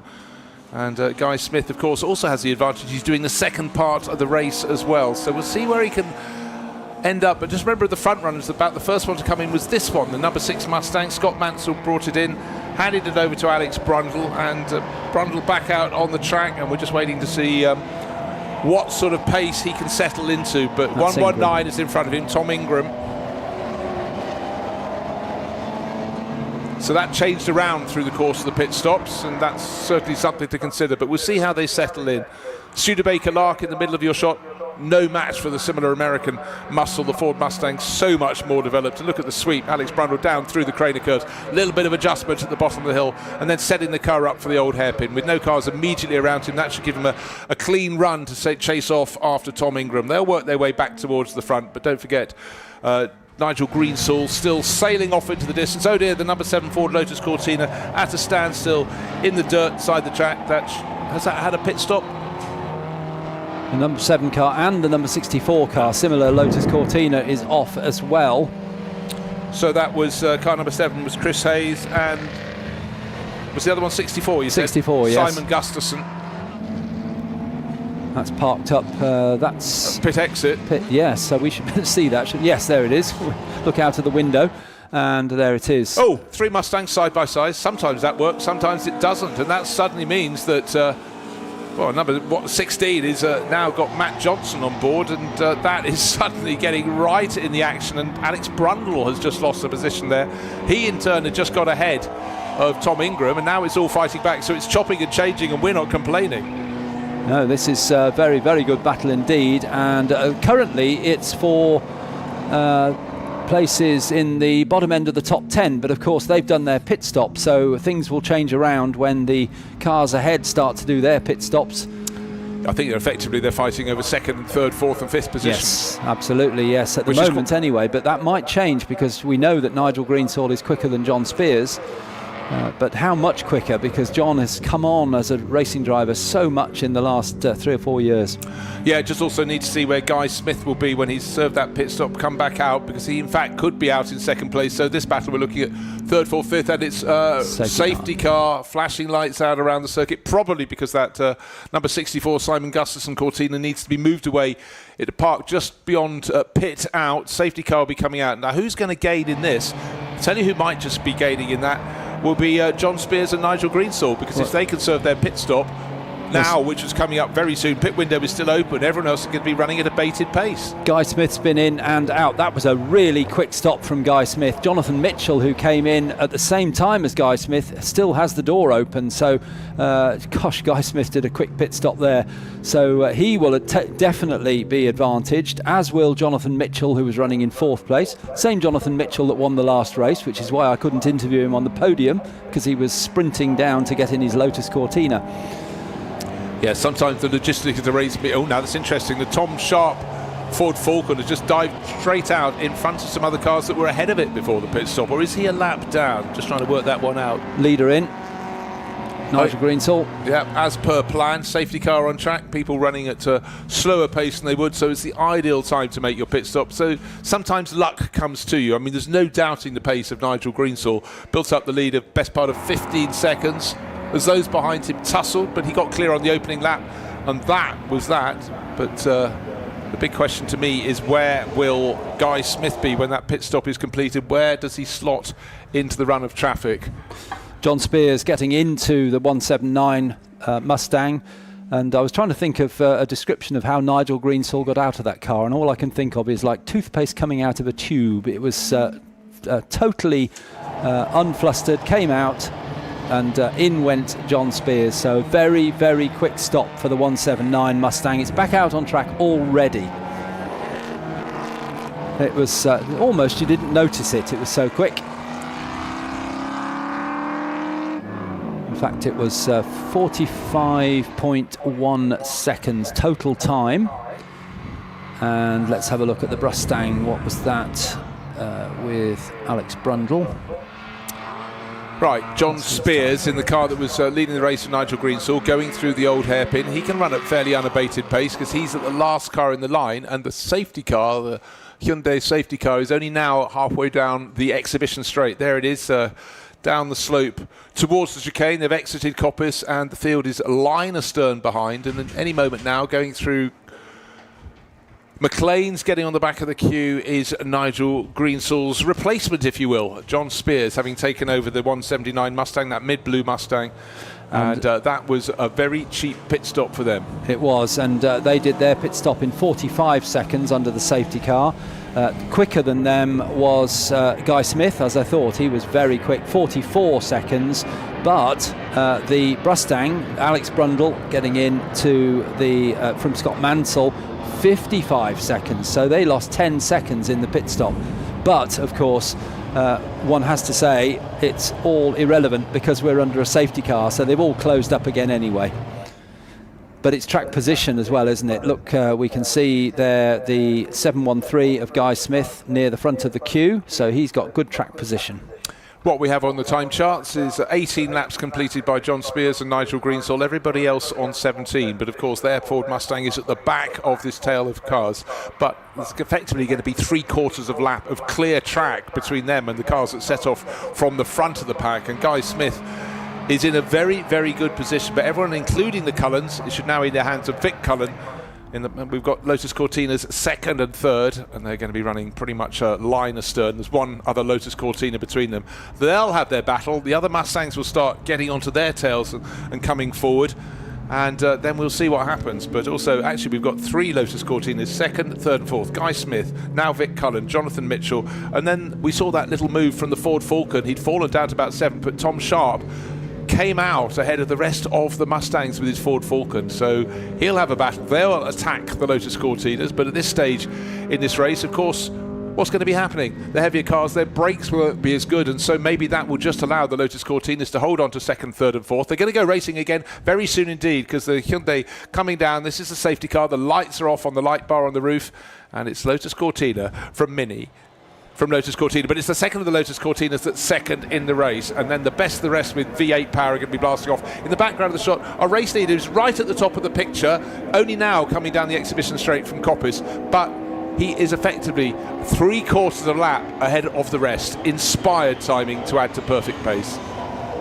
And Guy Smith manages to get past the Mini going through the right-hander at Redgate, now going past the first of the Cortinas. It was his father who was right behind him actually in that safety car queue. 712 is Peter Smith, his father, but he's a lap down. It's the car we're watching is Vic Cullen, who's immediately behind Guy Smith. Look at Guy drifting that car through, as is Vic Cullen, as is in fact Peter Smith. There's Tom Sharp. Now he could be a dark horse in this little battle, but the whole thing is taking place somewhere in the region, as you say, Bruce, of 3/4 of a lap behind the leader, John Spears, who just worked the safety car to their advantage.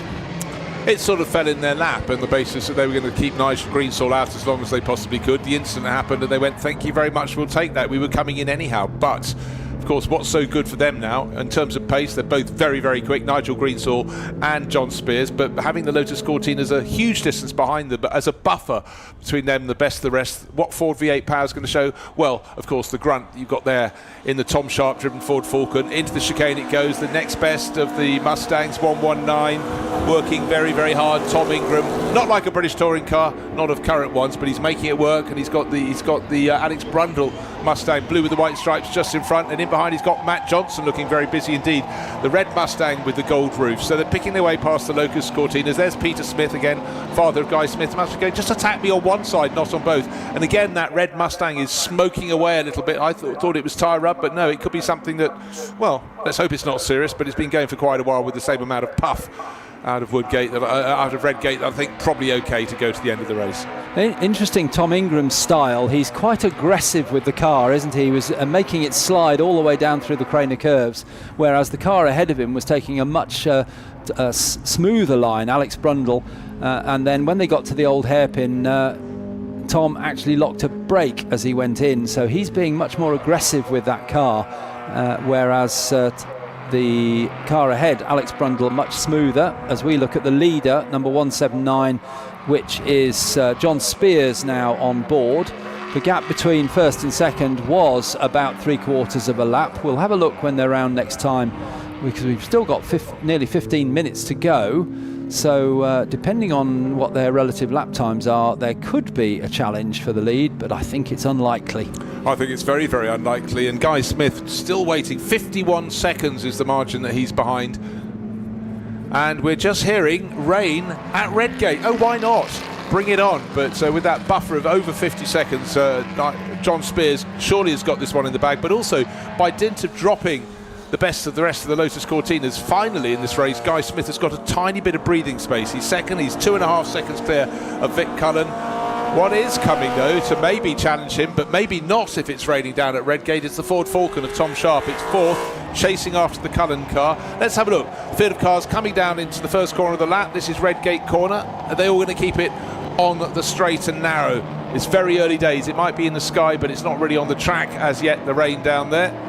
Well, John Spears' last lap time was 7 seconds slower than Guy Smith. And it's obviously very, very slippy down there at Redgate and Hollywood. In fact, there's an A40 about to rotate, I think, on that slippy surface, or is that McLean's actually, wasn't it? Lap time difference, Guy Smith to John Spears, 7 seconds. So that brings back into play a potential challenge for the lead from Guy Smith, because I think his confidence in the wet will be pretty good, having raced in long distance racing and won Le Mans.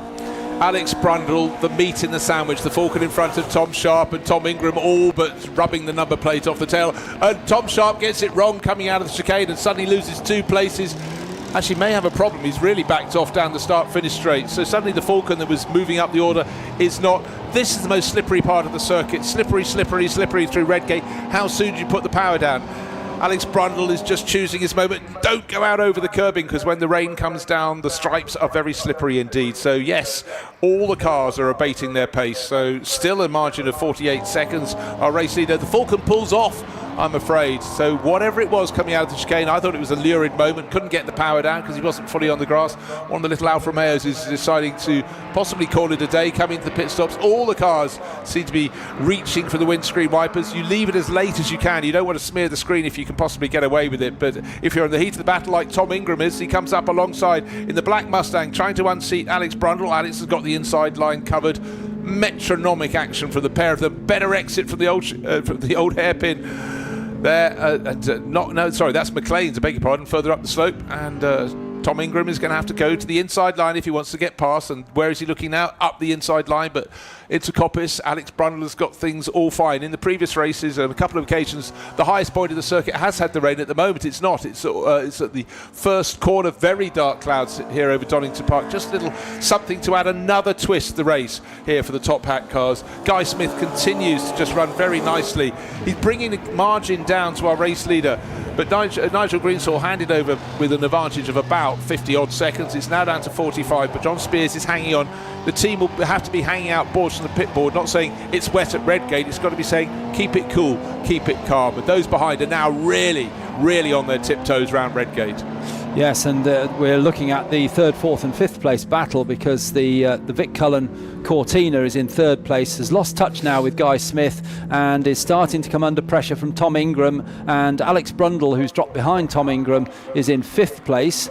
This is Vic Cullen in the... and he understeers wide. He just cannot get the car turned in on those slippery, that slippery wet surface, and we didn't see whether Tom Ingram managed to get through for 3rd place, but it looked as though he'd gone wide. Yes, we think he did get through up at the top end of the circuit. We'll pick that one up, but there he is. Yes, definitely Tom Ingram is ahead of Vic Cullen, and still behind Vic Cullen is Alex Brundle. It's still bright at the top of the slope up at Coppice, but fans standing on the exit chicane, the umbrellas are up, so it's not just Redgate that it's wet, it's further corners. And where do you not want it to be wet? The chicane coming out, you run wide, and then consequence, it could be a loss of position, it could be you just simply can't put the power down. And Tom Ingram is looking for grip. The front end of his Mustang 119 as the windscreen wipers beat away, just washing away from him. And this is the point you almost feel chasing Lotus Cortina may have an opportunity to go by. The drive is very sensible. He and Alex Brundle stay off the curbing on the exit of the chicane. Alex Brundle down the pit wall side. The Lotus Cortina coming. That's Vic Cullen. He'll brake later into the first corner, into Redgate. Here he goes. He's trying to dive up the inside. Alex Brundle is taking the widest line he can. This is the point they'll go, oh, we have to get the braking done and also the cornering. So much to do. Yes, and he tries to go tight through Redgate to come up alongside Tom Ingram, but not room there. Tom keeps the car in the right place. And noticed when Tom turned into the chicane, he actually turned the steering wheel quite aggressively to the right, just to try and test the grip and work out where he needed to start braking and turning in. And he does the same down at the old hairpin, runs a little bit wide there, perhaps an advantage to Alex Brundle, who looked a little bit quicker through the old hairpin. That may pay off further round the lap. It may do. Frankly, looking at that manoeuvre, I thought it was more of a Scandinavian rally flick there. Of course, you'd be doing that in your rally days, Alistair. But right now, it's just how hard can you push? I think the rain is maybe easing very slightly, but it's when you got one part of the track, it's like a mini Nürburgring, isn't it? And now the move comes up the inside from Alex Brundle, but can he get the grip at the top of the hill? Remember, at Coppice, that is the dry part of the circuit. As soon as they come down the slope, chasing their way down, they get the wet patch, and Guy Smith is teetering around in second place. The gap to our race leader doesn't really matter because we've only got 8 minutes remaining in this race. There's no way he was going to find the best part of a minute, but he's got shaken everyone off his tail, which must become as a huge relief for Guy Smith. He's coming through in the background of the shot. Studebaker Lark coming in, still with that indicator flashing away, but it's who are coming through next. It's the 119 Mustang, still with Tom Ingram, still soaring away at the wheel. He's gained about a third of a second, but what he and Alex Brundle have done is drop that pesky aquamarine Lotus Cortina off their tail. Vic Cullen just can't keep up, but the Studebaker's in the way, but Alex Brundle dives up the inside. I really didn't expect him to catch Tom Ingram napping, but what we don't know from the outside is where Alex was going, how do I do the braking into the first corner? But it really is tiptoe stuff here at Donington Park, and then catching a wheel on the wet patch of the grass on the inside as you approach the crater curves. Oh, this is a race of consequence. I think that was a British touring car line from Tom Ingram. He took a great big chunk of the inside curb, whereas Alex Brundle went much wider. They both understeer into the old hairpin, trying to coax the car around the corner, which doesn't really want to turn. So it's a mixture of throttle and steering input to try and get the car around the corner, as we look at Guy Smith, number 713, who is second place overall. He's got the gap to the leader down to around 40 seconds, but as Bruce said, he was never going to catch the best part of a minute, but he's making a good job of he was 4 seconds quicker than the leader last time around, so he's certainly going well, but just too far back. Yeah, and what John Spears needs to do, he cannot relax, because we all know if you suddenly back it down to just 90%, and particularly on a track that's half wet, half slippery, actually that's the entire track, let's say half slippery and half dry, you know, that's when you can start to make mistakes. In all sports, it's best to play it as close to 100% as possible, because that's your natural gait, your natural attack. And John Spears races enough cars to understand that.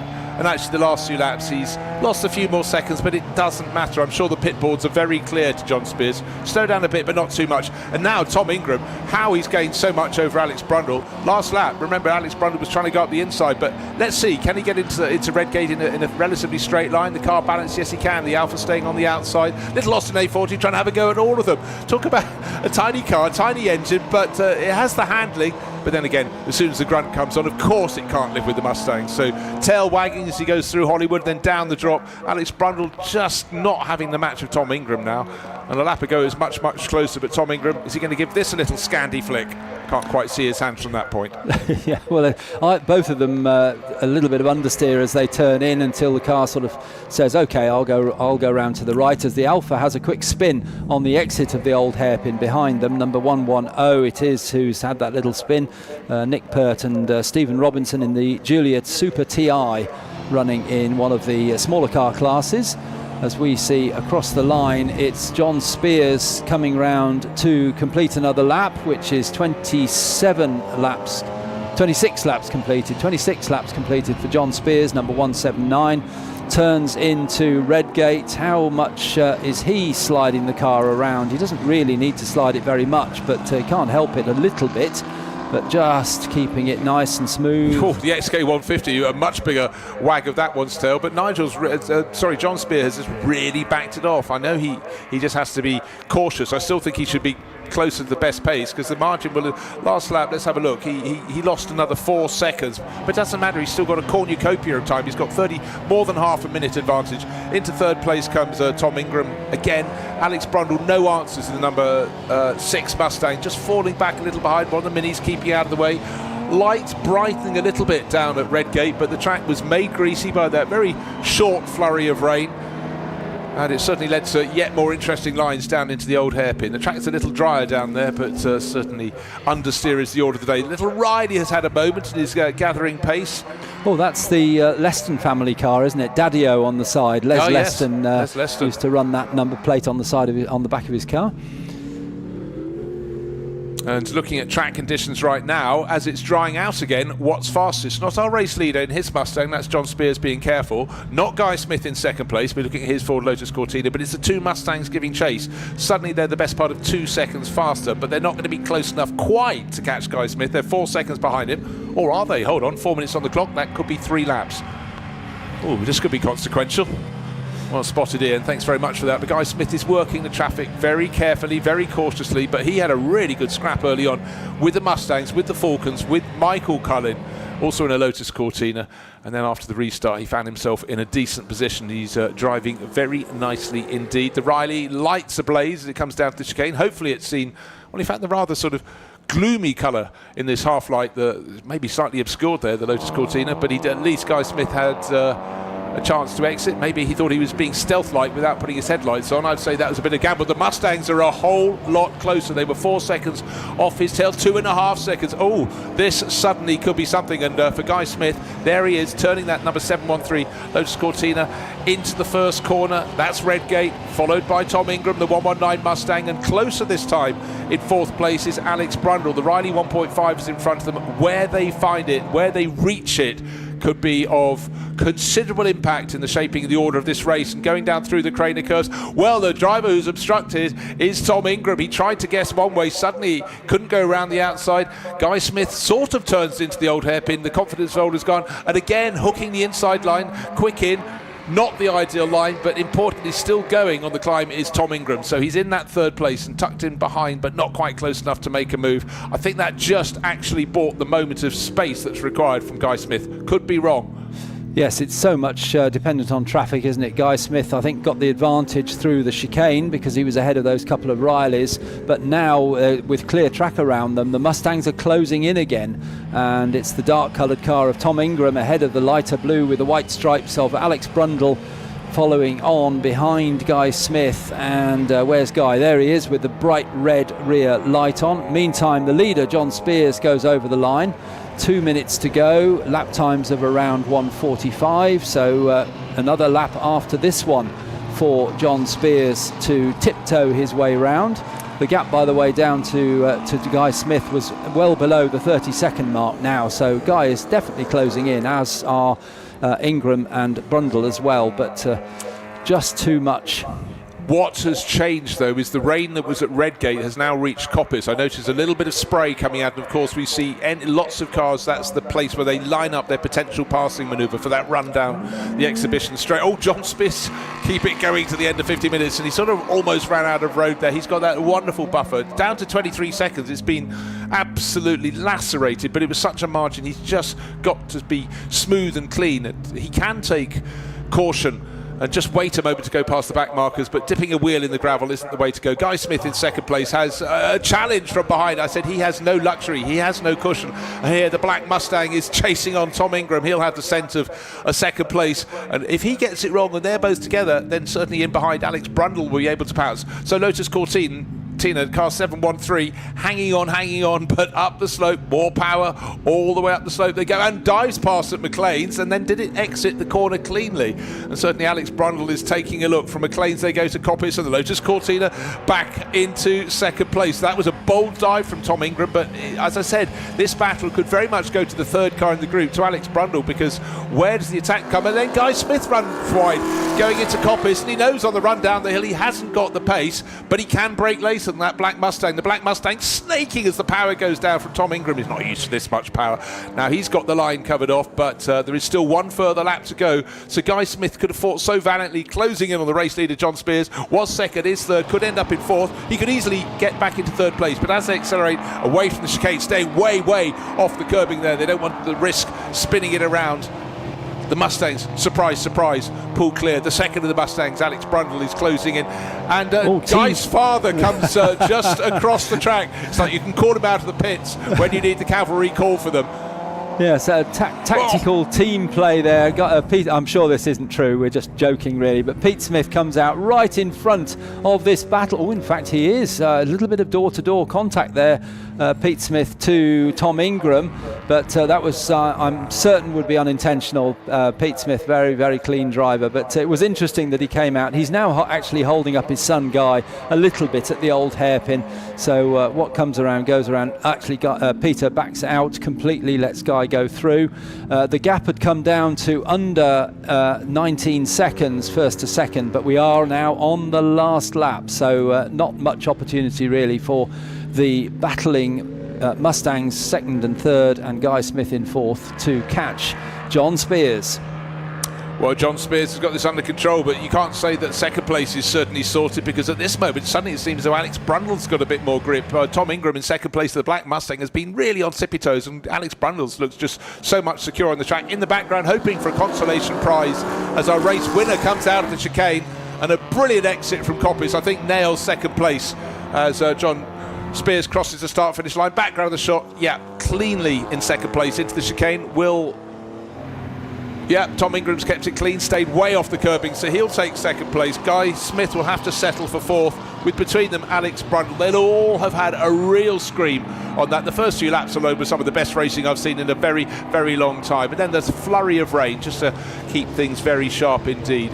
Eventually, the margin of victory, only 13 seconds, but that was a case of John Spears doing all he needed to do and no more. He kept his concentration enough, didn't dip it off when there was nobody challenging him. Guy Smith gave his all, but eventually he just had to lose out to the power of those Mustangs at the end of the race in his Lotus Cortina. But for the 179 crew, for Nigel Greensall and John Spears, it's another race, it's another win. They really are the most phenomenal partnership. And normally John will start the race, John Spears being the owner of the car, and Nigel takes over, but clearly they looked at the competition and thought, no, let's switch it around for this one. And actually John got the worst of the conditions, didn't he? And he did very well indeed to keep that car on a pace enough to win the race, but not too much that he lost control. So great drive from John Spears. Yeah, what was remarkable there was we had the gift of 3/4 of a lap by dint of the fact that Nigel Greensall stayed out so long. But a race full of highlights. Let's take a look back at what went on in this most extraordinary race. And the start of the Top Hat Prix 66 touring car race was a real blast. A Falcon of Top Sharp getting on the grass but gaining many positions. But from pole position, Nigel Greensall bang in the middle of the track. He was first into the opening corner in his blue Mustang. Guy Smith being pushed and shoved and getting that 713 Lotus Cortina around the outside, but unfortunately that meant the Falcon was coming, and this is a point where it was really charging, and Jack Riddell, the Black Mustang, edges him to the outside with far fewer horsepower is the 713 Lotus Cortina, but look how nimble, out of the chicane way quicker, and then the throttles went down, the V8s pulled away, battling with the other Lotus Cortinas, one of the Austin A40s, and as the race became a little bit greasy, they became in some ways the cars with the handling, but Nigel Greensall pressed on, and then by dint of a safety car period that gifted them a lap, he already had a huge margin. He handed over to his teammate John Spears, and in behind the racing was furious. It still was dry at this point in the race, and Guy Smith still battling away, cars around him sliding left and right, having more horsepower, but really It was just the most fantastic race. The Scott Mansell car went very well. Alex Brundle took it over. The light faded. The track became wet, first at Redgate and then all the way up to the slope. And on the final couple of laps, Guy Smith ceded second place, just couldn't live with the pace of Tom Ingram in that black Mustang. A little rotation from one of the Austin A40s. No damage done at all, but through at the end, John Spears built on the work. There is his blue Mustang. Nigel Greensall led away and brought through to victory by John Spears. With rain on the camera lenses up at Coppice, victory, as we look through the graphic, went to John Spears, who brought it home, and Nigel Greensall, who pulled clear at the start. And eventually Tom Ingram and Jack Riddell took second place as the Mustangs came through right at the end. And Scott Mansell and then Alex Brundle, they all eventually outmuscled the best of the Lotus Cortinas, with Guy Smith, Ben Mitchell coming home in his Lotus Cortina, just getting ahead of the Cullen family car. So 3 Lotus Cortinas, 4th, 5th and 6th. 7th place was Michael Whittaker Jr., who made an awful start and paid the price. And Matt Johnson, Robert Ross, 8th place for their Ford Mustang, and a couple more Lotus Cortinas. The Reynolds Quintero car and McGurk as well. But a race always interesting, the Top Hat Prix 66 touring cars. Interesting enough in the dry, even more interesting with a flurry of rain, just to spice things up that little bit more.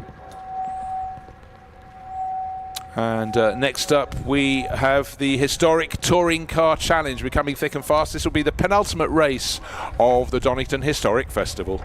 The Historic Touring Car Challenge. If you grew up watching touring cars in the 70s and 80s, this is the grid for you. From screaming BMW M3s to turbocharged Sierra RS Cosworths and even the mighty Skyline GTR, this is a proper touring car time machine. These cars move, they lean, they fight. This is touring car racing as it used to be. And with icons like the M3 and RS Cosworth celebrating 40 years, the history is just as powerful as the racing. Here we have it, my friends. The rain is coming down here at Donington Park as I'm standing in the assembly area of proper crowd favourites. The Historic Touring Car boys are literally just about to go out. In pole position is Ashley Muldoon. He dominated yesterday and I have no doubt he will do the same today. Cars from the 70s, 80s, Beamers, Sierra Cosworth, big V8 machinery, and they race exactly how you'd expect. We saw yesterday just how good this grid is. Close, aggressive, unpredictable. This is where it really gets serious. So Ash Muldoon is your pole man. He's a regular front runner in HTC. He's very comfortable at the sharp end of the grid. Darren Fielding's P2, vast historic experience. Victor Cullen P3, all the way down P7 is Huffy in the Jaguar here, 2012 World Touring Car Champion. Something tells me that he might have been doing a rain dance. We know that he's very comfortable in the rain. It'd be really interesting to see what he can do in these conditions. Peter Moulsdale is beside him, also very experienced in powerful touring cars. A lot of these names on this grid are legendary icons. A little further down is Soper, Steve Soper, touring car legend. He had a bit of a tricky day yesterday, and this is going to be a bit of a redemption race for him. Don't be surprised though if he does come through, if he manages to not get another DNF. It's a proper mix of experience, a proper mix of cars. We've got world champions, it's wide open. These cars move around, they lean, they fight, and particularly around a track like the fast flowing, aggressive Donington, it's going to be very, very competitive and a real spectacular race to watch. A bit further down you'll see that pink Middlehurst car. We spoke to Chris earlier on, family run car. The livery is something else. I'm going to try and have a quick word. Oh no, 1 second. Right, this is where Freddie and I are going to have to stand right in the centre and try not to get run over by these cars. You can just hear the power and the adrenaline. I I feel very privileged to be standing right in the mix.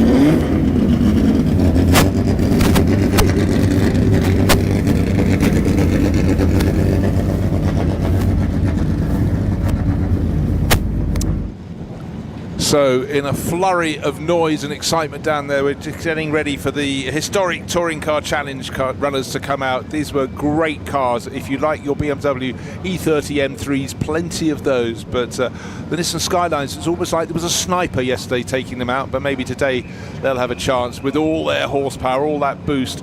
If you like your Ford Escorts, background of the shot, you see a couple of them, yellow and black, both of them ironically, a CSL, certainly.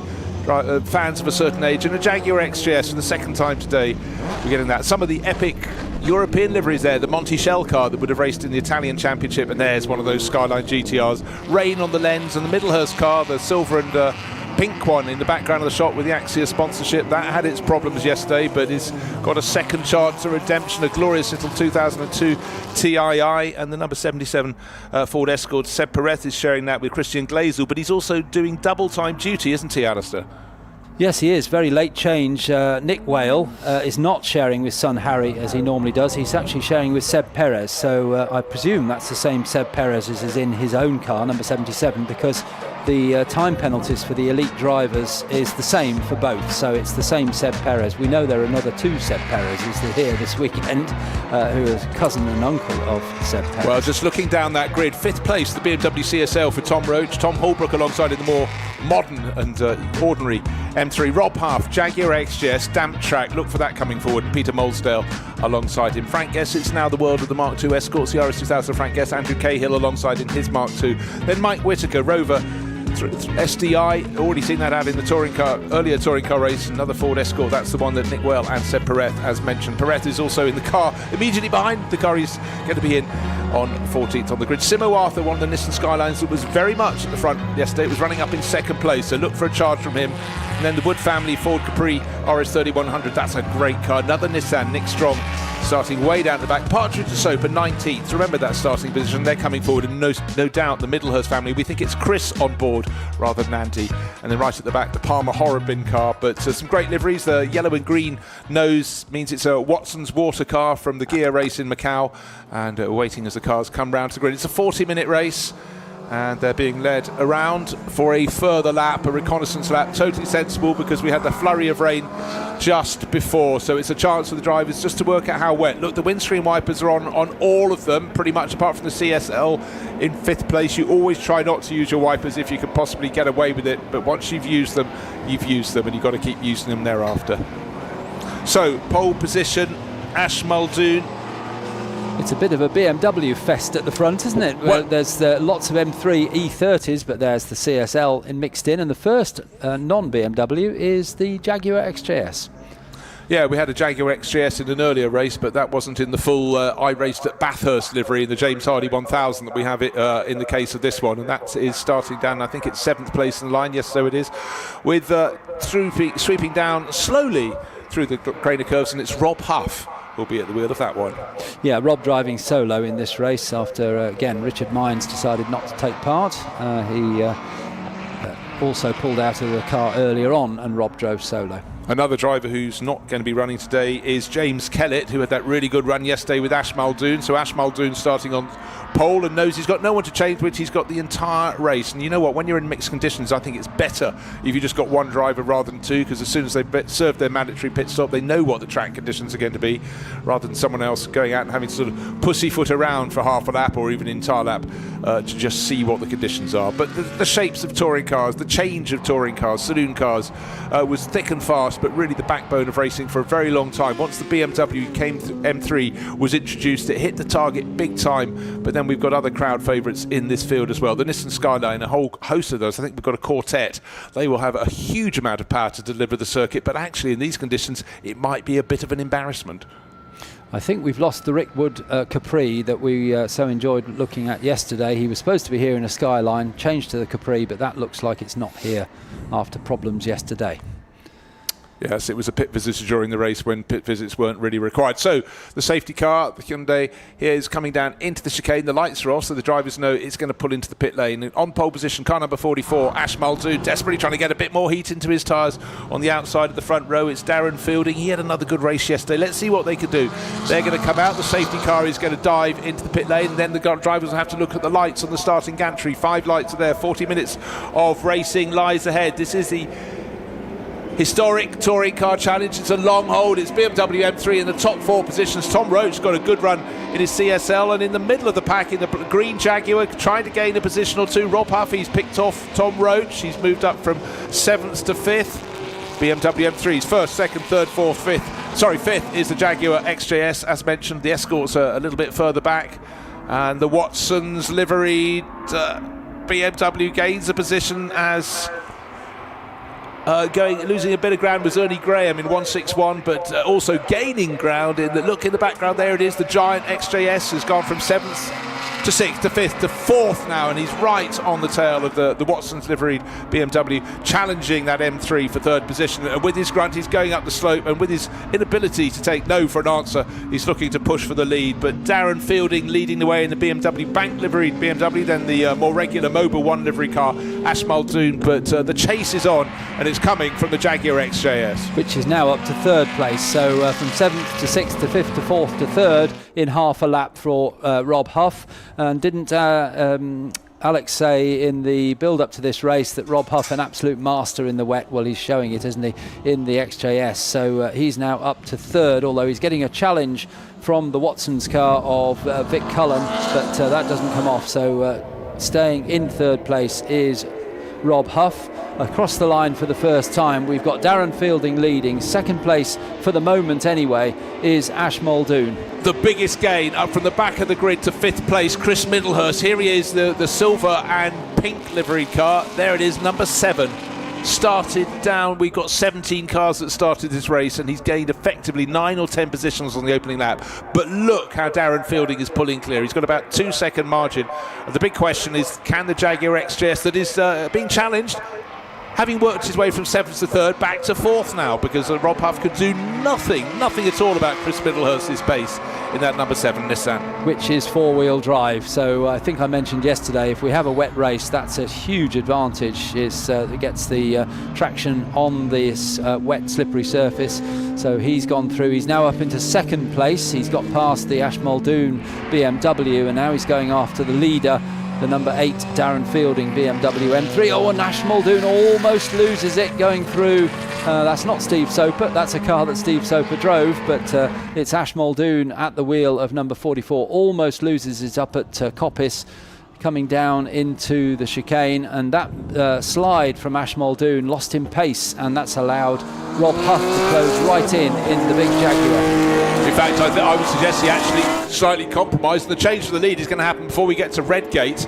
There's absolutely nothing that Darren Fielding can do. He's quick, on tiptoes, but with 4-wheel drive and even more horsepower. Absolutely job done for Chris Middlehurst. And his lap there was 3 seconds faster than the driver who was leading on their 2nd flying lap. No longer leading Darren Fielding. He's just going to watch that Nissan Skyline go away. But if it's like yesterday, the Nissan seem to just all hit their problems. But maybe today it is recompense. The Axia livery car, well, he takes a different line because he's got 4-wheel drive. He knows he's got that extra grip, and it just looks so well balanced at the old hairpin. Gets the power down all the way from the apex of the corner, so immediately is pulling further clear of the BMW M3 of Darren Fielding.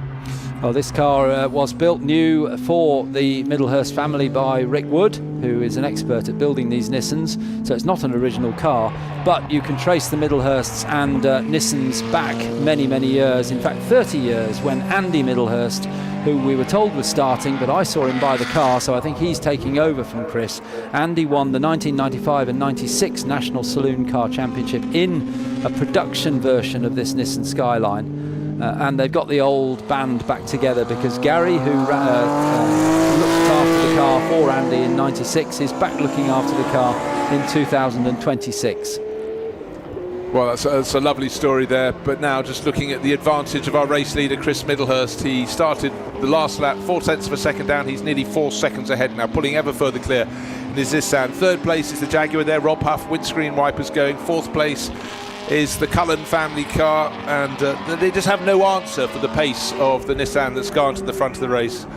So Vic Cullen hanging on, and again it feels like you're going back to the mid 1980s to see the swoops of Donington Park. Have a green and white Jaguar sweeping around, and they were great days for touring car racing. But for Jaguar, it was a chance to really get back to the sharp end of the field. Of course, a while earlier they'd had the XJ12C that just never had so much promise when entered by Broadspeed, but so many retirements. And you're a good friend of John Fitzpatrick. He was one of the drivers who tried to make that work. But right now, anybody watching anywhere in the world as we live stream the Donington Historic Festival could just sit back and look at the advantage of a really, really well balanced four-wheel drive car in the rain. Horsepower galore. But what they have over all the rivals is grip as well. Indeed, yes. And chatting with Chris on Thursday in testing, when they didn't really get many miles in at all, they had a hub failure, said what sort of power, and he said, well, it depends what boost we run, but around about 600 to 700 horsepower, depending on how far you turn the wheel to the right on the boost knob. They are limited in this series to how much boost they can run. But in period, when these were running by the Works Nissan team, they were pushing out well over 750 horsepower. It is extraordinary. Of course, they're much heavier than Formula One cars, but bear in mind that for a long, long time in the 70s, 500 horsepower was ample in Formula One. Of course, that then ramped up when the turbo cars came in. But the flame-spitting Nissans, they are just so entertaining. The Taisan livery car, we just had a little flash of that one, flash being the operative word. But right now, lap times, only car below 20 seconds is our racing car. This is it, Chris Middlehurst, the number 7 Nissan, 1 minute 19.3. Best of the rest, 1 minute 22.8. So 3.5 seconds faster than anyone else has managed, and just looking so super comfortable. And just looking down through the classes, actually we've got all the runners who went out running at this point in the race, which is good, because I did fear we might lose some. The track conditions actually drying out a little bit. And Tom Roach there, the BMW CSL, running in 6th place. He's being challenged by Ernie Graham, so it's CSL, rather earlier car from the early 1970s, and Ernie Graham in the later 161 BMW M3, about to make a move. His car is from 1992, 20 years difference between the pair of them. And the gap between first and second, as we look at the CSL, still holding on to 6th place. The gap between first and second is best part of 10 seconds now, 9.6 seconds to be precise. But Darren Fielding with every lap, there's nothing he can do about the pace of the number 7 Nissan, pulling ever further clear. But 2 decades apart, the CSL and in front, and the BMW M3. It is getting brighter, I must say, down as we have the look towards Hollywood and the drop down to the old hairpin. Tippy toes, that BMW CSL, what a good looking car that is. Yes, known as the Batmobile, because it had all these little wings and barge boards and bits and pieces, one across the top of the roof as well. Looks a bit like a Batmobile, and that was what it was known as. But the Ford versus BMW battle in European touring cars was fierce for the first part of the 1970s, when these cars were in their pomp, and it was the BMW CSL, the L standing for lightweight, and the Ford Capri started off at 2.6 litres, went right up to 3.4 litres in an effort to challenge the BMWs. And the BMW also went up to 3.5 litres, didn't it, at certain points as well? Right, yes. So it worked its way through, but the body shape didn't change. The wings, very, very spectacular on the cars, exactly as you say. Thus the Batmobile nomenclature. But the number 7 Nissan popping smoothly, just running around the track, still lapping, actually incredibly close to its fastest time. It's done a 1 minute 19.3, followed by a 1 minute 19.3. Windscreen wipers still beating around. And now, as the track conditions, I sense, just drying out a little bit, we might start to see some even faster times. In fact, as I say that, last time around, about a third of the field set their fastest lap of the race. So things are drying out. There's the Monticello BMW M3 fighting very hard with another of the Nissan Skylines, the black and red. That's the colours of Yokohama and Taisan, long-time sponsor of the team in the Japanese Touring Car Championship. Yes, known over here, I think, as Advan, or was it the other way around? Yokohama Advan was alternative names for that tyre manufacturer. So another lap on the board. That's 7 laps completed, and I'd think by now Chris Middlehurst would be the best pass of getting 10 to 12 seconds clear. Just not spectacular at the moment because the other cars have to slip and slide, and with the four-wheel drive doesn't have to bother with any of that nonsense at all. Just simply has to point the car and just choose when to squirt away. And of course, with traction at all 4 corners, you can put the power down sooner. That's been the advantage. Oh, when I said he might be 12 seconds clear at the most, no, 15 seconds clear now. And Darren Fielding is equally comfortable in second place. He's not got anyone too close to him. Rob Huff holding down third place in the Jaguar XJS. He's 7 seconds further back, but for Rob Huff, he's got the Watson's Water number 69 BMW tucked in behind, a second down, but Vic Cullen doesn't have any answers either at the moment. He's running around in 4th place. And good little battle going on between the Mark II Escorts a bit further down. Obviously they are completely outgunned in this field, but it's Seb Perez versus Seb Perez, or at least the co-driver of Seb Perez's car, because he will take over the Nick Whale 66, which is just ahead of the 77, which is currently driven by Seb Perez. He'll hop across into the yellow car in the pit stop, but those two running close together as the leader goes through again. Yeah, more of an advantage with every single lap. He's gained another 2 seconds, our race leader Chris Middlehurst, pacing this race. And the race duration 40 minutes. We've got through the first 11 minutes, so still some distance before the pit window opens. Conditions are drying, drivers becoming more and more accustomed. Actually, one of the closest battles, we look at it now, the battle for third place down the start-finish straight. Windscreen wipers beating on the Jaguar of the third place, Rob Huff, but in behind Vic Cullen in the Watson's Water livery car, the car that would have raced in those colours on the Gear street race around the tight and twisty street race at Macau. That's a special touring car race. He has a car that handles very beautifully, but Rob Huff very, very happy to handle the bigger, more powerful and certainly heavier Jaguar XJS. But because he's a driver who's raced a lot of historic stuff, and in fact started his racing career racing an MGB, he's used to having a car that has to slide around, and alongside his modern racing career he always kept racing the family MGB, and I think once he decided he'd going to do a lot of historic racing, it had just given him a really, really good foundation, because in these conditions you'd expect the BMW M3 to be the more nimble, but that's not proving the case because of Rob's expertise in keeping a car sideways, keeping it balanced.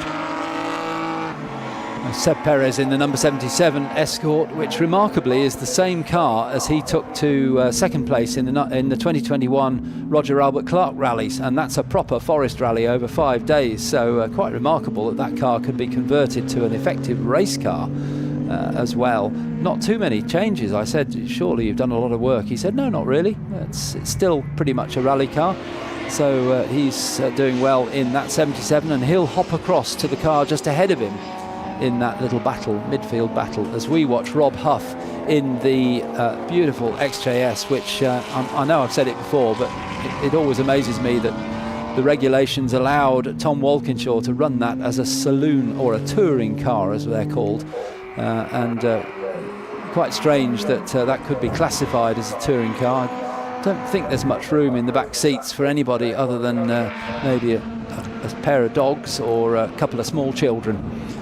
Yeah, well, the 2+2 nomenclature certainly wasn't 2+2 normal-sized people, but the powers of persuasion of and the clout of a manufacturer certainly helped Tom Walkinshaw shoehorn that one through. And for XJS, it was something they needed. It wasn't a car that was selling in the numbers they wanted when it came through. Effectively, it's a replacement for the Jaguar E-Type, don't forget, that had such a long run. But in time, it suddenly, by being given a sporting connotation, it certainly added some popularity to the car, and in retrospect people look back at the XJS in road car trim and think it was a much better car than it was often thought of at the time. But I always enjoyed driving them, I must say, but I certainly couldn't drive them like Rob Huff. And the number 19 BMW with Pierluigi Martini's name on the side, so maybe not the actual car, but certainly the livery of Pierluigi Martini's European car.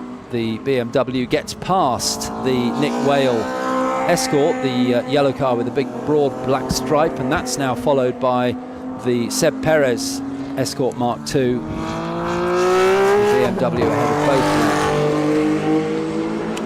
both. Yeah, Pierluigi Martini would have. Monte Shell was the Italian shell importing agency, and he would have raced in the Italian Super Turismo series. Of course, France had their Super Tourism, Germany had their DTM, we had our British Touring Car Championship back in time. But it was a good scene down in Italy, actually. And several British drivers eventually in time would go down to race there. Gary Isles was racing a Works Peugeot there for quite a long time, and had a huge amount of fun. But for the European Touring Car Championship in the mid-80s, the Jaguar XJS was the car that really set the pace. And the drivers had an awful lot of fun. When I look at that car, I always think about the fact that one of the most extreme circuits they would have raced on was in what was then Czechoslovakia. It was the Brno circuit, known as the Masaryk circuit, and the famous shots of the cars snaking their way through houses at massive high speed. Basically had a street with high barriers either side, massive XJSs hurtling through. Subsequently, of course, that was trimmed, and the Brno circuit is lovely now, but it's a permanent circuit as opposed to one which was using the open road. And there was an awful time when a car went on the open road circuit, went cartwheeling into the open pit lane, which wasn't a good thing at all. But to win at Brno, as the Jaguars did, it certainly was a feather in their cap. And for the people that watched them, bear in mind, that was behind the Iron Curtain. It was a communist country back when they were racing there in the 80s. It was about 5 years until that all came to change. And I was at an event at Brno, and one of the Jaguar Works drivers at the time, Ron Dixon from Australia, said he had some people come and stare through the fence at their hospitality compound, and he said we couldn't work out what they were looking at. He said they were looking at the bananas in the fruit bowl because it wasn't something they got regularly, which was extraordinary. These people came up to many years later when we all went over there for A1GP. The person said, I came and looked at your bananas and you gave them to me. And Ron Dixon was just absolutely flabbergasted. No bananas today, but there may yet be some slip up over the banana skins, because with the racing circuit becoming wetter again now, it seemed to dry out a little bit. And what are you seeing down at Redgate through your binos there, I was actually looking on the pit wall to see who was doing what with their pit boards, because there's no pit-to-car radios allowed in these in this series. Some of the races we've seen this weekend, they are allowed it, but not in this one. So everything that they want to tell the driver of the car is on the pit boards, on the pit wall. And what I was seeing, and you were saying about the rain, through my binoculars I could see the rain lashing down now, so it really has come on stronger as we've got the pit window open. Yeah, and really weirdly, one of the cars, despite the rain becoming heavier, one of the other Nissans, it's the Taisan livery black and red Skyline with Nick Strong, has set its fastest lap of the race. But conditions, looking down the start-finish straight, there is so much more rain spray in the air. Don't know why the headlights aren't on Tom Roach's CSL, saving a bit of energy, but certainly it is very murky. And the car that's just set its fastest lap of the race, there it is, car number 12, working its way forward. Nick Strong, that's a 1999 Skyline against a 1972-73 BMW CSL. It has four-wheel drive, the CSL does not, so he's just being held up a little bit there. No complaints, Tom Roach is putting his car where he wants to, but Nick Strong, surely half a chance he'll go past and he'll power away. Yeah, there's no complaints about showing a BMW CSL on your screen, is there? And well, not from you. That. No, definitely not. But yeah, still Nick Strong hasn't managed to find a way through, but I think he's being very cautious. He doesn't want to force his way through in these tricky conditions, but the next run up to Coppice might offer him an opportunity, or the run down to the chicane after Coppice. And it looks like he's going to wait perhaps for that straight at the end of this sequence of two apexes for Coppice. Now onto the straight. Will he power past, or will he yes, he does, he goes straight through. So Nick Strong was just simply waiting for an easy opportunity to get through, not wishing to push. And that was very sensible out of Vic Cullen in to make his mandatory pit stop. That's the Watson's liveried BMW M3. Unfortunately, the little BMW 2002 TII has been parked up in the pit lane for a while, so that one, I'm afraid, out of the race. That's car 202 for James Palmer and Simon Horrobin. Conditions actually now, I think we can officially say, nasty. A few people on the infield starting to walk away, umbrellas over their heads. We'll stay right through to the end, and the Cullen family, doors open, doors closed, and this is the point where you're trying to keep the windscreen from steaming up as well. As soon as the cars come to a standstill, it can often be a little bit complicated for the driver afterwards, and often in a race like this, a little chamois leather on the end of a stick. It sounds absolutely ridiculously in Heath Robinson, but it saved many a racing driver, because of course when they're strapped in, they can't reach forward, they can't touch the windscreen, something people don't think about until often it's a little bit too late. Really haven't talked too much about Ash Muldoon. He, remember, started on pole position. He got out-muscled. And that, just remember, the car that's leading the race came up from effectively stone last, which is the Andy Middlehurst, Chris Middlehurst Nissan, number 7, fastest lap of the race. To them, no surprise. Leading by 37 seconds. Bit of a big surprise, but as it gets wetter and wetter, four-wheel drive is absolutely order you should have ticked on your options. But of course, most of these cars, long before four-wheel drive became a thing in road cars. Jensen tried it so cleverly with the Ferguson Formula car, but really in terms of other high-performance cars, it was a long while in the coming. Leader coming down to the chicane, I think, turning right, yes, and left is Chris Middlehurst. I haven't spotted Andy on the pit wall or in the pit lane, but we'll find out when they change over whether I'm right in saying that I saw Andy Middlehurst standing by that car at the assembly area. Pretty sure I did. Well, he's probably not wanting to be on the pit wall at the moment because it's so wet. He'll be in a pit garage, so just out of our line of sight from our position at the pit end from our commentary tower. But conditions chopping and changing, but so much more spray down the start-finish straight these days. And Chris Middlehurst pressing on up at the top end of the circuit. Now not as much spray, but definitely the wettest part is the lower half, and coming out of the chicane the drivers have to be very, very careful indeed. And then even at the highest part they've got to just position their cars. Two M3s very, very close together. Ash Muldoon has had his run early on, but it's the ones that are recovering, and it's the Cullen car that has dropped down the order a little bit, kind of at 69. And that's the Watson's water car now. Oh, it suddenly looks a whole lot wetter. There's a full slick of water across the track. And then do not undercut. That's Tom Roach getting the signal from his pit crew in the CSL. That was Rob Boston counting him down there. Rob Boston runs that car. And changeover for the Seb Perez and Seb Perez switching cars. So he should now be out in the yellow and black Nick Whale car, having handed over his blue number 77 Escort to Christian Gleisel. Well, our race leading car now in the pit lane. There it is, the number 7 car. So binos on, and it's going to be immediately out of your sight. Or can you just see if we got a Middlehurst driver change? Yes. Behind you on the big screen, that is Alistair, we've got a driver change going on our screens. There is the car that came in from a very, very comfortable lead in the race, being able to lap frequently about 3-4 seconds faster than the very best of the rest, therefore so much faster than every other single person. Bonnet up, however, always temperamental, these Nissan Skyline GTRs. Many a race they show supreme form, but that's a very quick check. And it's Chris Middlehurst getting out and Andy Middlehurst getting on board. Confirmation, is that correct? Yes, it is. Chris was getting out of the car, Andy just being strapped in.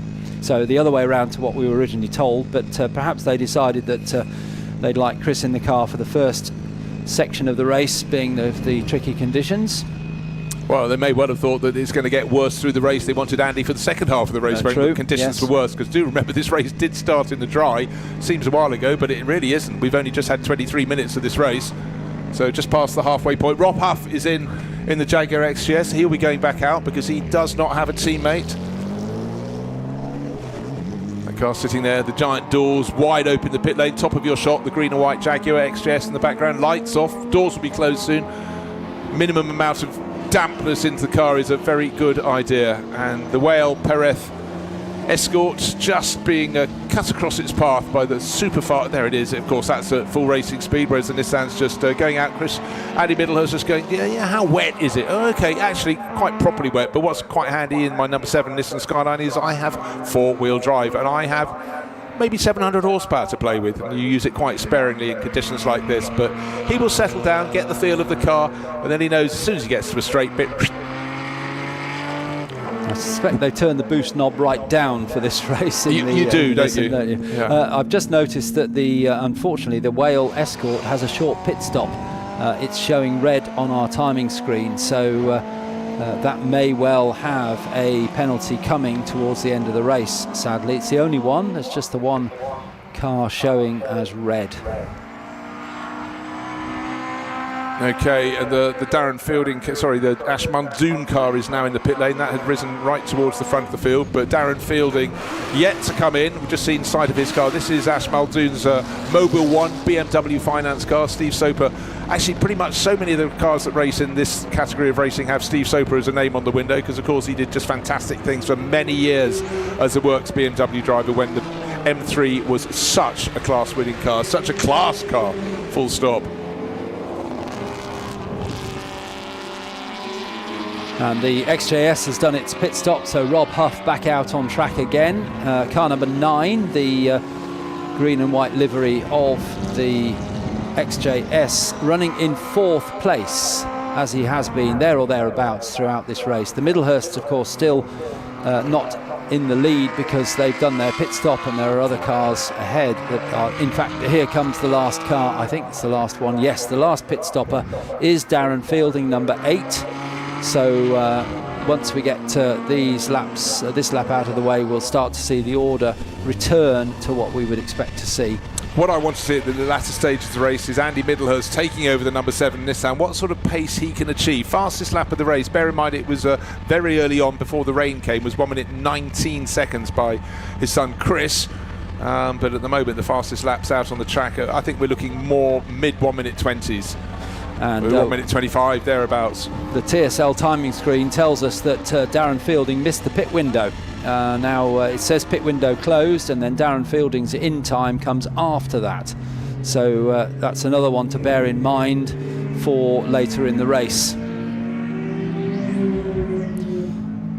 Very, very soggy here at Donington Park. We've had 3 fabulous days of sunshine. Thursday for testing, Friday for qualifying and racing, Saturday, tiny little smattering of rain in the last 5 minutes of racing yesterday evening for the Royal Automobile Club Pall Mall Cup, but nothing like we've got. We've had other tiny little flurries, but this is a properly slick, wet circuit, and the Seb Perez Escort splashing its way as it turns into the chicane, and then comes Ernie Graham, who's gaining more and more race experience, but actually for Ernie a rally driver through this part of his career. But I thought he should gain, but he's suddenly diving into the pit, so that's way after the pit window, and he has already served, unless he's got some penalty we haven't noticed, which I haven't noticed. Looks though he's pulling in. Is that him pulling out of the race? I was about to extol the version as a man who's done a lot of rallying, that this would be the sort of conditions that would suit him very nicely. But what have we got? I'm sensing we've possibly got let's have a look. Oh, bonnet up. Oh, I thought they were running out to replace a tyre, but nothing of the sort. Oh dear. That's Tom Holbrook, isn't it? Oh sorry, that's Tom yes. Holbrook, not Fielding, beg your pardon. Tom Holbrook it is, who they seem to have, whatever they've done, it was very quick. They're putting the bonnet back down again. Yeah, apologies. I thought that was Ernie Graham's car that had started 4th on the grid. That was also black, white and red, also a BMW M3. But let's transfer the comment to Ernie Graham in his car. Should be going better now because conditions are very slippery, and anyone who comes from a rallying background certainly expects to go well. Little battle here, the BMW CSL. Here it is turning into Redgate in Tom Roach in 6th position, and behind him is Rob Huff in the Jaguar XJS. And bear in mind that Rob was running, 3rd in the early stages of the race, but as it got wetter, but then of course Rob Huff had a lot more time at a standstill in the pits, had 30 extra seconds, so he's sucked all those up, and now in the remaining 12 minutes or so he's got to see how well he can go. One car not going quite as well as the Escort of Frank Guest, and eventually finds the circuit again. I have fair confidence that won't be the last slip and slide in this race. Now here is the Ernie Graham car I was talking about but misidentifying, up into 5th place overall. Windows at the back all steamed up. There we are, that's proper period racing. In fact, it's proper contemporary racing.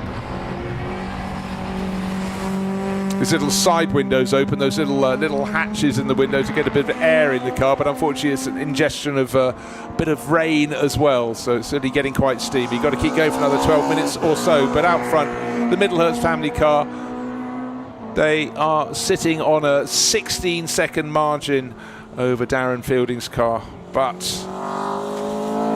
stretching clear with every lap. I wonder what sort of pace they could get down to in the full wet. I wonder if it was 1 minute 25, and almost 1 minute 25 on the nose by racing. A change of position as Rob Huff unwinds the stagger, the extra 30 seconds in the pit lane, dropped him down to 7. He's up to 6th. It looks like a challenging move of the Tysan Nissan, having a little look at Tom Roach as well, but Nick Strong has to tuck back down, hold on to 8th place. But now it is tippy-toe driving and particularly if you're the second driver, you didn't do the first half of the race, you're trying to gain experience of what's the track like. And in the background we have two Nissans, one ahead of the other, but the one ahead is the black and red one in 8th place, and our race leader is in behind Andy Middlehurst, coming down the slope through the Craner curves down to the old hairpin, and he is appreciably faster, but he has no reason to take any risk in this one. He can pick his moment and then carry on past. So we've got 3 cars in a row fighting for position. And behind Tom Roach and Nick Strong is our race leader. There he is, the silver and pink car with the Axia race livery on its door. That's our race leader, Chris Middlehurst. No, handed over to Andy Middlehurst. Of course, Chris did the start of the race. And Andy being very cautious with his overtaking as well, as we saw a few laps ago, that they're all being very cautious. Down in the pits, we've got somebody cautious. It's Alex. It's chaos down here, but I'm lucky enough to have a chat to Chris. That first stint was insane. Yeah, just carved the way through the pack like a knife through hot butter. So I'd say it's can only really be down to, first of all, the car. An incredible piece of engineering that Rick Wood's created. Obviously the 4-wheel drive system that's on the standard car and so on, and is an advantage in the wet, of course, versus the M3s. I'd say Cozzies, but there's none in the race. So yeah, just a joy to drive. Didn't want to go crazy. It might have seemed like it, obviously, because I was just gone, but I was trying to really conserve the car and just driving it. I mean, I haven't driven this car in the wet. I hadn't driven it till yesterday morning until I was on pole in qualifying. So just getting used to it, and all my experience of racing other stuff, including probably Formula Ford, which was saying to Phil, Rick Wood, I was saying, obviously it's 3 times the weight of a Formula Ford at least, and it's 7 times more power, but being able to carry the speed into the corners, not upsetting the car, not getting on the curbs, squaring the car off, taking the wet lines, all stems from the raw motorsport. It's mechanical grip, isn't it? So yeah, fantastic. I really enjoyed it. Didn't want to get out of the car, but I had to let my dad have a go as well. In that moment, I saw that you took the opportunity in those few seconds just to have a word in his ear, and I wondered what it was that you said to him. So just saying to him, basically, it's third gear for every corner, because obviously you've got a lot of power and you've got a lot of torque, so you don't want to be doing too many down changes if you can help it, especially in the wet, because obviously, when you're changing down the gears, you need to be heel and toe in with your foot to match the revs to the the road speed, and so you're not locking up the wheels. So if you can do that for every corner, it saves you a gear change on the way down, a gear change on the way up, less likely to make a mistake, and you can just drive out the corner, as long as you can I was taking quite traditional sort of karting lines really off the racing line where there's no rubber, and it worked a treat. So just saying to him, third gear everywhere, shut the door, and it's like, let my dad crack on. He's got enough experience to know what he's doing. I don't want to tell him too much information. He'll work it out for himself. What was visibility like out there? At the start it was okay, but as the race went on, the heavens opened a little bit, and of course you're getting the spray when I was lapping the back markers, if you like. So yeah, that's challenging when you've not got the best wipers, and visibility was quite bad actually. So it's probably not great now. Worse than what I expected actually in terms of visibility, Proper touring car stuff though, isn't it? Yeah, I liked it, I mean, I relish the rain normally, because it's a challenge, isn't it? You have you're up for the challenge or you're not. So it's definitely shows the drivers up a little bit more as well, and in fact actually it shows the car up as well in terms of how good it is, how compliant it is. She's just beautiful. I want to watch my dad now, but I'm like, I want another go in there. But yeah, if anyone I would like to have in the car, it's my dad. We're a family business, father and son, racing together. My dad was doing this 30 years ago for Middlehurst Motorsport. Won the National Saloon Car Championship in an R32 GTR 30 years ago. Same family, father and son. We've got Gary, who used to work on the car, and we're doing it 30 years later as a family, so that's amazing. It's really special, and I hope that we see you on that top step. I will let you go and concentrate on your dad's progression. Thank you. Thank you very much, Alex. Great interview there with Chris Middlehurst. I loved his description of reduce the number of gear changes, keep it in third. Of course, he can say that it's got four-wheel drive to give him the grip. He's also got all that torque, all that power. Power almost an embarrassment, but a really clear element about keeping things simple, but with the balance. During that interview, as Father Andy pulls ever further clear, he's 17 seconds clear of Darren Fielding. Darren, however, has a storm cloud of his own. He was pitted, as we commented, just outside the pit window. It just closed before he came in. He's got a drive-through penalty. That will drop him back, but a drive-through penalty should only be about 15 seconds, just over 15, 16 seconds, and he's far enough ahead of Ash Muldoon to hold on to the second place, but the lap speeds at the moment are coming down and down. The track's drying about. Another car with a problem is car number 66. Their pit stop was too short. That's the Nick Wales Seb Perez Escort, so they will pick up a penalty of 13 seconds, and our drive-through is being served right now. The number 8 BMW M3 driving through the pit lane. He should be absolutely fine to come back out into second place. Yep, he's getting to pit exit. There he is coming out, but the cars that are going past are not ones that are going to knock him down the order. But nobody surely is going to be able to do anything about the number 7 family run Nissan. Chris Middlehurst started. Andy Middlehurst is going through to the end of the race. We've got only just under 5 minutes remaining. Light is suddenly a little bit brighter here. The track is drying out a tiny bit. We're seeing a few people getting closer to their best laps of the race. But just remember, this race only 40 minutes long. It seems ages ago that they kicked off when the track was dry, but the rain started first at Redgate and then it moved around the entirety of the circuit. The spray is being reduced at this point as a bit more of a dry line, a dry-ish line is appearing. But for the BMW M3s, it's very, very busy out there as they just try and complete the race without dropping it.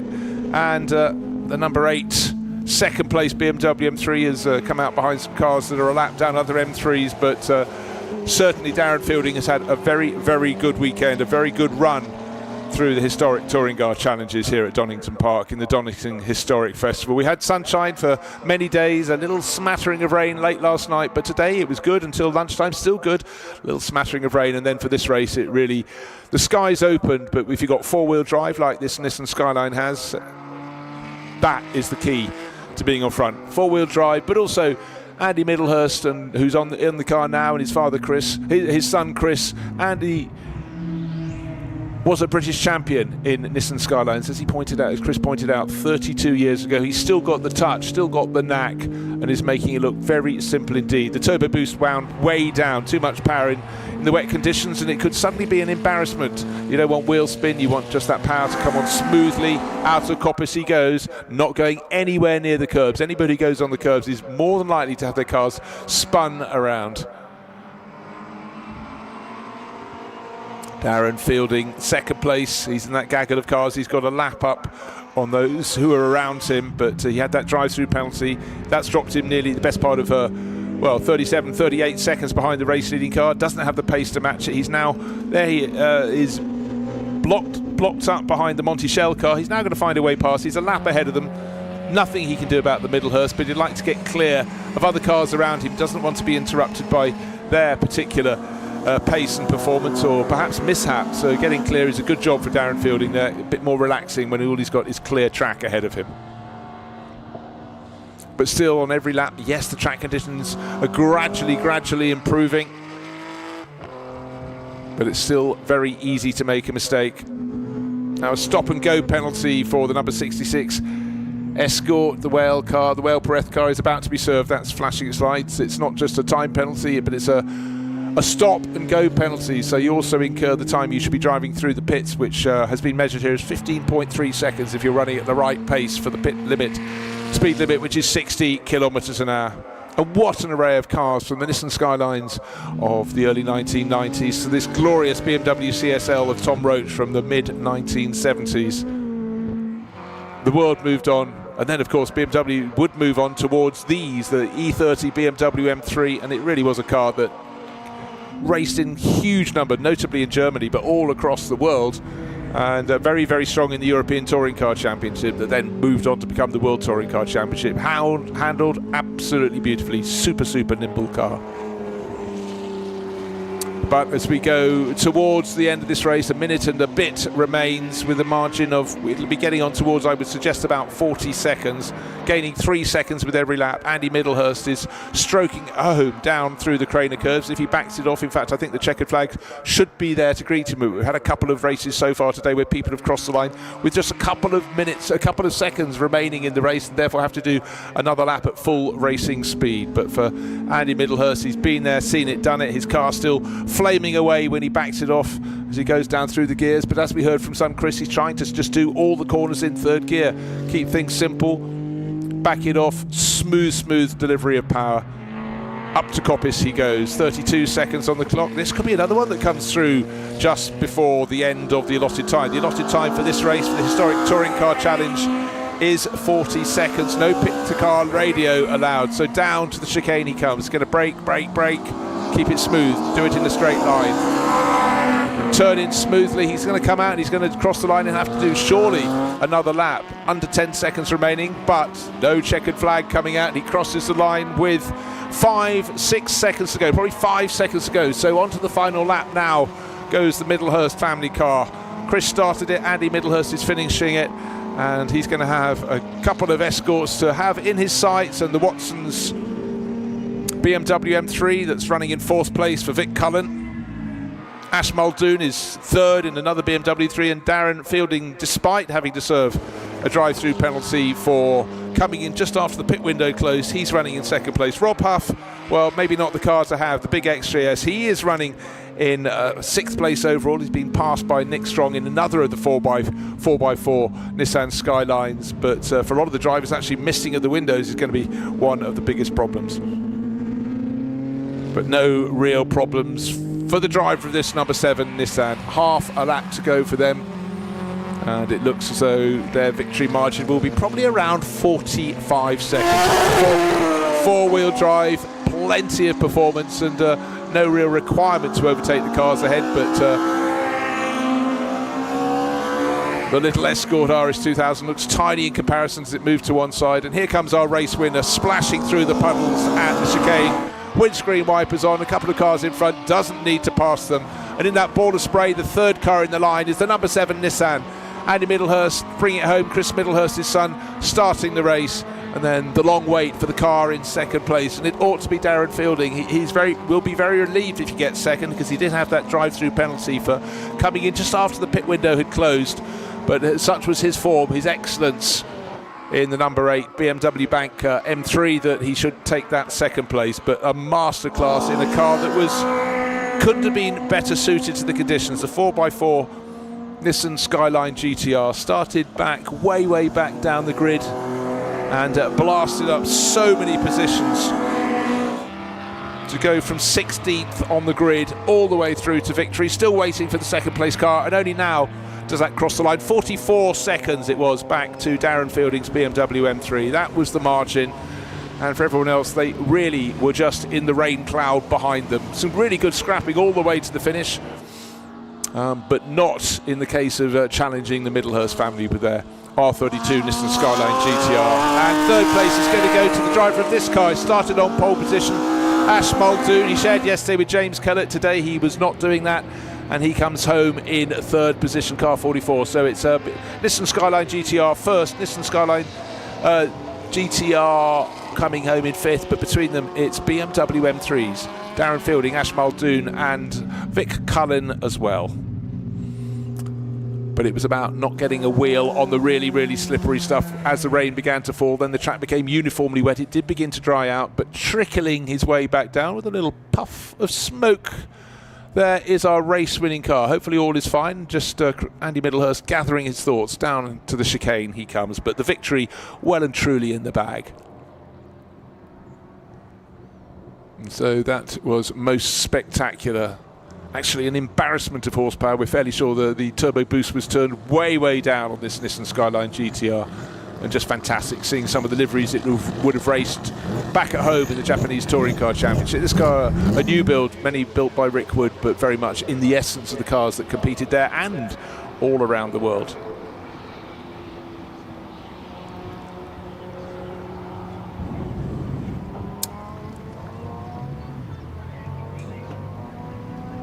So the cars coming back in, and every one of the drivers will, I think, actually heave a sigh of relief, because that was very, very tricky out there on a very slippery surface. And we have to remember the race actually started in dry conditions. They didn't last for long. At first it was rain only down at Redgate, but then it moved around the circuit, and now it's beginning to lighten up. That's the penultimate race of the Donington Historic Festival. I can almost not bear the fact we're coming to the end. It's been a fantastic 3 days here at Donington Park. Great to have the live streaming so people can follow this wherever they are around the world. And what an array of cars, and what variety of cars we have covering just over a century of racing, but lots of cars with tops on. Sports cars, touring cars, saloon cars have certainly added to the occasion, and a very good turnout of fans here as well. But with the live streaming, of course, you can watch wherever you are in the world. The car clubs have been here in attendance in enormity as well. But through the arch, windows steamed up, but victory is theirs. First Chris Middlehurst, then Andy Middlehurst. Andy needs to bring it forward into Parc Fermé. He has to come through the gate, and there's the podium on the left-hand side. So crews being signalled to get in position, and Jake Yorath there from Motor Racing Legends pointing where he needs to go. Perhaps it's steamed up so much that Andy can't see. No, he's got the message now, and he's edging that Axia car forward with a little bit of steam just for good effect down there. He needs to come forward to touch his board to allow space for the second and third place cars to come in. And down there, Andy Middlehurst, I don't think can see. Steam outside, steam inside. And I think we should go down to Alex Legui, who's going to find out all about it. That was fun. Andy, do what you need to do. Talk about an entrance, my word. All right. Yeah. Redemption from yesterday's race. What an incredible race that was. Yeah, Chris made it easy for me, but the car literally packed in on the last lap there, so it was misfiring and then it just stopped, so not sure what's gone wrong with it, but we got to the end anyway. Wow, so one more lap and it would have been curtains? One more lap, that would have been it, yeah. No way! Yeah, so a bit lucky really. Oh, that's incredible. How special is it to have done this with your boy? Yeah, very special. First time we've won together. Thanks for Keris and Luke and Gary that's looked after it all weekend, and Rick Wood for his advice. It's been lovely from our perspective as well to have got, that family story, have a chat to you guys earlier, and then see you on the top step. It's an amazing result. Well done. Thank you. Let's head around here and have a chat to Darren, Mr. Consistent, P2 yet again today. Were you ever in contention to be able to give them battle or not? Not to the Nissan, no, it's far too quick. But I'm just happy to be the first BMW back. That was my priority. Obviously very slippy out there, but a lot of fun, so I'm really happy with that. It's turned out to be a consistent weekend for you, hasn't it? Yeah, I'm happy, I'm really happy, yeah. I'm first BMW home today, second BMW home yesterday. Yeah, fantastic. Good job. Well done you. And let's come round, have a chat to Ash. Boys, well done you. Very good job. Ash, talk about a comeback. My goodness me. Yeah, that was mega. Hang on, let's go under. Yeah, that was mega. That was great fun. Get a bit slippery out there, but yeah, really enjoyed it. It looked like when you came in, I saw the guys frantically drying off your screen, doing the best. Visibility looked horrendous. Vision was terrible, but yeah, no, it was a great day. Really happy. Slippery, slidey. Makes it more of a challenge, right? Equals everyone up. Proper touring car. Yeah, exactly. It was proper. No, it was fabulous. Good, Thanks. I'm glad. We loved it too.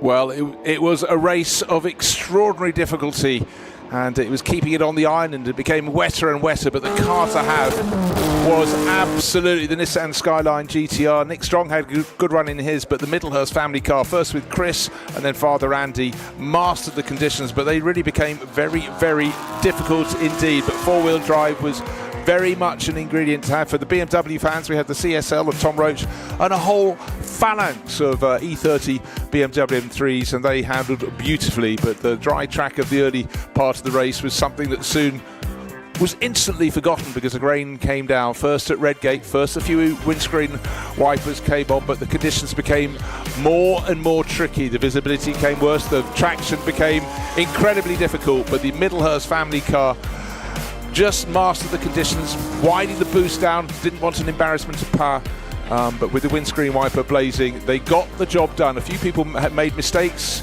and made their pit stops just too late. They picked up a driver penalty. That was Darren Fielding. He still came home in second place. But for the Middlehurst, first Chris, then Andrew, the victory was all theirs. And let's have a quick rundown through the results. We're just going to do the top three. The next race is about to start, but Andy Middlehurst, Chris Middlehurst, victory for them by a huge margin. Darren Fielding, he had the problem. We came in too late, but he still, with the penalty, came home in second place. Ash Muldoon, the second of the M3s, in third. That was the historic Touring Car Challenge. And the last race of the meeting is the HRD All-Stars with Classic Alpha Challenge. And it's two races in one, if you will. We've got about 8 Alfa Romeos, but then the All-Stars, it might as well be all sorts, because we have all sorts of cars. We've got little Elva Couriers, Austin Healey 100s, Austin Healey Speedwell Sprite, TVR Griffiths, look out for them. They're the quickest cars in the pack. But short wheelbase and 4.7 litre Ford engines, that is going to be a lot of grunt. We've got Mustangs in the mix.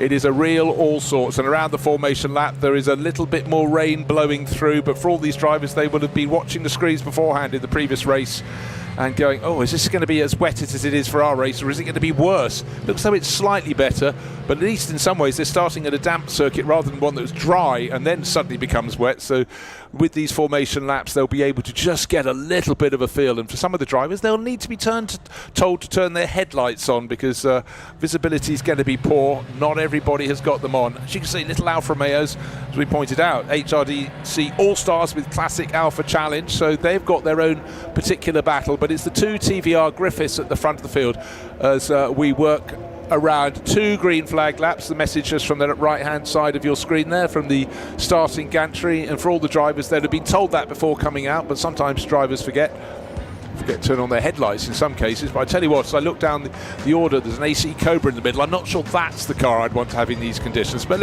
looking at the grid, we've got the best place of the Alfa Romeos. He's starting in 5th position overall, so look out for the Margulies family car. A couple of Ford Mustangs, Alfa Romeo Alfa Sud, so in fact the Alfa Romeos may have a bit of an advantage. They're smaller, lighter, and maybe have better handling when it comes to the wet stuff, whereas some of the cars like Matthew Moore's AC Cobra, there it is, starting 13th on the grid.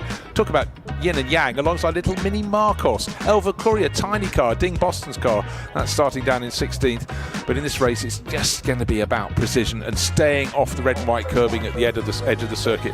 A little Mini alongside a Jaguar XK150. It really is an incredible array of cars here.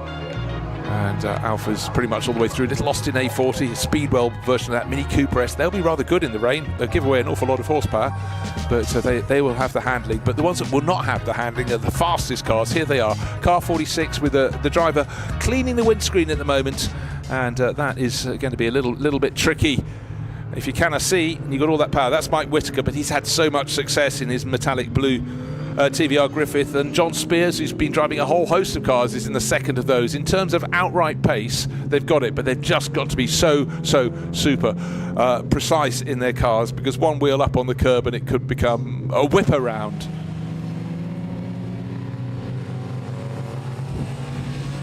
And here we are, a half-hour race to conclude proceedings here at the 15th Donington Historic Festival. It's really been a cracking one this year, and changes all the way through the organisation. We had a Formula 1 demo both days running, and certainly plenty to go. A lot of car club action. And again, I keep wondering about headlights, but our first two cars are not bothering with them at all. The two TVR Griffiths, look at them. Their wheelbase is only marginally longer than the wheelbase is wide, and with 4.7 V8 power, it could be an embarrassment, but the drivers are both incredibly capable. Mike Whitaker has so many years of experience in his, and hopefully that will stand him in good stead to not have too many dramatic moments. His is the metallic pale blue one, car number 46. The black one with the silver stripe is John Spears on the outside of the front row. He's the side closer to the pit wall.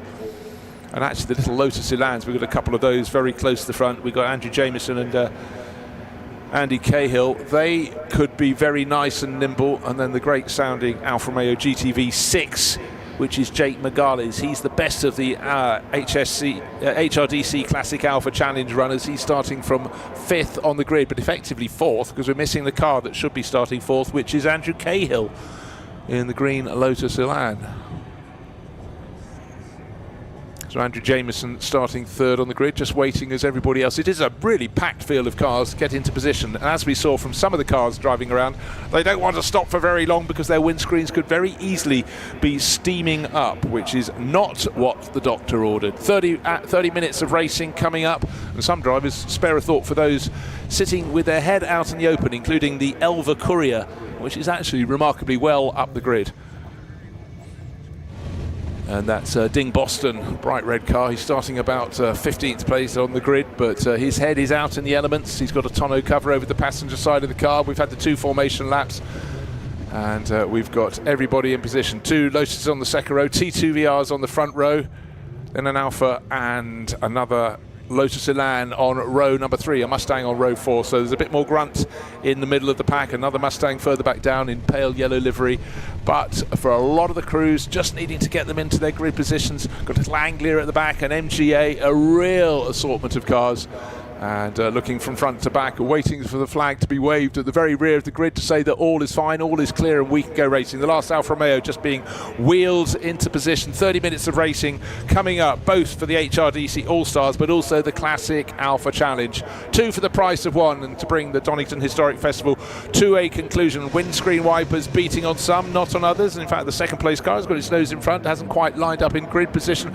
Really good blast off, and John Spears on the side close to the pit wall, he gets better traction away from the line, and Mike Whittaker is actually being passed by one of the Lotus Elans. It's the Dark 3 car of Andrew Jamieson, who goes past both the TVRs, will break later, and the leading Alpha goes into 3rd place overall. And for Margulies, that is a really good start. Jake Margulies, how are they all going to manage? Are they going to get through Redgate without mishap? The very tail end of the field shows that they have just managed that precisely. So the TVR Griffiths were a little bit cautious about putting all their power down, and they've dropped from the front row of the grid. They've gone down to 3rd and 4th positions.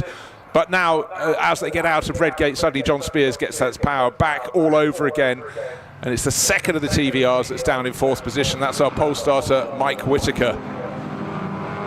AC Cobra being cautious in the middle of the pack, but certainly there was that really good charge. But basically the Lotus Elan that took the charge to the front ran out of horsepower, as you'd expect. And the car certainly not running out of horsepower is the number 14 John Spears car. But a really, really good attacking start from the GTV6 Alfa Romeo of Jake Margulies. And he tucks up the inside because he's got more handling, puts it in front. The Alfisti are going crazy, just imagine it if you will. And the TVR drops back into 2nd place, the TVR of John Spears. And just had Alistair Douglas running back into the box. How wet is it outside? You've just done a podium ceremony. Is it raining? It wasn't as bad as it was during the race. It's eased off a little, but it's sort of a light drizzle now. Not very nice. I don't think the track's drying out at all, because there's still enough water falling out of the sky. We're just having changes all around. We've got 2 Alfa Romeos in the top 3 positions because the orange Alfa Sud has moved up with, well, Ben Colburn. You expect him to propel cars forward. But I think the early laps of this race, it's a half-hour race. It's going to be about just getting a feel for how damp the track is. We had 2 laps, 2 formation laps, green flag laps, call them what you will, to get the feel. But of course, they're now at full racing pace. And at the moment, the performance potential of the TVR Griffiths is just being kept in check because they have not got the grip. They've got the power, not the grip. Yes, short wheelbase, lightweight plastic body, 4.7 litres. What's not to love? And a wet track as well. You know, in many ways they'll absolutely love it, but if there weren't other cars that have, you know, less amounts of power but better handling, you know, they'll have their moment. But the TVRs will come good, but we are still with the TVR right at the sharp end of the field. But at the moment, Jake Margulies is the driver doing the leading.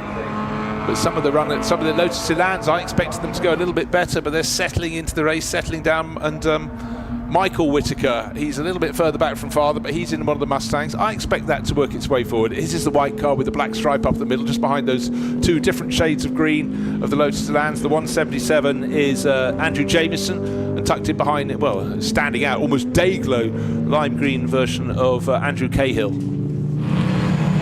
Gavin Watson chasing Michael Whittaker around in one of the Alfa Romeos, and there is another of the Alfa Romeos challenging Mike Whittaker in his 4.7 litre TVR Griffith. So he's got the grunt down the straight, but maybe into the corner the Alfa will close up again, and it's the 116 Alfa of James Colburn, so Ben's brother James in 5th place.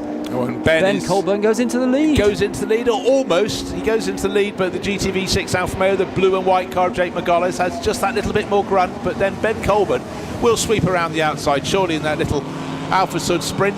Yes, he does. No, he doesn't. Yes, he does. He makes the move. But the TVRs are waiting for the track to dry out. They're running in third and fourth positions. John Spears, then Mike Whittaker. In fact, Mike Whittaker's about to be deposed by James Colburn. We've seen him in the third of the Alfa Romeos. But right now it's brother, it's Ben Colburn, looking a little bit brighter down at the old hairpin, or maybe that's just because his car is orange and stands out. It's reflecting off his car, yes. As the earlier little Alfa Sud Sprint, isn't it? The one that Ben Colburn's driving. And number 36.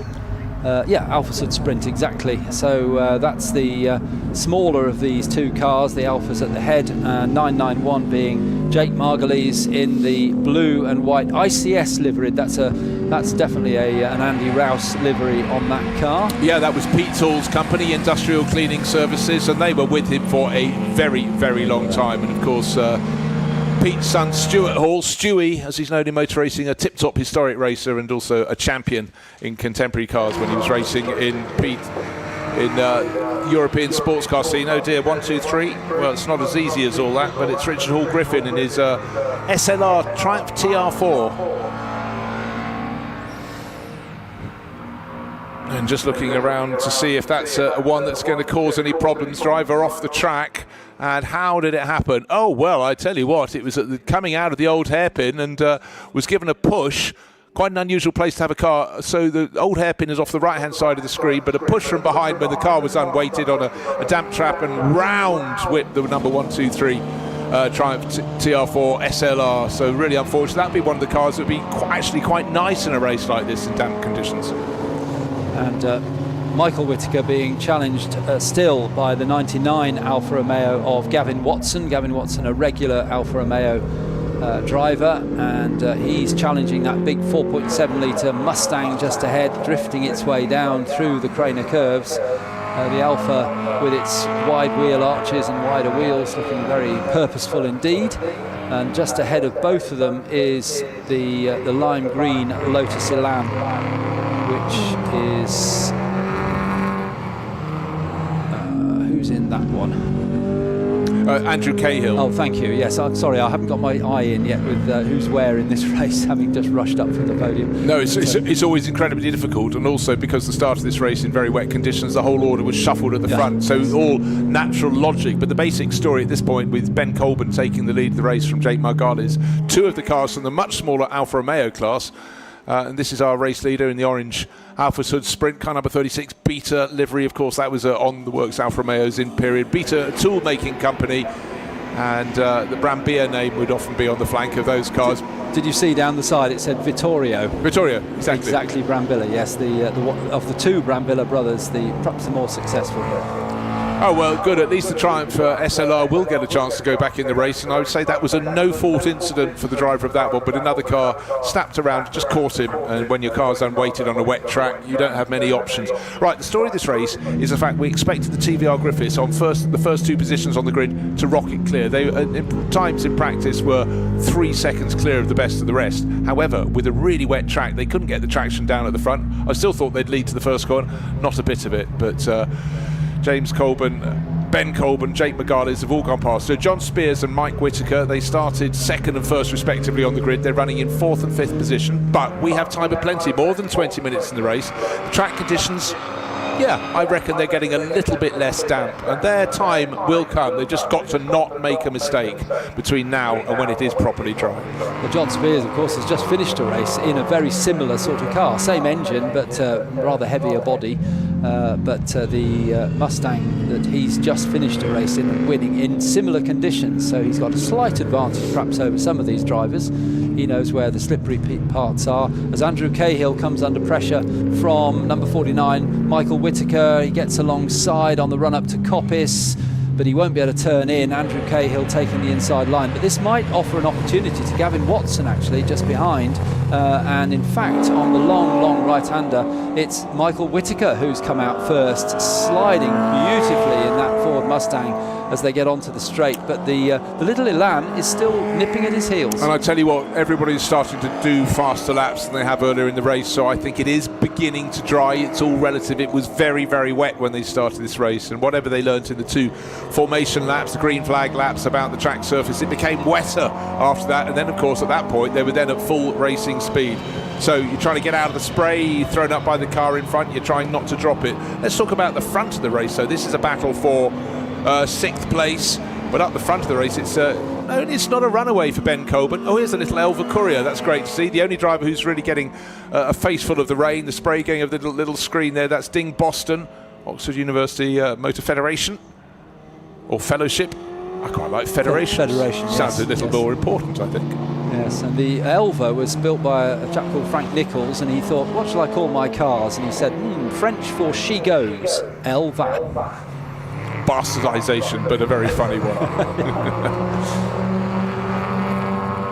So track conditions improving, 3/4 of the field improved on their last lap, so we are getting faster. The fastest lap in the race, 1 minute 35.199 seconds from our race leader Ben Coburn, the orange Alfa Sud Sprint, and he's sitting on a lead of 1.7 seconds, but Jake Margales, who started in the best place of the Alfa, started 5th on the grid in his GTV6, fallen back a little bit, but still looks good, still sounds great, still has an opportunity. So when are we getting to get to the point when the cars in 4th and 5th positions, the 2 TVRs, start to come forward? At the moment their lap times are about 2 to 3 seconds away from the pace the car's going away from them, but if it continues to dry, expect them to come back into it. But every lap it stays relatively damp. The smaller engine cars up front are buying time, they're building time into their lead.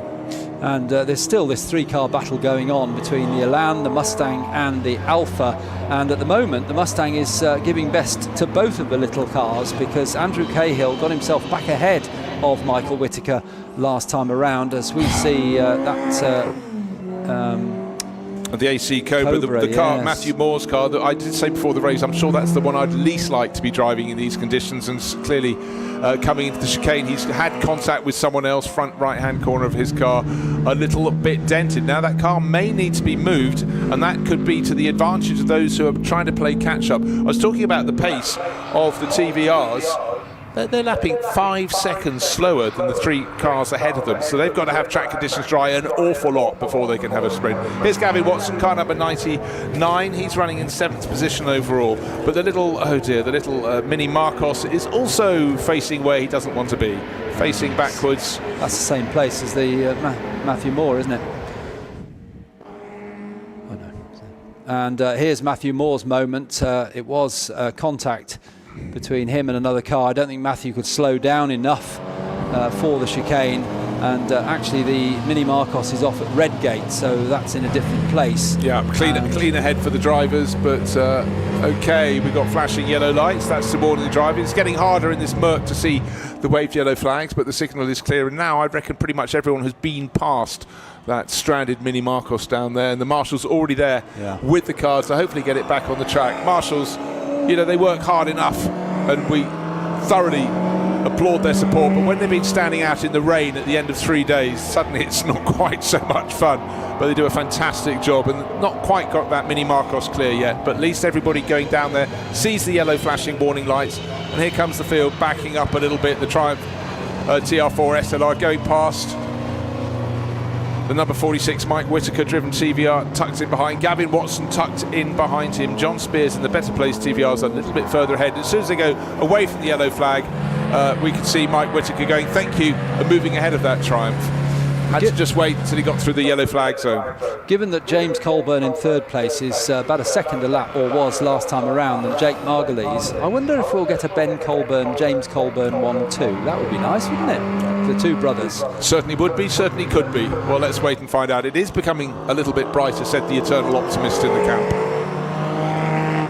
You've said that once or twice now. I have. I'll start to believe you soon. And then it gets darker again. Hey, it keeps me in check, but nothing's keeping our race leader Ben Colburn in check in that Peter Utensili liveried bright orange Alfa Sud sprint coming down the start-finish straight. He's going to the right-hand side of the lone Ford Escort in the race, but he's waiting. He can't overtake because it's yellow flags still flashing away, still waiting for that Marcos to be removed. And certainly the gaps coming down. James Coburn is getting closer to Jake Margales, so it could be a Coburn family 1 and 2. And as soon as they leave the second part of Redgate, you can start overtaking any cars ahead of you. The green flashing light saying go for it, but with the yellow flashing light still covering the clear up of the Marcos, which now is almost off the track.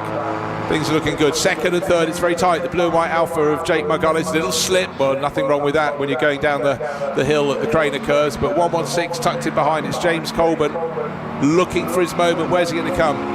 Well, he's similar speed. The more powerful GTV6 motor powers Jake Margales to hold on to second place in this Alpha battle. 3 Alphas in the first 3 positions in this race. And he's done it. James Colburn's got past Jake Margales, so it's Colburn 1-2. Younger brother Ben ahead of older brother James. Unfortunately, I don't think we got Richard Colburn in this one. They were all 3 in an earlier race, but Richard probably looking after the pit for this one. Well, conditions still tricky, but the drivers have been in damp conditions since the start of the race. Are they getting brighter? Are they getting worse? Really hard to tell. So in the gathering gloom, the murk of an early evening here at Donington Park, what a mix of cars. We've got, look, in one shot, when you've got some glorious little Alphas like this one, now into second place for James Colburn, the lovely Julia GTA in the background. You had a Ford Escort, you've got a Mini in front, you've got a Jaguar XK 150C. What a mixture of cars, and what fun to bring the historic festival here at Donington toward its conclusion. Little Lotus Elan's in the mix as well, but nobody is doing anything about this orange car with Ben Colburn at the wheel. He's pulling ever further clear. 5.3 seconds to the good now. In fact, that was a slower lap for him, but he had traffic, he had the yellow lights down at Redgate. It's brightening up, it's been cleared up, that incident for the no incident, just a beached Mini Marcos, but caution is required. Has the car I'm passing seen me? I'll tell you what, if I was Ben Colburn, I'd stick my headlights on to warn people I'm coming down the hill. And just remember, if you're looking on the live stream anywhere in the world, you notice it's actually looks brighter than it really is. The TV cameras always apply more light and colour to the picture, but in reality, for all the drivers sitting down low, face full of spray, I think the spray is slightly less than it would have been at the start of the race. Probably a 2-car width racing line appears to have opened up a little bit. And just looking, Jake Margales obviously dropped from second to third, and Gavin Watson has moved up in number 99 in his Alfa Romeo. So we've got Alfa Romeo's first, second, third and fourth, and the best of the TVRs now still John Spears, but he's down to 5th place overall. And that's a really good drive so far from John Spears, because to be ahead of Mike Whittaker, who is an acknowledged TVR Griffith expert, and John has stayed ahead of him all the way through this race so far. John Spears number 14 in the dark with a white stripe, the dark green with a white stripe, and then Mike Whittaker with the light blue TVR Griffith just behind him. Yeah, and they've really fallen away. They're lapping 5 to 6 seconds a lap slower the fastest cars in the field. They have so much more horsepower, but they just don't have the handling. Here comes John Spears down to the chicane, windscreen wipers off, and that on into the chicane he goes. He's got a margin of a couple of seconds, I think, over Mike Whittaker, which, as you say, is very impressive. But the first 3 Alfa Romeos, Ben Colburn, James Coburn and Jake Margales, are way clear. They're the best part of 40 seconds ahead of John Spears, and John started on the front row with ample performance to spare. And likewise, the number 46 TVR, there it is, of Mike Whittaker. Nothing he can do about the more nimble, less powerful cars in these damp conditions, just to prove the point suddenly. And this is a driver, Mike Whittaker, who knows the TVR Griffith incredibly well. A twitch, as he wants to put the power down, but if you put it down just too soon, the tail comes out, everything slows down, you might even slide off. And just behind Mike Whittaker is that pesky lime green Elan of Andrew Cahill, which has been bobbing around the top few for the whole of this race, and he's not too far behind Mike Whittaker. Yeah, he started in 4th position, he's fallen to 7th. He's got Michael Whittaker, which is Whittaker Jr., in the Ford Mustang behind him, so too much horsepower is definitely embarrassment. Here is our race leader, Ben Colburn, stretching his advantage. He has the fastest lap of the race. He's stretching his margin. It's going to be, I don't know, 7 seconds, 8.8 seconds back to brother James Colburn. And then the third Alpha 156 is 56 having its own little run, but James Colburn in the 116 Alpha Julia. That's one of the red sprints, and unfortunately the car that started stone last on the grid, which is Tom Shepherd's little Giulietta TI from the late 1950s, in the pit lane, bonnet up, and even though the sky is brightening, we're counting down towards the final minutes. We have 11.5 minutes remaining in the race, and even if it does dry up very quickly indeed, the cars that should be faster are not yet having a track that's dry enough for them to do it. So that's the TVR Griffiths. Here come the pair of them, the Elva Courier, it's a little red car. Oh, a little Mini having the lowest of low-speed rotations, and that's hopefully, well, it's facing the wrong way, but hopefully that can get going all over again. Car number 27. And that's Jim Ayling in a Mini Cooper S. And I said earlier that James Colburn and Ben Colburn, first and second in this race, didn't have their father with him racing. I'm completely wrong, because number 21 is Richard Colburn, their father, in the Morris Cooper S, in third in his class, number 21. And so we do have all three Colburns out in this race. Well, you never want to be left out, that's for sure, in life.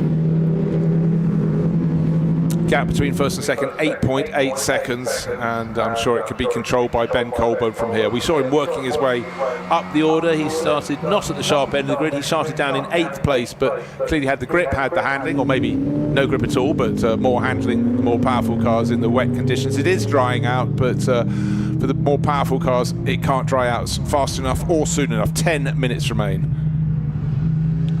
And the little number 42, Nicola Burnside, in her MG Midget, but known as an Ashley Midget, because as in common with a number of other companies, Ashley produced a little plastic bodywork for the top of the car that was a bit more aerodynamic, a little bit different.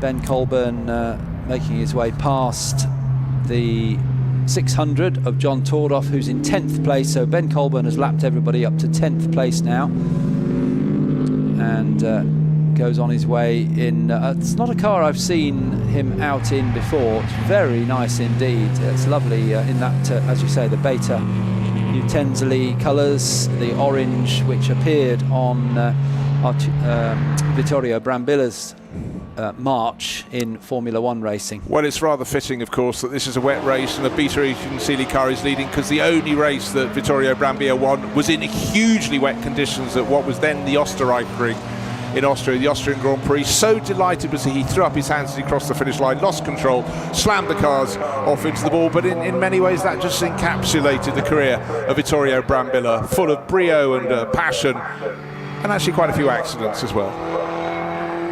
Known affectionately as Brambles.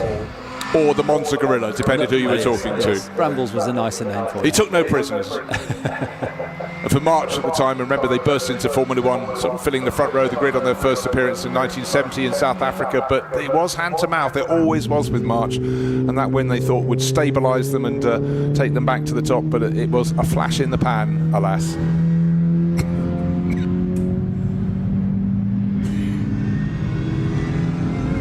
We've got 8.25 minutes remaining. Ben Colburn extending his lead further over his elder brother James, now out to 13.2 seconds.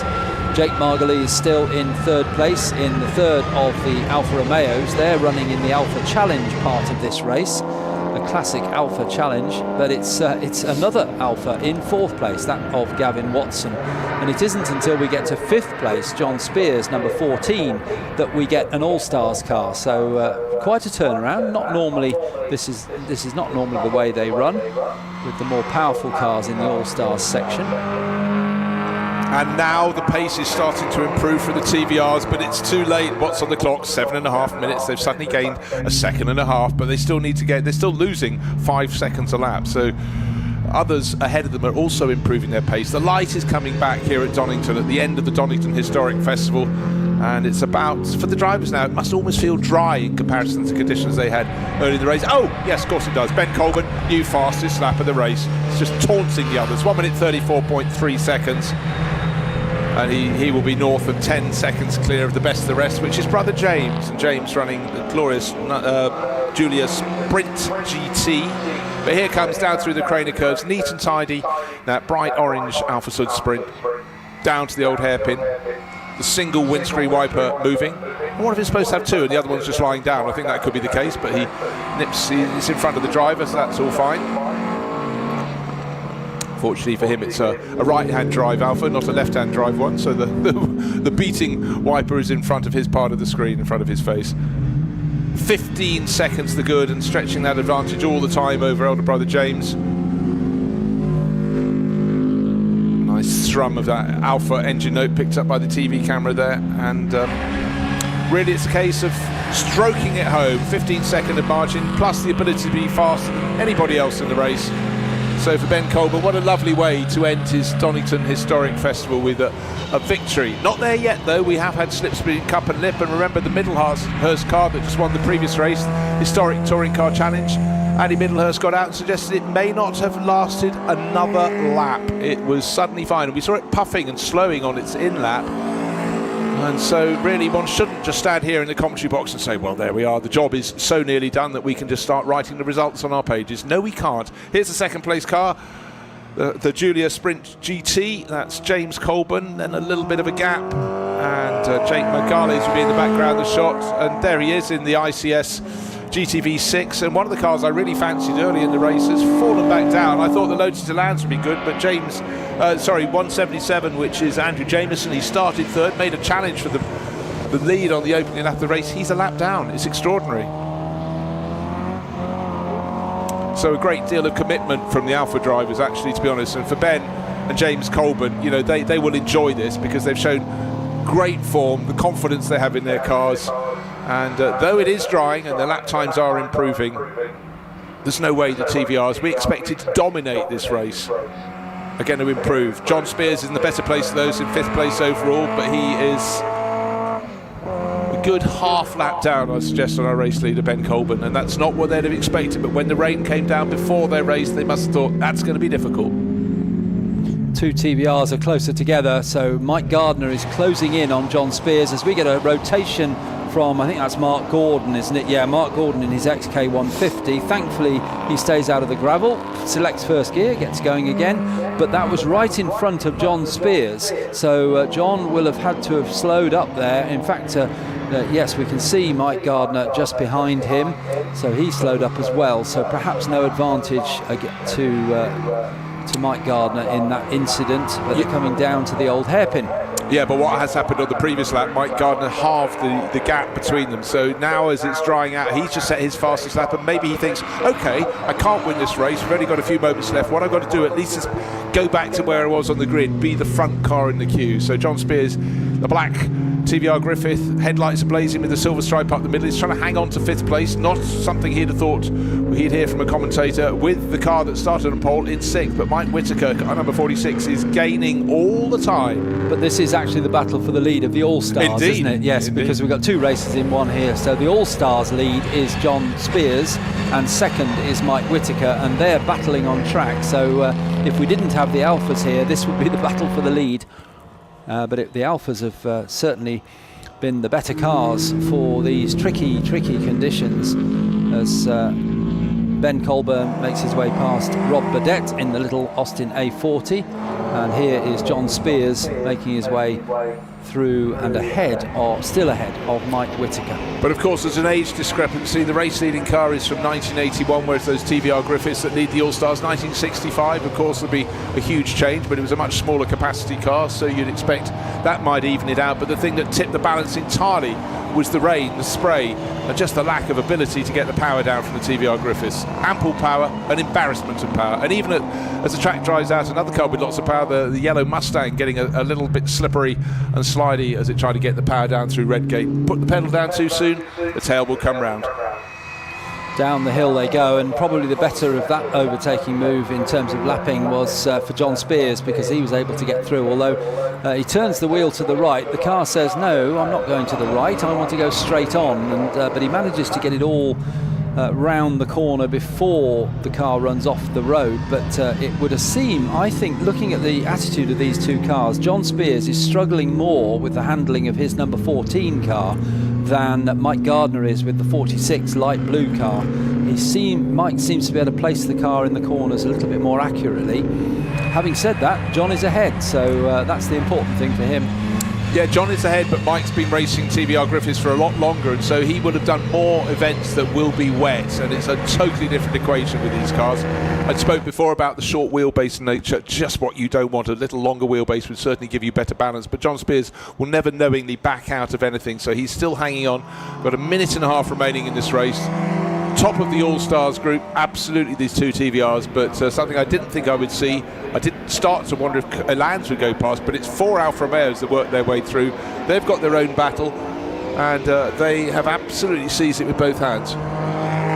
And the leader, it's a minute and a quarter to go. The leader coming through the chicane, Ben Colburn, so he will start his last lap and completes lap 18, goes on to the final lap for Ben Colburn in the Alfa Sud Sprint. Extended his lead over his elder brother, James Colburn. Yeah, he's gaining 3 seconds a lap in the lead, or pulling clear by 3 seconds, so he's completely comfortable. As we go on to this final lap, the TVR battle really seems to have been sorted for John Spears, because he had a far better end to that last lap. I don't know if traffic slightly delayed Mike Whitaker. Suddenly the gap between them went out by 2.5 seconds, 2.6 seconds. So you'd suggest that John Spears will be able to hold on to that. His best lap of the race was last time around, and it really has helped him. Ben Colburn down at the bottom end of the circuit, through the old hairpin, the lowest point, and then starts to climb up through Schwantz Curve up towards McLean's for the last time. He's got, by the looks of it, Michael Whitaker ahead of him in the 49 Mustang. Yes, he has, who's still battling with Andrew Cahill, and it looks like Mike Whitaker has lost the place on this final lap to Andrew Cahill. Yes, he has. The little Elan is ahead, and Ben Colburn trying to make his way through as well. Well, there you go. That has chopped and changed. It went Cahill, Whitaker, Whitaker, Cahill, and Cahill in the little green Lotus Elan has got through, but our race leader doesn't really need any traffic around it, but such has been his performance in this race, into and out of the chicane for the final time, splashing through the puddles, going around the outside of the much older Jaguar, actually being edged towards the edge of the circuit, probably the closer he had to disaster in the race. And a car that was lapped has gone back through, but victory, not only winning the Classic Alpha Challenge, but the race outright by a margin. It's going to be about 25, maybe close to 30 seconds over his brother. Here comes his brother. Here's James. Windscreen wipers going from the middle to the outside of his Julia Sprint. He will take second place, number 116 Alfa Romeo. Bit of traffic for him at the end. It'll be maybe closer to 30 seconds, but it matters not. The Colburn family first and second, and 25 seconds it is on the nose. And father Richard is a little bit further down the order in 12th place overall, but into third place in the Alpha Challenge and the outright race is Jake Magales in the GTV6, blue and white. But with the arm out of the window, he drove really well in unbelievably difficult conditions, but the Ben Colburn driven car worked its way forward and forward. It started in 8th place and in fairly short order got to the front. Conditions just not conducive to power going down for the TVRs that lead the All-Star class, the All-Stars class, but as it dried out they went faster and faster, and it's actually going to be quite close running through to the end of the race for a couple of the Lotus Elans, but John Tordoff just failing to overhaul Andrew Jameson. They fell down the order, but now we have John Spears. He had a 2.6 second lead coming onto the last lap, but right at the end it's come down to about 0.6 of a second as Mike Whitaker fought back. The gap between them in the end, 0.4 of a second, 0.369, let's call it a third of a second. But John Spears held on to win the HRDC All-Stars class, waiting for the third car in class to come through, which will be car number 299. Just waiting for that one to come through at the end. And that's Andrew Cahill, makes it stick just ahead of Michael Whitaker in the Mustang. No, Michael Whitaker hasn't come through. Oh, that was the other Mustang. No, he was lapped. Yes, so he lapped. took the flag last time around. Yes, he didn't. There he is, actually in the background of the shot. Yeah, so Andrew Cahill had pretty much got it done because he got through before the flag went out. So he finished ahead of Michael Whitaker. So that is the last of race of 3 days here at the Donington Historic Festival, from sunshine to damp, but it didn't dampen the racing at all. Still interesting from start to finish, and so much to digest. And for me, the race I almost enjoyed the most, for the sheer emotion of everybody involved, was the Generations Trophy, where you have family members competing together in identical pre-1966 MGBs, but so much to consider, some fabulous cars.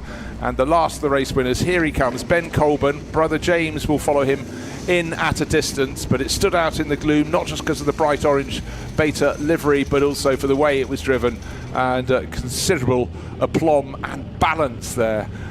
From that 1981 Alfa Sud Sprint. And Ben Colburn, he'll get out and he'll go, and I really enjoyed that, in an annoying way that people do when they just want to race in the wet. You look on from the sidelines, go, I couldn't do it. Well, I seriously couldn't, but he absolutely could.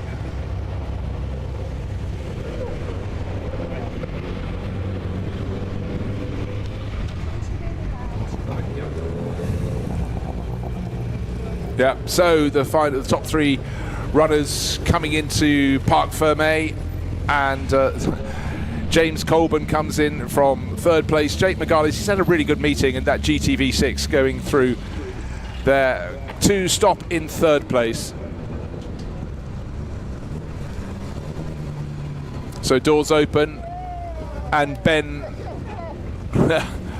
The laughter from brother James, well, that's good to hear. He's had fun too. So a Colburn family 1-2, and Father Richard coming home in 12th place, a lap down. But Jake McGarlis straight across to say, well done, that was fun. Let's get an Alfa Romeo. It's raining. We don't have the power, but we have the balance. And Ben Colburn smiles around. James hauling himself out. They had a great deal of fun there, and a huge amount of respect. They're going, where's Dad? Yeah, he was 12th. That's fine. That's how it should be. But... survival was the key, and let's go down to someone who survived all meeting, Alex Legui.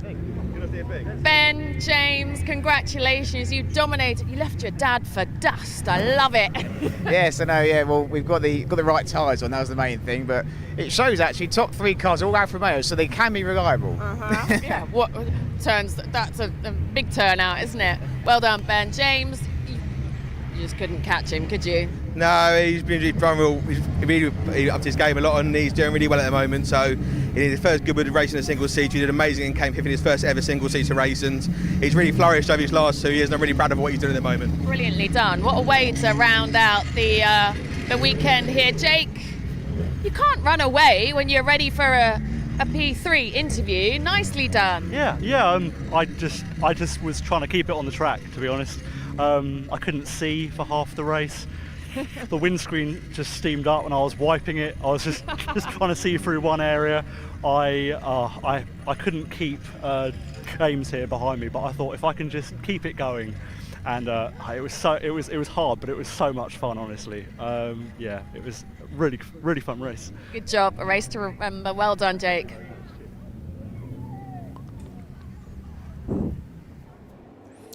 So the final race of the Donington Historic Festival was for the HRDC All-Stars with the Classic Alpha Challenge, and what happened at the front was the two TVRs had an embarrassment of power on a track that was very wet indeed. They tried to hold station at the front. Jake McGarlis challenging John Spears on the opening lap, but sooner the rain got heavier and heavier, and the cars with less horsepower but better balance came through. Jake McGarlis, the blue-white Alfa Romeo, eventually wasn't the top Alfa Romeo, because around the outside in the little Alfa Sud Sprint went Ben Colburn, and he was heading off to what we thought at that point was going to be race victory, but we didn't know if it was going to start drying out. It dried out a little bit, but a few bits of contact, very tricky down at the old hairpin.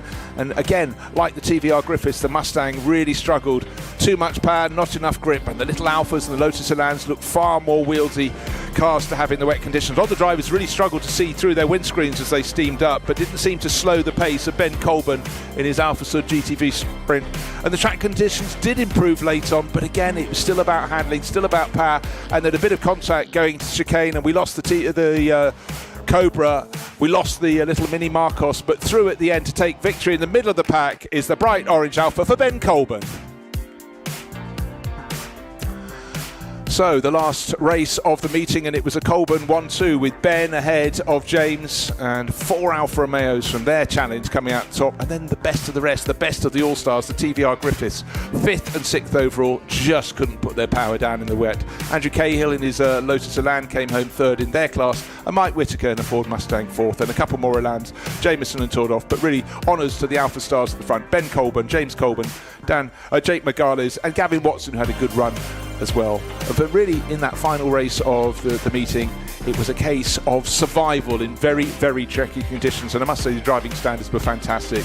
And I can honestly say, a lot of the drivers come home with more of a thrill when you've survived a wet race. You have more stories to tell. It's like skiing on ice. You get away with it, you can have a good smile on your face. But there we have it. And that is the end of the meeting for us. But let's go down to the podium ceremony with Alex.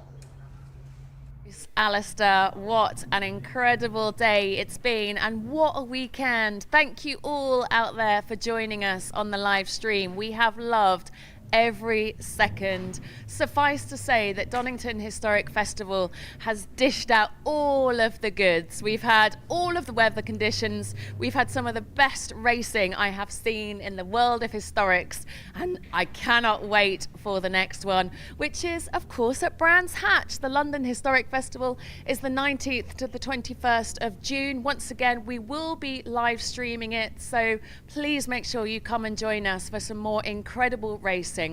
From us all at Motor Racing Legends, thank you all for joining us. That is a wrap. I need a hot coffee to warm up. Goodbye, folks.